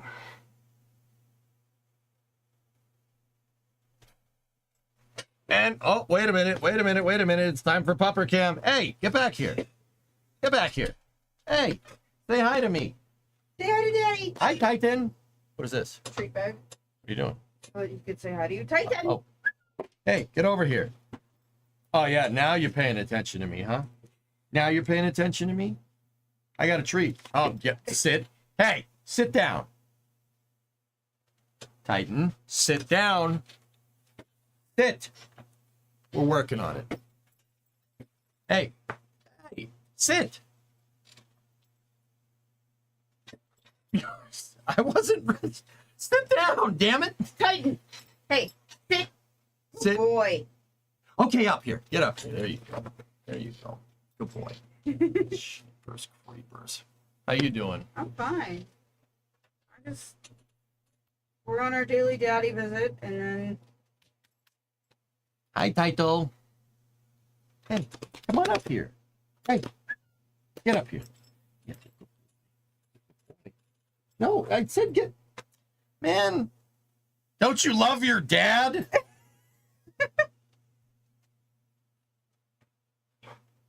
It's because Primo is the one taking him to training. That's why he's... Get over here. Up. Hey, give kisses. He's a good boy. He's a good boy. He's a good boy. But Mom feeds me. Mom does not feed. I feed him. Damn it.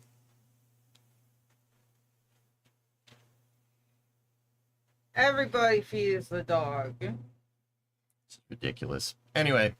Listen, if you came to training, maybe he would listen to you. Hey, the door's over there. Go to the door. Are you training me right now? Yep. What's happening? Yep. No. I don't want to know. I have treats over there. You're a liar. There are treats over there. She don't listen to me.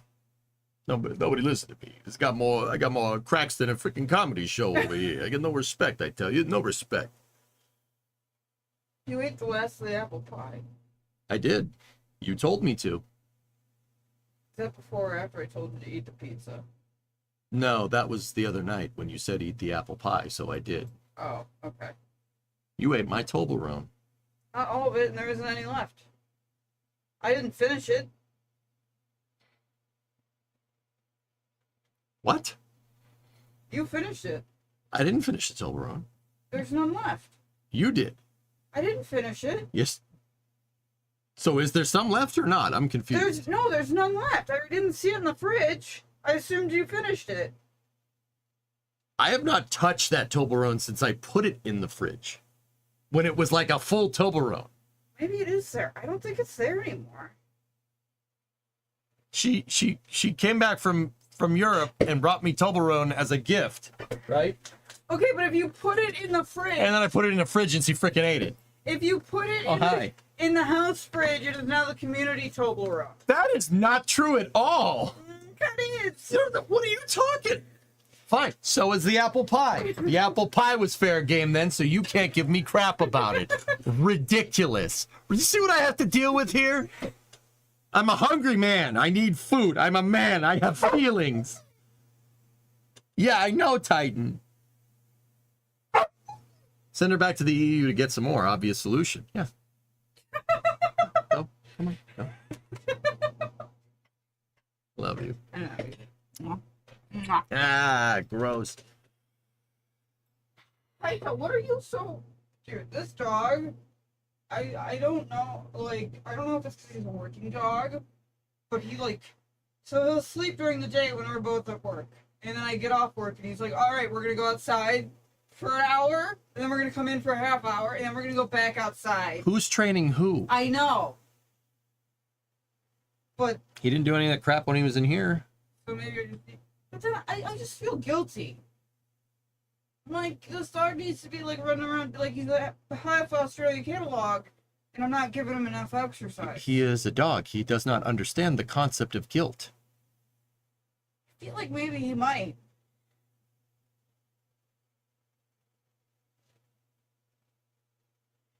Mrs. Victory said, don't eat your feelings.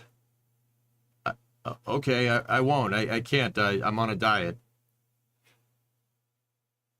I don't know, because I slept all day. Like, dogs are only supposed to sleep 12 hours a day. And somebody wanted a worker dog who sleeps even less. So I'm like, if he's... It's my fault. You see that? We're definitely married. It's my fault. All right. All right. All right. I don't know, buddy. I need more things for him to do. Okay. You could go find a dog park. He doesn't like other dogs. You could go find the woods. What do you mean? We determined we couldn't find a nearby place to take him. There are woods, though. And there's also the beach.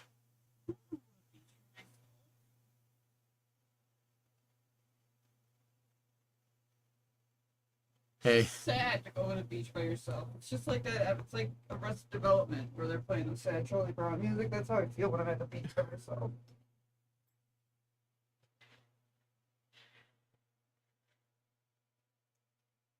Wait, what? I'd take him for a walk on the beach by myself. Do you feel like Michael Cera in Arrested Development? No, not at all.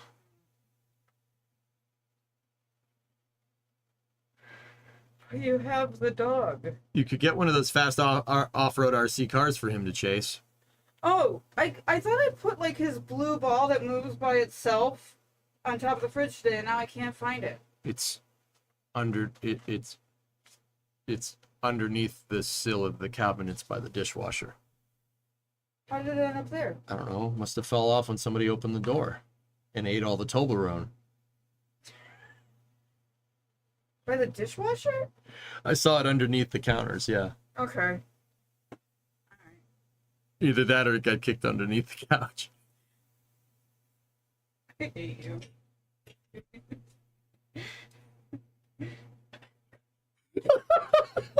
I love you.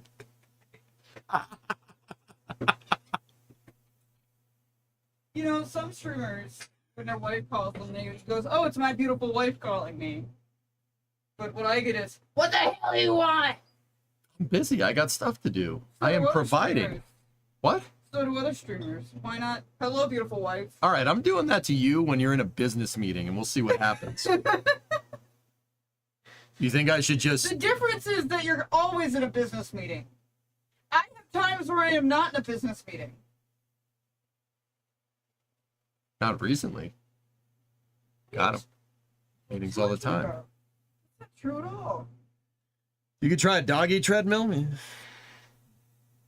You were so sleeping in the garage tonight. Pfft, all right, whatever. No, he knows I'm too desperate for human connection to let him sleep on the couch.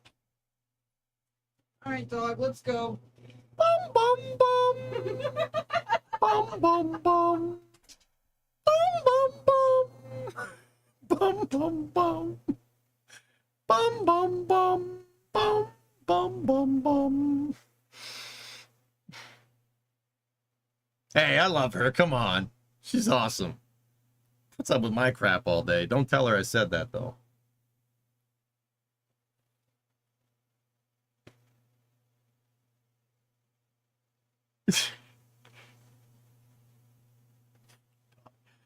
Anyway.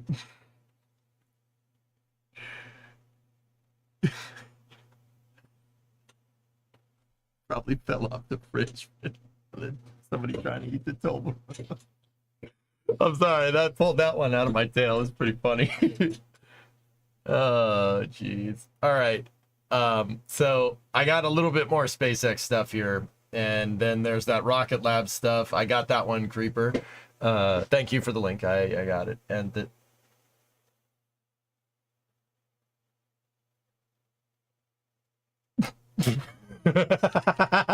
oh no. No. No. Oh.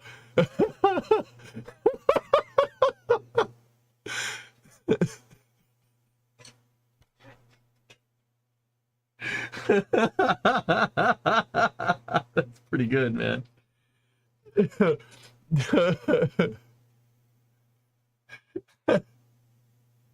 If you get it, you get it. And if you don't,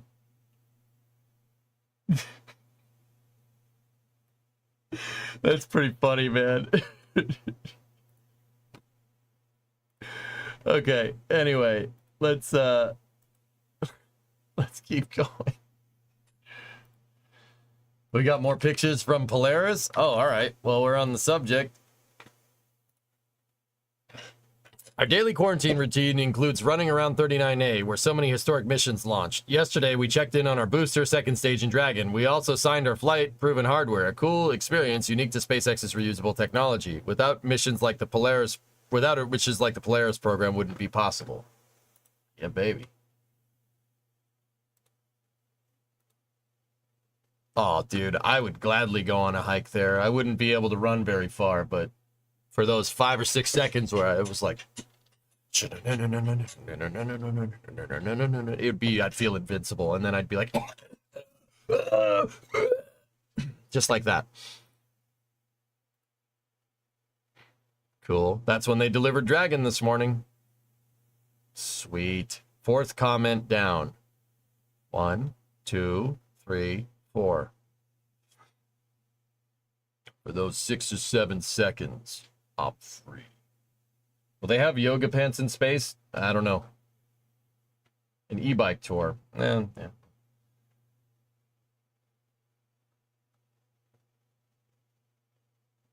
Yeah, Jim, it'd probably be something like that. How long is the ring road around the pad? 1.7 miles, so we try and bang out several laps. I could run around that pad. I could run around that pad. I could land that plane. I could land that plane. I'd probably make it about 400 meters and go.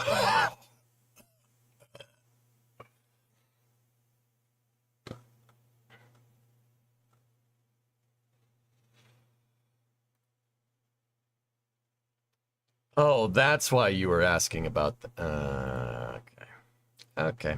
Next. This is also coming from SpaceX. Check this out. The 9th module for the 2nd tower has been stacked. We have 2 towers now. Oh, yeah. Sick.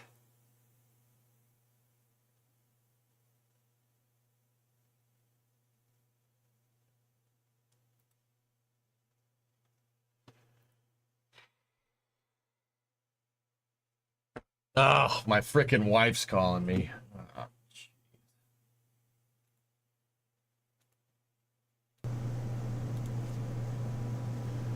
what? What do you want? I just want you to know that there is Toblerone left and I'm having some of it.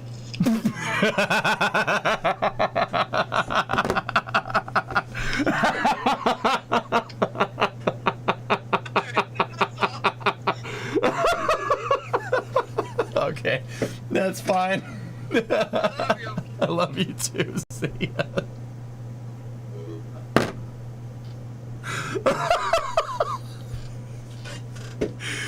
Pretty funny.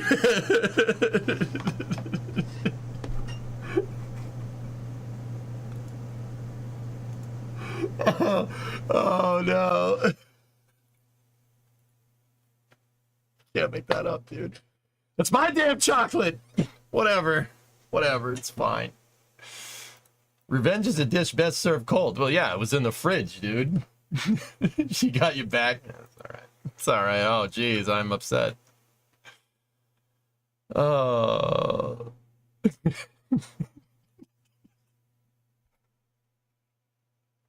I'm sorry. It's pretty good.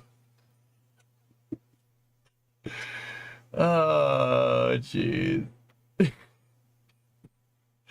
So the second Starship Tower has been stacked. What are these other pictures of? That's the... Oh, wait a minute. Oh, that's sick, dude. That's so cool. This is getting out the pond. There are two of them. Run and take it from Brimo? No. I remember what we just said about running, Alex. That's... No, I'm good.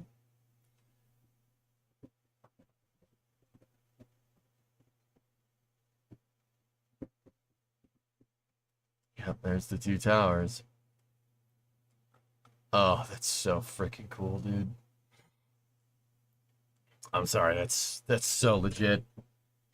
It's a freaking rocket factory. Like a big one, too. And then here's a picture of the factory. There's the expansion. Dude, look at Boca Chica Village.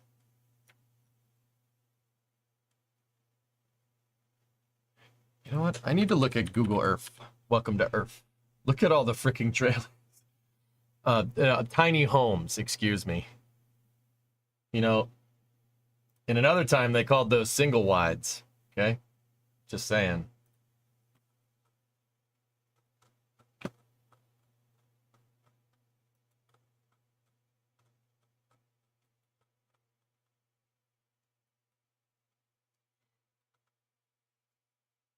See, what I'm wondering is if I'm looking at this right, SpaceX has owned like an entire... Come on. Why are you so bad at running? Because I don't do it all the time. Dude, look at that. They've zoned like 2 blocks of residential. Freaking Homeboy's playing cities, man.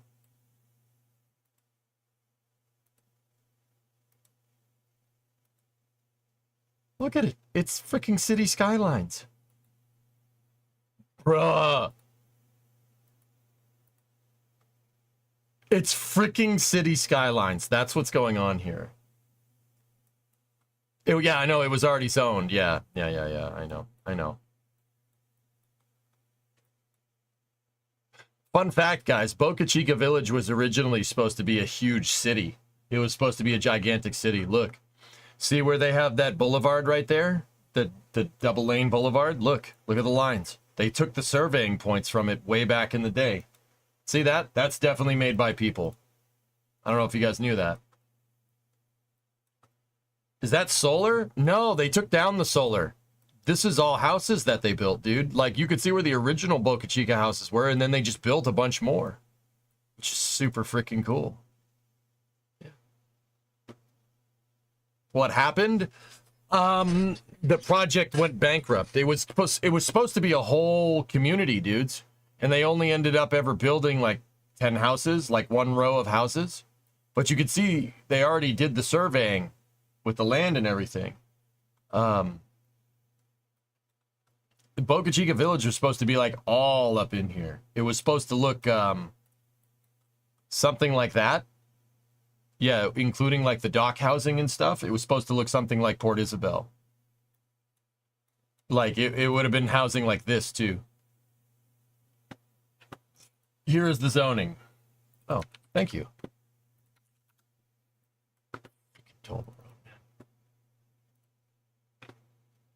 Accept.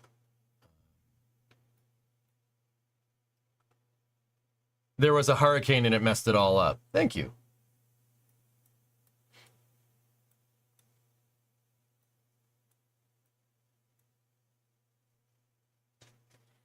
Ah, that's familiar. 1 officer plus 1 family per house, 5 enlisted per single wide. Single-family homes seems a bit inefficient for packing people into Starbase. They're tiny homes. Dude, I'd live there. My one gripe with this is that there's not really a lot of space for a garage. But these nope, never mind. These houses have garages. I'd live there. I could land that plane. Imagine you guys imagine the house builder that got this contract? Yeah, we need you to build like 50 houses. Yep. Brand new. Yep, we need you to build like all of them. Put some variations in there so they're not all exactly the same. But make most of them pretty much the exact same. Yeah, okay, cool. Yep, sweet. 20 million? Yeah, whatever. It's fine. Mary lives there. That's right. Yeah, I don't know which house it is, and frankly, even if I did know, I wouldn't point it out to you guys. Yeah, pretty cool. And then I think there was some housing over here, but that's long gone. Yeah. Super freaking cool, though. Creeper, how do we see the zoning on this correctly? Oh, never mind. Yep. That's what it's zoned for. Yeah, they do be playing cities, though. Yep, there you go. That's what Boca Chica was supposed to look like. A hurricane came. That's what it is, Adines, yeah. Look at that, dude. There's a lot of residential lots zoned right there. And look, dude, they even started zoning the next boulevard. See that? Even where the pads are. Look at the pad footprint. That was already a zoned lot. Look at that.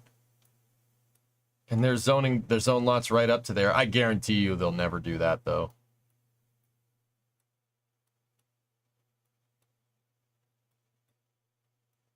But like I said, big port right there.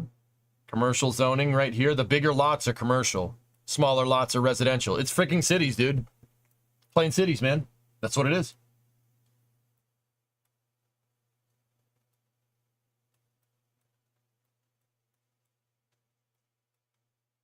Yeah, that didn't happen right there. You see that? None of this happened. That's the Sanchez site, and then Star Factory is right here. I wonder if you could buy a lot in Boca. You can. SpaceX works with Icon. They build 3D printed buildings. That's right, Alien. They do. I remember that. Do you think that's what those are? No way. Those can't be 3D printed. I saw them doing 3D printed buildings down here somewhere. At least that's what I remember. Look, even in this picture, they're grading something right there. Yeah, see?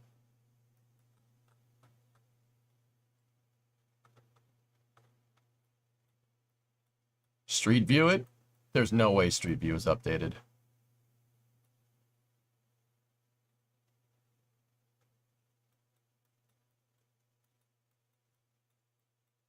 Nope. That's going to be a strip mall. Star Factory is the big chunk next to Sanchez. Yeah. Yeah, all of this is all zoned, dude. You can see the lines basically. That, like I said, they surveyed everything.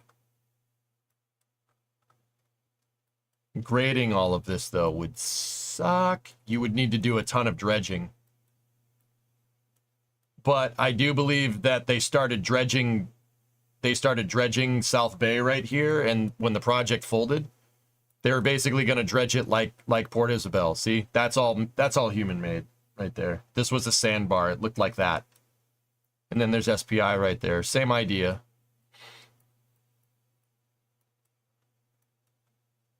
It's so cool, dude. Freaking cities in real life. That's neat, man. I think that's super cool.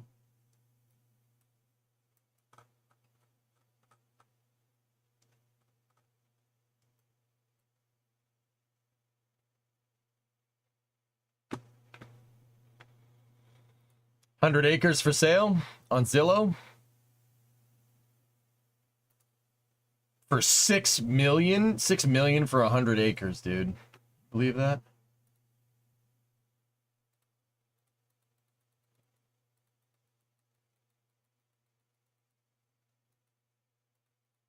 Wow. Yeah, I wonder what that's about. Hovercraft landing pad. They use it to take workers from South Padre to the build site. Discovery. No Go freaking and drop way, up. dude. No freaking way. Hey, PC, what's up, man?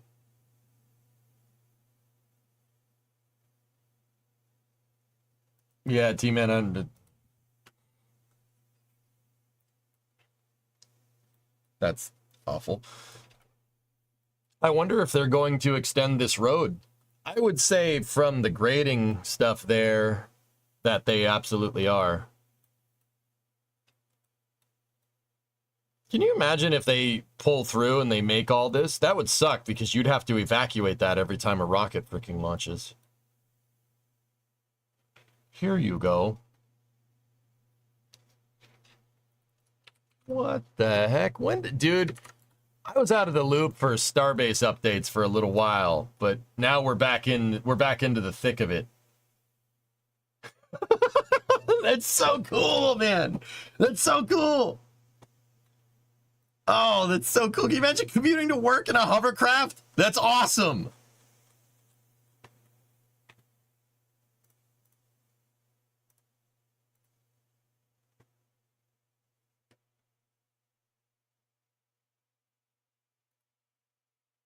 What do these 3D printed houses look like? Hold on.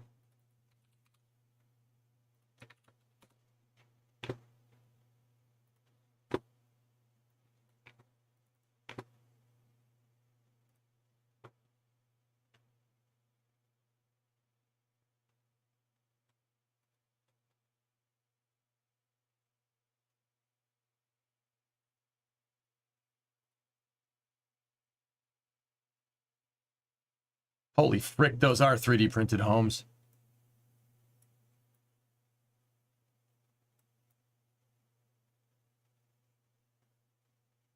Like these ones look very similar to what we're seeing right there. Wait, we got street view? We got street view?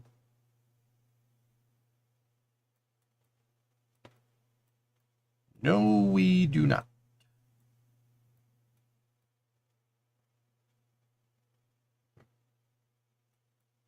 Dude, how many airstreams?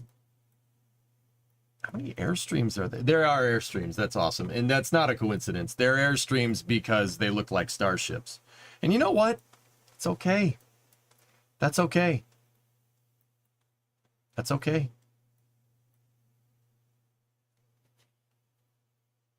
Airstreams are cool, man. And they look like starships. How much do you think that contract was worth? Can you imagine being the guy at Airstream that bagged that one? Yeah, guys, I got a new business deal. Oh, yeah? I think Elon Musk wants to buy Airstreams. Okay, how many? All of them. Okay, let's do it. Humble with the 10 bits. Thanks, man. Super cool.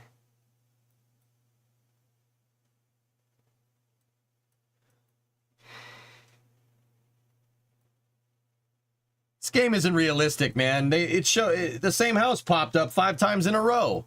It's not realistic at all. Those are all wood framed slab on grade. Yeah, those look more like regular houses. Yeah, okay, cool.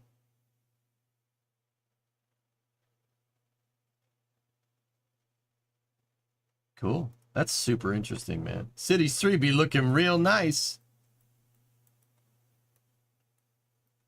Should be able to do this in workers and resources. There, I said it. Kill it. Is that house just still chilling there? Remedios, that's right. It's not. You can't go down there no more.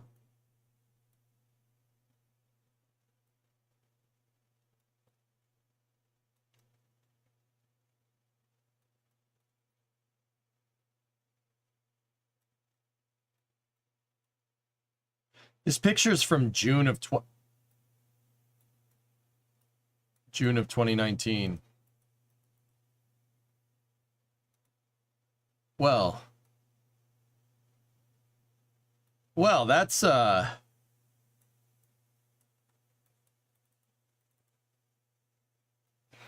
a little different. Even this picture is old. 2021, this picture is super old, actually. Wait a minute. Shut up for a second.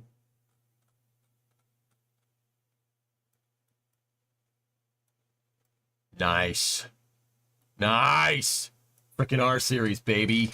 Well, that's a CL, but R series, baby. It's a nice truck. Freaking R series, dude. Look at it. Look at it. It's awesome. Look at this waste truck. New date for Polaris, 24-hour delay, also new video. All right, what you got there, Ben? Hey, Ben. What you got there, Ben? I'm sorry, I actually really like this picture. But old Mac, that's damn right, dude.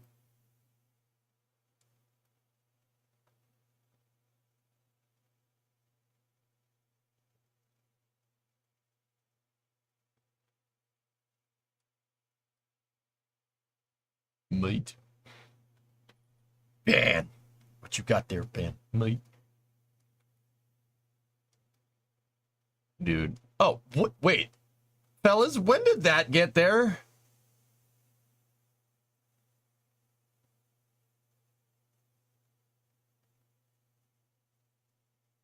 When the parking garage? Ben. Last couple months. It's a freaking park. Where did that come from? It grew like a freaking weed, and the house is still there, by the way. Dude, all right. I counted 74 Airstreams. Holy crap! Someone made a killing on that deal, dude.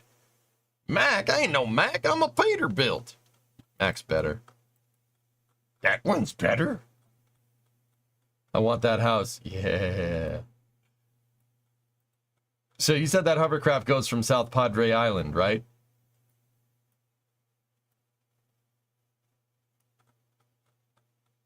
Blimp. I'm telling you, you got to watch RDV Weekly to keep up. Oh, there they are.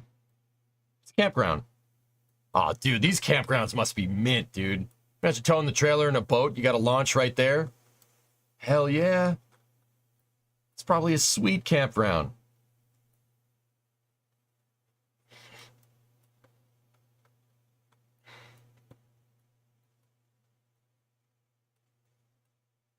It's a KOA? KOA. Oh, yeah. That's a pretty big parking garage, dude. SN26 is a giant Airstream. Yep. Is the parking garage? Yeah, parking garage is under construction in this picture. You can see it. Man, they build quick. That's ridiculous, man. I can't believe how fast it's going.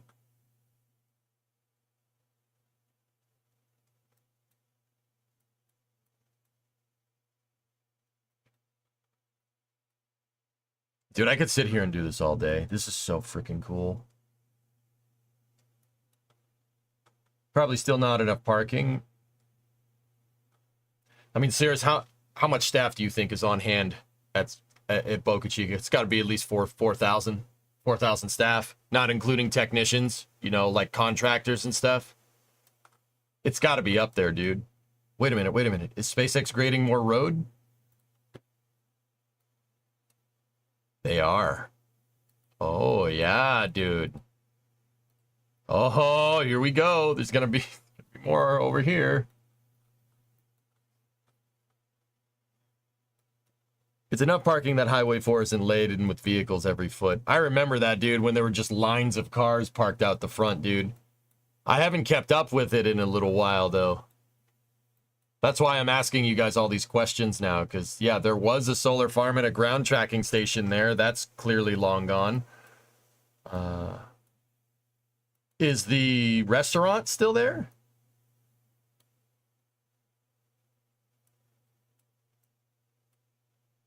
That's a little different.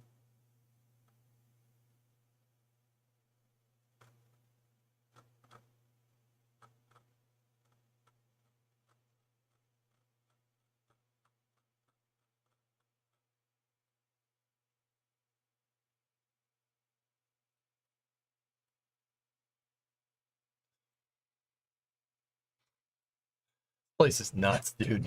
I'm sorry, it's just crazy. The restaurant is still there, which is pretty rad.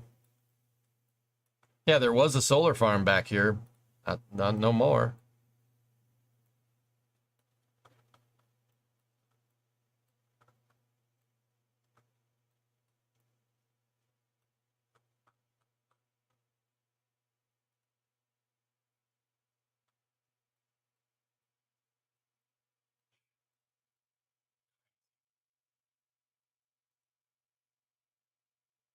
That's ridiculous. I can't believe that.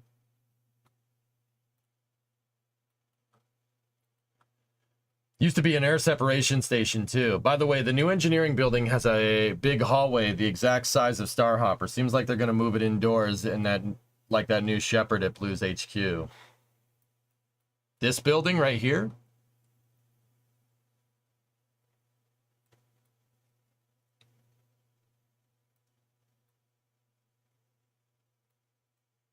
Cool. We gotta get back into checking this every day, dudes. Like, really checking it every day.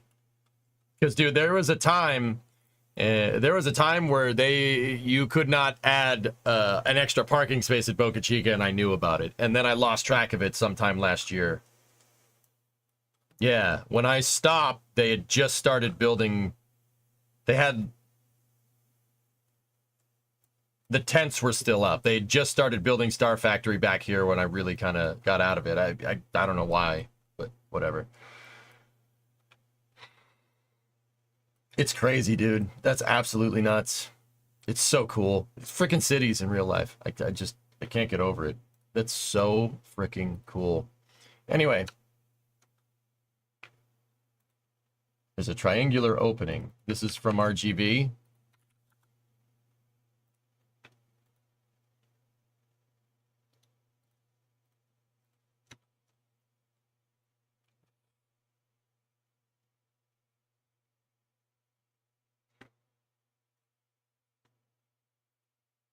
Google Earth is way out of date. I can tell from these pictures that SpaceX took themselves, dude.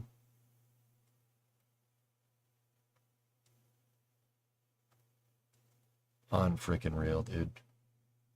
What's the best place to watch a Starship launch? Probably South Padre Island or Port Isabel. I don't know, dude. I'd have to ask Jack or someone, or Mary, because I've never been here. Never been to this place. Hopefully that changes soon.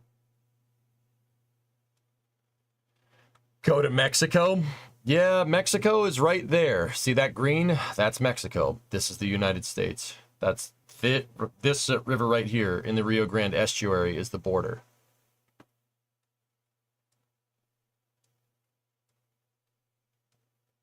These places we went to were pretty awesome. Yeah.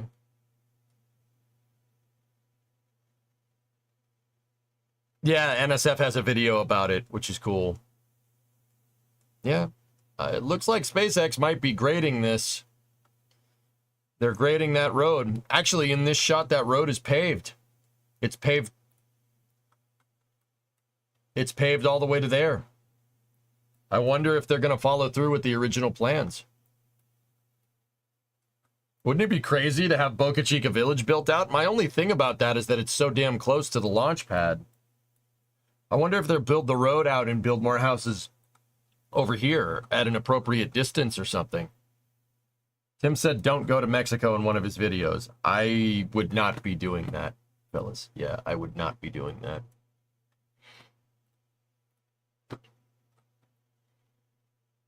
Workers and Resources, Boca Chica. They did add a tropical biome. Interesting. Matamoros is not safe. Yeah, I wouldn't be going there. No.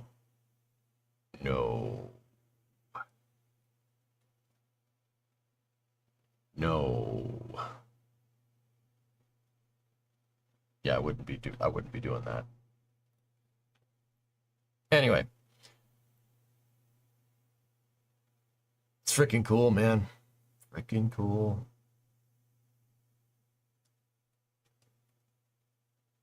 What's that building over there? When did that thing spring up? It's like a freaking weed. And there's another tent over there too? Oh, it's there in that picture.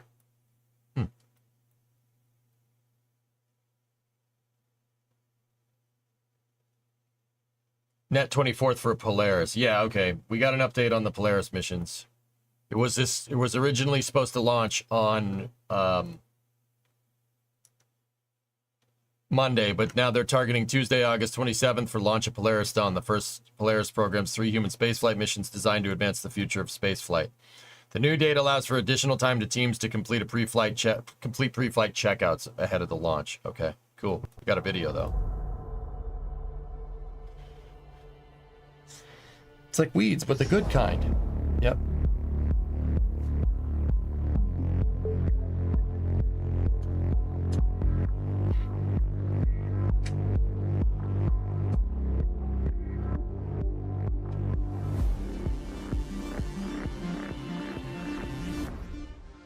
Dude.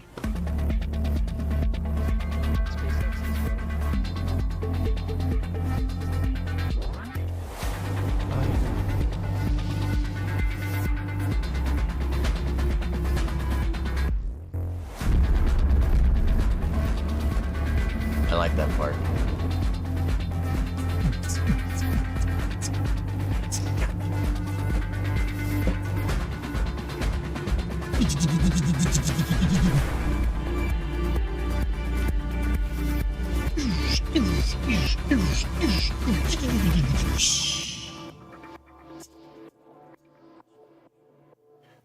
There's actually some pretty cool footage in there. What else we got? Let me scrub through. Let's see. Hey, baby.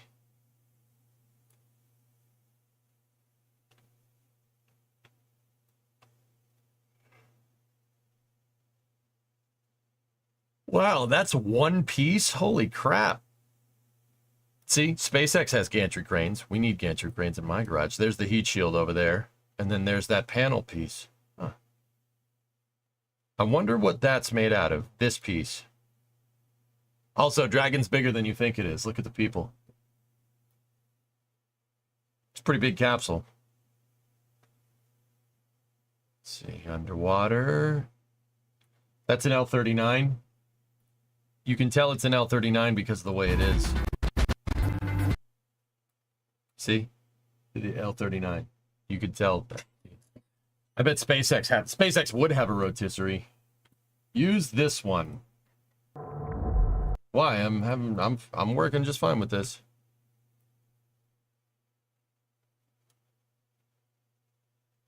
Hey, watch out. The mouse is always lurking.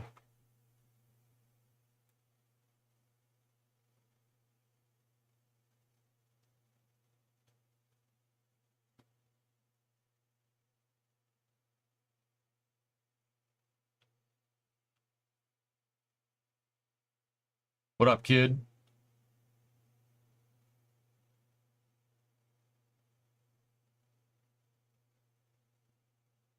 Ladies and gentlemen, a flock of seagulls.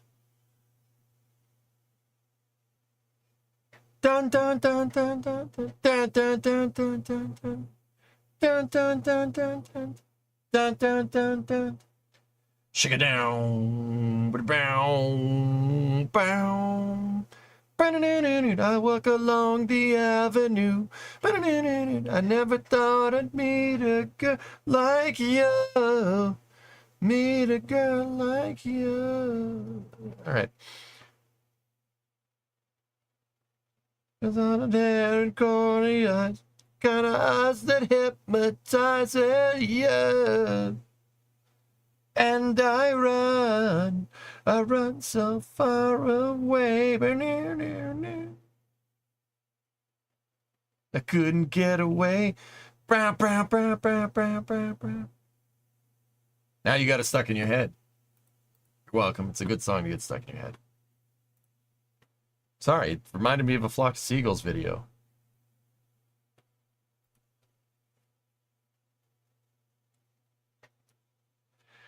Better to have that stuck in your head than...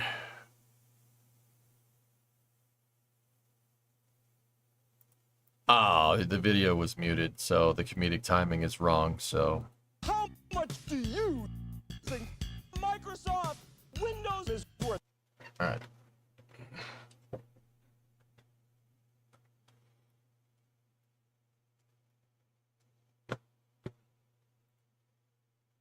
Alright. It's worth $9! What? Alright. Dragon has changed compared to this old footage.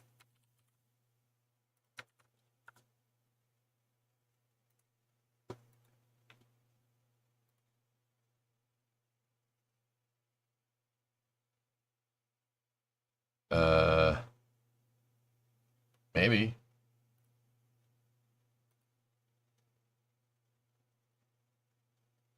I just can't afford it.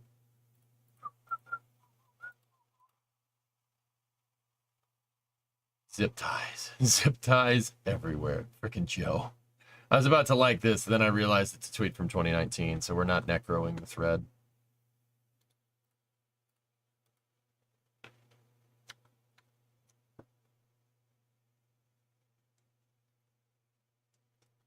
Oh, the cable management. The cable management is so good. Oh, yeah, that's awesome.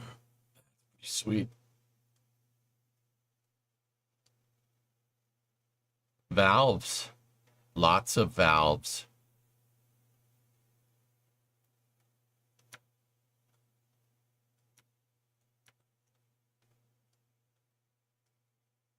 Fueling?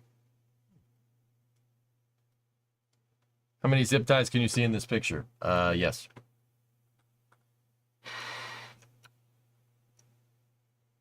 It's gonna drone ship land, Dinosaur. Playerstone's first stage is gonna land on a drone ship, excuse me.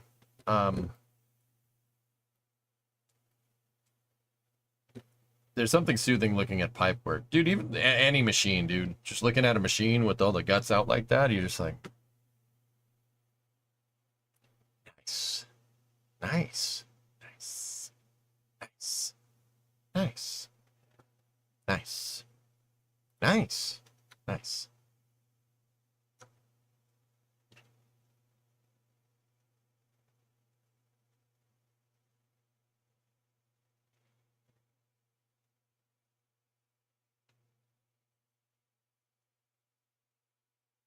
Oh, check this out, dudes. Check this out. Check this out. Check this out. Julia Bergeron posted this.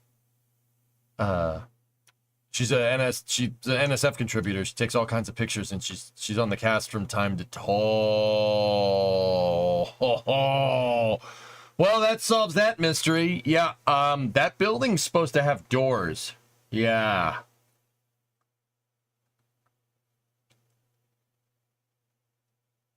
Yeah, that building is supposed to have doors. That's not doors. That's the two-cat. Blue Origin's second stage testing chamber.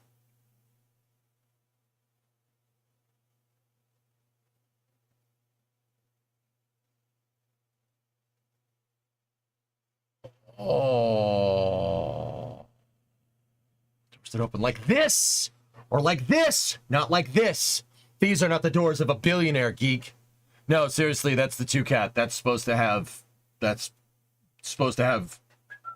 doors, and there's no doors on it because, Julia happened to drive past the Blue Origin manufacturing campus yesterday, and it appears the doors on the second stage cleaning and testing building is now missing. This is quite likely where the test occurred. Can you explain to audio only nerds? Yeah, Moist. There were reports.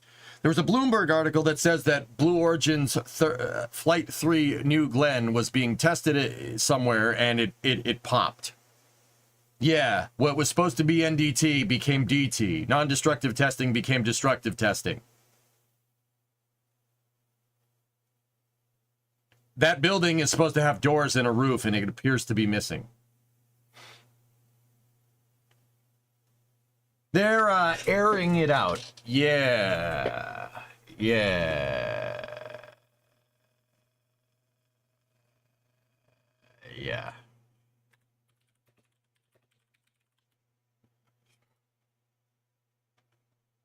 Let me see if I can find a picture of that building.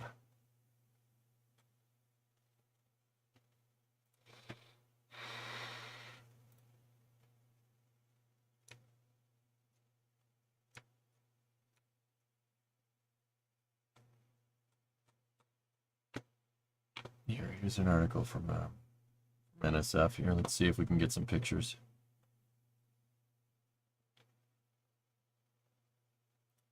That see the big blue door? Yeah, that's supposed to be there, and it's not there. See this track piece right here? That's what it's supposed to look like. See the door? The door is not there.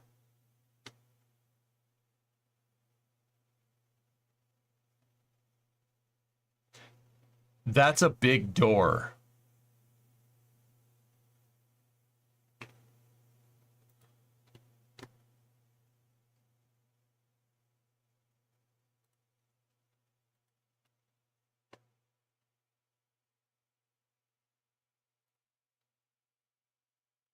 So that explosion was powerful enough. That tank, we'll call it a rapid tank delamination. It was powerful enough to blow the doors off the building, which is not great. Yeah, there's another picture from Max. Yeah, here, take a look. Yeah, see the big blue doors? The big blue door is supposed to be on the track right there, so it can open and close. That's not there. Yeah, it's not.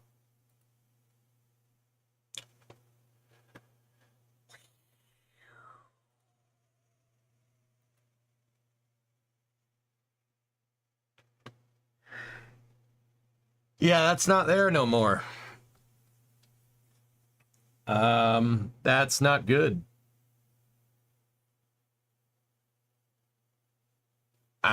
So what genius thought it would be a good idea to set off explosions in an enclosed space? I'm pretty confident that it was not supposed to do that. Yeah.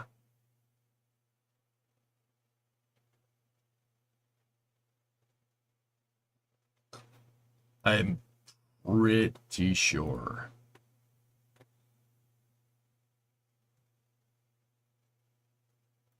The blue door, yeah, the blue door got towed outside of the environment. Yep. Yeah, one blew up. Yeah, one blew up and the other one got crushed because it imploded because they let it bake out in the sun and then brought it inside where it was air conditioned and it did a Mythbusters. It imploded. Yep. Okay. Okay.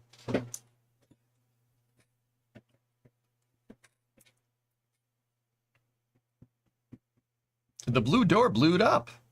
It is blue. It is still, yeah, it is indeed blue, and it did blow off. So it's blued. It's blue cubed. You could say the door blew off.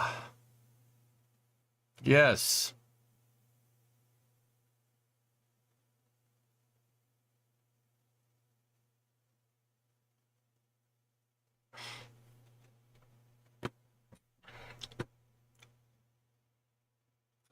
Yes, it blew off.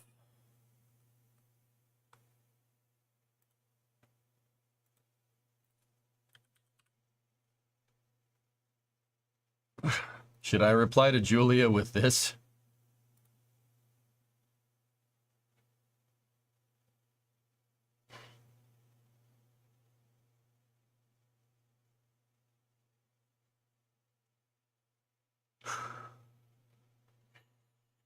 Should we reply with that?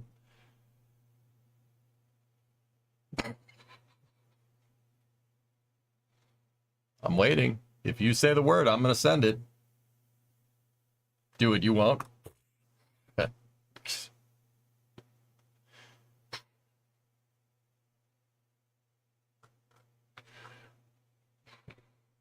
Oh, it's been sent. Julia's probably like, what the hell is EJ doing? Okay.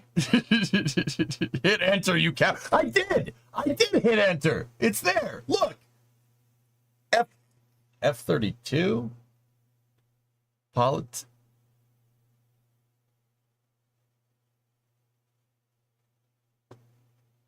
Why is it recommending me a frigging Yankees game?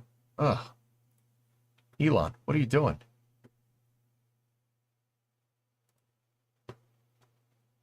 I clicked it. I clicked it. I'm sorry. Oh.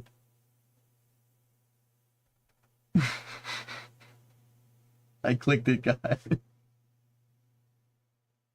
Hired, thanks for the bits. I'm proud of you. Thank you. Because it knows what's good. You shut your mouth. They're in second place. Who are the Guardians? It's the Cleveland Indians, man. I clicked on the F-32.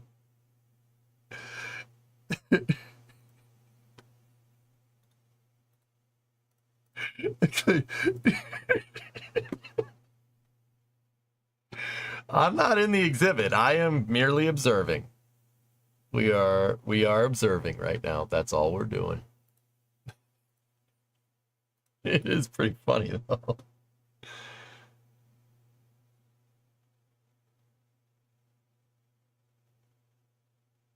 I mean, to be fair, there is such thing as an F-32. I just showed you one. To be fair. Sorry, it's pretty funny. Also, frick the Yankees. High five! As a former Clevelandite and game goer, I'm appalled. By what? Why did you live in Cleveland? I can't help but notice you don't live there anymore. Is that because it's Cleveland?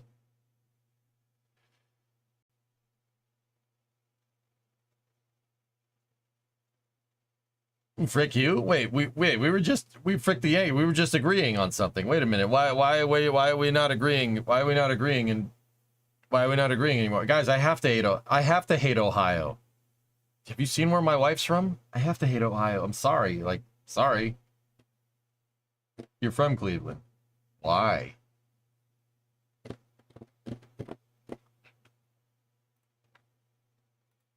We don't have to hate each other. I don't hate you. I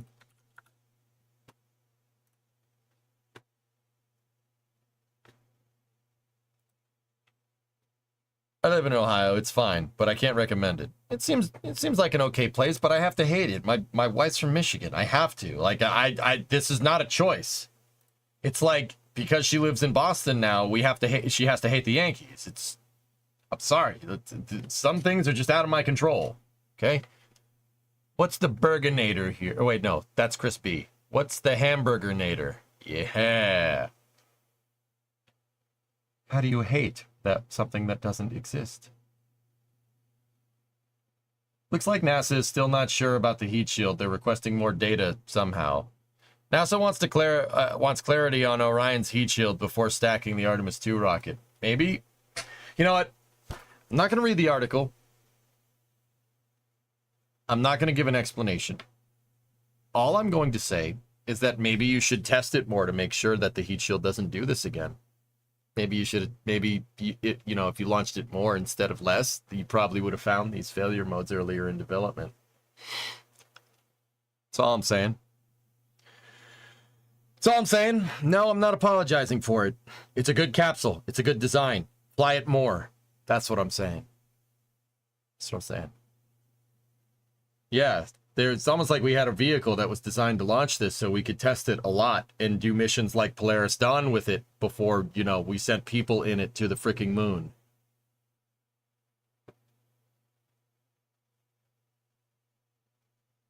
Launch it on Vulcan in place of Starliner. You know what? Newglands with an Orion on top of it would be pretty useful. That would be pretty useful. We should do that. That's a good idea.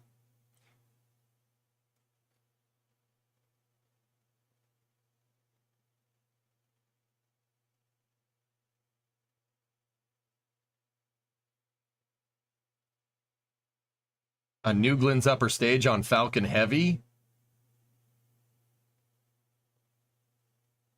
Why not just put a New Glen's upper stage on New Glen's?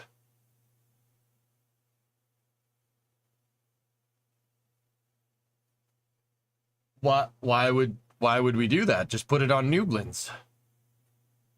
Wouldn't New Glen's be a bit overkill for Orion? I still think that Orion could launch on a ASDS landing Falcon 9. It would just need to use its service propulsion system to do orbital insertion. You'd need to use the SPS, but you have an SPS, so you can. Everyone's like, no, Falcon can't move Orion into low Earth orbit. I'm like, yeah, I know. But it has, you have a third stage here when you launch Orion. It's the service module.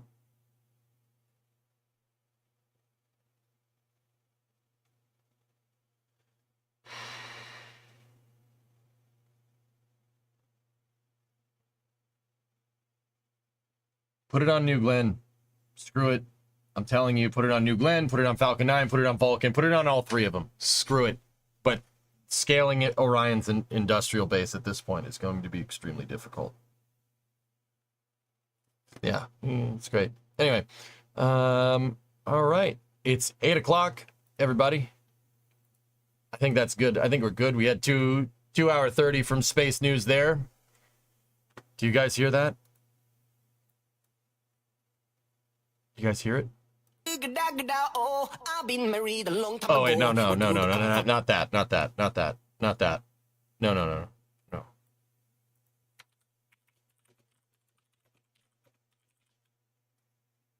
No, not that, even though that's kind of funny. But...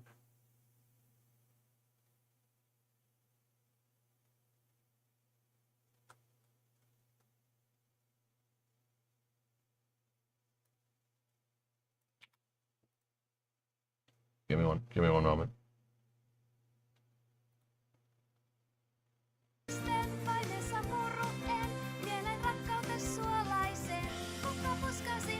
No, not that one.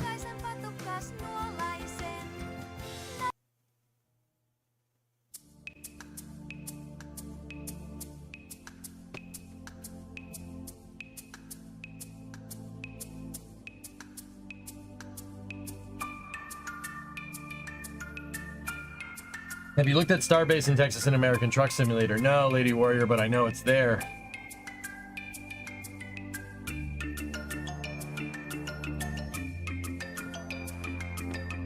Guess what time it is?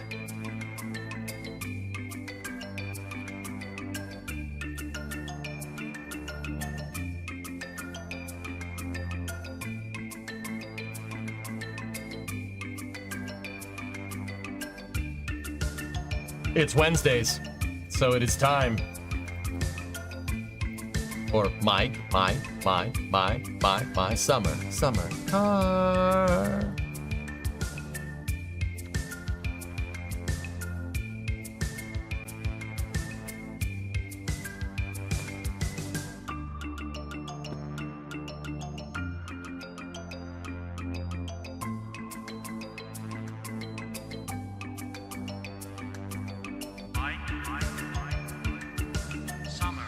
I hope you enjoyed Space News.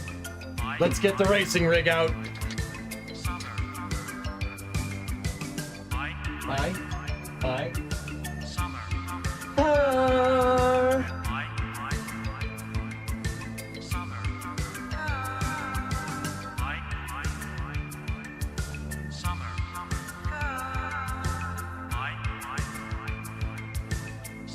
Man, the screen's a lot bigger when the green screen is not.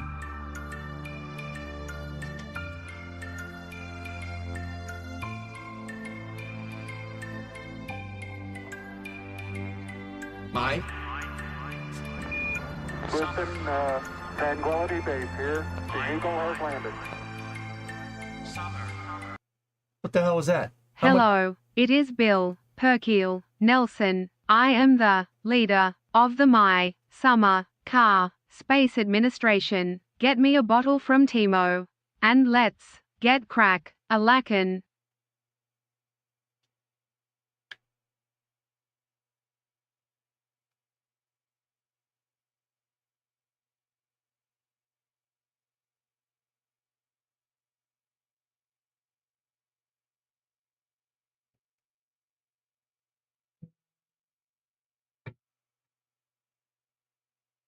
Car's on.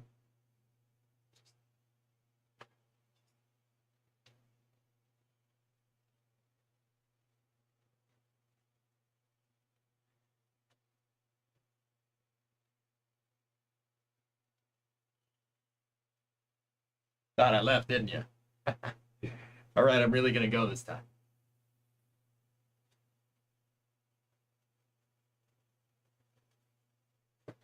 Here.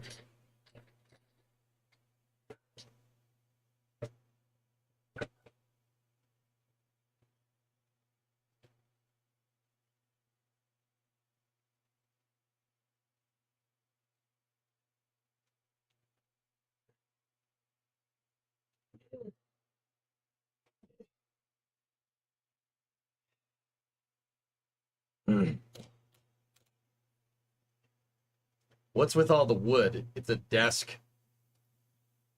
It's another desk. It's the same desk that I use. It's just another one. I found another one. So I could have 2 streaming setups in here if I really wanted to. Not 1, not 2, not 3, but 2. Wait, no. Yes.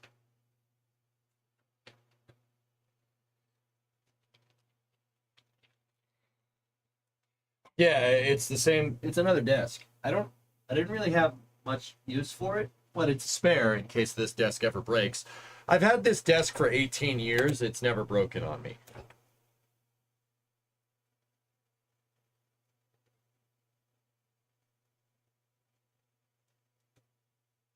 Holy shit, I have had this desk for 18 years. What the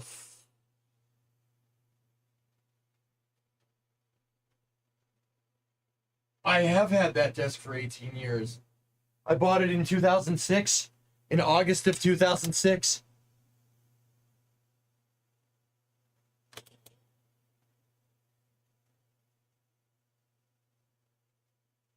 What the frick?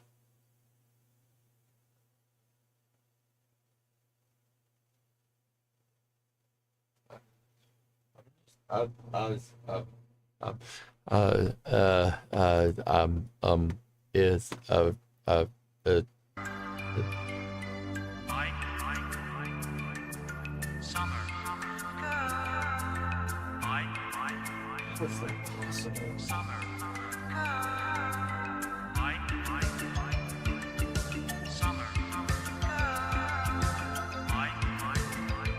is that possible?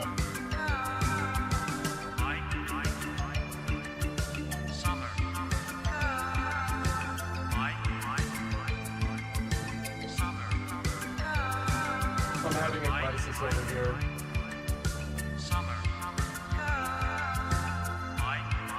There's no way.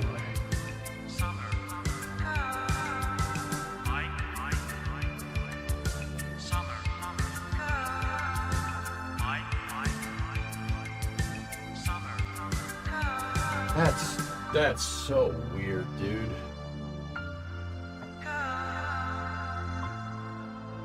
Hang on.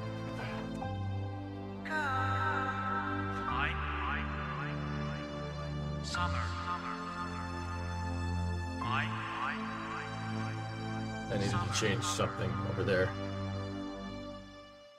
2006, you were 5 at the time. I was 18 in 2006, man. It wasn't that long ago. Ah!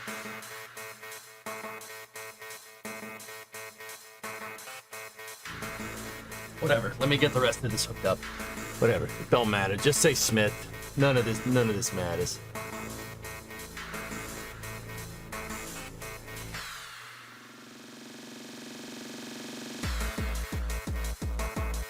I gotta restart the computer to make sure the steering wheel works.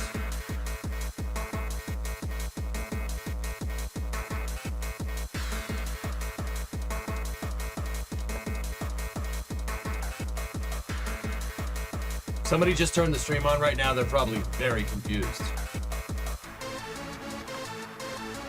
You know what? Good.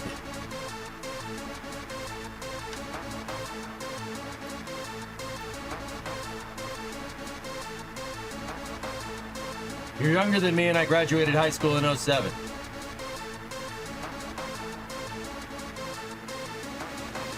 What year were you born, Cirrus?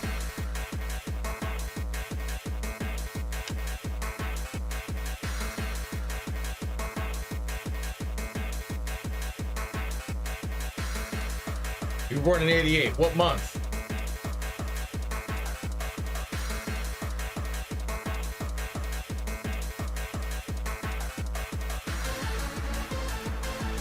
Ah! I got you by a couple months. I was born in July. I just made the cutoff for graduating in 06, man.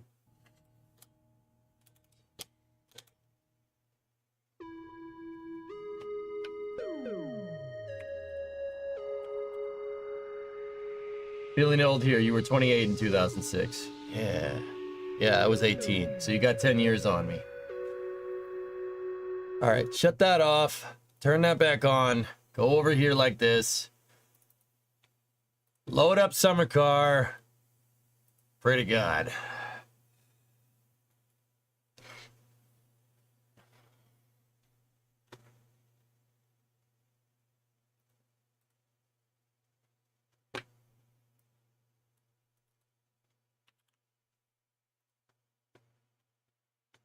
Why? Why not windowed borderless, man? Where's the beer? I don't have any. Actually, I might have some. I might have some. Hold on. I gotta go check the fridge. So, if you own a house, first of all, congratulations. If you own a house and you have a downstairs fridge, right? You have a fridge in a basement, right? That's where you put all the beer that people bring over from like social events, right? And it's like the beer that nobody drinks that stays in the fridge for like a year. You know what I'm talking about? That's what this beer that I've been drinking is. I'm exhausting my beer supply because I keep forgetting to go grab more. I believe it or not, despite what you may think, I don't really drink that much anymore. Yeah, anymore. Yeah, so I will burb a second to go get beer. They had a new flavor of long drink. Oh, I know. Oh, I know. I'll be right back.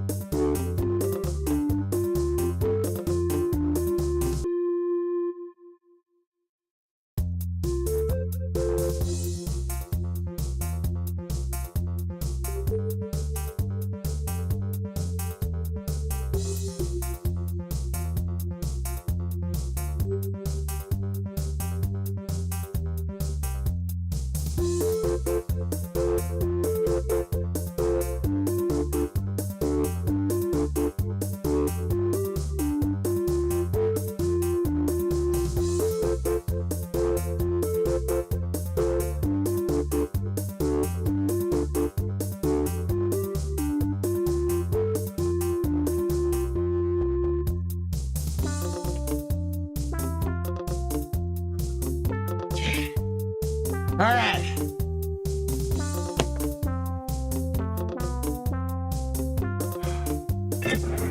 I only got 3 beers tonight.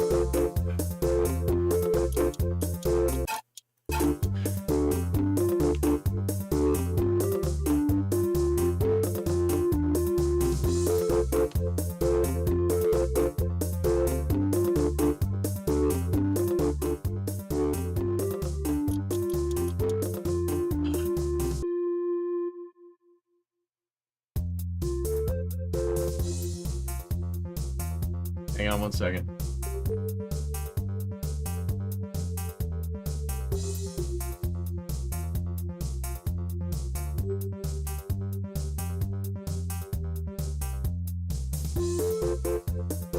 All right. Okay, let's get going.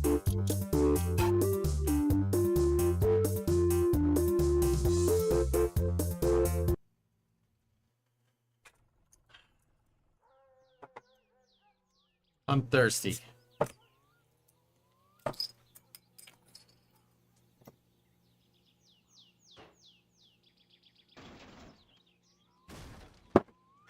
SpaceX moved Polaris Dawn to Tuesday. Yeah. Yeah, I know.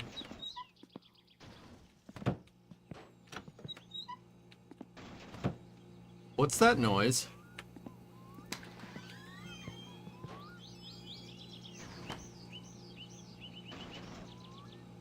Oh yeah.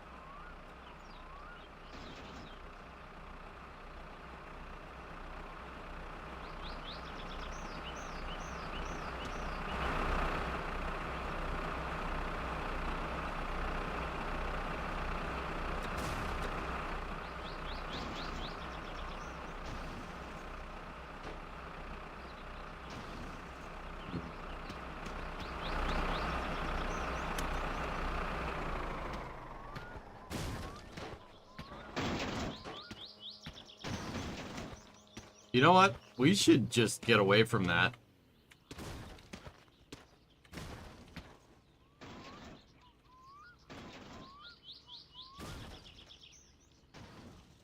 Discovery, go at throttle up. Metroid.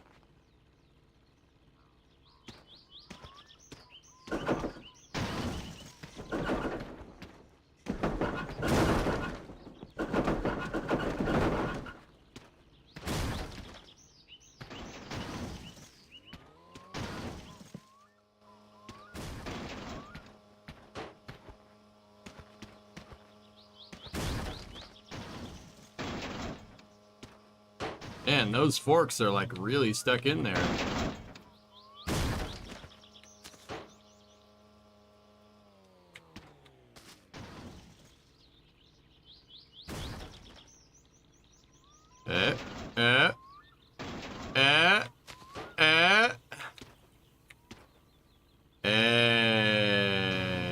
All right. There we go.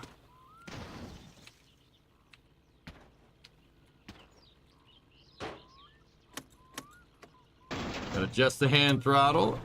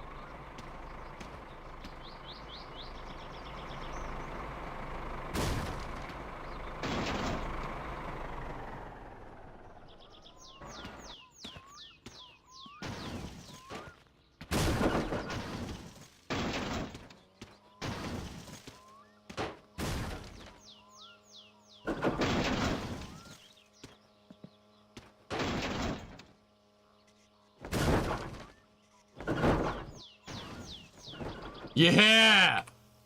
All right. That's one. There we go. Now we just gotta figure out, you know, figure out this. I don't think I've ever flipped the tractor before, but, you know.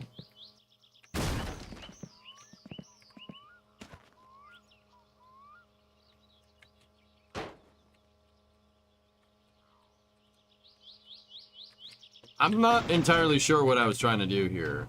You know, like,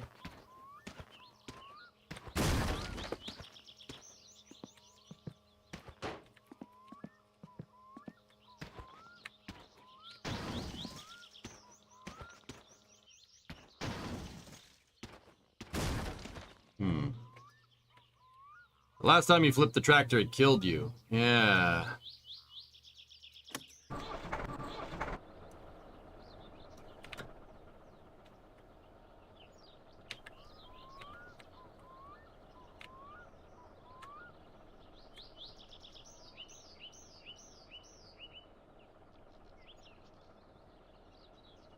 This is fine. What was the cause of all this? I don't remember.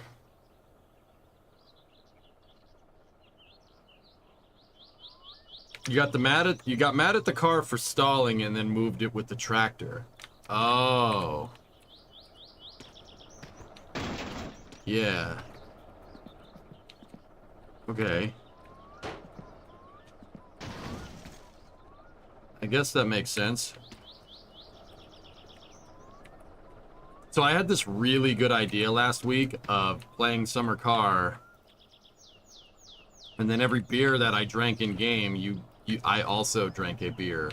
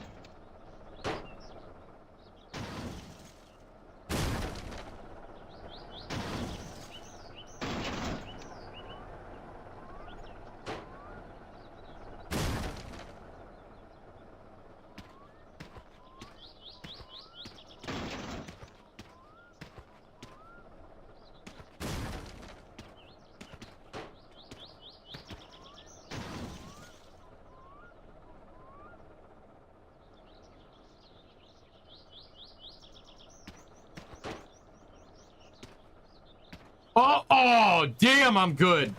Damn! I am the best. I'm the best. I'm the best. I'm the best. I'm the best.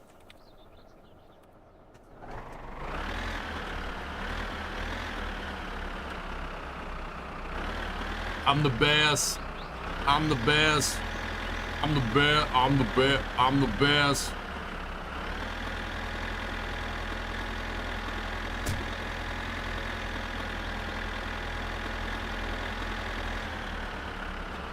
I'm the best.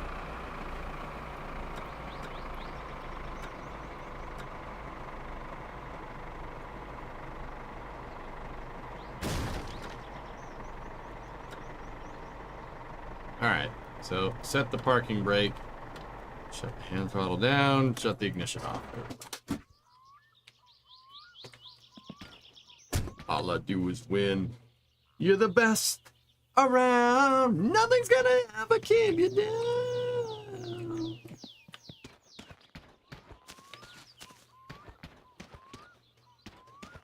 It's Monday, so that means we can do jobs again. Go, wait, we gotta go.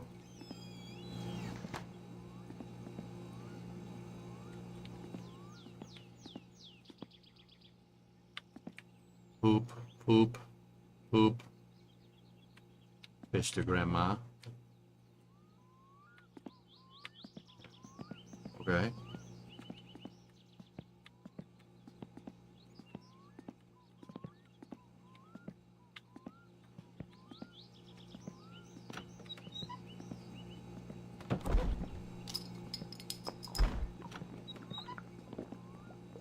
I burned the fish. Yeah. Yeah, I did.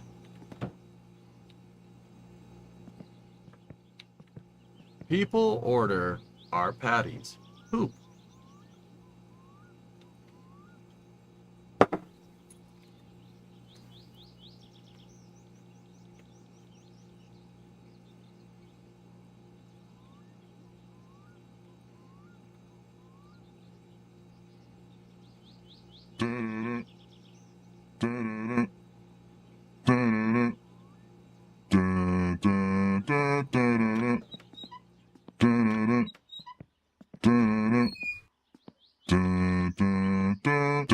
I'm the best. I'm the best.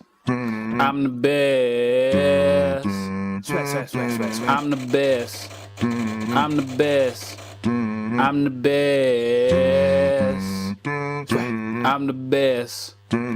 I'm the best. I'm the best. I'm the best. I'm the best. I'm the best. I'm the best. Standing on a cot, finger in the air. With some women's with my fingers in their hair. Yes, I be the one that win Street Fighter tournaments. Make $1 million without even earning it. I got the highest score in the world on my SAT. And then I went to Everest to learn how to sling them trees. I don't have to count to know I'm worth $1 billion. You know what bigger number? I am worth $1 gillion. I'm the best at watching 1990s videos. Power Rangers, all that Keenan Kill, all here we go. I'm the best at making beats, that's right, my voice the track. And my swag is off the charts, that's a fact. I'm the best. I'm the best. I'm the best. I'm the best. I'm the best. I'm the best. I did. I'm the best. I'm the best. I'm the best. I'm the best. I'm the best. I'm the best. I'm the best. I'm the best. My car move when I ain't driving it. My car pull, it's got a slide in it. At the target range, scoring all the headshots. Teabagging y'all, Lipton's on the rocks. Went to Maury and he said that baby ain't mine. Just for line, I threw that dumb skank on top of a mine. Now that kid's an orphan, and I'm the best. Forgot about That's that a line. checkmate. We playing chess, my finger in the sky. So much I got arthritis now. There's so much gold on things I touch, they think I'm Midas now. Someone put a crown on my head, I am your highness now. I bet you thought you were the best. Minus now, cause I'm the best. I'm the best. I'm the best. I'm the best. I'm the best. I'm the best. I'm the best. I'm the best. I'm the best. I'm the best. I'm the best. I'm the best. And put your fingers in the sky if you know that I'm the best. Yeah. Put your finger in the sky. Alright, I got something else just in case. How much do you think Microsoft Windows is worth? Wait just 1 minute before you answer and listen to this incredible news.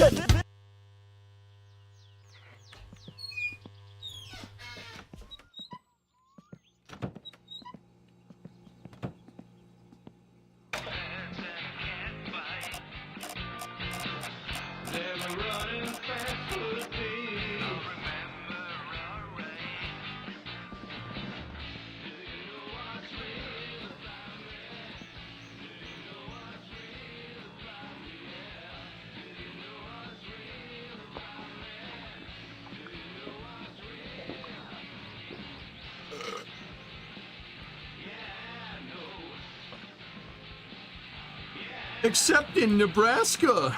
Wait a minute. Where's the van?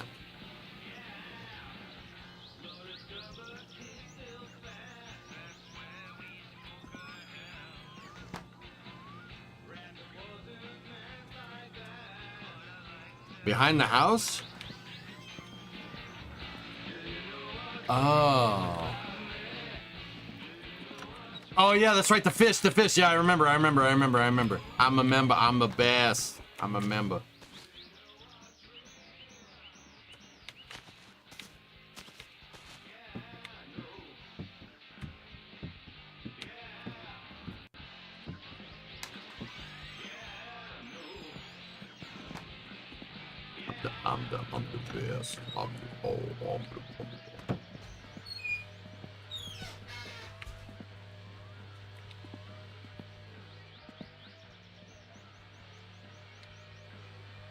The tractor is less ugly than the cars with the beds. James, you shut your 8th grade mouth.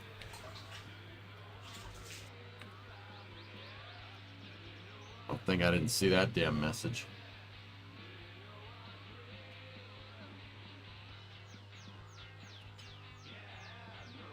Chat, you can have any brew you want, as long as it's a Corona.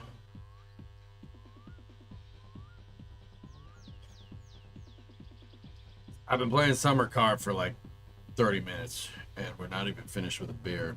That's unacceptable.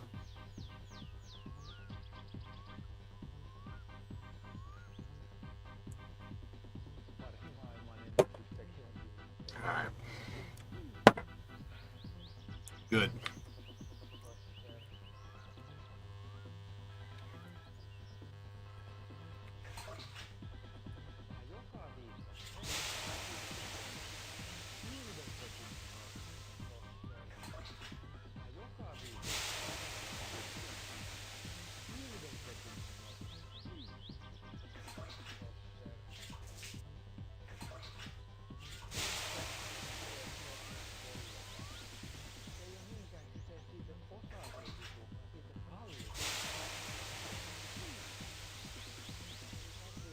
Gotta get that stress down. Gotta alleviate that stress in the sauna. You know what? Better than the Ute Stubby. What? No. No.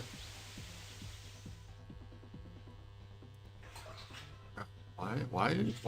I mean, it's the internet. Someone's got to be wrong. Isn't that a great thermometer? You know, the hotter it is, the hotter it is. You know what I mean? Hot.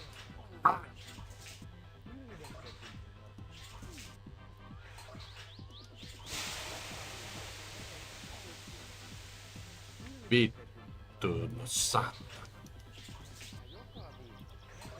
Mom thinks it's hot flanking. Got him. Get dunked on. I knew someone was gonna ask that, so I said it. Whoa, did I know this? I know that you can link stuff in the stream, and that's pretty cool. Oh. Beer.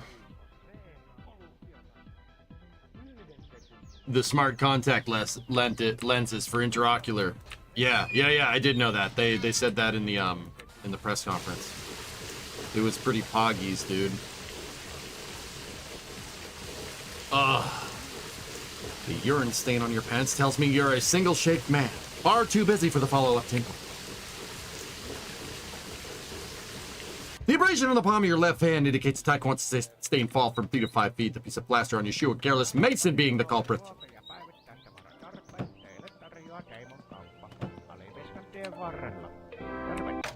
Gears are grinded right now, my brother.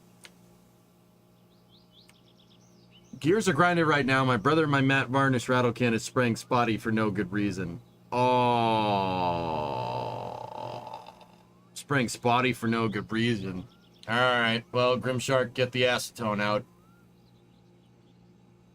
Get the acetone out and get the paint thinner out. And take that bitch apart. That's what you're gonna have to do. I did some painting today myself, believe it or not. I was applying coats on brakes in between each stream. Look at the headlight bezels on the Camaro. They're as black as my soul.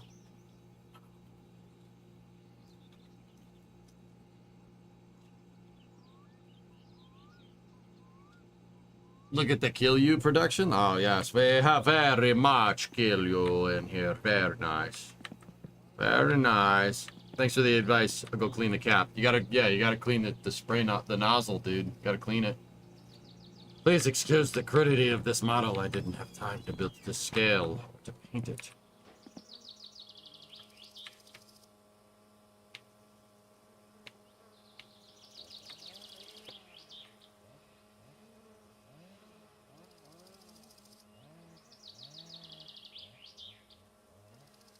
My summer car got some graphics upgrades, dude. Even the beer. Look at the resolution on the beer, Geese, and it looks way better. I might get sick from it though. Is this Satsuma drivable? It should be.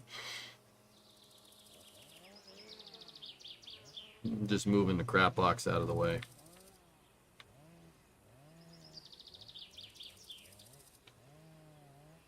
Loken, that is, believe it or not, that's absolutely 100% correct.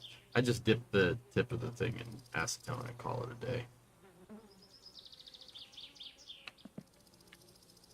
Just the tip, though. You know what I'm saying? Who is Floken? You are Floken. We are all Floken on this glorious day. All right, well, let's do some odd jobs. Let's make some money because we need the car caged. The Satsuma needs to be caged.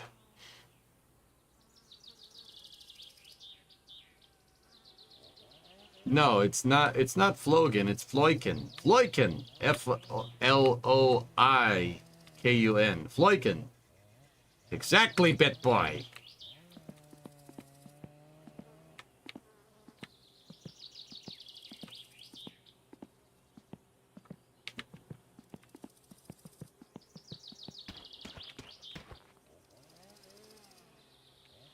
Where the hell is the fireworks, dude? I want to put fireworks in the flaming barrel and then launch them.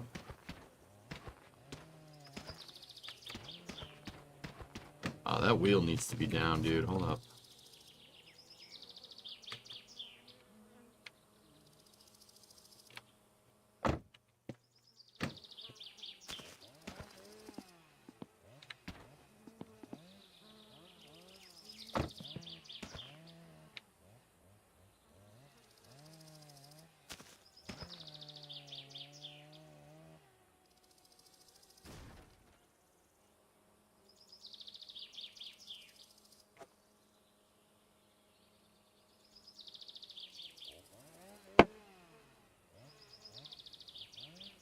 Beer. I'm the beer.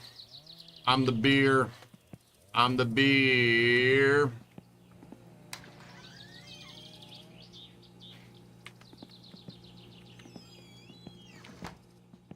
Hello? We don't have enough room in the poop truck to empty all those sewage tanks, dudes. But we do need to go over to Lope to see prices. What I'm thinking is get the van, put all the kill you in the van, and then go from there. I'm the bear.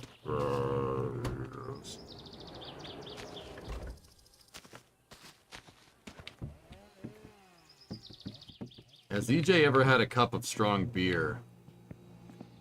What? Yeah, of course. Guinness is my drink of choice. This is the beer that was left over in my fridge, dude. I love Guinness. Guinness is love. Guinness is life.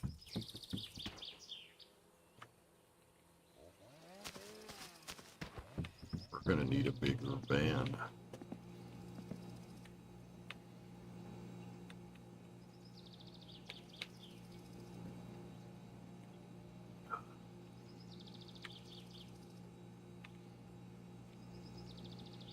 I got 3 cans of Guinness in my fridge from 3 years ago. Want it? The real question is, how did Guinness last so long in your fridge? That's the real question. What the hell's the matter with you, Floykin? This is a right now, guys, this is a certified Floykin moment. Floykin! Floykin moment. I'm the best.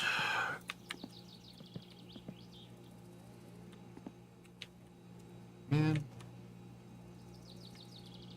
Alright, let's just turn this. Kuinka tykkäänkään? God, not your poetry. Kuinka tykkäänkään kaikesta? Winga-dinga.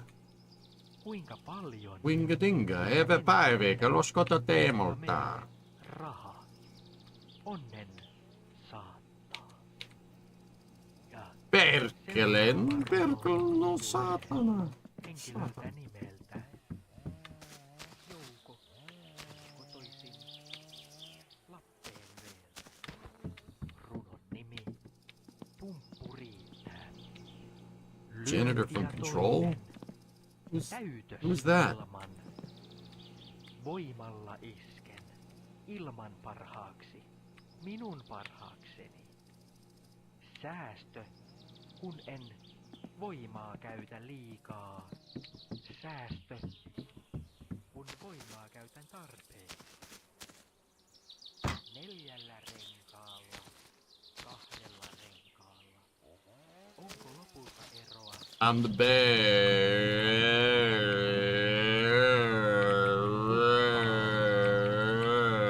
Hyvältä mä näytän.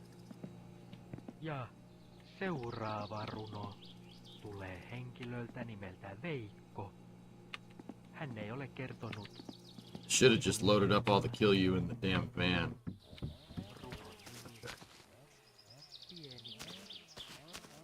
What happens if you drink an entire bottle of kill you? You're not gonna have a good day. Istutko syliini? Istutko sinäkin syliini? Kumpi teistä enemmän tahtoo? Voitteko minulle Let's grab another bottle. rakkauden armon? Voitteko sen minulle antaa? Kuuntelen teitä mielelläni. Otan teiltä, mitä te minulle annatte. Minä en anna. Make, are you here? At this period of time in Finland, was Onko se väärin? would people do poetry on the radio? Is that like something? Is that a thing? Illan viimeinen runo tulee nimettömältä henkilöltä. Runon nimi Tervehdys. Risto, haista sinä Really? mulle Is it still a thing? Jaha. Really?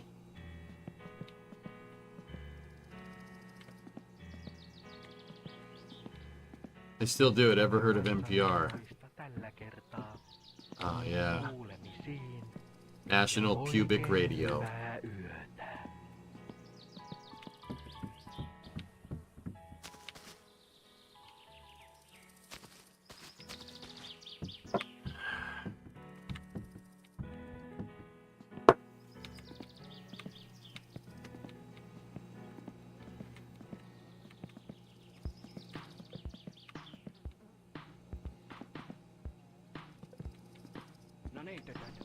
Could be, not sure. Yeah, that's fair.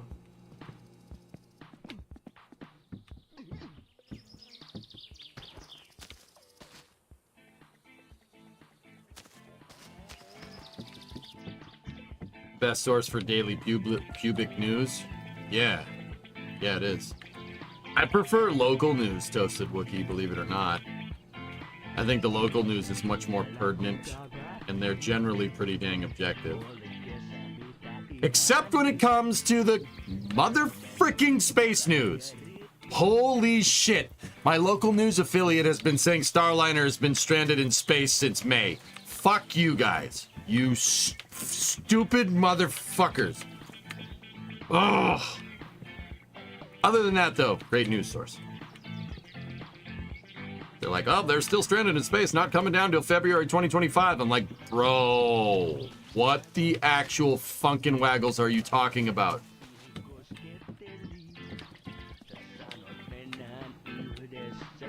Bro, that has about as much intellectual stimulation as a pooper scooper does.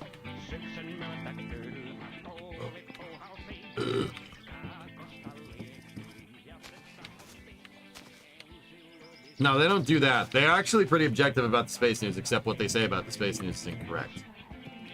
And believe it or not, they usually say that they usually get the space news right, which is actually super cool.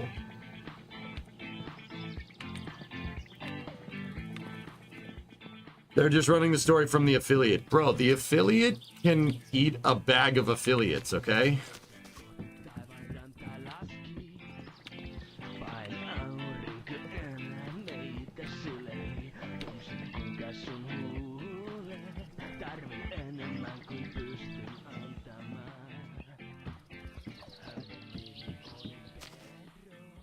Stop for both, Kalani. Is the affiliate the Hamburglar? So we want to make sure we get our nomenclature right. And standardizing nomenclature is a part of any good project. The Bergenator is Chris Bergen. That's NASA spaceflight. The Hamburglar is Eric Berger. Okay. All right.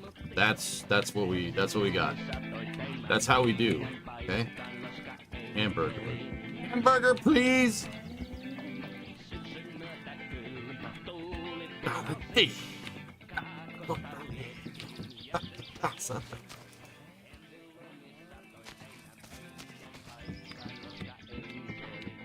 And Crispy is the Burgonator. Costa Encali.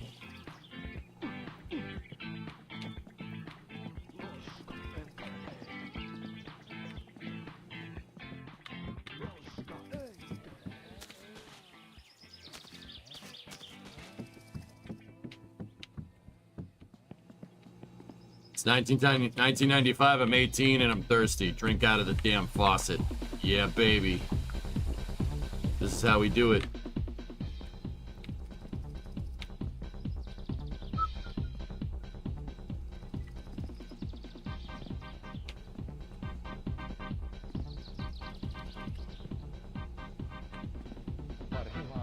Dark Lord. The Dark Lord is here! Ernock, those headlight bezels look like pretty poggies, bro.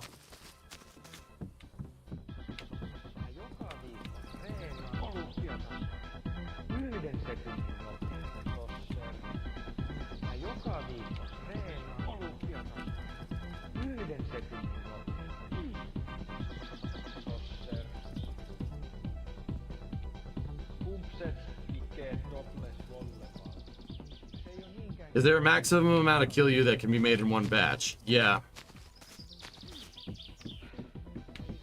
Or a limit on how much the drunk will buy. I don't think there's a limit on how much the drunk will buy, but I'm pretty sure you have to drink with him now if you want to sell him kill you. So, you know, that's gonna end well.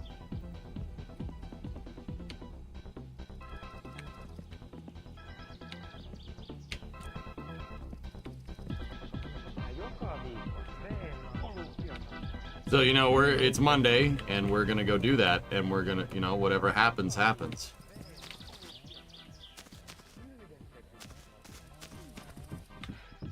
Hey, a clean, illegal brewing operation is a happy, illegal brewing operation.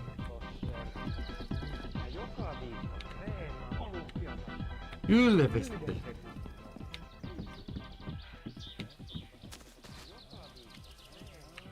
Just because we're breaking the law doesn't mean we don't have rules here.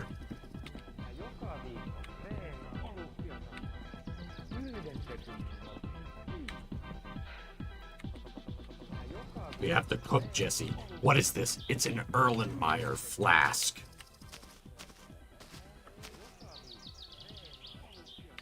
No.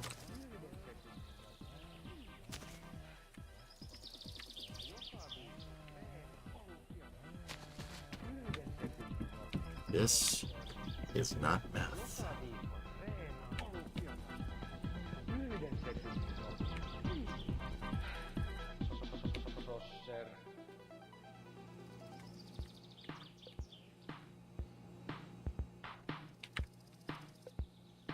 No niin, tytöt.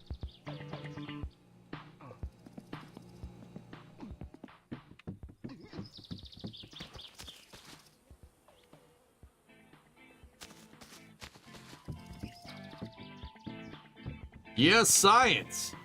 Yeah, that's really good, Mr. White. Yeah, bitch!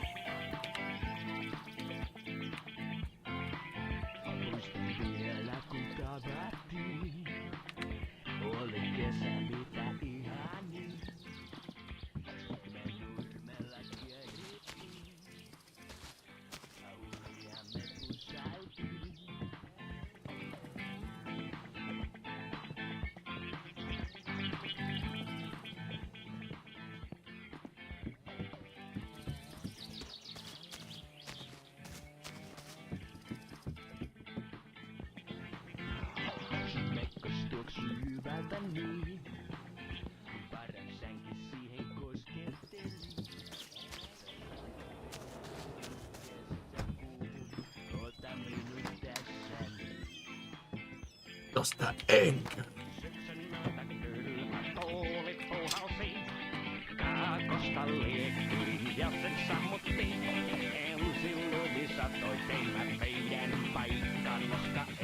Tosta enkä.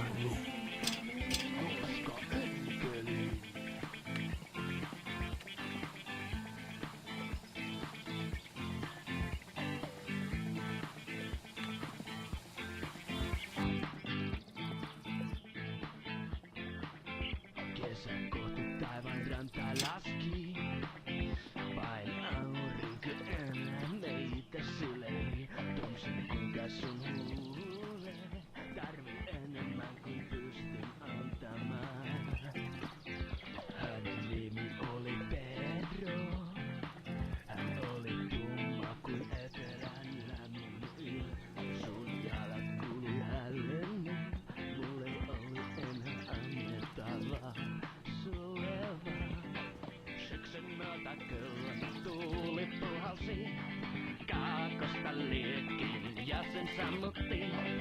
Ensin lumi satoi teimä meidän paikkaan, koska enkelin. Syksyn myötä kylmä tuuli puhalsi, kaakosta liekkiin ja sen sammutti. Ensin lumi satoi teimä meidän. It's juice concentrate bottles, man. Josta enkeli.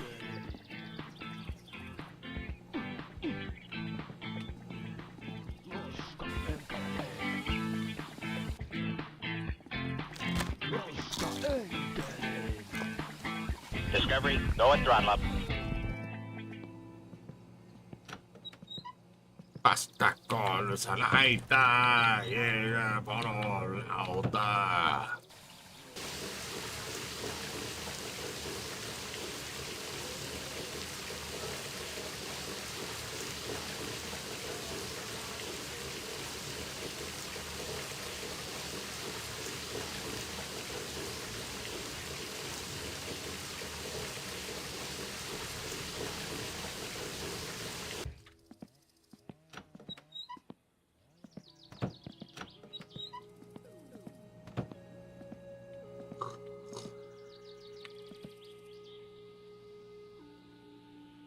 Gotta wait for the coffee to brew.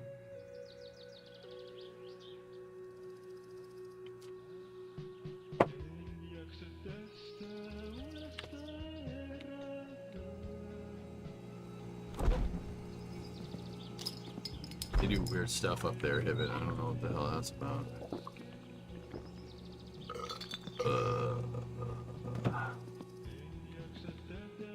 What time is it? Oh shoot, it's already 45? Frick. Come on, coffee.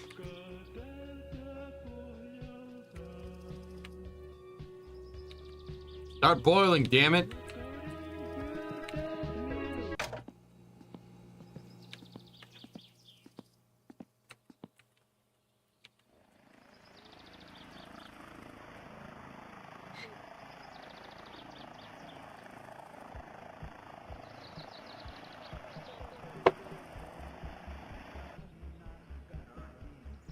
Why is the mini bike in the living room?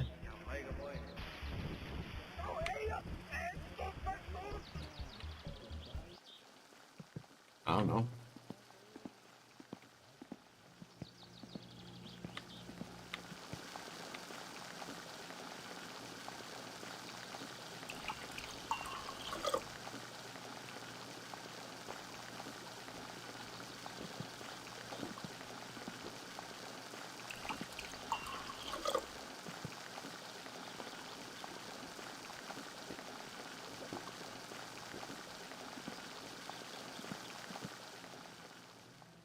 Put it on the back burner, baby.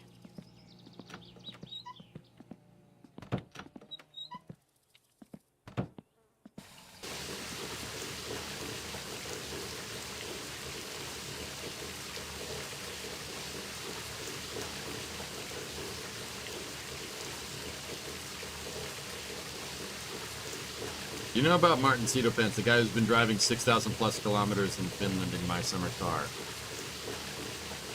What? Guy's driven, just keeps driving in MSC. He's playing the long drive in MSC. Is that what I'm hearing? What does boiling water taste like? It's coffee, dude.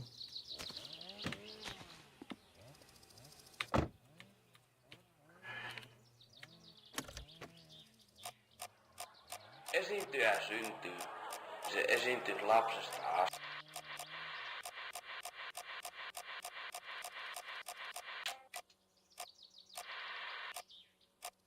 Tarviiko Sonnisen lypsyä tai lampaasi törintää? Lomittaja Erkki Armas. He did a mile for $1 for charity and it got out of hand. Vuoden kokemuksella. Liukat kädet ja raaka työ. Erkki Armas vaikeudet lyö. Kovan fiiliksi. On mun erittäin rakas kotiseutu. Lava. Minä en tosiaan ajatellut koskaan, että tässä niinku tulisi mitään tämmöistä, mutta homma meni niin, että lahjattomat harjoittelee ja Perkele, no satana. Ei, satta, vittu, no satana. minä oon tässä. Nyt minä otan Tiinoa meidän luukista. People can take to make his car turn or accelerate. Oh god. Älä vittu alas, saatana. They're very satisfyingly organized, thank you. Ilmaiseksi. En oo mitään itsestäni ilmaiseksi. Turn left, turn left, turn left, turn left, turn left. Hit the tree, hit the tree, hit the tree, hit the tree. Do it, do it, do it, do it. Crisis, crisis, crisis. Desk for 18 years. Panic, panic, panic. Desk for 18 years. Panic, panic, panic. Why in the name of Sir Isaac H. Fuckguard would you fucking do that? God, this sucks when you haven't eaten Mulla all on day. vissiin Nivalan tuiskulla saa keikka ensi kuussa. Oot semmoista nimi Eetu P ja Kaptaani Jakin ja GJ Bobo on lämmitteli ja näin. Soittamassa olen niitten kanssa. En ole lämmittelijä, vaan soittaja. He, ne voi lämmitellä mua. Vaan mitä? Train tracks. Joo. Slow down. Niin, kato. Ja sitten sinne. Jim, I didn't know your name was Skywatcher, bitch. Tytöt eri toten pääsee sisälle. Rauski erikoispassi. Rowski? Oh yeah, dude. Let it roll. Stop that No mikä on sun seuraava tavoite? 100 Tarkoitan niinku keikkapaikkoja, että mitä tuiskulla jälkeen. 100 kipinä. Se voi Sata kipinä, spow, bow, but down, now, bow, now. Oma menee niin. Aina kun mä biisissä laitan yhden sanan, niin se on yksi kipinä. Sitten mulla on monessa biisissä ainakin yli 100 sanaa. Ja se on niinku semmoinen. Että kun 100 kipinä on aina se raja. Meg, anybody speak Finnish? They're talking to Rowski about Sata Kipinä. They're talking about 100 sparks. Just play the song, damn it. Ja sen jälkeen kun tulee 100 kipinä, sä oot kumppu. Sata kipinä. Minulla on voimaa! Käypäs kallienkin, kylmä puhasi.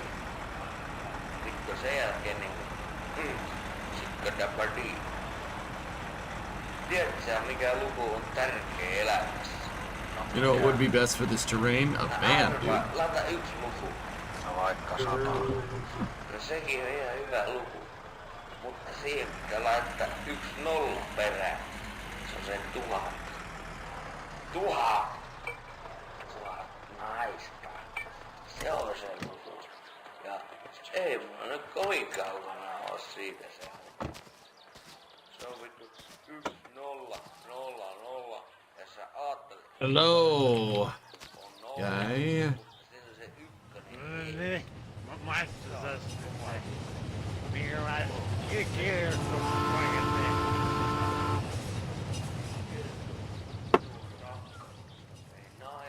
Aivan helvetti, kun mä kiljoa, hei. Jumalauta. Jumalauta.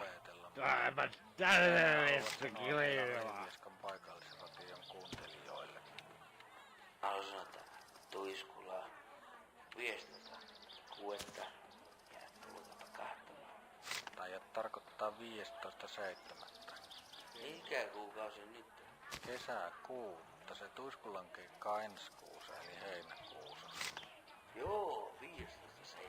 Kyllä. Se on 15.7. Jos sä mennä mun enemmän myydä, niin ota tosta vaan. Ja muista, että ottakaa Siinä vaan. Vaan. sydän, mikä teillä on syvällä sisimmässänne. Ja ottakaa minun kipinä siihen. Antakaa sen leiskahtaa, koska 100 kipinää. Niin se menee. Tulee menee. That is gonna be hidden. Bananas. Oh yeah.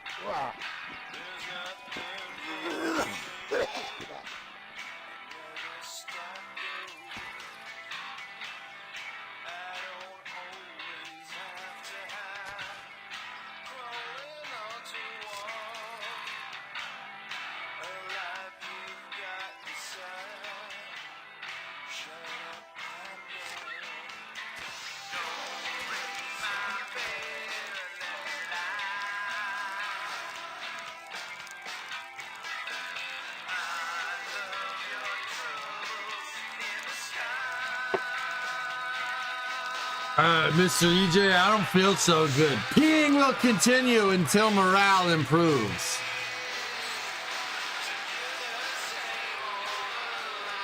A Matt Civ 16X? Yeah. No, the Ute truck would be better, James. The Ute utility truck. I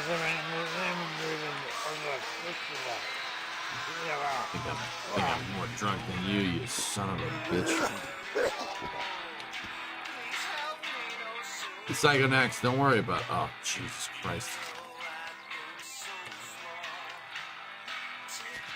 Bitch. I'm fine. I'm fine, I swear.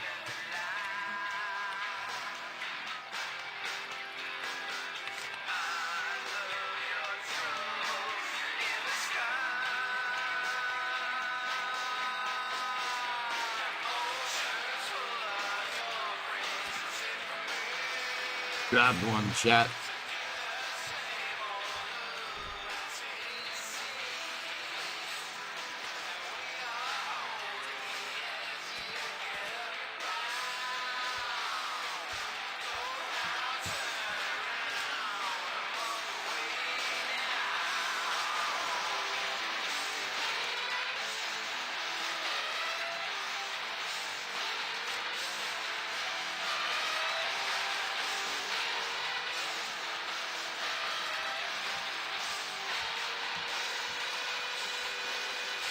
Money, money, money! Money!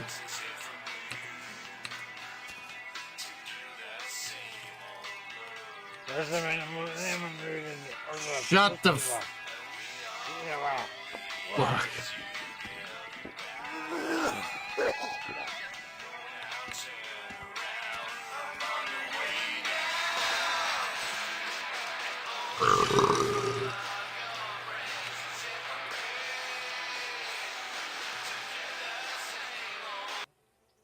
Kello 5.50 seuraa säätiedotus merenkulkijoille.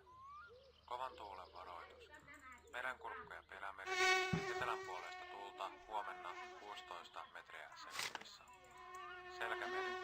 Eteläinen lounaisesta tuulta huomenna 16 metriä sekunnissa. Odotettavissa huomisena Suomenlahti, Pohjois-Itämeri, Ahvenanmeri. Etelän ja lounaan välistä tuulta 8-12 metriä sekunnissa. Enimmäkseen hyvä näkyvyys. Selkämeri. Etelän ja lounaan välistä tuulta 8-12 metriä sekunnissa. Päivällä tuuli voimistuu. Iltapäivällä 10-14 metriä sekunnissa. Enimmäkseen hyvä näkyvyys. Yöllä paikoin vesisadetta. Merenkurkku ja Perämeri. Voimistuvaa etelänpuoleista tuulta. Aamuyöllä 10-14 metriä sekunnissa. Päivällä tuuli voimistuu. Mr. Krabs, I don't feel so good. 16 metriä sekunnissa. Andy, it's fine. Yöllä räntäsadetta. It's fine, bro. Saimaa. Etelän puolesta tuulta 2-6 metriä sekunnissa. Aamusta alkaen 4-7 metriä sekunnissa. Paikoin nutua. Baikonur. 2 vuorokauden säätiedotus merenkulkijoille. Odotettavissa tiistai-illasta keskiviikkoiltaan. Suomenlahti, Pohjois-Itämeri, Ahvenanmeri ja Saaristomeri. Etelän ja lännen välistä tuulta. Kovan tuulen todennäköisyys 70%. Iltapäivällä iltapäivällä lännen ja pohjoisen välistä tuulta alle 14 metriä sekunnissa. Pohjalla. Yöllä etelän ja lännen välistä tuulta alle 14 metriä sekunnissa. Iltapäivällä lännen ja pohjoisen välistä tuulta. Kovan tuulen todennäköisyys 40%. Annetaan mennä.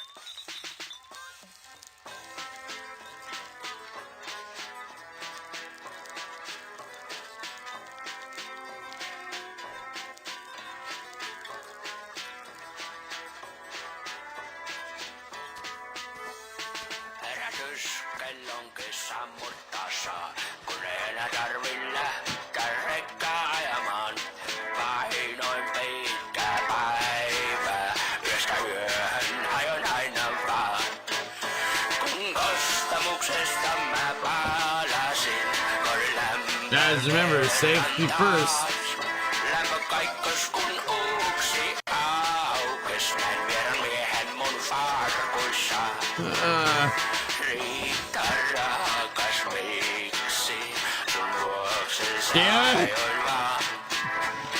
Rakensin talon, ostin autot. Sä veit ne No, Strawberry!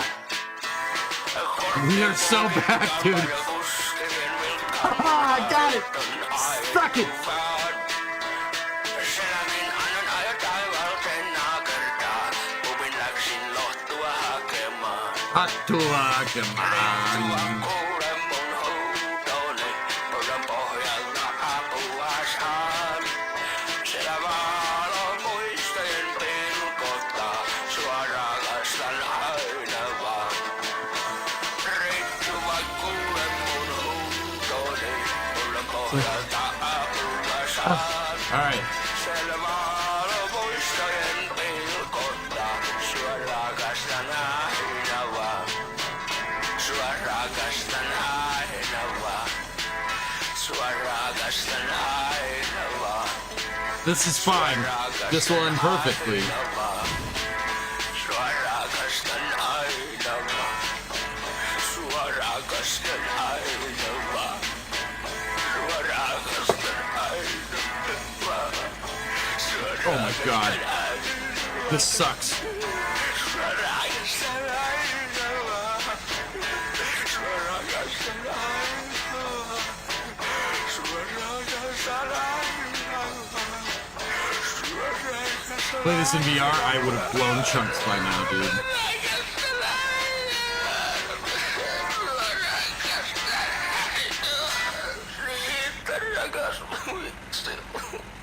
Oh god, I'm as sober as a bird, Chad. Kattakoneissa kolokoloto, niin se on täältä pötee hepe päivä, se tossulla keimota. Saata kipinen.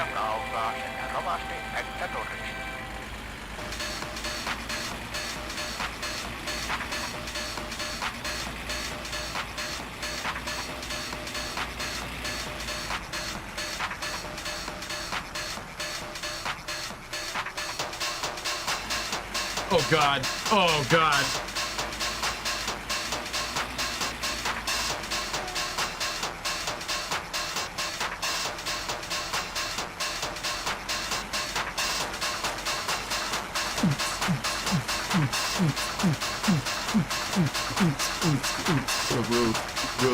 The roof is on fire. The roof is on fire.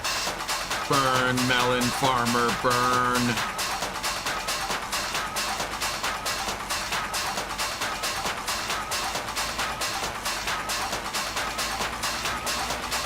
My seatbelt is on. I'm being totally safe. Safety first.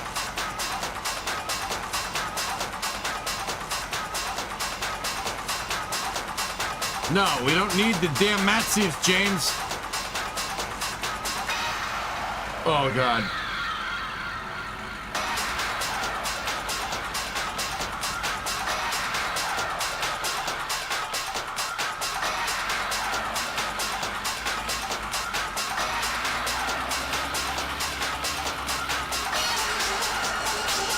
You sure? I'm sure, dude. Look, the van's doing just fine.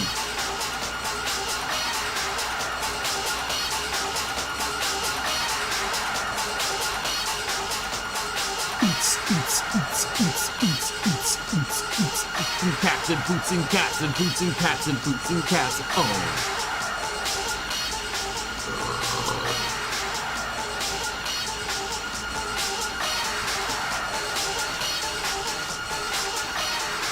Oh god, this is actually making me feel sick.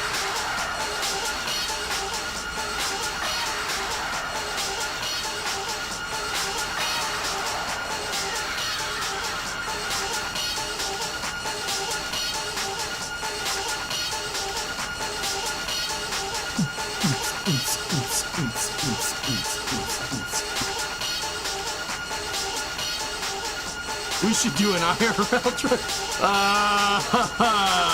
No, we should not do this in IRL.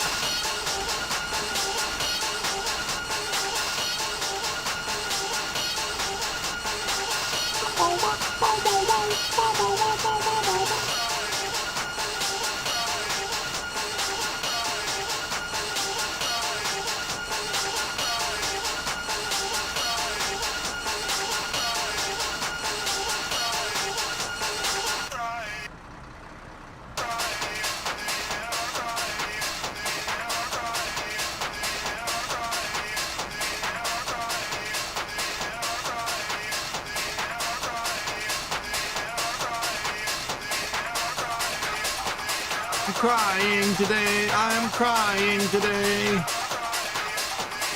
Boots and cats and boots and cats and boots and cats and boots and cats.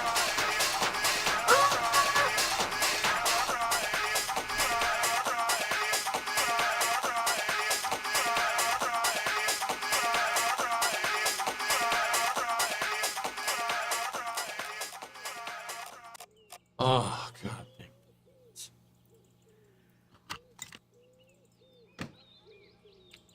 Woo! Look at that. Look at that. I even parked it perfect.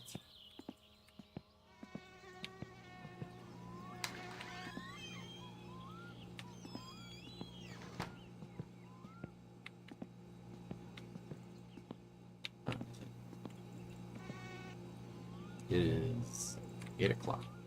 8:45.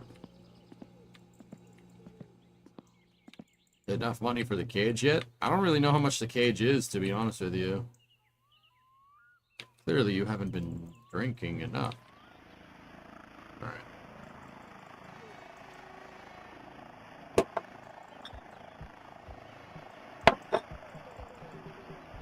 Topless.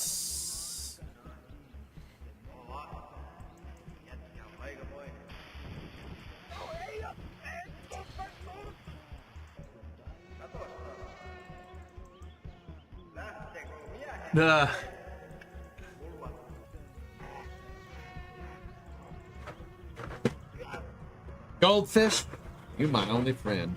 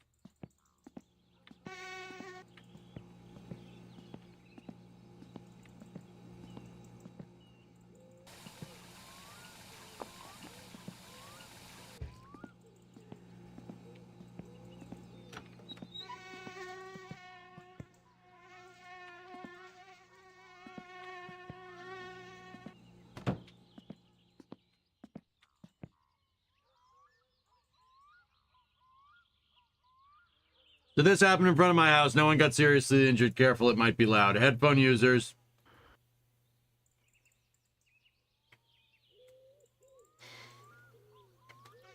Oh. I had it muted. They were speeding on your home street. What a damn irresponsible bitch.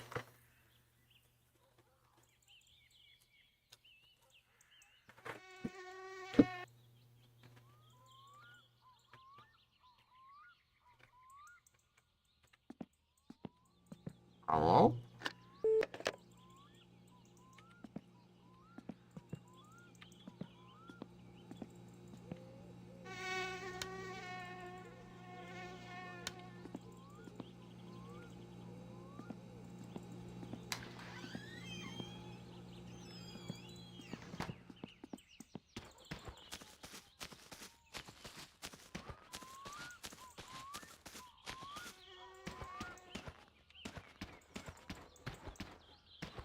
They were driving a $150,000 BMW that Dowdy bought them. They totaled that quickly and damaged your driveway. Dude, you should accept the BMW as collateral.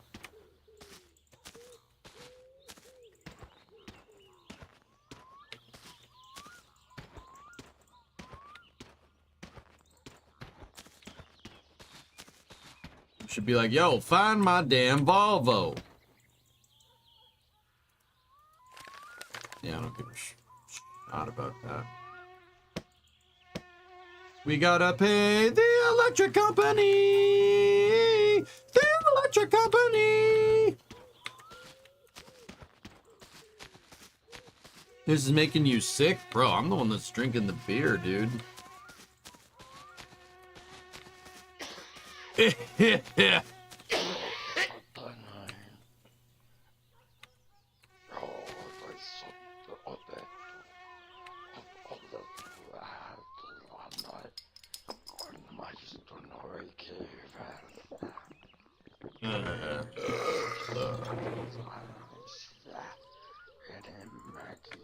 No, we suing them and making them pay for damage. Oh,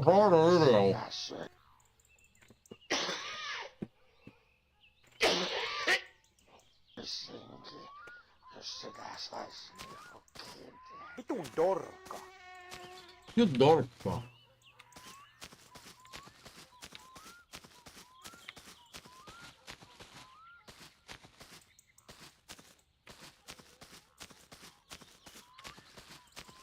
Dude, who knocked over my damn grill?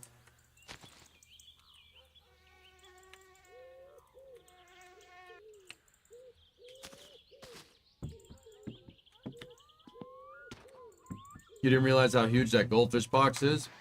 Bro, this showed up in my PO box, dude.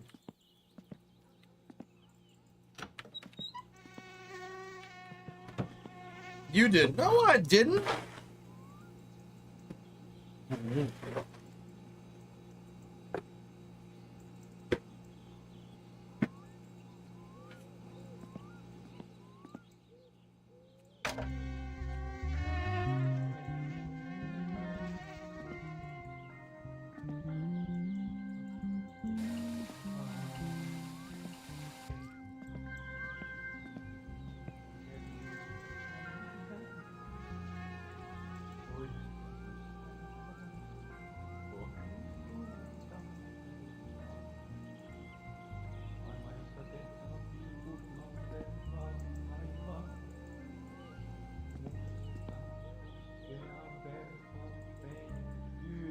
Oh god.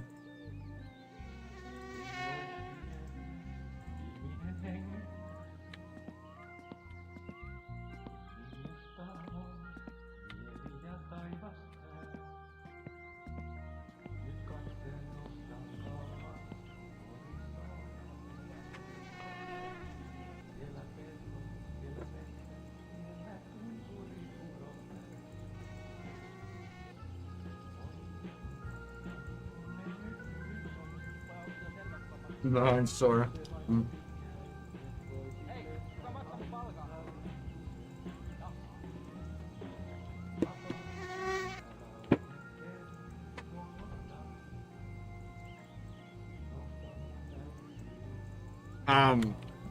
Yeah, Elfish, I've looked at those before, but I don't really remember.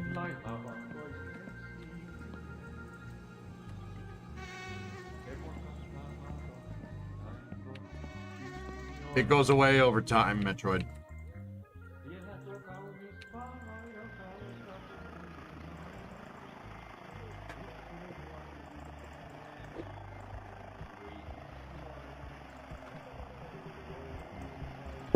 I'm watching the TV because it makes the fatigue go up. He has 13 A4 Skyhawk, 23 L159, 21 Dassault Mirages, 25 MiG-21s. What?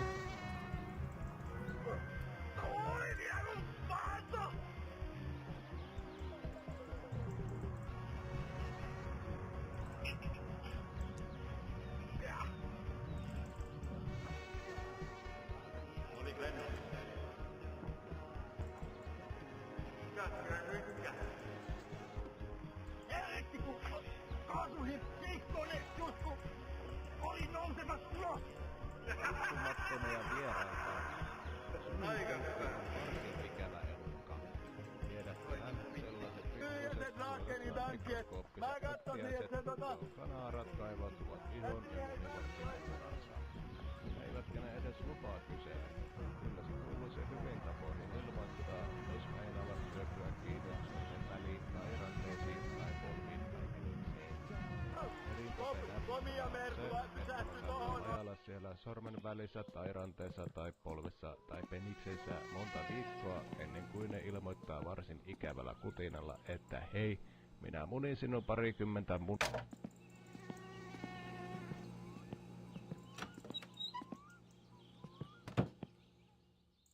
Ai. Oh, shit.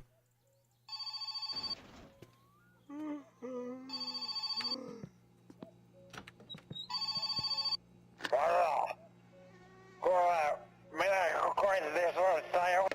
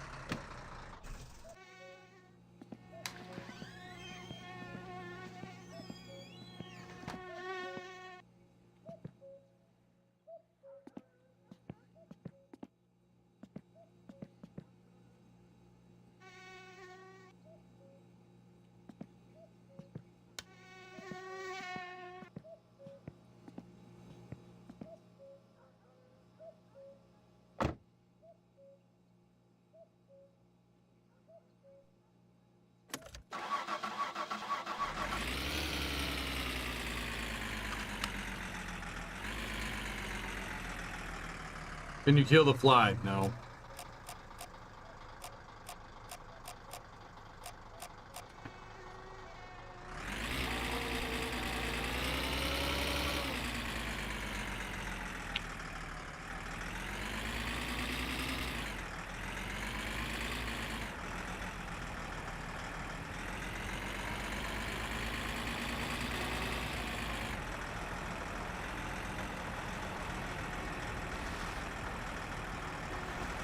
Oh, it's alright.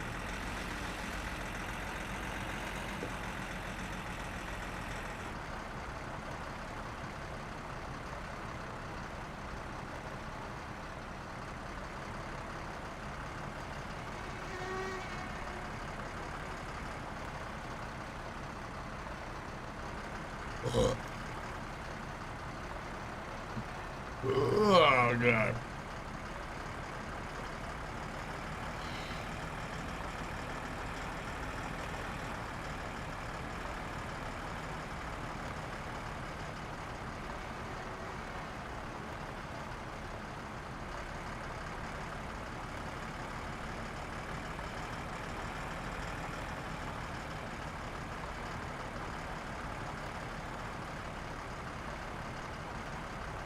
Radio isn't on.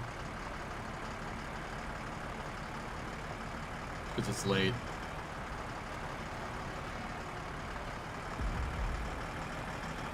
My name's not Rick!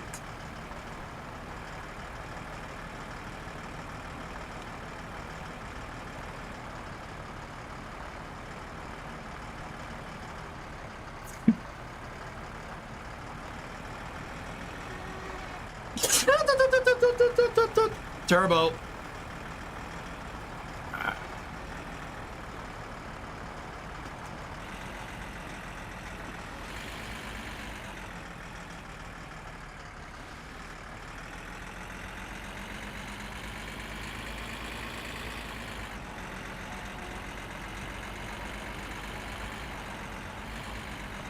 Pull out the Windows song.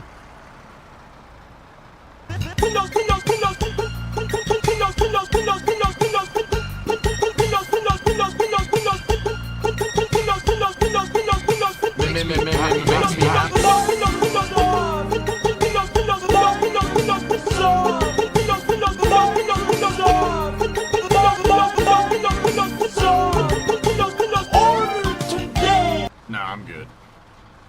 No, I'm good, Steve. We don't need to do that.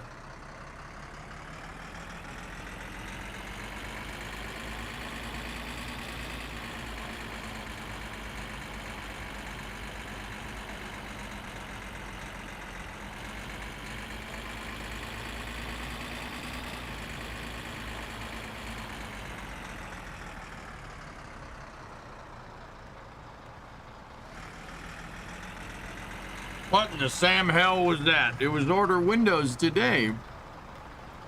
Order Windows! Order Windows today! Order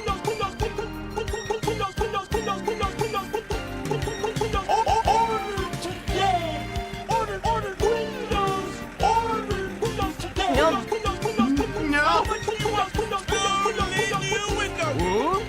Watch as Windows integrates reversing! Can you believe it? Well, technically, No! Don't answer!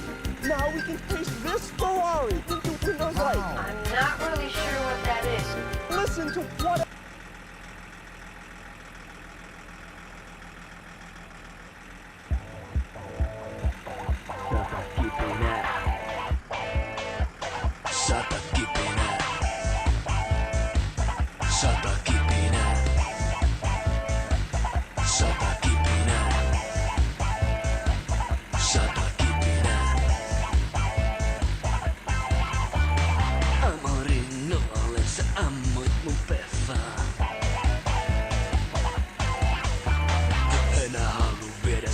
Pelkästään leffaan.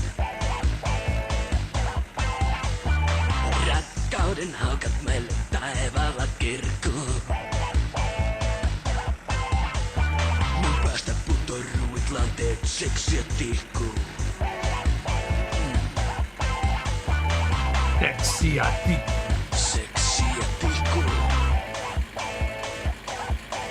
Saatat mun touhoihin sydämeen pensalla kastoin sen. Söllekin roihahtaa tervas kantona tuhkas palaa.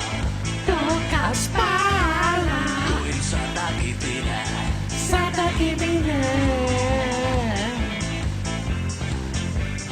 Rälläkää mun rakkauden sulle suihkua.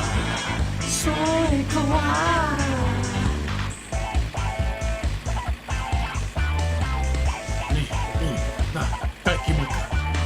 No niin. Joo. Kaikki mukaan. Se on laaki ja vaena kun runtataan. Poika What the fuck you want? You messaging me right now? Bitch, I'm busy. Yeah, no, not playing that on stream. Well, I think it's because your chat. Anyway, look at this brand new RAM.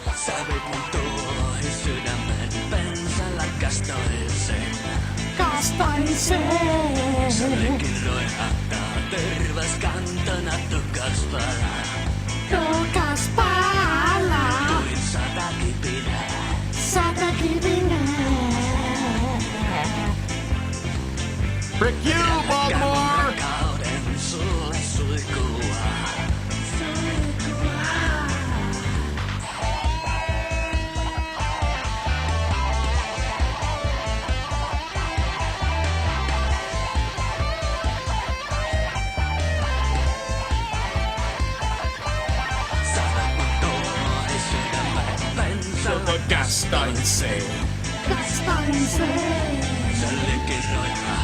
Tervas kansella tuhkas palaa. Tuhkas palaa. Kuin 100-kitinen. 100-kitinen.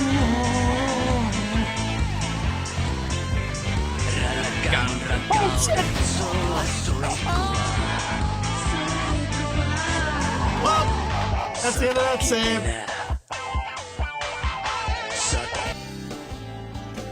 Fuck!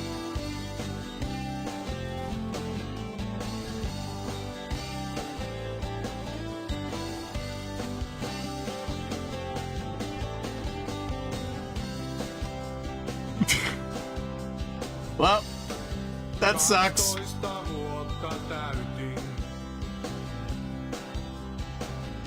Nothing I could have done about that, dude. That guy just drove right into my lane, dude. Oh, that fucking sucks, dude. That save is so old.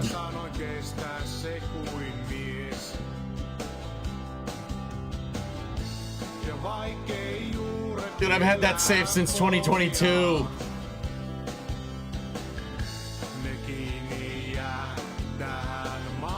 Oh, that fucking sucks, dude.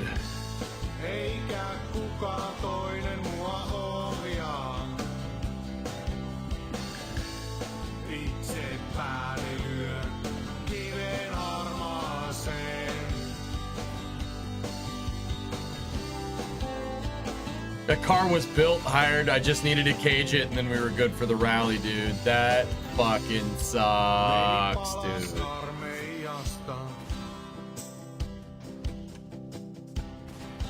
Korpijäämät tuliaisinaan. Aita liian matala. Ei tullut risti aukista. Isä näytti That sucks.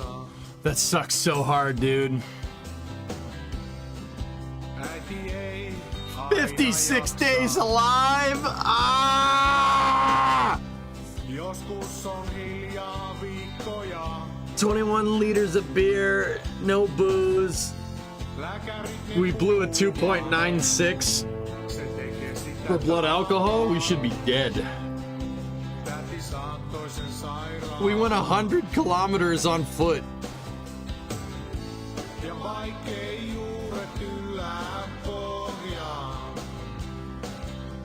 We pumped 50,000 liters of shit. 122 liters of gas, 1,191 diesel, 15,799 store purchases. I was minus 220 overall on the slot machine, and I earned 100 grand, dude.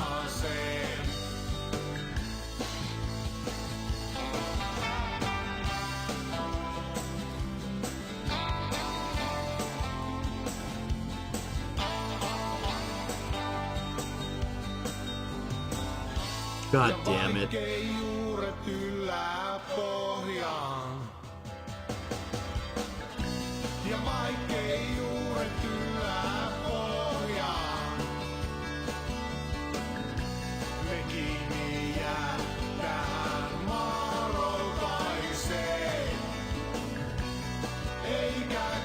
That sucks.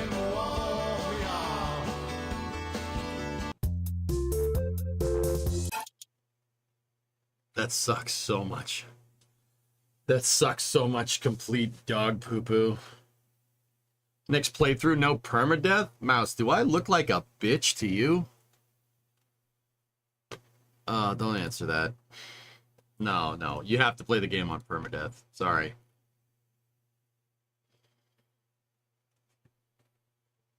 Gotta play it on permadeath.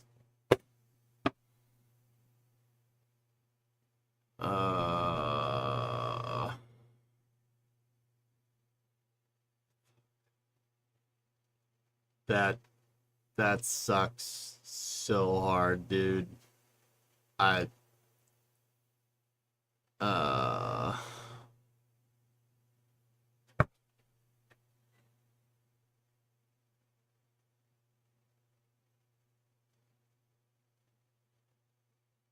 Damn it. There's nothing I could have done either. I did it through no fault of my own. Like, the guy just steered into my lane, dude. I don't know what the AI was doing there, but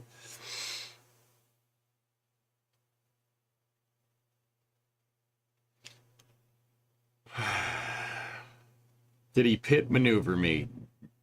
No.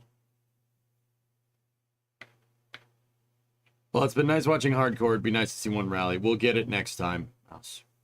We'll get it next time, dude. Was he trying to overtake the bus rust box? Yeah, that's got to be it, dude.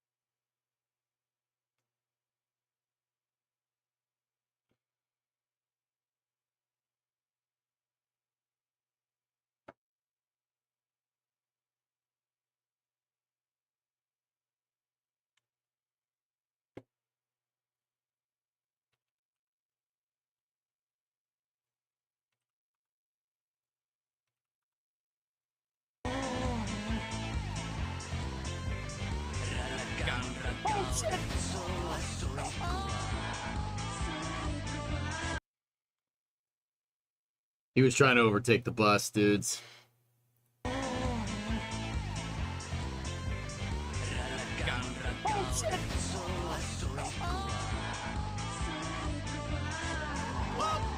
That's the end of that save.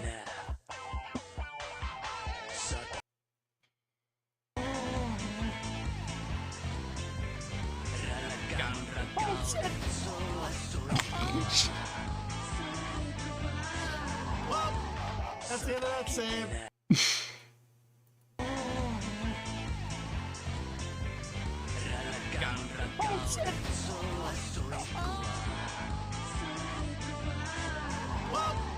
That's the end of that save.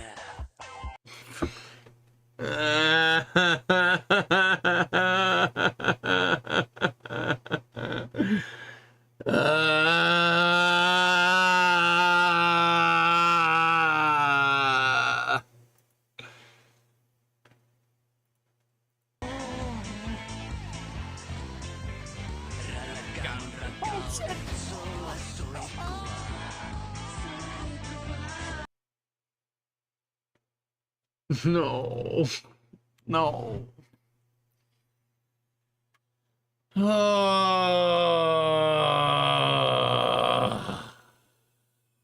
well, what are you gonna do? What are you gonna do? Stuff happens.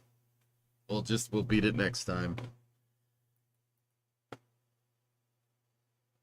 God damn it. All right. Well, we'll continue it more next week, dudes. Workers and resources pipeline.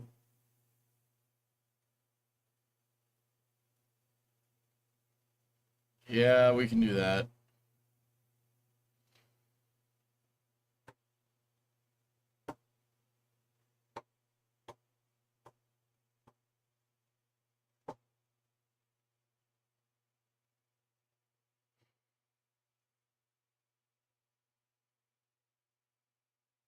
And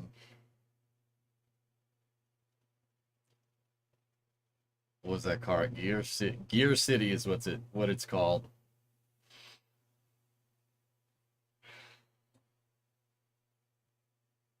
I can't believe that, dude. We drove home drunk, and that's what gets us.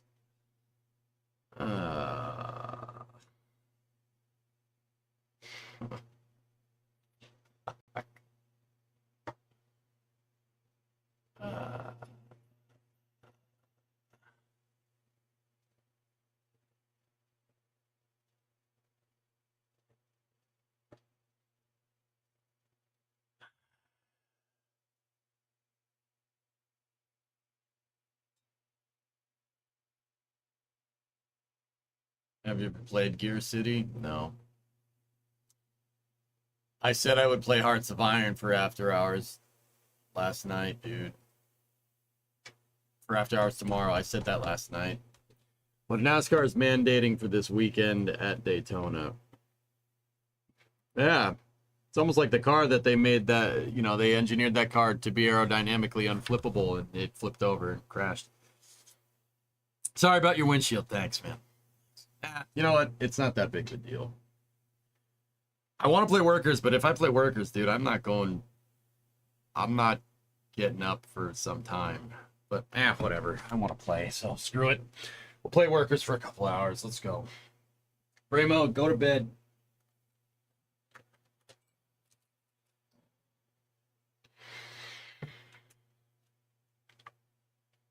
Papa EJ staying up late tonight.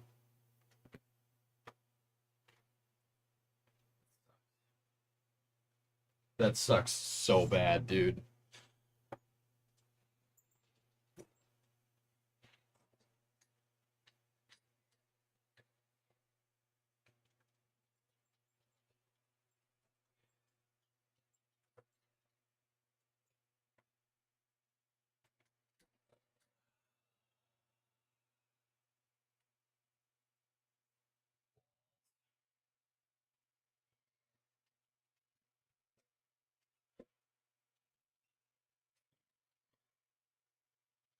I'm gonna go put this last beer in the fridge. I'll be right back.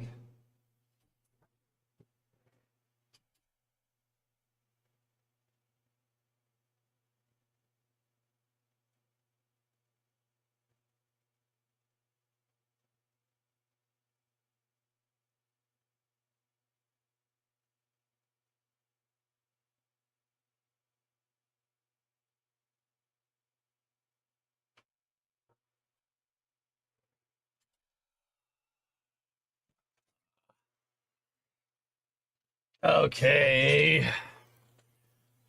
We'll switch the game up.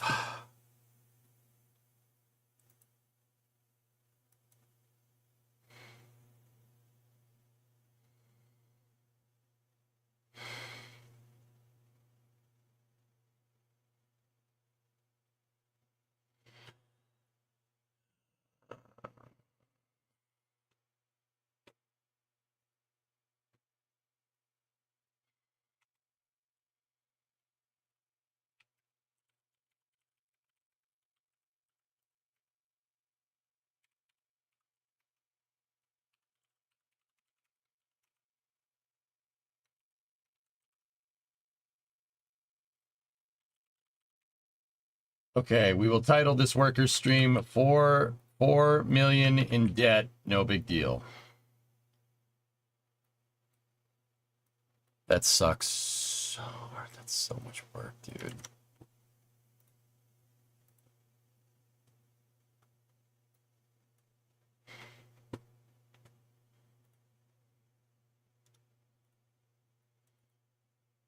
Sleep.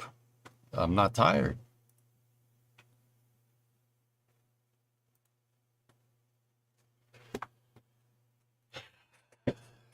Go to bed? Nah, I'm good, dudes. Good. Drink some water, sober up a little bit. Did you die? Yep. Yep.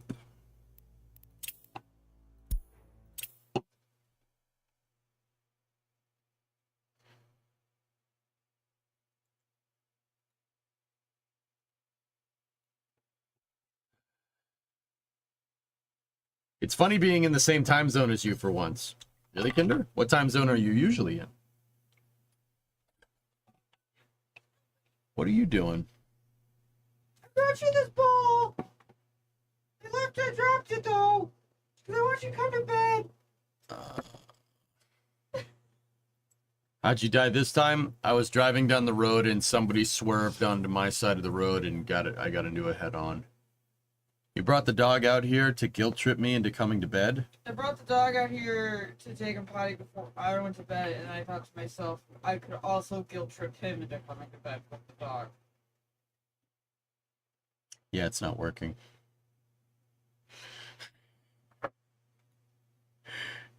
I died in summer car. Let me have my piece. I died. That save was 2 years old. You told me you didn't sleep good, so I want to make sure you get sleepy. I'll be all right. I'll be all right. I feel like I'm talking to an addict right now. No, it's good. I'll pop the pups. Can he hang out with you? He has a ball. Yeah. Yeah, that's fine. You hang out with Daddy for a little bit. Titan's gonna be with us here for a little bit. Hey, buddy. Hi, Taito. Oh, bear. Good night. I got my emotional support dog. Yep, he's leaving. Okay. Okay. Oh, bear. Hi, buddy.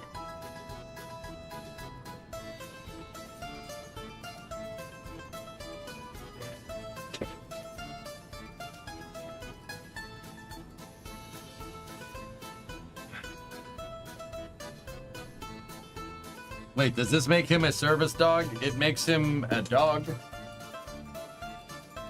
Hello. Need to put your towel down underneath the desk. Oh. Here. Excuse me. There you go, buddy. There you go. You're a good boy. All right. Finish this stupid pipeline. Oh, that's a beer bottle. Yeah, you know, goldfish.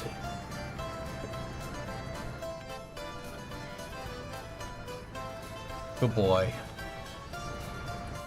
All right. Well, we almost have our debt paid down. We've reduced our debt payments to $5,900 a month, which is good. $197 a day. So we should start making money like crazy. Hey, you want to play with the ball? You want to play with the ball? You want to play with the ball? When are you training Titan to go grab you a beer? All right, that's gone.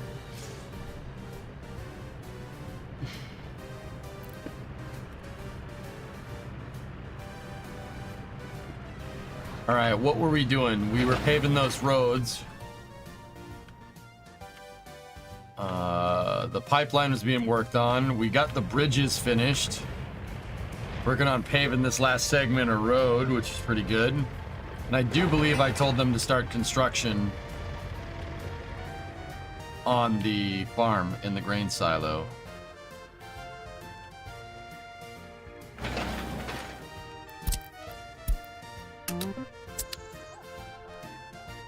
How long would that pipeline be? It's not very long in all systems.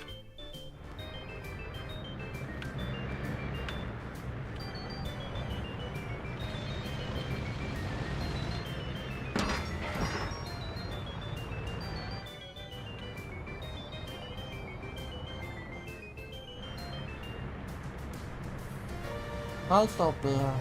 Hi, Bear. Hi, Bear. Oh, the good boy. Look at this dog. He's a good boy. Dog is a good boy. A banana pudding funnel cheesecake. Nice. Oh. Out though.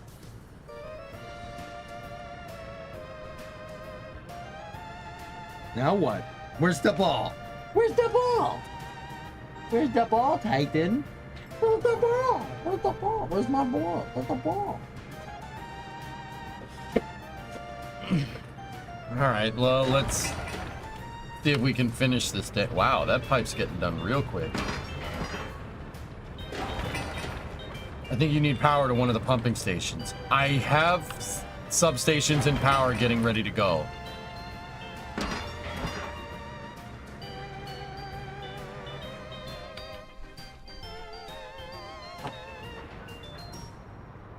That one should be getting power. Okay, the next substation is right there. That should be getting power.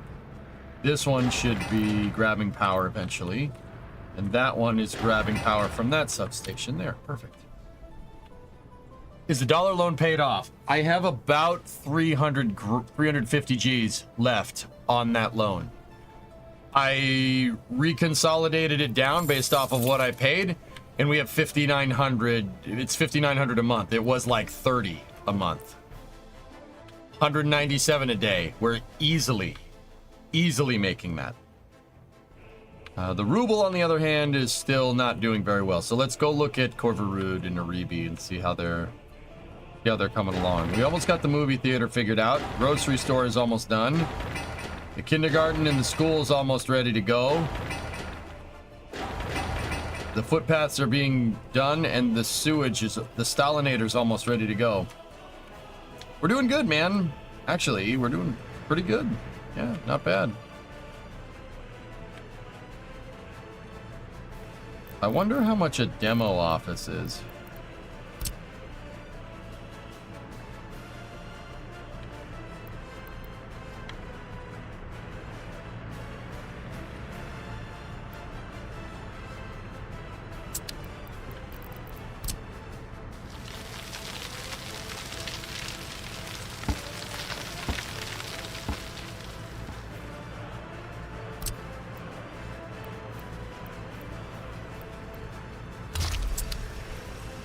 Let's tell Korverud to make that as well. All right.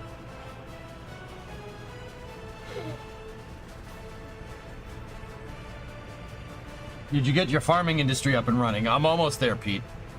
I done. I told them to start construction on the farm, which they are. They're moving resources to it right now. Oh, hey, buddy. Hey, buddy, you want your ball? You want your ball? Whoa, what's happening? What's happening to your ball? Titan loves his ball. Hi, Bear. Hi, Bear. That's a good boy. You're a good boy. Good man.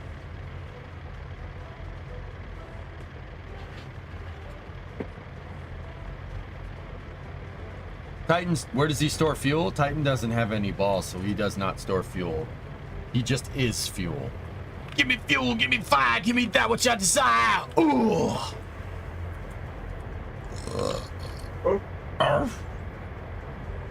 I have the ball. I have the ball. I have it. It's mine now. Now what? Now what? All right, come here. Get the ball.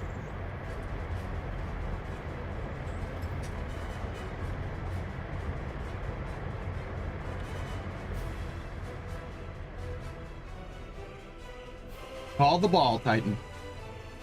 Call the ball. Oh. It's mine. All right. No, it's good. It's good. It's fine. We're okay. Yeah, no, we're not okay. Chewy! Chewy! I don't care what you smell!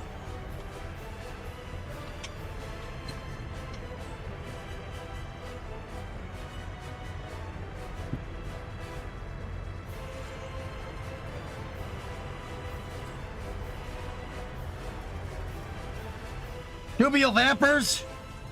Titan, that's not it. Bring me the hydro spanners.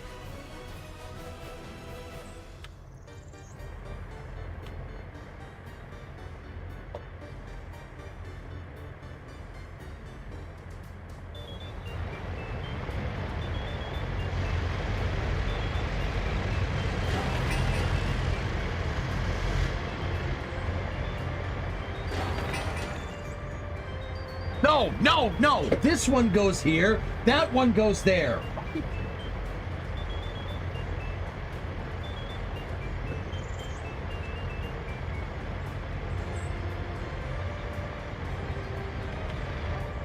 So the farm is getting ready to go, which is good. We're going to have to make a pretty big capital investment on farming equipment here, but it's all right.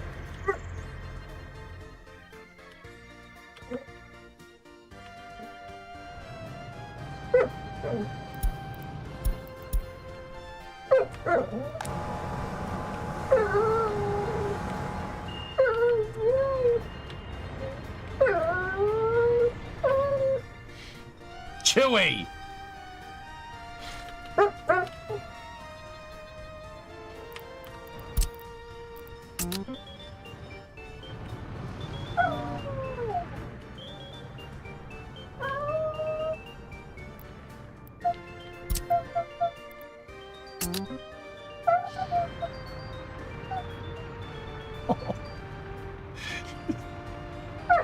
Oh, my boy!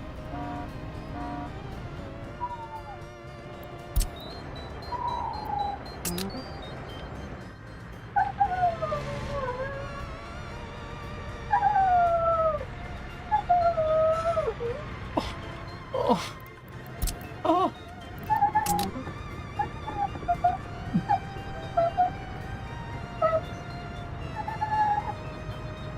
What is this dog?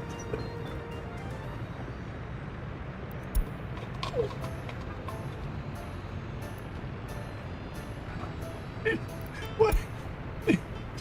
Oh, my buddy. Oh, my buddy. Oh, hi, buddy. Hi.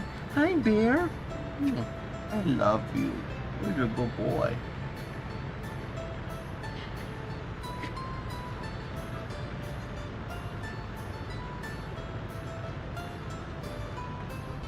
Oh, ready? Hey, nice catch. Good job.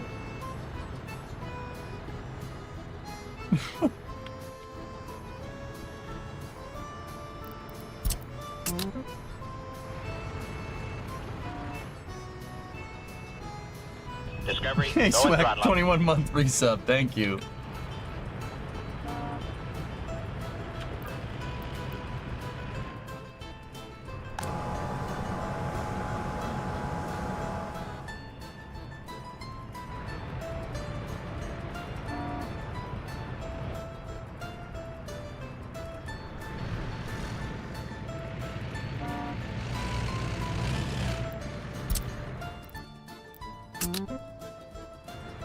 Good toss. Oh, it's a good catch from him.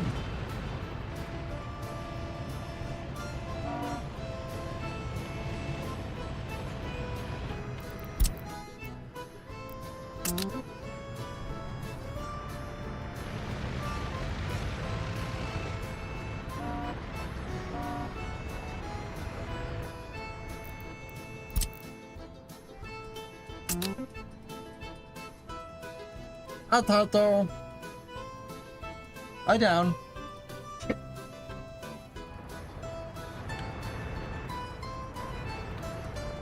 Man, they belted out that pipeline real quick. This is a bitumen export pipeline, guys. Uh-oh. Not good.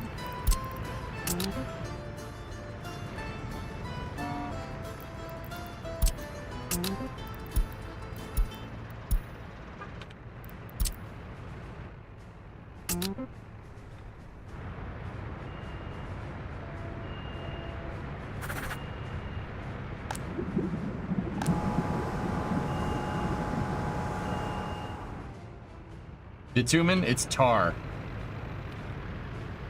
He needs more dog toys and treats. Where can I send them? I have a P.O. box. Hi, Bear.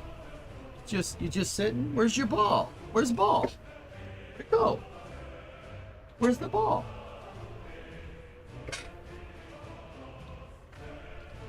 Oh, you found it! It was behind the fan. Good job. Here.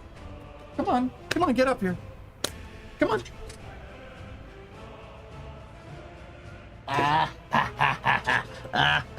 Oh, this is my boy.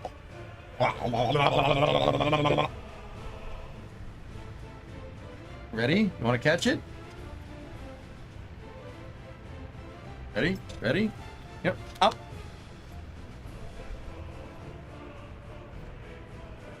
Oh, almost, buddy. Heads up. Heads up, Tito.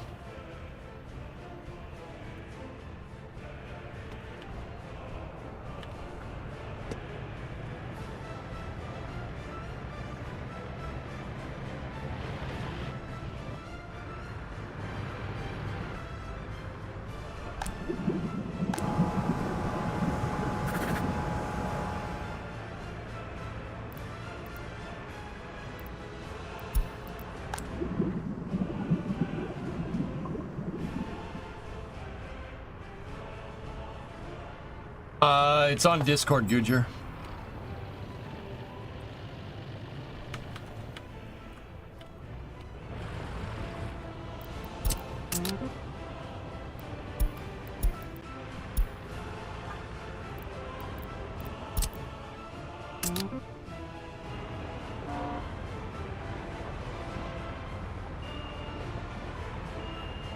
And we had all that steel stockpiled up there. That was really easy to build that.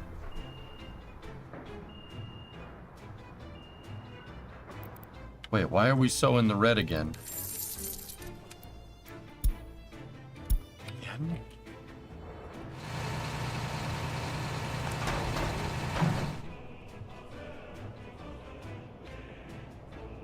Yeah, okay.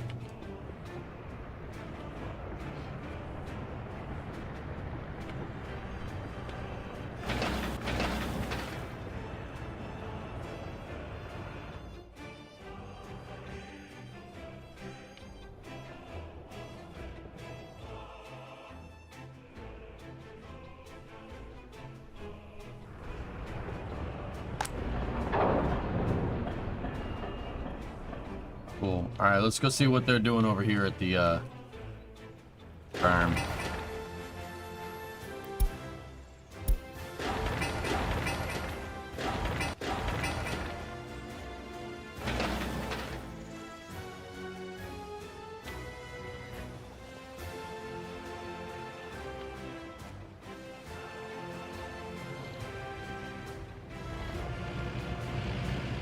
It's pinned in EJ notifications. There we go.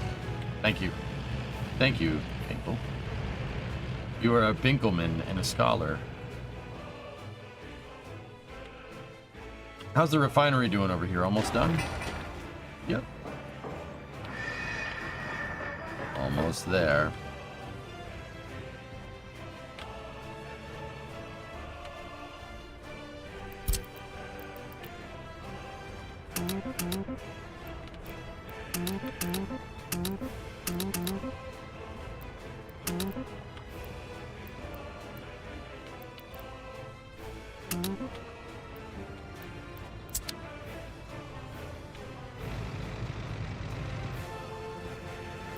Binkles are not as cool as bugles.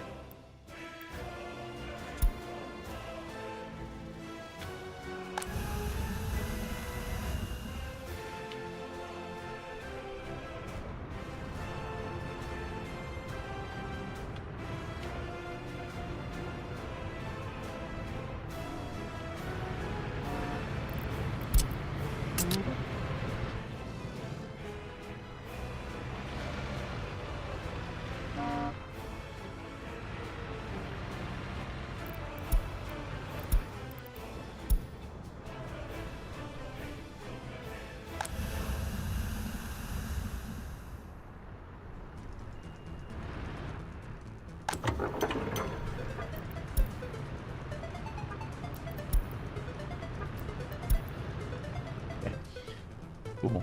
That's good.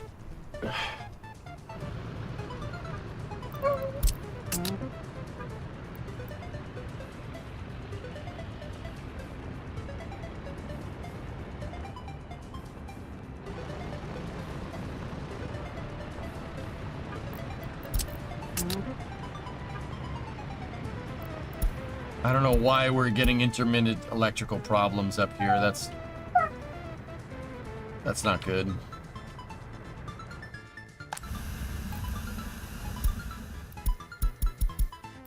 Nobody's on the damn power plant. All right, we got to import for a second.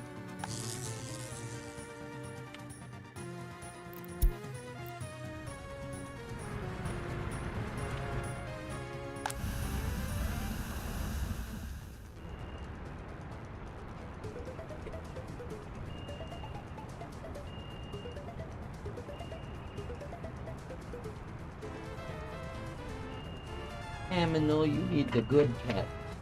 Gotta get a good belly rub for Titan. Titan needs a good belly rub. Buddy. I know.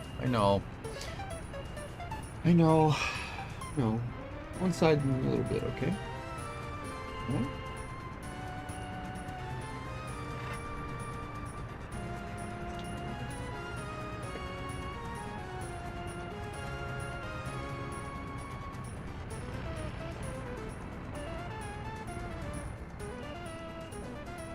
Oh, you got the ball?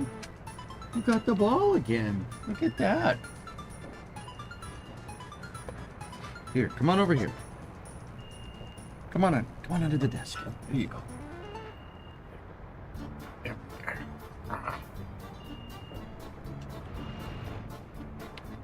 I put the towel down underneath the desk so he can sleep there if he wants to sleep next to me. That's why I'm like, go under the desk.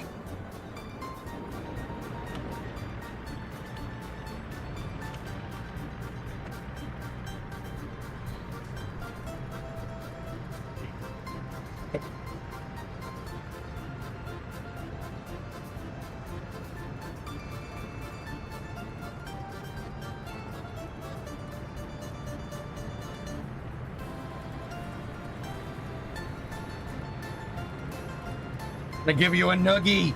You're getting a noogie. Oh no, you didn't get it that time.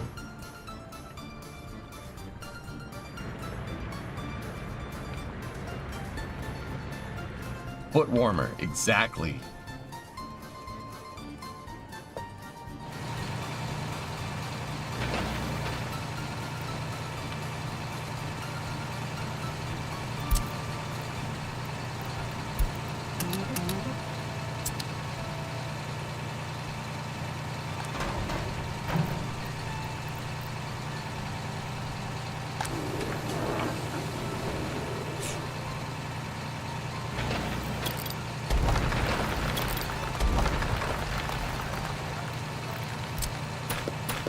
Yeah, paving that road was not a good idea.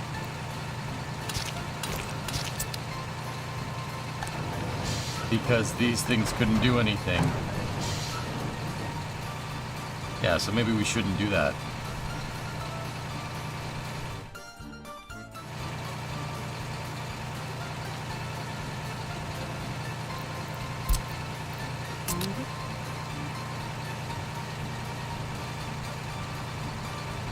Yeah, my distro couldn't get anywhere, so we couldn't deliver. Oh, geez, that could have potentially gotten very bad very quickly.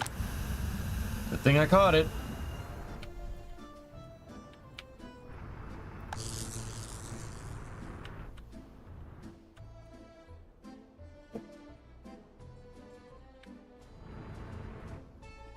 How's the map going? We're doing okay.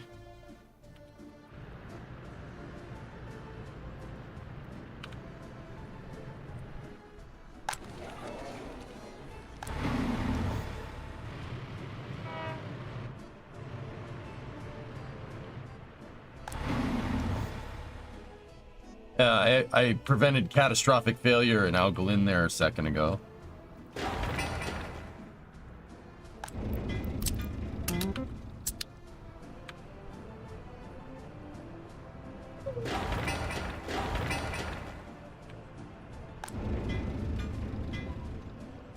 How old's Titan? He's 2. The theater is finished.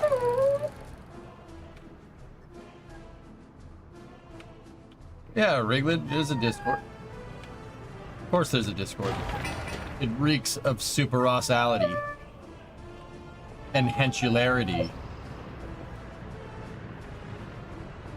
and joculinity.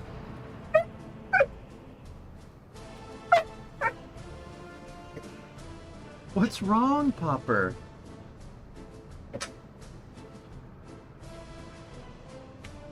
It sounds like the kind of place that, yeah, no, it is. It is.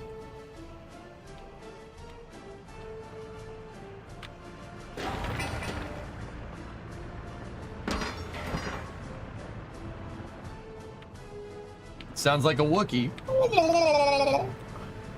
Exclamation point Discord, Riglet. Oh, weather guy already did it for you.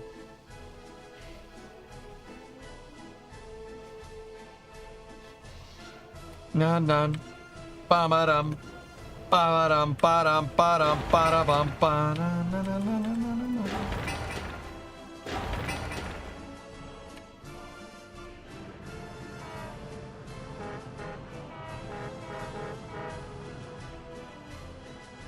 Weather reeks of jocularity. Yep.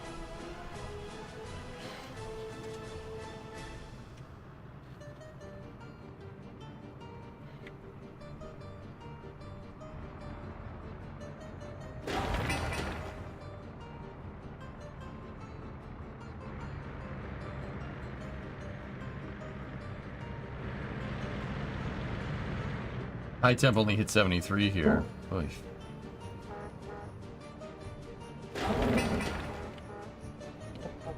Chewie!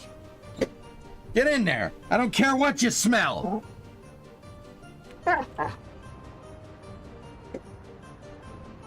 No, I don't think the Empire had Wookiees in mind when they designed her, Chewie. I don't know! Fly casual!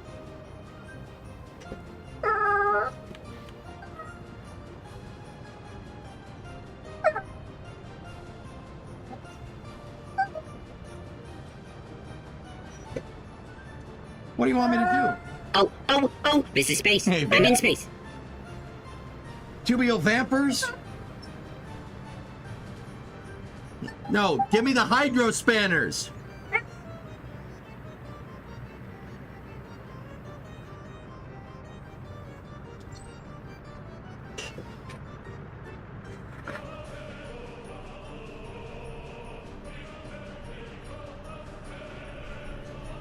No, no, no. This one goes here. That one goes there, right?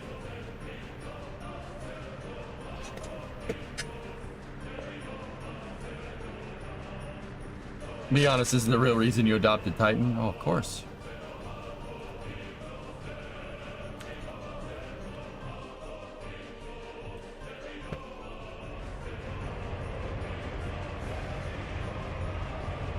He dropped his ball and it's on the other side of my foot and he went, oh!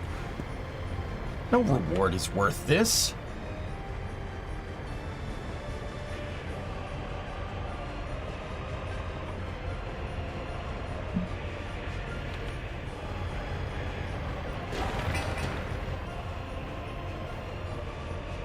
How's that pipeline doing?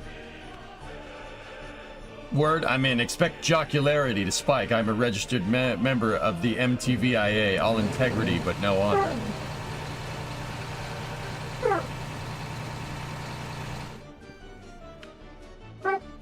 Yeah, if they figure us out, we're gonna have to get out of here. Quick, Chewie.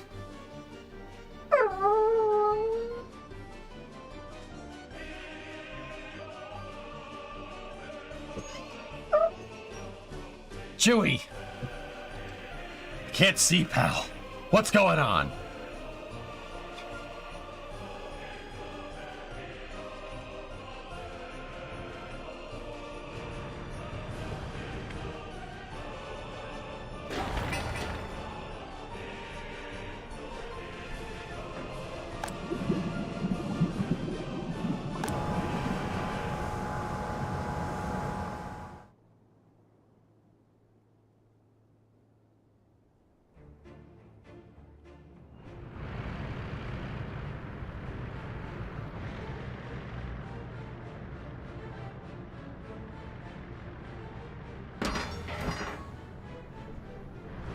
That pipeline's already finished? Jeepers creepers. Yeah, I'm replenishing resources on these stockpiles, dudes. Like all that steel. That's why I'm not making much money.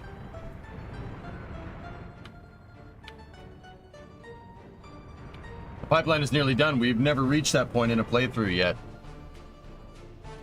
Let alone 3 times over, dude. I have 3 cities that are all decently successful. I'm even making money on the ruble now. If I could just figure out a way to lower my freaking payments, dude, we'd be good to go.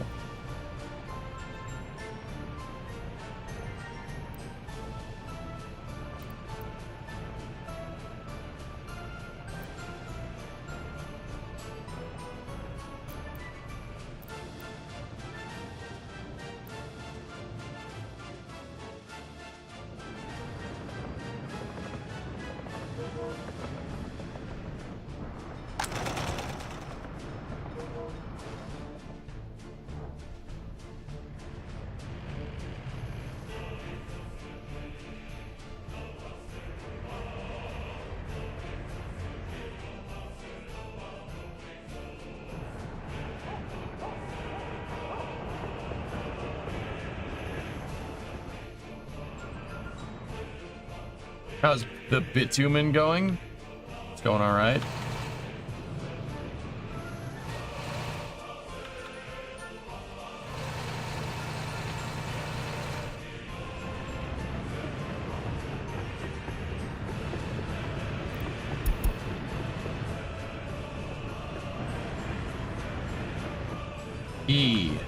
E. Yeah.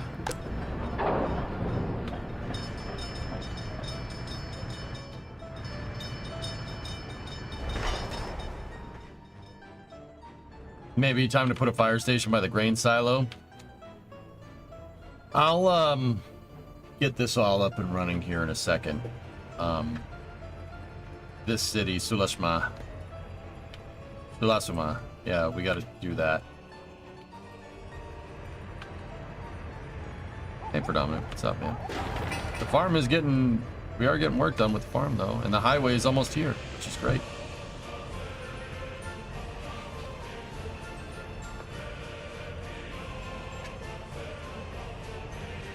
Hey, buddy. Oh, Palton. Oh, Palton. That's a good boy. Good boy. Hey, no piranha puppy, man. Don't do that. No. Here you go. Yeah. Oh, yeah, you like the ball. Look at this boy. He loves this ball. Oh, you know it's ball. Your life is ball.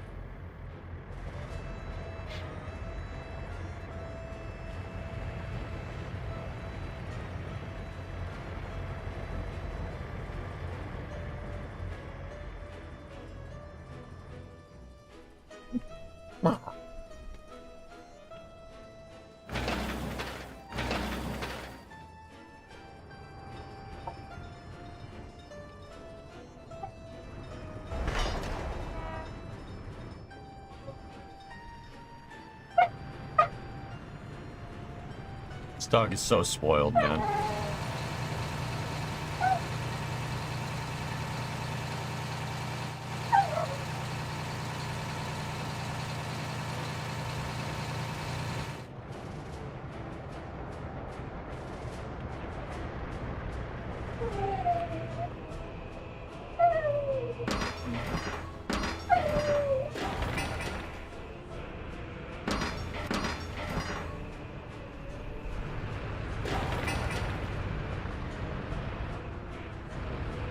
Oh, I can tell. Oh, yeah. Up. Come on. Up. Get up here.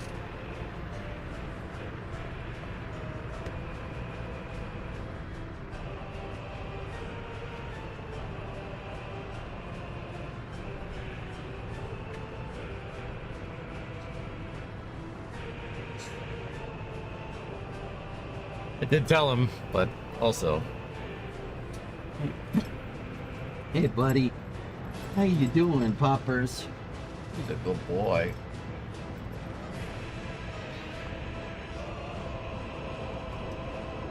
He's a good boy. Hi, boy.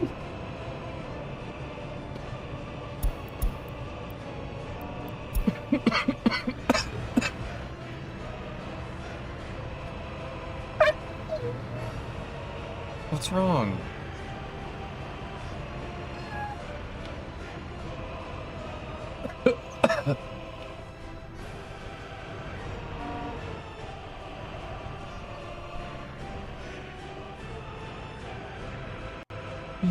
He sounds so sad. It kills me.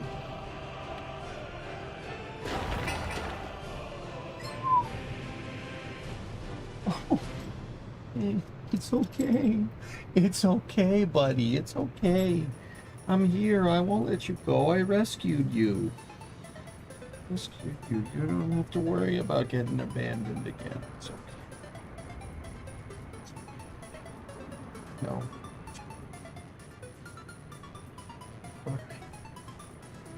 Hi. Hey, you're here with Daddy. It's okay. It's all right.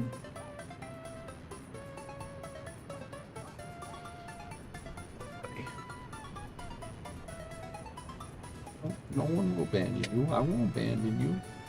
I've been dealing with these clowns for 12 years. I won't abandon you. I didn't abandon them, and I won't abandon you either. You're stuck with me, pal.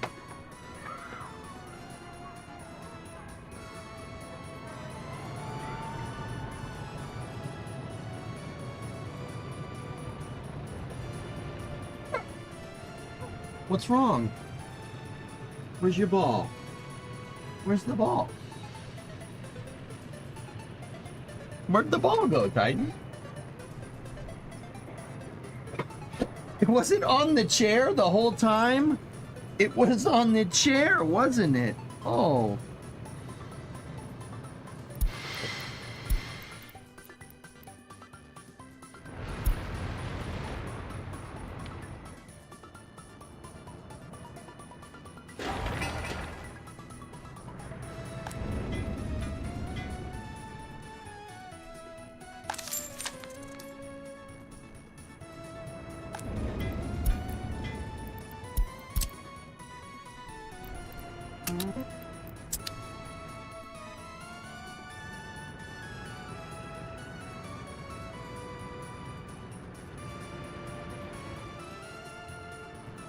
What are you gonna export with that pipe, Tar? Bitumen, Jack.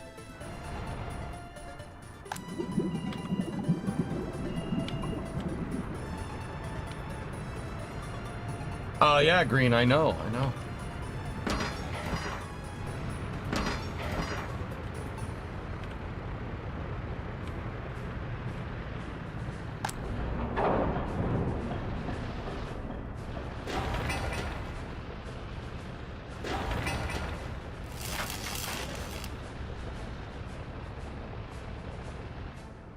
It was an SPP, yes. I built it over there to help offset my ruble debt. I financed it on the dollar. In fact, everything that's over here... Where am I? Everything that's over here, Canavar, Aribi, Albaki Baba, Galikli, and Kovirud, is all financed on the dollar. Except for the bridge. I financed that bridge on the ruble and that highway construction. Got another refinery going over here. Just a matter of time before that's finished, and we're setting up a city over here as well. We got fire stations, all the accoutrement. What is that shit? Got everything that we need over here. And if not, I'll send more stuff. Can I see the SPP?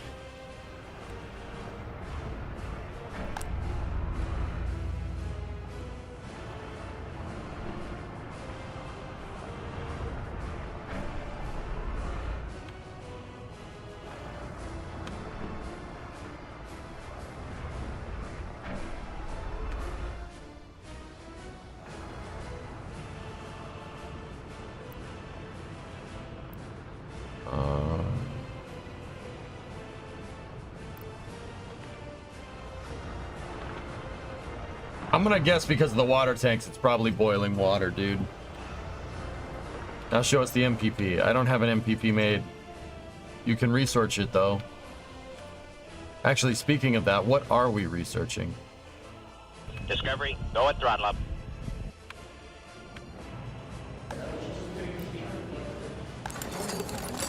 Video. Hey, Jack, you got your worm, dude. Thank you. 5 years, man. Appreciate it.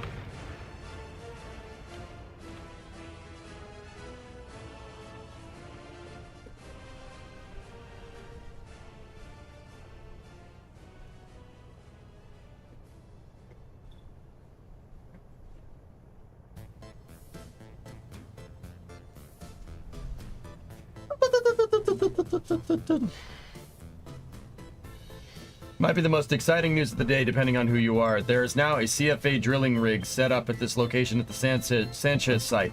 Looks like some heavy-duty foundations will be created soon. Maybe something extremely heavy and potentially mobile will be assembled here. Potentially mobile, says Zach. I don't know, like a mobile launcher OLM?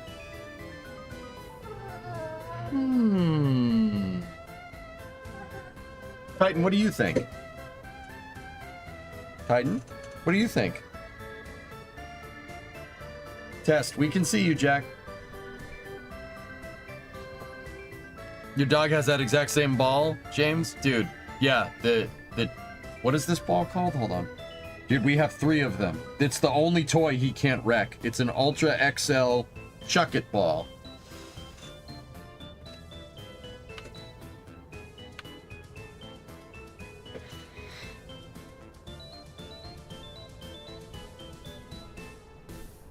They actually build an ML, you'd be the luckiest melon farmer on Twitch. It ain't luck, pal. It ain't luck, all right? It's a heavy rocket. The last time somebody built a freaking rocket this big, it was the Saturn V, and they used the mobile launcher. It's not rocket science, homie. It's not rocket science. How about now? How about now?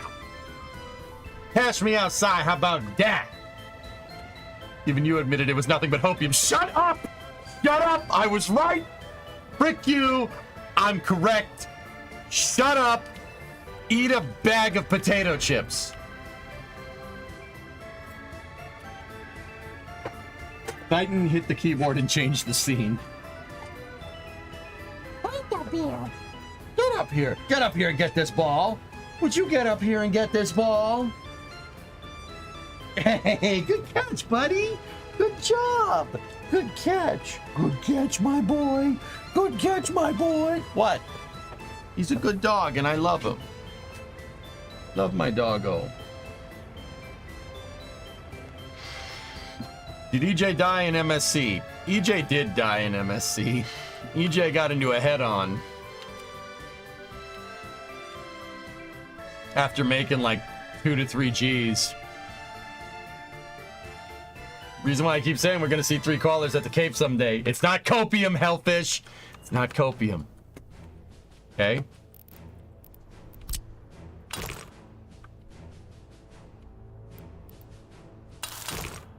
There's a method to my madness, all right?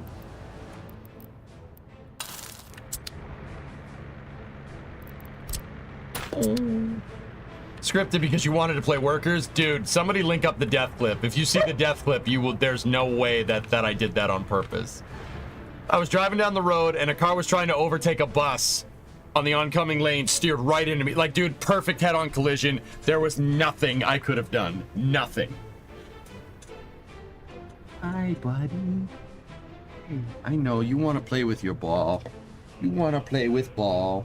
Titan wants to play with ball. Titan wants to play with ball. Hi.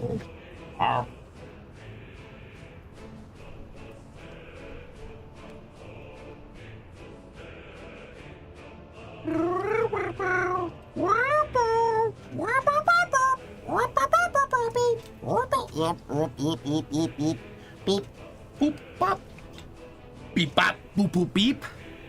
Beep, beep. Beep, bop, boop, boop, beep, beep, beep, beep, beep, bop. Beep, beep, bop, bop, boop. Bop. You're like a crocodile.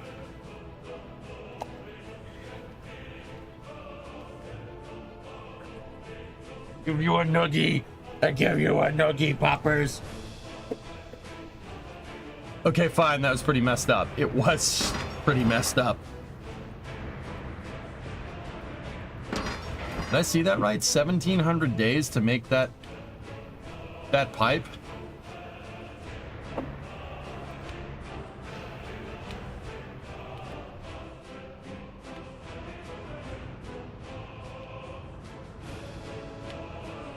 Eek.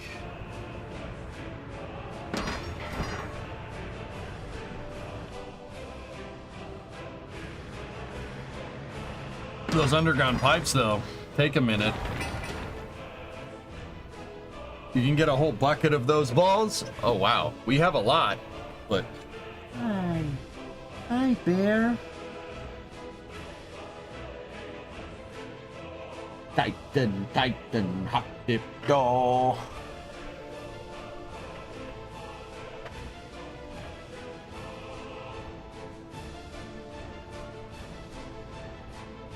Hang on a second, dudes.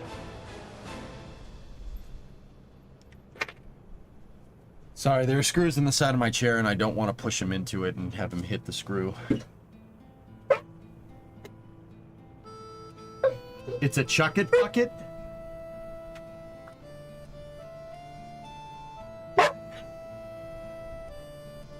What? What's wrong? I understand. I don't speak dog, man. You gotta be more specific than that.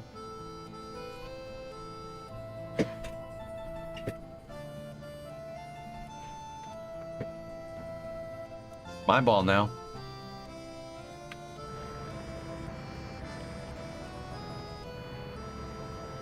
It's mine now.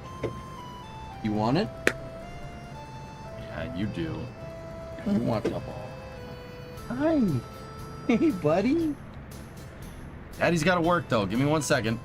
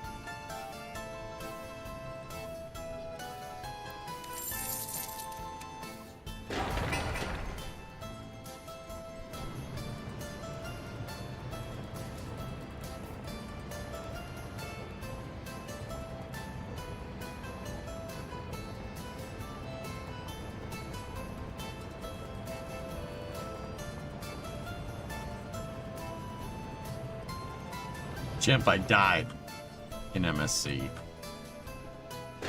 I'm not proud. I'm not proud of what happened.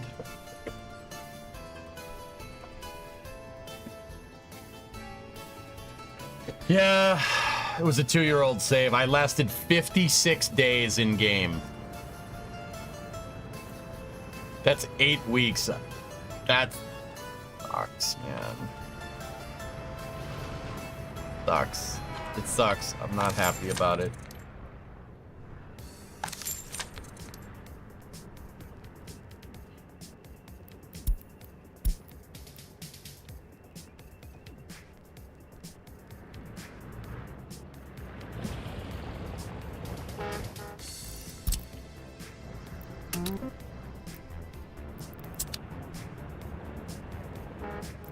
I'm gonna split some of these buses and have them go over here, and we'll pull workers from there. I'll take 3 Mercedes buses, put them over there at that work depot. Because right now, it's not materials, it's the labor that's killing me here. I don't have enough, we don't have enough people to get all this done. Hey.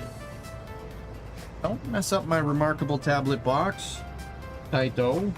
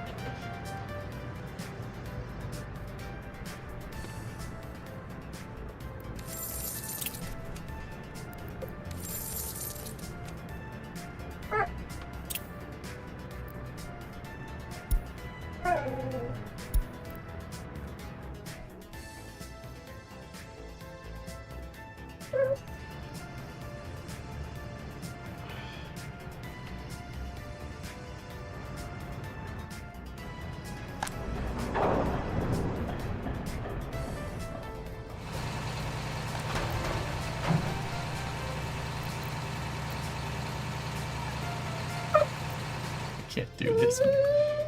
Hey Jacobs, good to see you this evening. I usually miss evening streams. This one is no different. I won't be here for long, but I got a new standing desk for work and I got it set up and I wanted to test my external speaker setup, so I figured no better place to test than an EJ stream.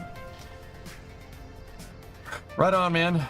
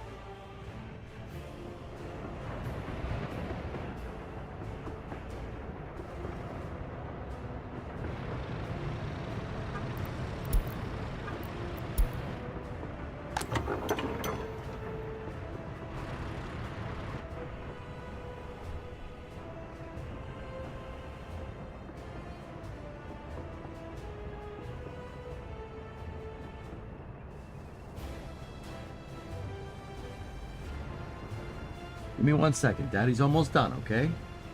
Just chill for a sec. It'll be okay. We'll go down and go sleepy. You want to go sleepy? Come on up here if you want to go sleepy.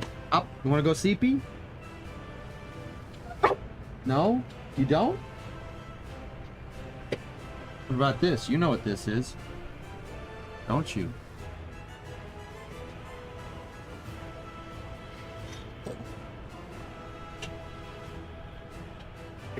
Okay, in a second. Give me 15. I said give me 15 minutes. I just want to finish the pipeline, Titan. Don't you understand? We must export bitumen.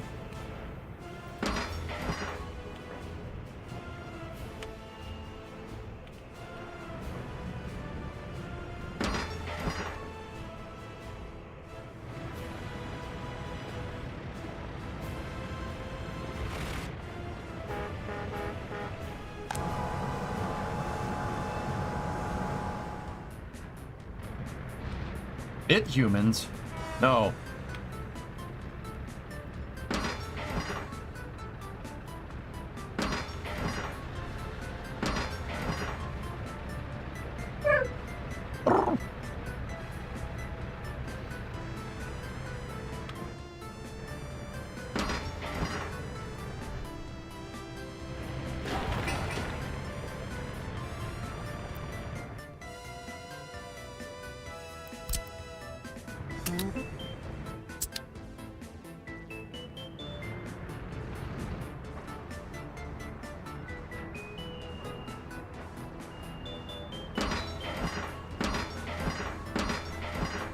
Not gonna take much longer. We gotta be careful. We're running out of freaking steel.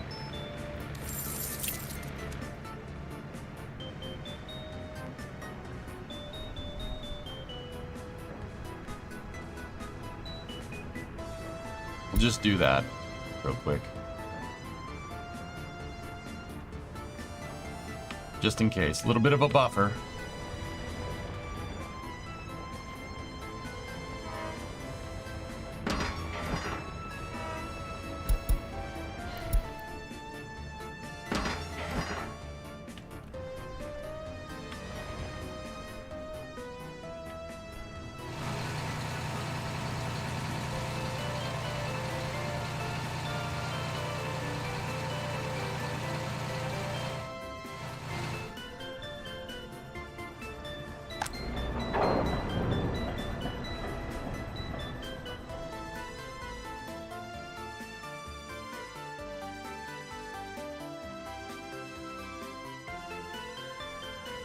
That will free up labor in trucks.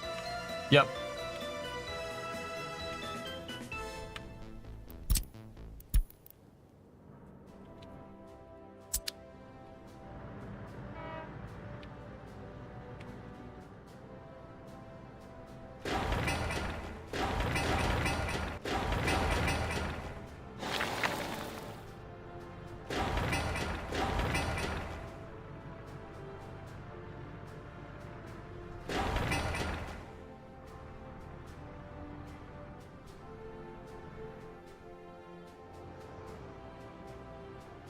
Won't be able to sleep without seeing its completion. Oh, me neither.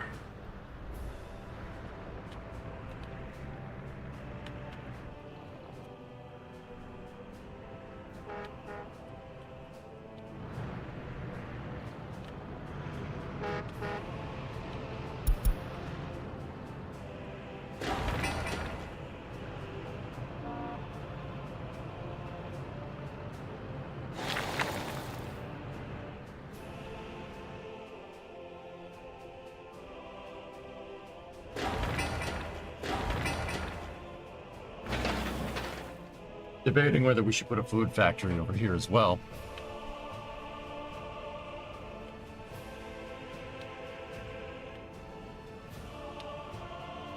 We'll see.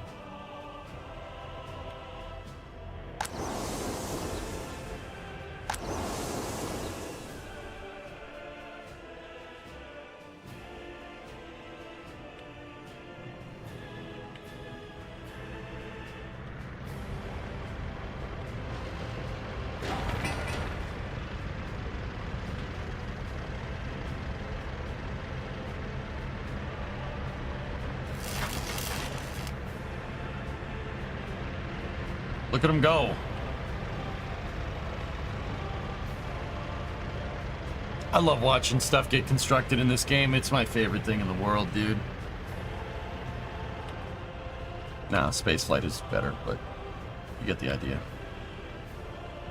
13, 12, 11, 10, 9, 8, 7. Go for main engine start. 6, 5, 4, 3, 2, 1. Booster ignition and liftoff.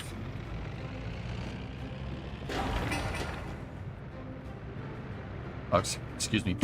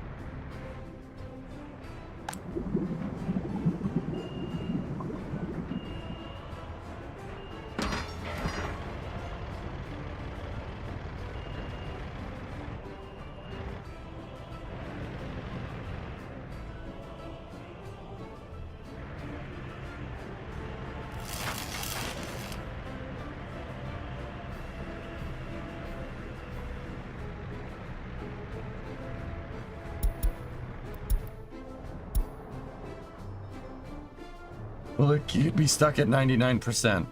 What?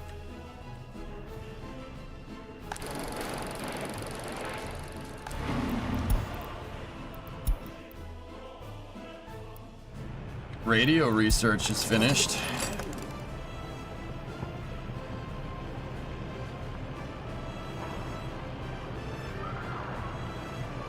Let's go bauxite purification.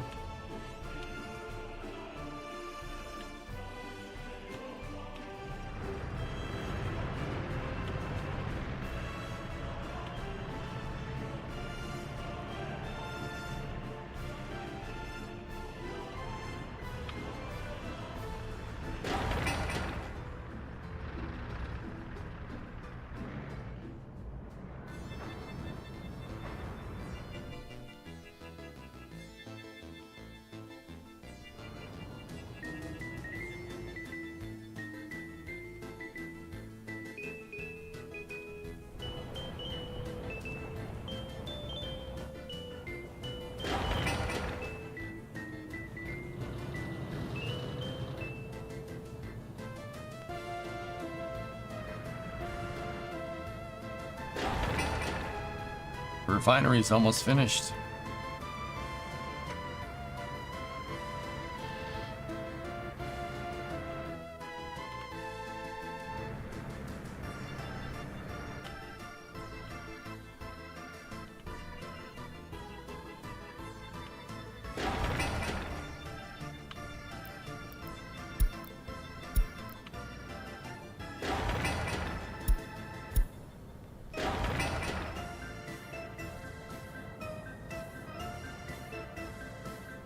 Shotgun overtime for everyone. Great success.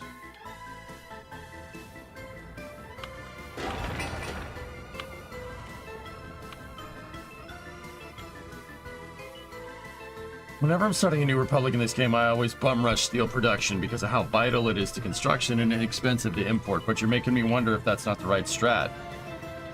I did that on this map because we have a lot of oil, and I bum rushed oil instead. There's a lot of oil on the desert map.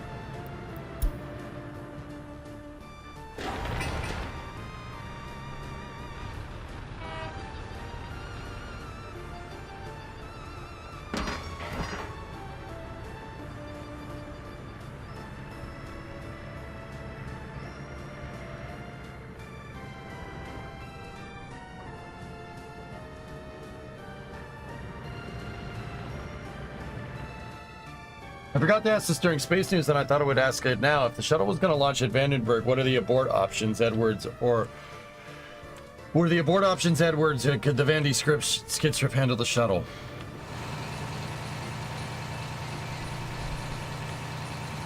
Vandenberg can handle the shuttle, T-Man. Yeah, easily. They extended the runway at Vandenberg to 15,000 feet for this exact purpose.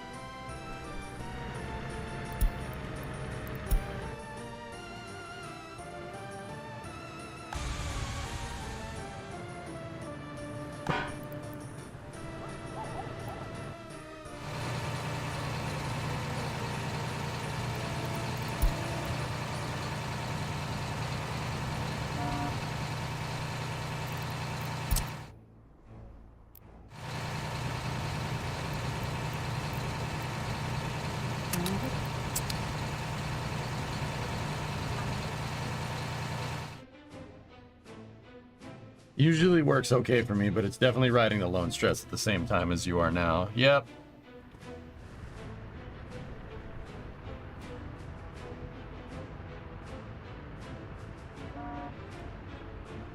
Wait, what was the Odo on that bulldozer? Was it brand new? Oh, yeah. Vandenberg's very different. That's the Cape. Yeah.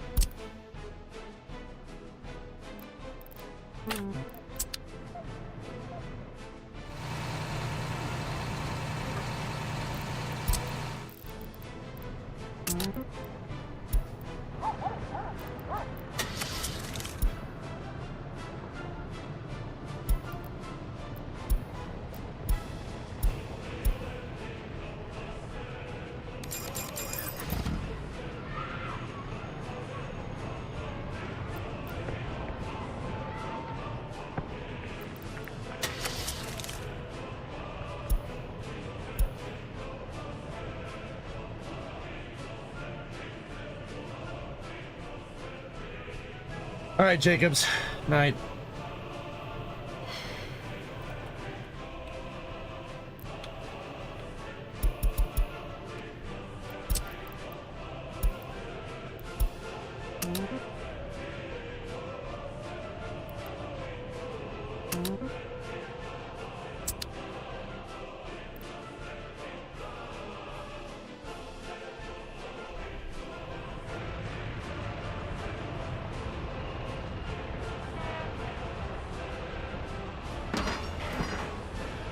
I added another labor construction depot here so we could get these stupid pipelines finished.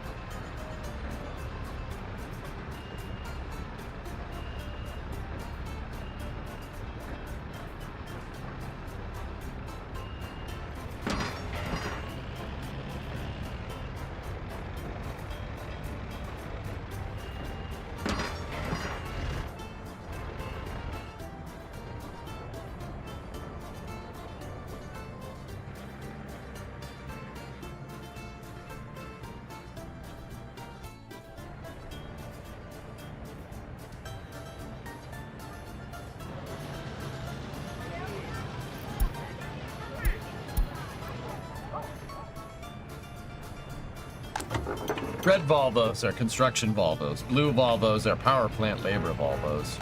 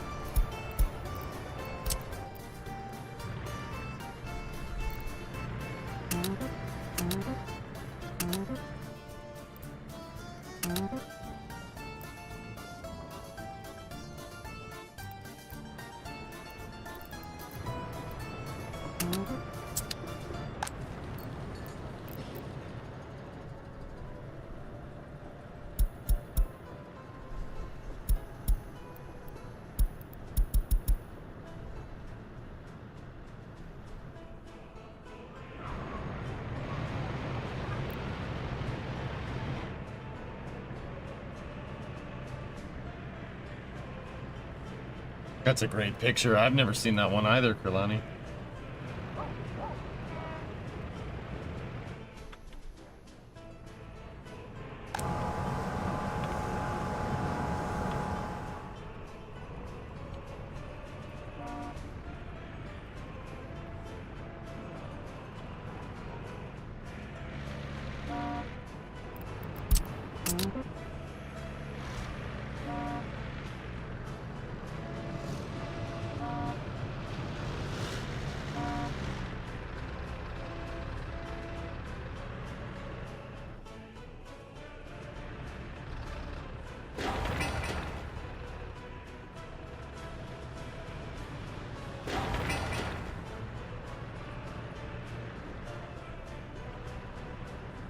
Well, that got done real quick.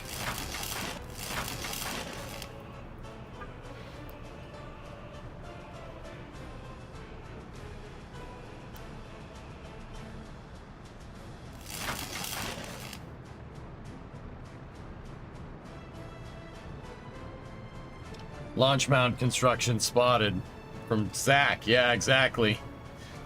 Mobile launchers, T-Man. Interesting. Interesting. I'm not gonna let you guys live that crap down. I called that from a freaking mile away. I called that from a mile away 2 years before it happened. Look, man.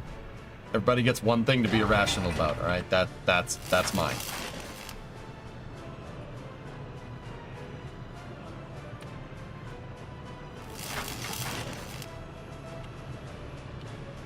Oh, stop. You were hope crafting. Or was I? Or was I? Dick.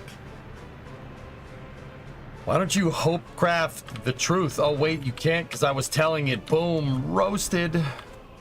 Riggedy, riggedy, roasted.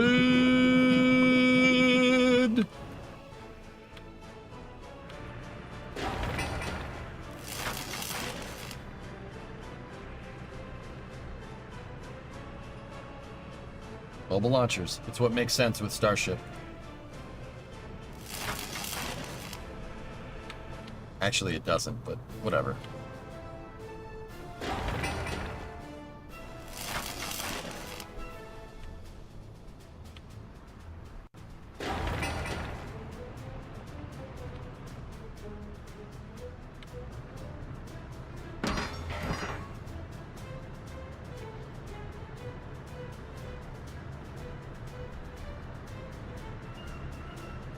Headset's running out of batteries.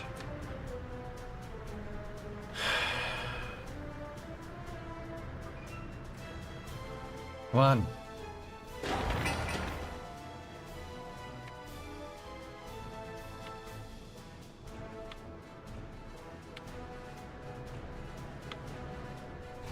Hey, Nightmare Maker. Go and throttle up.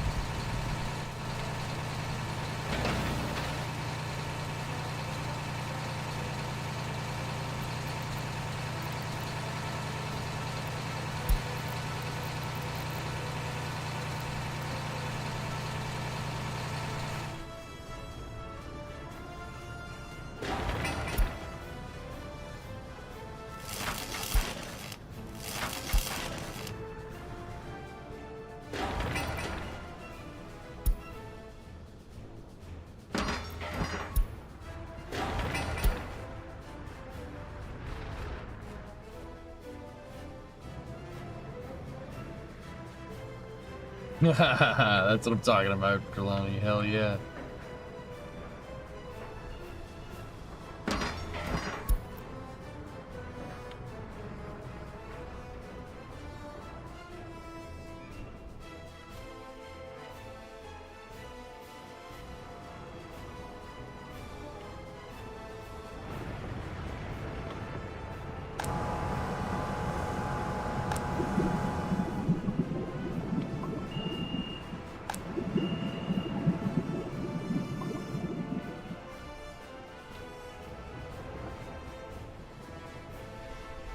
They'll rebuild at some point, T-Man.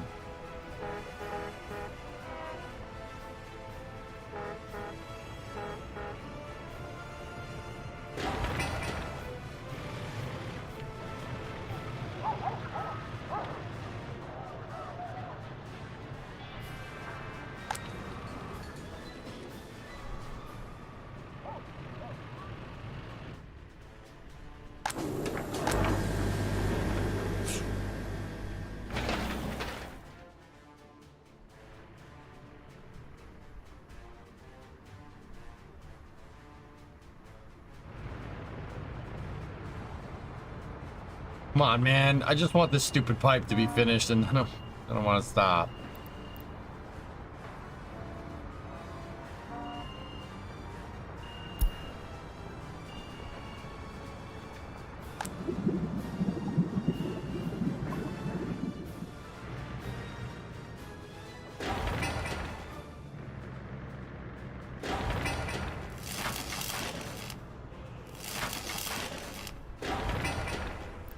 Good.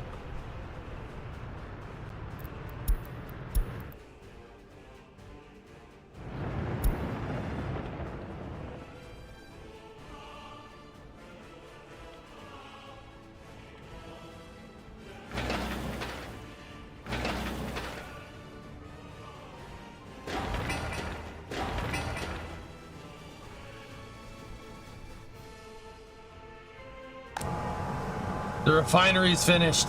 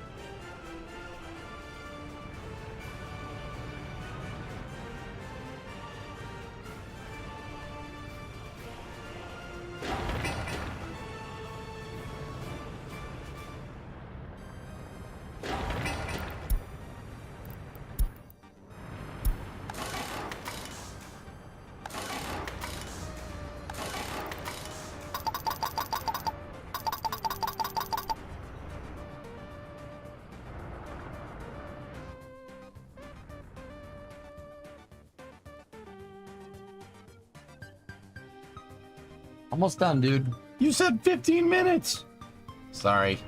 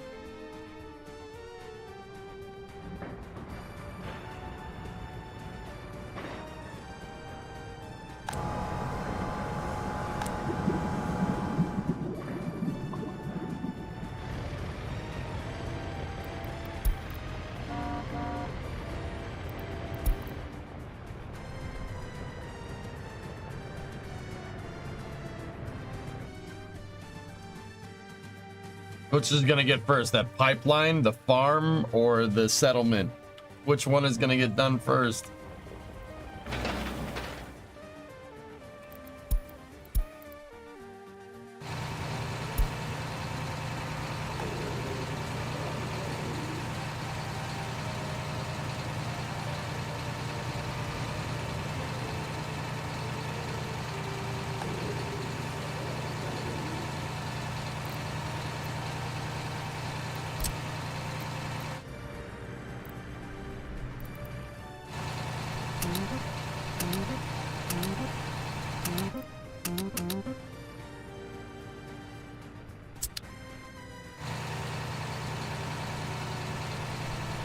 We're so close.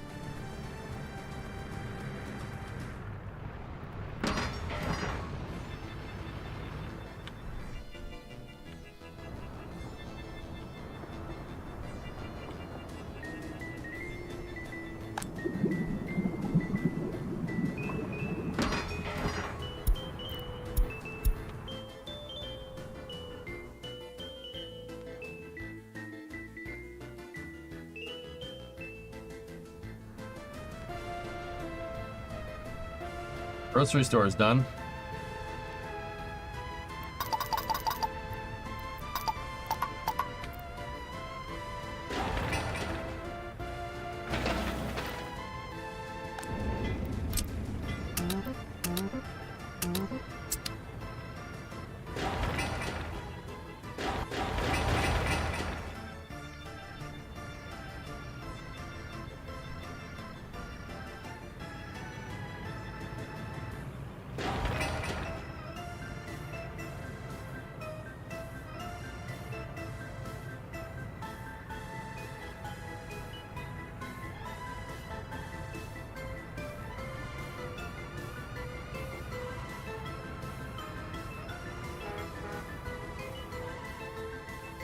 Oh, they're getting the sewer line finished and the Stalinator. Okay.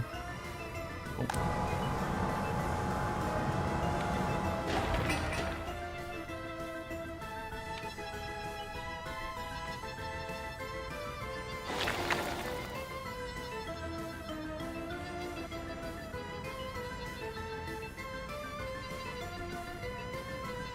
I don't think I've seen you build a seaport or an airport in this yet. I've never had the money.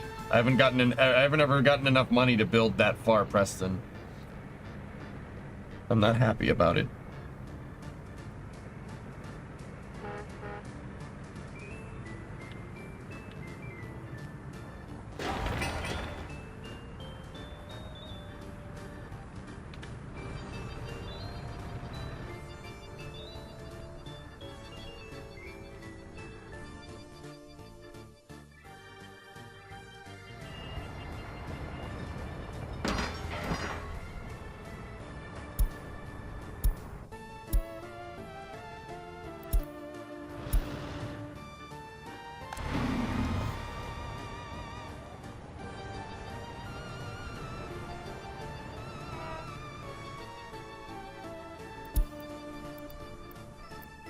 Pipeline connection is done.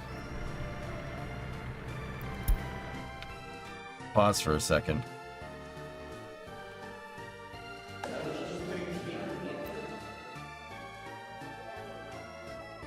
Do pipeline connection with Soviet countries.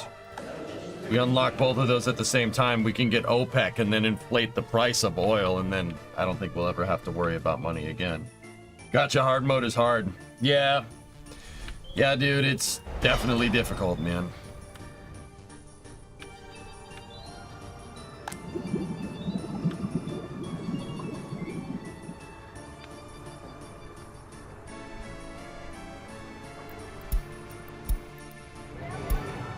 Uglin is gonna need a police station sooner rather than later.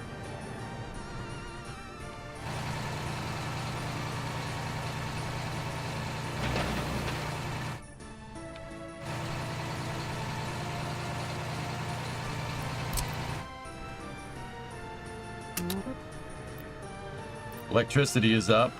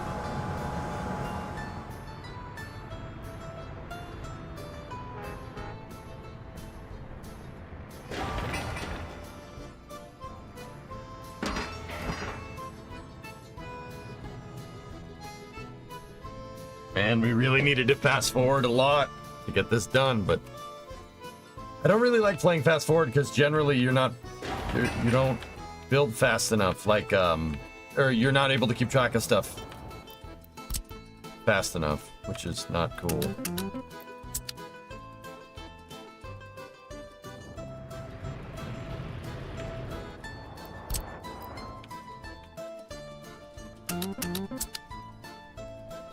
I need to go to bed, but I can't stop watching. I'm so close, Iger. We'll get it. How's Aribi doing? Grocery store's up, kindergarten is up.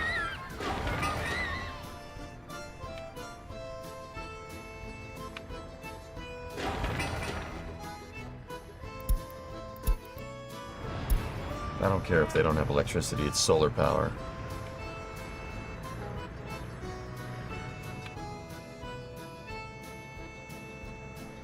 I did see that. Yeah, the F-18 Hellfish, I saw it. I also watched the Carlos Hathcock Fat Electrician video, which is... he doesn't miss.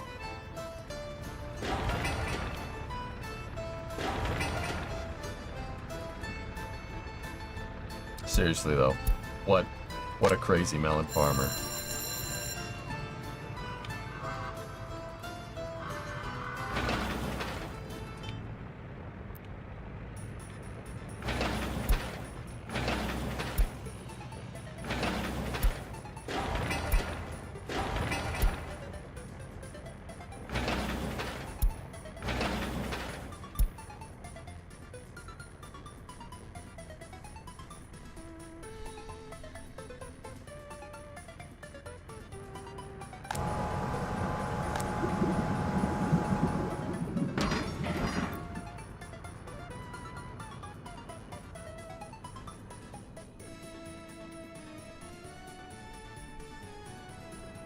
Yeah, Joker, exactly, dude.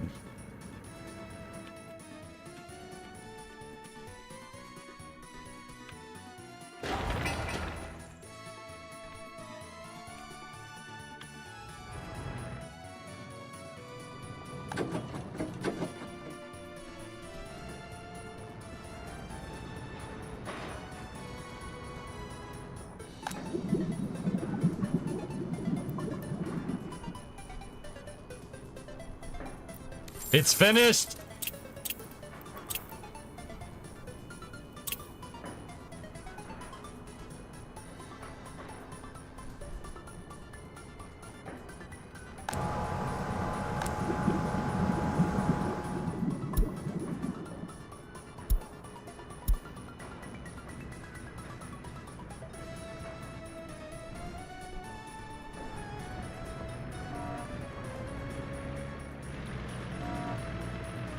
That's the last bitumen truck.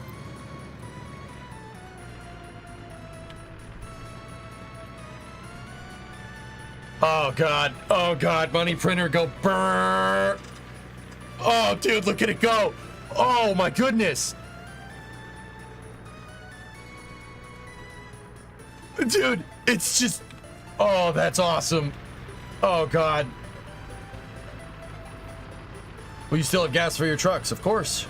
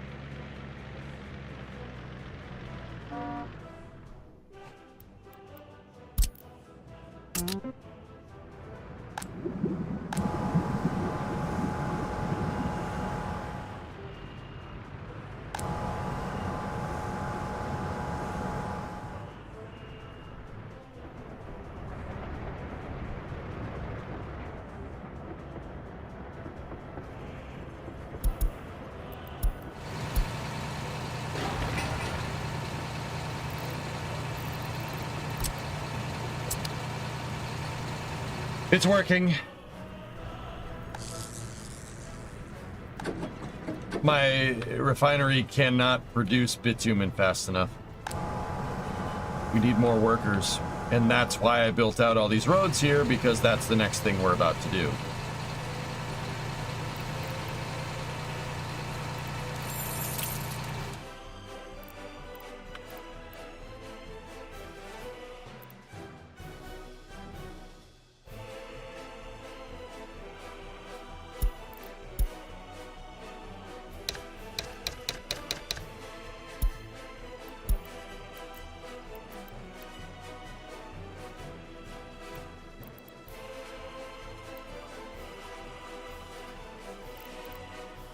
You know what?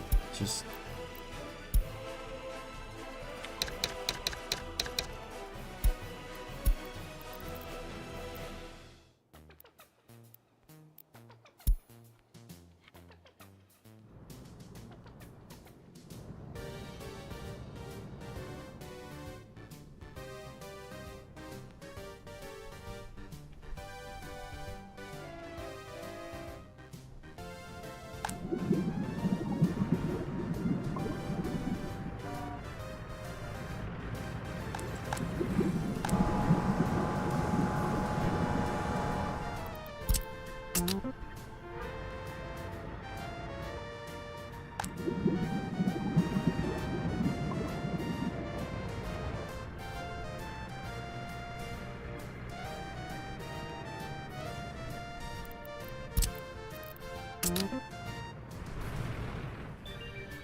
Which residential building will you go for? Don't know.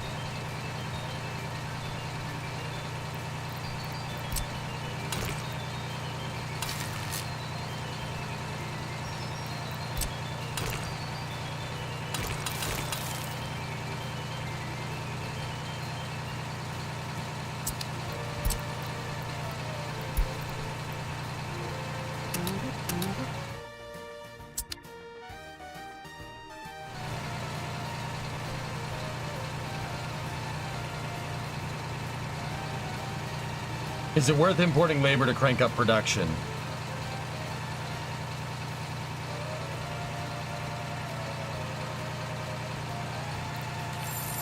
I'm wondering why my dollar is not... It's kind of...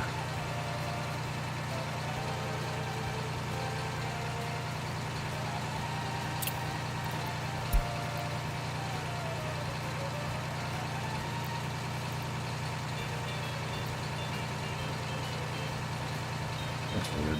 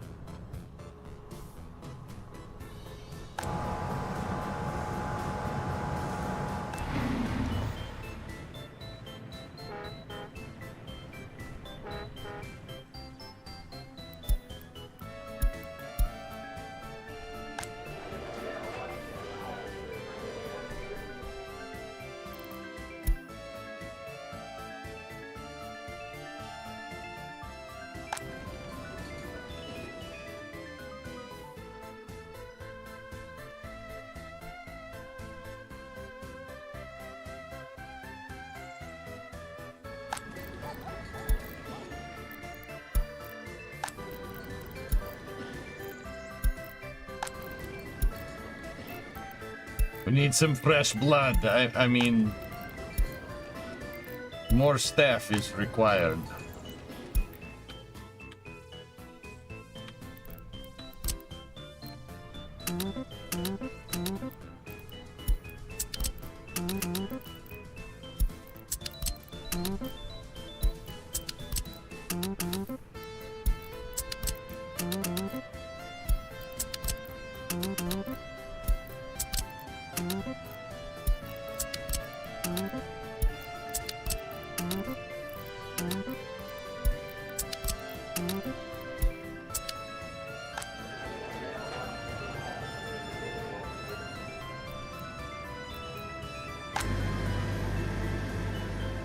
Looks like you may have actually created the money printer.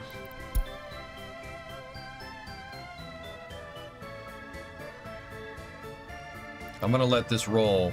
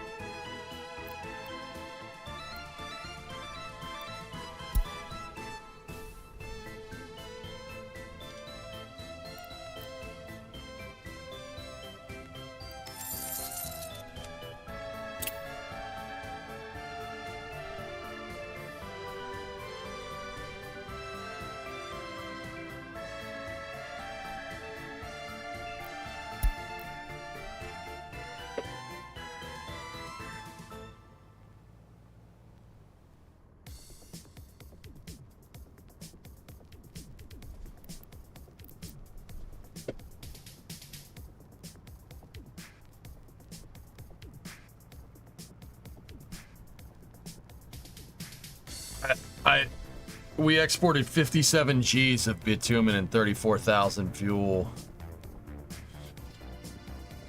I think we're, yeah, I think we're good.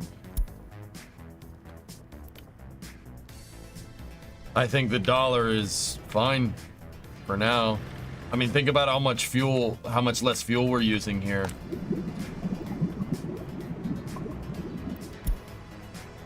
Iron is going down.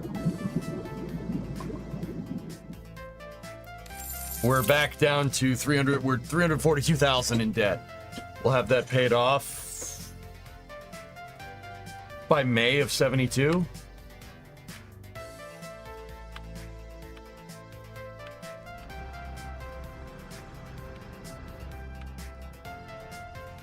And that, guys, that's crazy because that was financing everything here on the dollar. All this entire project is financed on the dollar. Yeah, we're...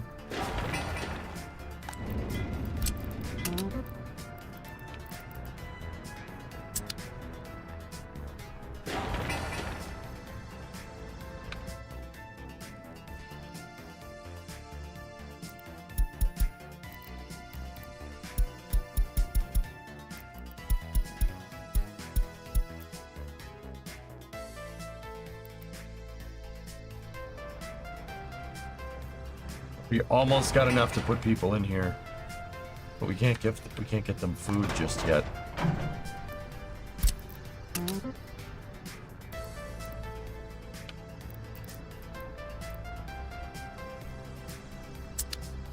We can start loading up food here, though.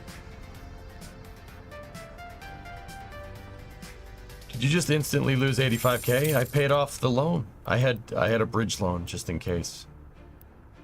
Yeah. And we were at 9,000 when that happened like a second ago.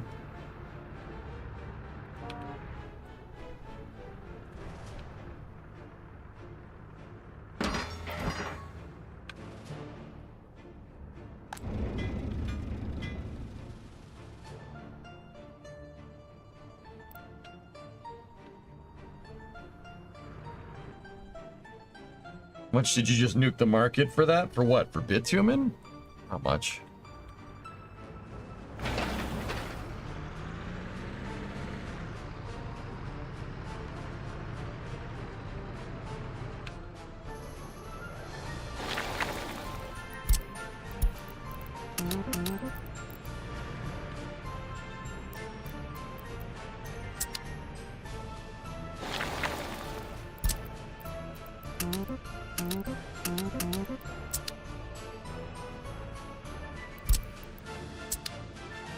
The OPEC research will, yeah.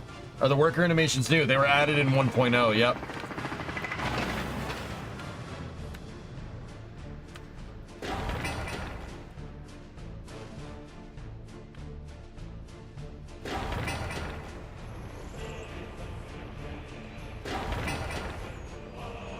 Just standing there menacingly.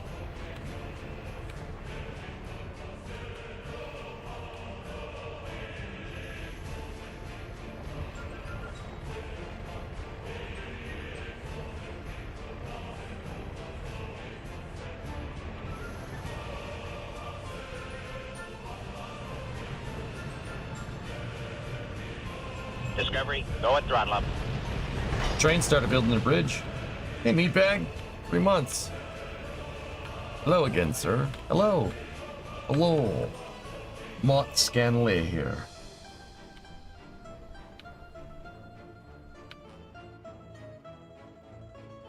Dude, once we start farming, man, really gonna turn this sucker around.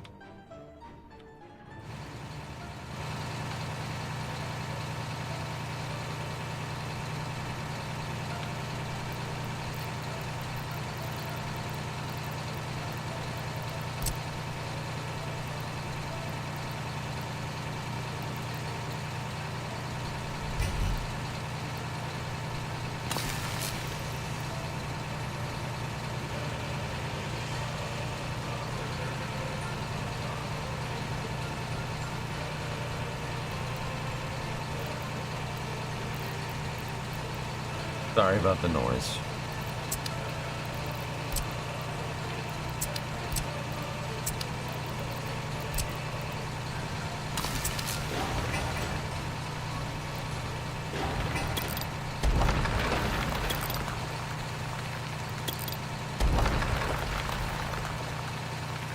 This noise is our life now. Yeah.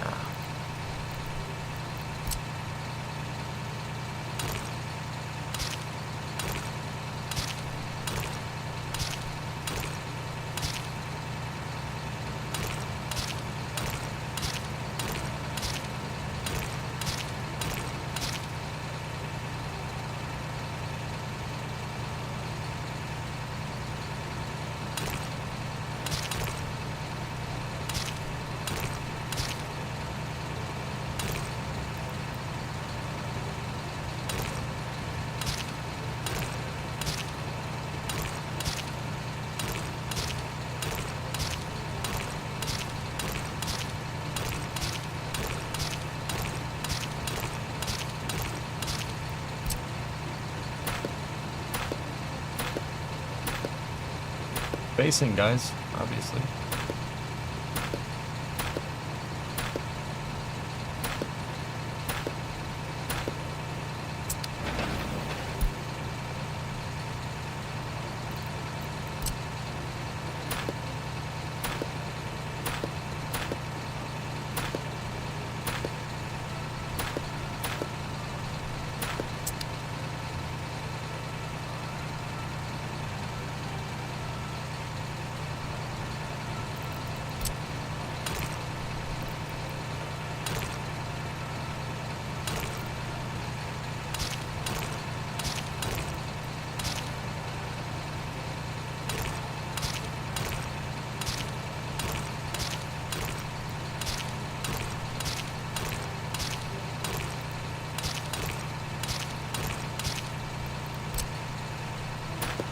I hate that damn noise.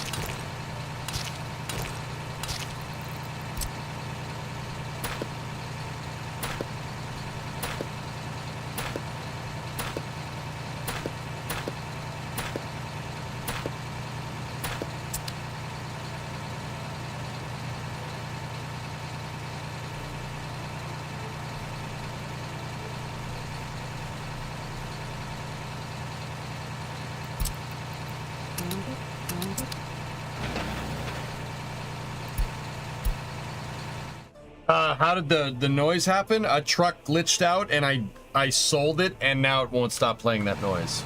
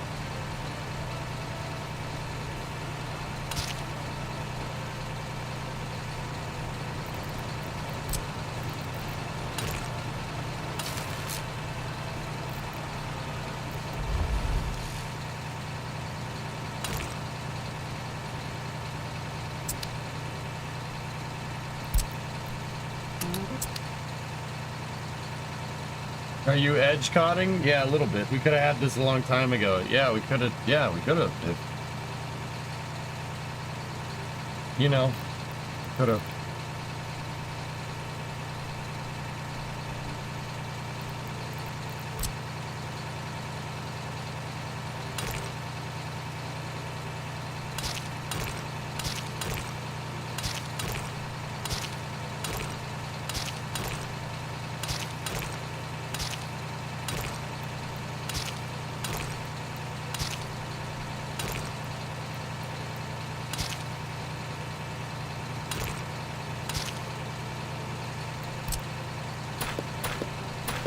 Thank you for that keystroke, Joker. I didn't know that.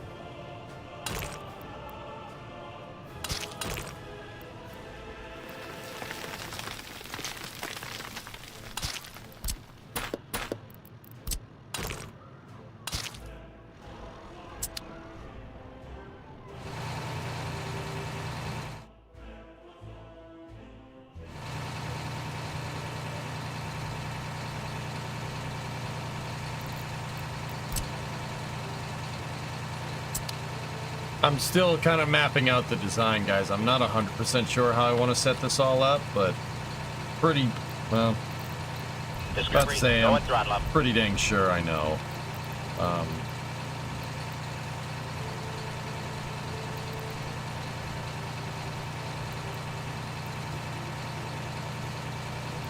The Dill. It's a really nice road there, brother. Thank you. Thanks, man.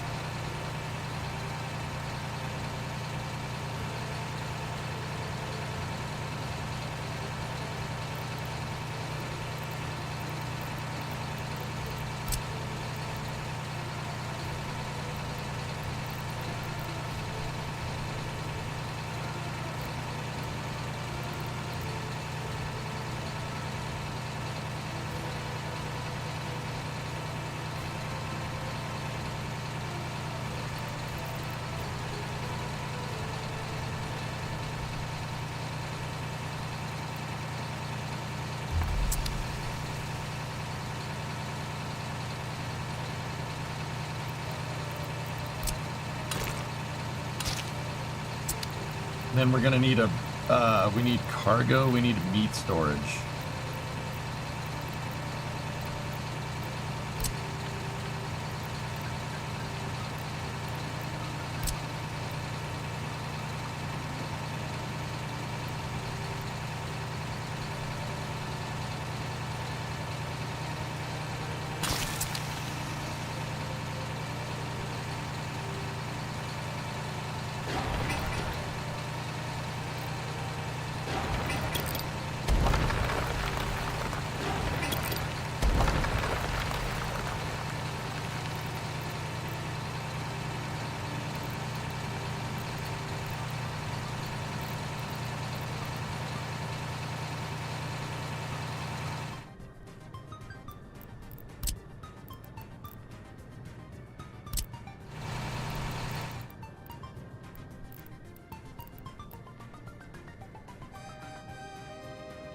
Hotel is going up there.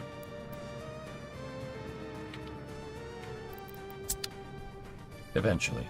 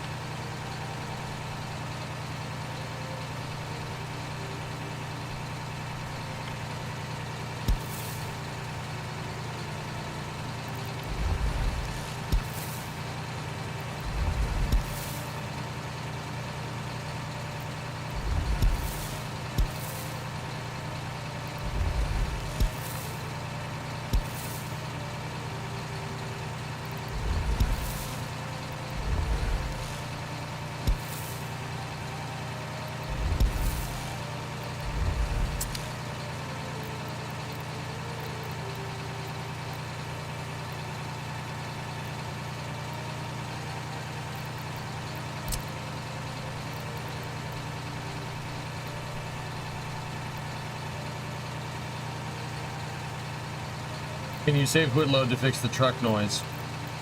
It won't go away, dude. I'm sorry. It won't go away. It's so freaking annoying. Believe me.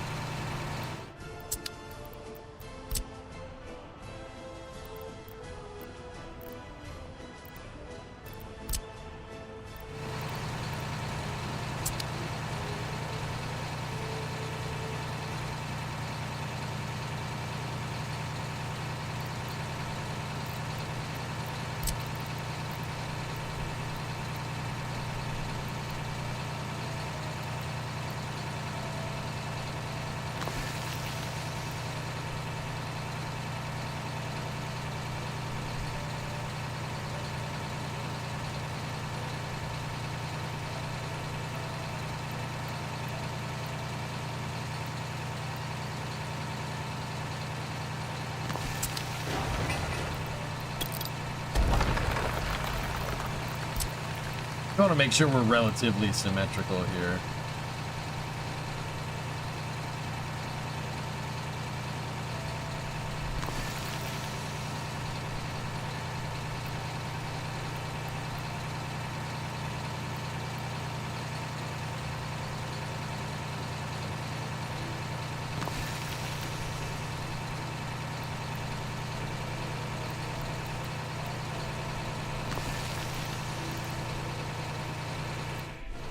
Hello, Stiegel. How are you? Greetings, comrades.